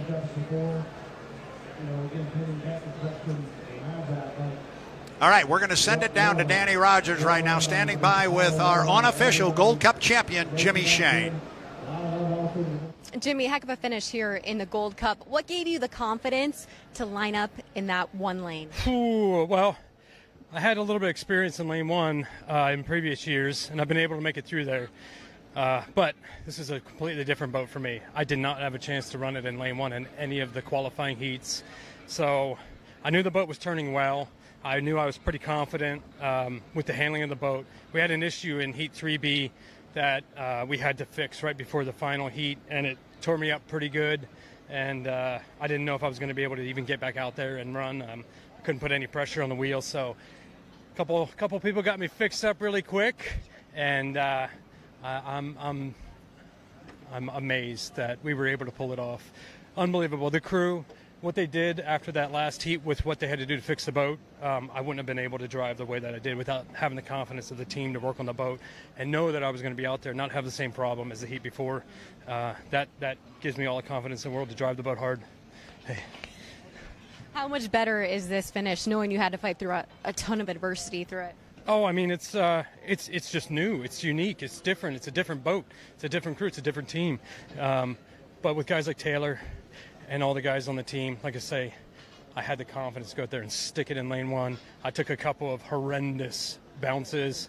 I was probably about 8 feet off the water at one point coming down the front stretch here. I hope you guys didn't see that.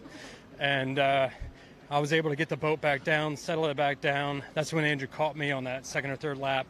And then I was able to just lock back in and just get back in there and make the turns I needed to make to hold Andrew off. I knew he was coming. I knew how fast that boat was. Obviously, I'd won a couple of Gold Cups with that boat, and I knew what I was up against. But just having that confidence to go in there and get through lane one on the first lap and be able to drive my race course is really what won us a Gold Cup. This guy's won a couple of Gold Cups now too. How did Jimmy do in this new boat in this final race? I think he just proved it right there. I mean, I can't say more about this guy. I mean, it's been such a privilege to work with him, as little as we have so far, but he came in here after taking a 4-year break and just showed immediately how good he is. And wow.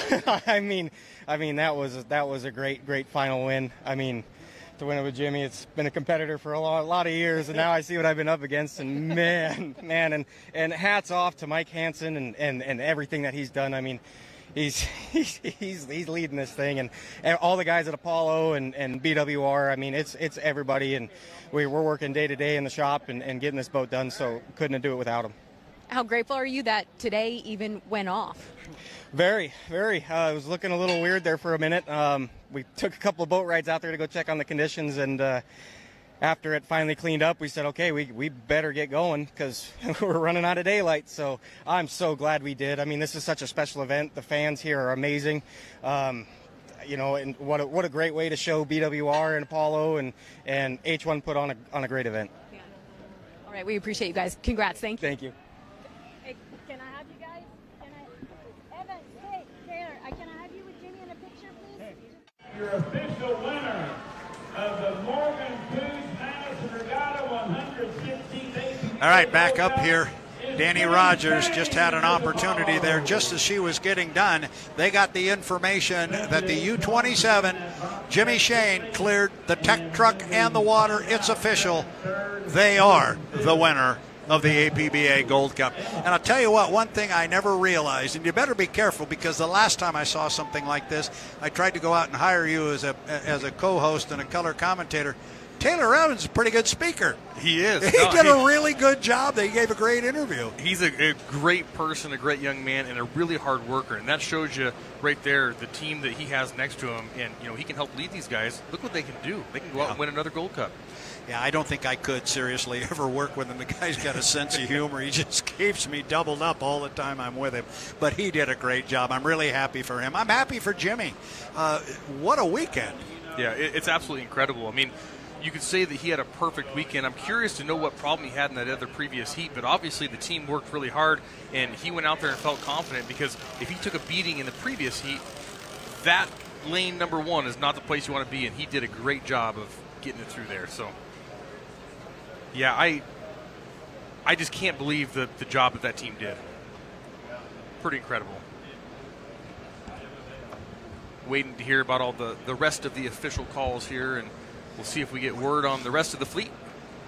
And I'm being told in my ear that, yes, Jimmy Shane has been cleared by the tech truck and on the water. It is official. Jimmy Shane has won the 116th running of the APBA Gold Cup. Unfortunately, we are being told that Andrew Tate has been called for veering out. And I thought it would have been up at the top end. I saw him kind of get out wide a couple of times up there. Apparently, it happened once down here in turn 1. He got called for that. That, I believe, we'll see how that affects everything, but not going to affect him in a positive way. Yeah, that's really unfortunate to go from the race that he had. I mean, that was one of the hardest races I've seen him run in a long time. Yeah. He did such a great job of chasing down Jimmy, and I'm sure, you know, nothing's intentional. These boats are all over the place, and they're doing everything possible to keep him in their lane. And just unfortunately, he must have hit a hole and just bounced out. Oh, wow. I am so glad we got it in. We took care of it properly. We got it done on the water where it needed to be determined, needed to be settled. It came down to the 2 fastest boats, and they put on an incredible show. Absolutely. Yeah, the strong team gave chase hard. They did a great job all weekend of just making those boats faster and faster, and they have a little bit of work ahead of them to catch up to this BWR fleet as we head into Tri-Cities here in a couple of weeks. But if anyone is up to the job, up to the task, it's that team. You know, Jim Seckler, he put a great group together, and they'll be there. They'll be just fast. I'm told he is the master of the data, and trust me, he is not going to be settled by what just occurred on the water. He's got, 3 weeks until we put the boats in the water, 3 or 4 weeks until we put the boats in the Columbia River. And I would expect we will see a different looking strong racing team when they come out. Yep, I think that's a very safe bet. Yeah, those two very good fast boats. And, I mean, when we go back out west, we also add a few more boats to the fleet, too. We do. That's going to mix everything up even more. And, I mean, it's just looking like a great season ahead of us. Yeah, we're hoping to have 9 boats in the Tri-City, so our fleet will grow as it usually does. We're going to run the Gold Cup format out there, meaning we're going to run actually more heats than we ran here. We will run heats 1, 2, 3, and 4 before we get to the final. So it's going to be good. It's going to be good. I want to get your overall impressions. Okay, we did finally put not everything together, but for a normal race that doesn't have the 4th set of heats, we got to run and we got our first look at the new race format. What do you think? First impressions? Well, I like it. First and foremost, I think it's great. I was very surprised at how it kind of equalized some of these drivers, these seasoned vets. They'll tell you it kind of got in their head, and they did stuff a little different. We saw some poor starts that we don't usually see, and that's not what we're trying to do, but it did equalize it a lot. And I think, the racers that drove this weekend are going to gain some experience as we head out west to where they kind of understand a little bit. Might be a disadvantage for the teams that haven't run yet, but I expect Tri-Cities to be very competitive starts, and I love the qualifying setup. I love the points. It just showed how important qualifying is, and it really makes every point matter. So I like it. I do too. I thought it was very good. Yeah, some of the drama's gone in the pre-race portion, but and there was a lot of comments online about you're not going to fight for lanes. That's the best part of the race, and I think it was Brandon Kennedy, and I'm not going to quote him directly, but he made a comment something to the effect, if the best part of your race is before the race starts, maybe you're not running your races correctly. Yeah, exactly. The other aspect of that is we are leaving the Madison race here on the Ohio River with all the boats intact. They're not, beat up and smashed in, and there's nobody down here screaming at each other and everybody upset. So that in itself is a win that we get to, if you're constantly fixing boats, just trying to get them on the water, you're not going to get them faster. So everyone's leaving here in running condition. They're going to work on getting them faster now going forward, and I think that's a great way of running the season. And do you honestly think you could have thought that this morning when we saw those videos of the log jam that was basically coming down the river toward us, and that video we saw that Jonathan shot this morning? There was just no way. I know I sent a couple text messages out to family members, and I said, there is just no way we are running boats in this. No, absolutely. And I think all the credit goes to the race committee and all the volunteers upriver that, obviously they're beyond where we can see. We can see the boats working, but they did such a fantastic job and worked tirelessly in this heat to get the race course cleared, safe. Our drone operators who flew the course before every heat and made sure the referee, everybody worked together to make this thing happen. And no, I never would have guessed it. I would have lost that bet if we had a bet going into this. And they worked together, and as you said, and it was teamwork between the regatta, the organization here in town, H1 Unlimited, their volunteers, their people, our safety and rescue personnel. Everybody had a common goal, and it was put this thing on the water. And even Mother Nature pitched in. After she threw us curveball after curveball, she finally hung a high, hard one over the middle of the plate, and we jumped on it, hit it out of the park, and had a whale of an afternoon of racing. Yeah, and whoever, I know Mr. Bipes gave us a little extra time, and whoever he worked with, getting that coordinated, and they said, hey, it's the Gold Cup. Let's make this thing happen. Let's give the fans a show, what they came here to see. Those people that made that happen, they went the extra mile for you, Madison, and all the fans at home, and we all really, really appreciate it.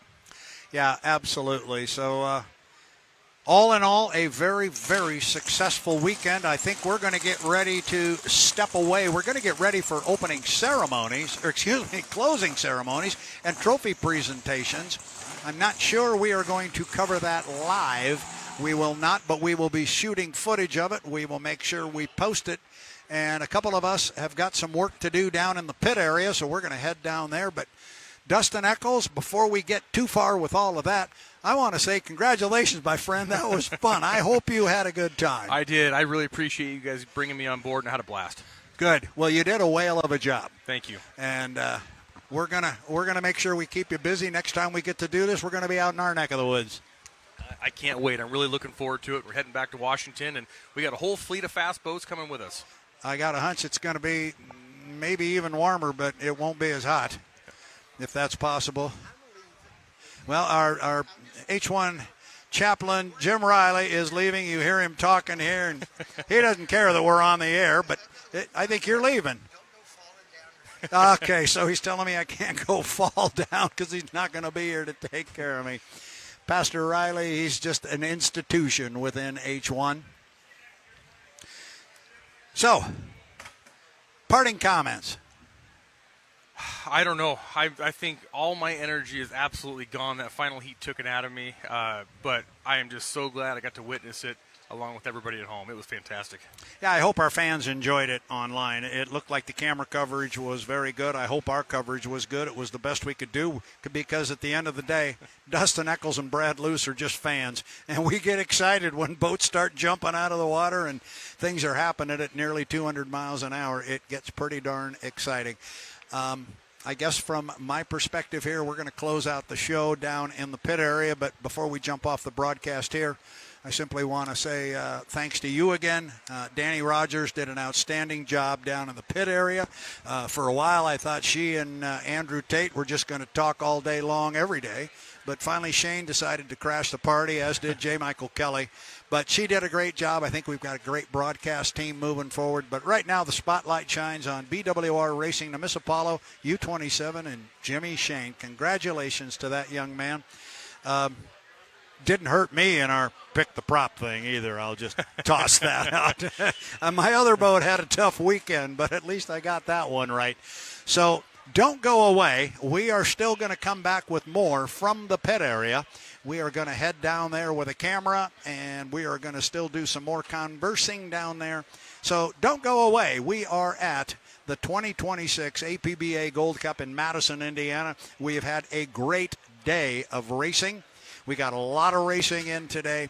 We were able to crown a champion and crown that champion on the water. It is Jimmy Shane and the U-27 Miss Apollo for Bruce Ratchford Racing. Congratulations to that team. Congratulations to Jimmy Shane. But we're not done, so don't go away. For Dustin Eccles and Brad Luce, we're going to step away for a little bit. Don't go away. Don't go too far.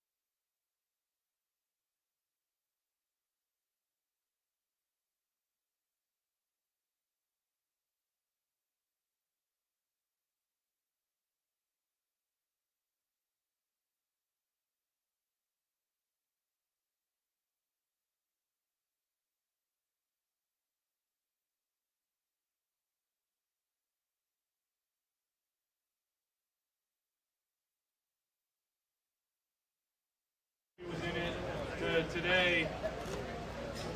I don't even know what time it is. 8 o'clock. It's 8:07. 8:07. Getting this Gold Cup in. I can't thank Brandon Lee. Where's Brandon at? Brandon, raise your hand. That guy worked his butt off, getting everybody out there to get the course ready. Everybody that you see in the yellow shirt, they absolutely killed it this weekend. Couldn't do it without them, so please give them a big round of applause as well. Thanks for all the teams for coming, enduring it, being patient with us as we got everything ready. Again, thank you all so much. I want to give a big shout out to Morgan Foods for sponsoring, along with Nucor and Royer. Man, what a week. Again, thank you all so much, and I'll hand it back over to Jordan. I haven't looked in a while. All right. Give it up for Kyle High School one time, please. Next up, of course, he's had to work very closely with Kyle as we get everything ready, and that is Madison's Mayor Bob Courtney. Mr. Mayor, come on up here and give your closing remarks for the weekend, my friends.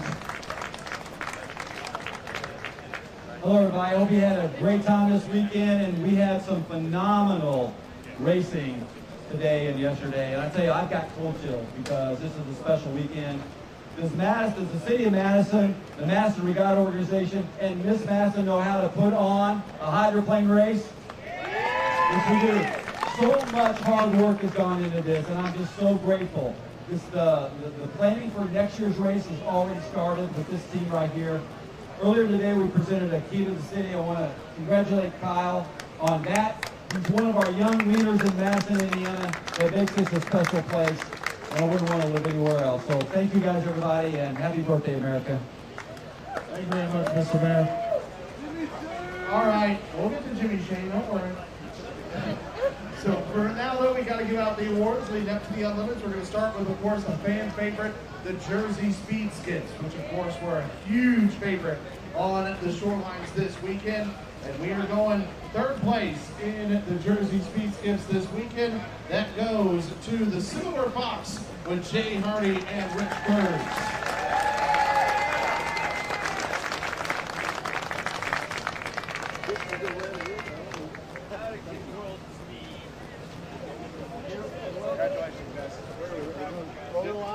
We'll do a photo op, that's fine, yeah, right out there. Right here. There you go, out there, man. I don't need to be.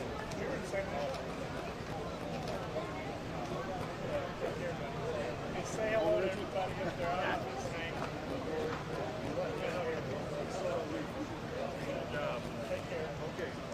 All right. Great job. Thank you, guys. Congratulations. So here's the thing. If there's a point accumulation when it comes to the Jersey Skids. So, second and first place were tied with 385 points. So you have to go with time. And it was by 29th, 100th of a second. Wow. So second place in the Jersey Speed Skids, the Yumpin Yemeni, Jimmy Stewart and Pagawancio.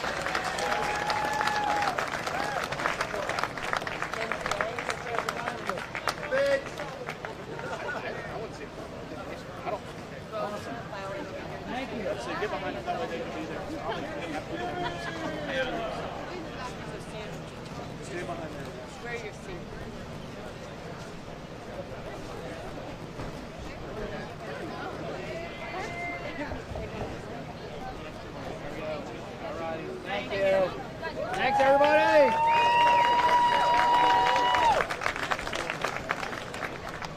So that means first place in the Jersey Speed Skids. That goes to, in the red, Samantha Owatsio and Jerry Owatsio.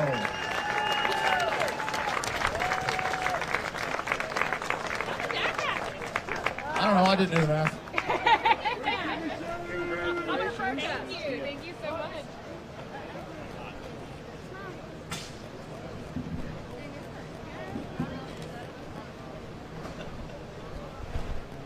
All right, you two aren't done. Now you got to talk to me. Since you won, you got to talk to me. Hey, you two. You two got to talk to me now. You got to talk to me now. Sorry, you won, so you got to talk. You're good. So Samantha, it was very, very close, but to bring home a first place finish, how do you feel right now? I'm surprised. Good reaction. Yeah, I mean, this is incredible. You know, we're just so happy to be back. We're so happy to get the invite. fight, and it ended up being some good racing. It absolutely did, sir. How did the Ohio River treat you out there? Wow, that was really rough, I can tell you that. Exit of turn 1 was rough the entire weekend, but Sam did a great job. Sam, can we count on you being back in Madison next year? Absolutely, you can bet your bottom dollar. Awesome. Congratulations to both of them.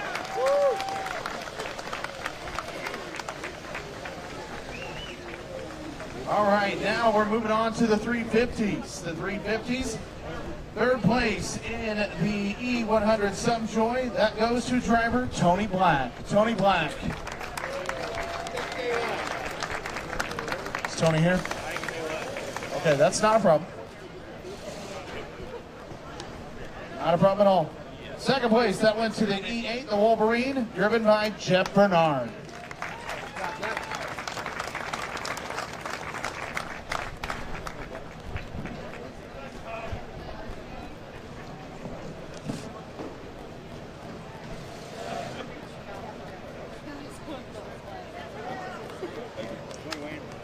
Jeff, congratulations, good sir. Now, unfortunately, our last winner, he had to get out of here because apparently with tomorrow being Monday, I guess some of us have to go to work tomorrow. Yes, I have him. Yep, I have him. That is Tommy Alfano representing our winner, Bobby King.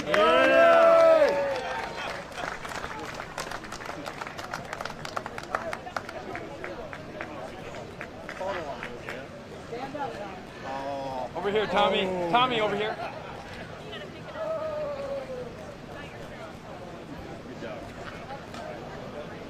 All right, congratulations, Tommy. Now we move on to the Grand Prix America.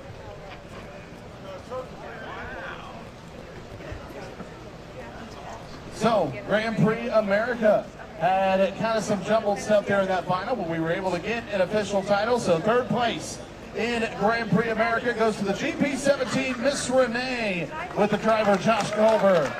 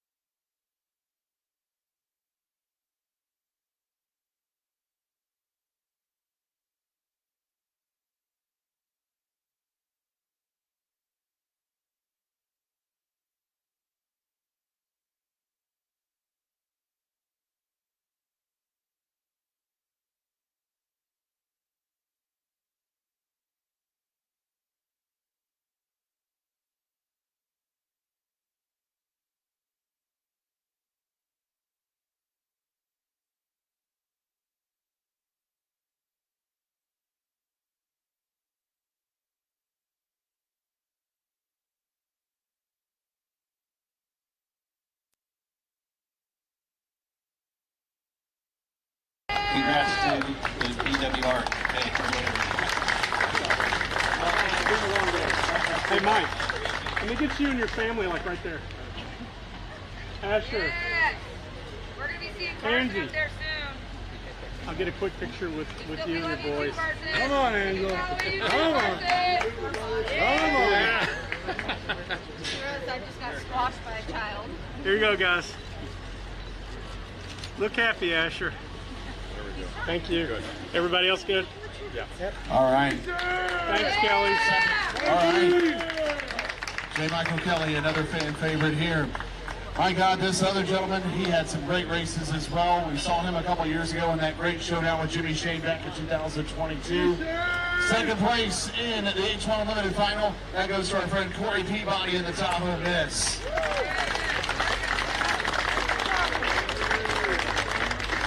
There you go, for a second.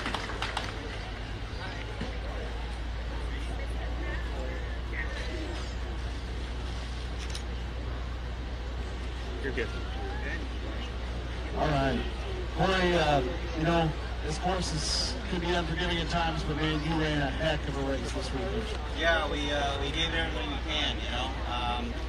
As most know, when I come here, I normally go back in pieces, and I did this weekend, so I'm pretty happy about that. My team's happy about that. Congratulations to Jimmy, you know. I mean, coming back and just laying it down. So, I mean, when he drove for you guys here in Madison, he was the best. Guess what? He's back. He's pretty dang good. So congratulations to Jimmy. Kendra with Clifton Engineering, they always open their doors to us when we get here, so I really want to say thank you to her. Jeremy and the guys at Super Shine took care of us. I just met them this year. Wonderful people. Good time. Fairmont, they took care of us. Fairfield, sorry, they took care of us over there, and the Hayden family for sponsoring us, which is they own the vintage Tahoe Miss, Harris Tahoe Miss, and the Maverick. It'll be really cool these upcoming races. They want to put us all side by side with the vintage boats and us. It'll be really neat. But Jim Steckler, our new crew chief, doing a great job. It's a lot to do, 2 boats, and he got thrown in a position in a quick hurry, and he accepted it, and he's excelling. Thank you, people in Madison. Really appreciate you. And, we'll see you again next year. All right, thank you very much.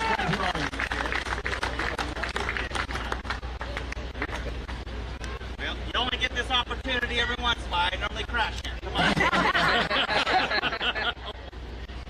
Jim, Mike, Dylan, Jeff Kelly, Jeff Bernard.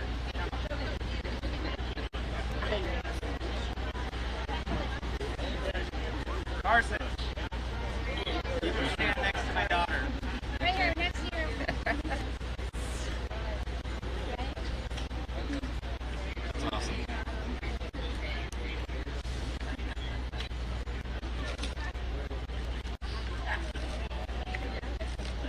Everybody good? Thank you. Thanks, guys. Thanks, Corey. Good job. Actually, 2 trophies to give away here. So, first place in the H1 Unlimited Final, 116 Gold Cup. We'll get to that one in a minute, but let's recognize our champion today, Jimmy Shane, in the U27.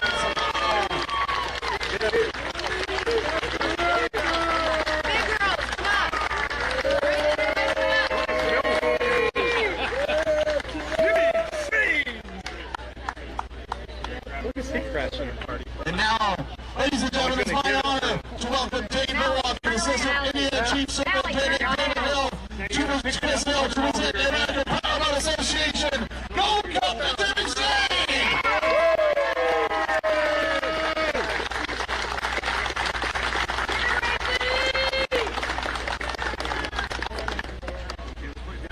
You can hold it by yourself, Jimmy. No. Oh, Jimmy, my friend, it's so good to talk to you again. My friend, welcome back to Madison, Indiana. I'd say it's a welcome return winning the Gold Cup. It's different. No, I'm so happy to be back here in Madison. I got to tell y'all, I I have done a lot in this sport, and coming back here to Madison and getting the reception that I got, it means the world to me. It really did. See, they all love you still. I knew there was going to be some questionable, like very passionate fans out there that were like, "Why you're not driving for Madison anymore?" But I love this sport. I love the people. I love the communities. And Madison, I mean, you guys are right there at the top of places that I love coming to. And it's an honor for me to come back, race in front of you guys, put on a good show. I think we put on one hell of a show in the final. And I can't thank my new team. I really appreciate Bruce, everything that he did. Mike Hansen, Taylor Evans, all the crew guys. We had an issue in the third heat and tore me up a little bit, but we got the boat back together. Took some good drugs before the final heat. That's always fun. And I was in good shape for the final. So, well, I gotta ask, Jimmy, this is your 6th Gold Cup, correct? Does it get any better every time you win it? The next one is going to be even better. I appreciate the history and the tradition of this sport so much, and just to be a part of it, it's like I say, it's an honor. And we drive our hearts out on the water for you guys. I really hope you appreciate that. We hang it all out on the line. I think you saw that in that final heat. I saw a lot of air and a lot of water in the final heat, and I'm just lucky to get through there in one piece. I want to thank my entire team. Andrew drove a heck of a race. He pushed me to the limit, and I really thank all the teams for being here, supporting the sport. There was some adversity throughout the weekend, obviously, with the schedule, the weather, and I just can't thank everybody else for hanging out, getting it done. You guys are still here supporting the sport, and it was another great Madison pulled off. No matter what happened, we got the final in, and I really appreciate everybody. Jimmy Shane, it's so good talking to you again, my friend, and congratulations. We'll see you next year, okay? Thank you, everybody. Jimmy Shane, your APBA Gold Cup champion. Get in the middle of the queen. Can you do the queen? Folks, thanks for coming out. For my cohort, Jeff Baylor, and everyone else involved, thank you so much. Have a good night. Ladies, so we can see everybody.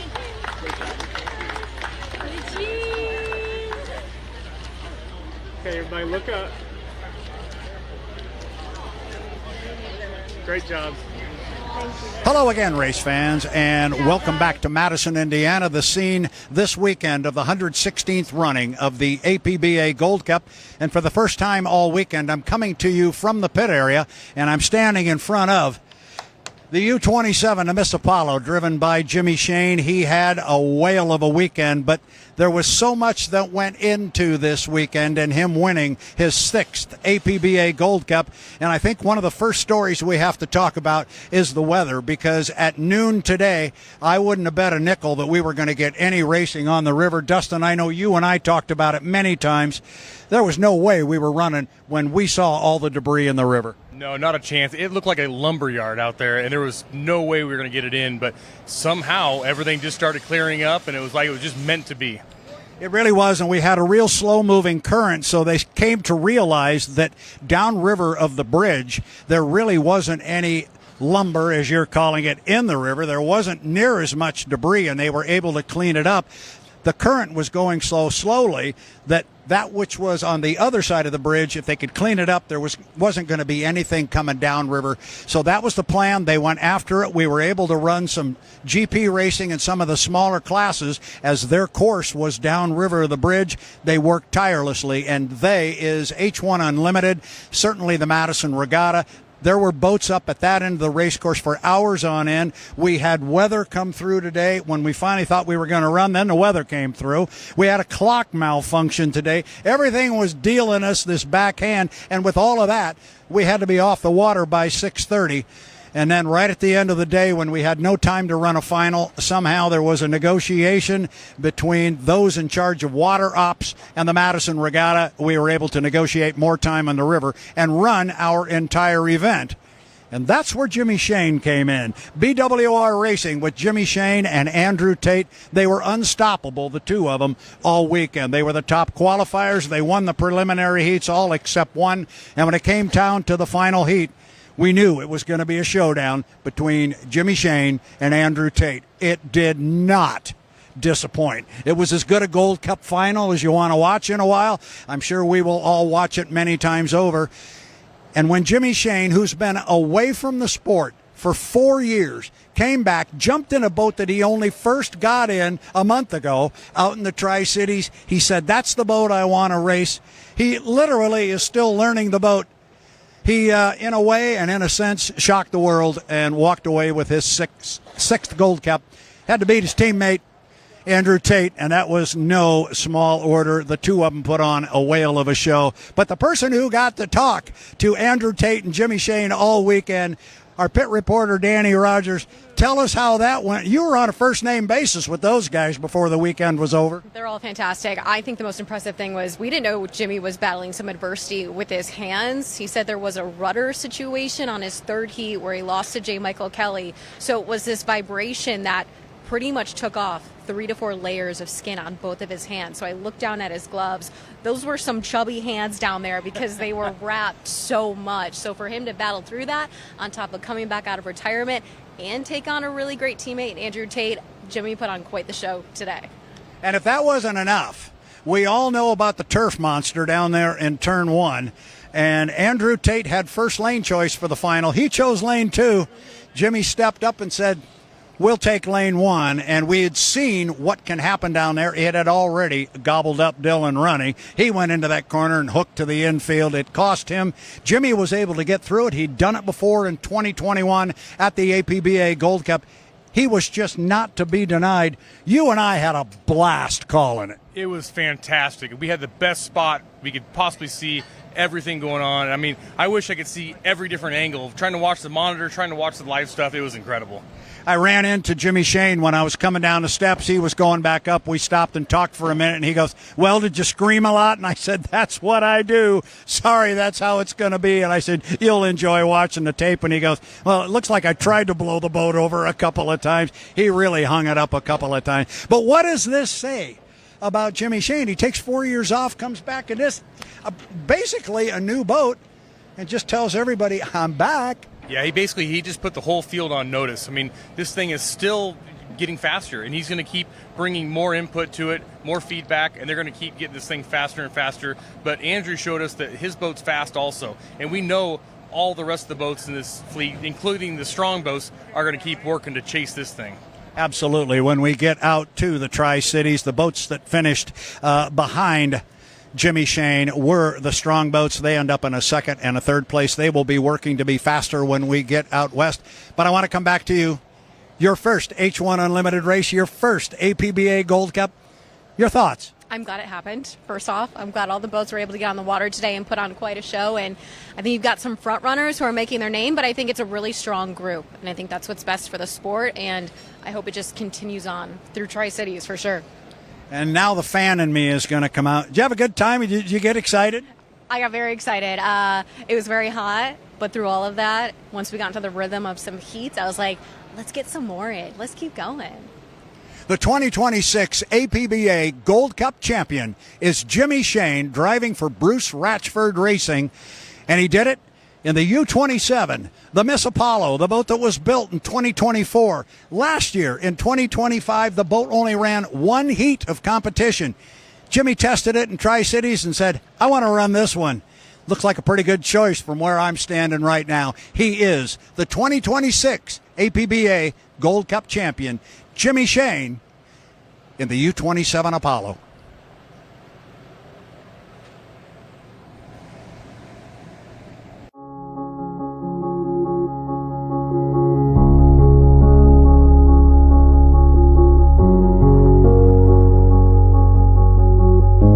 Put it in words, man. I mean, I'm speechless. Yeah.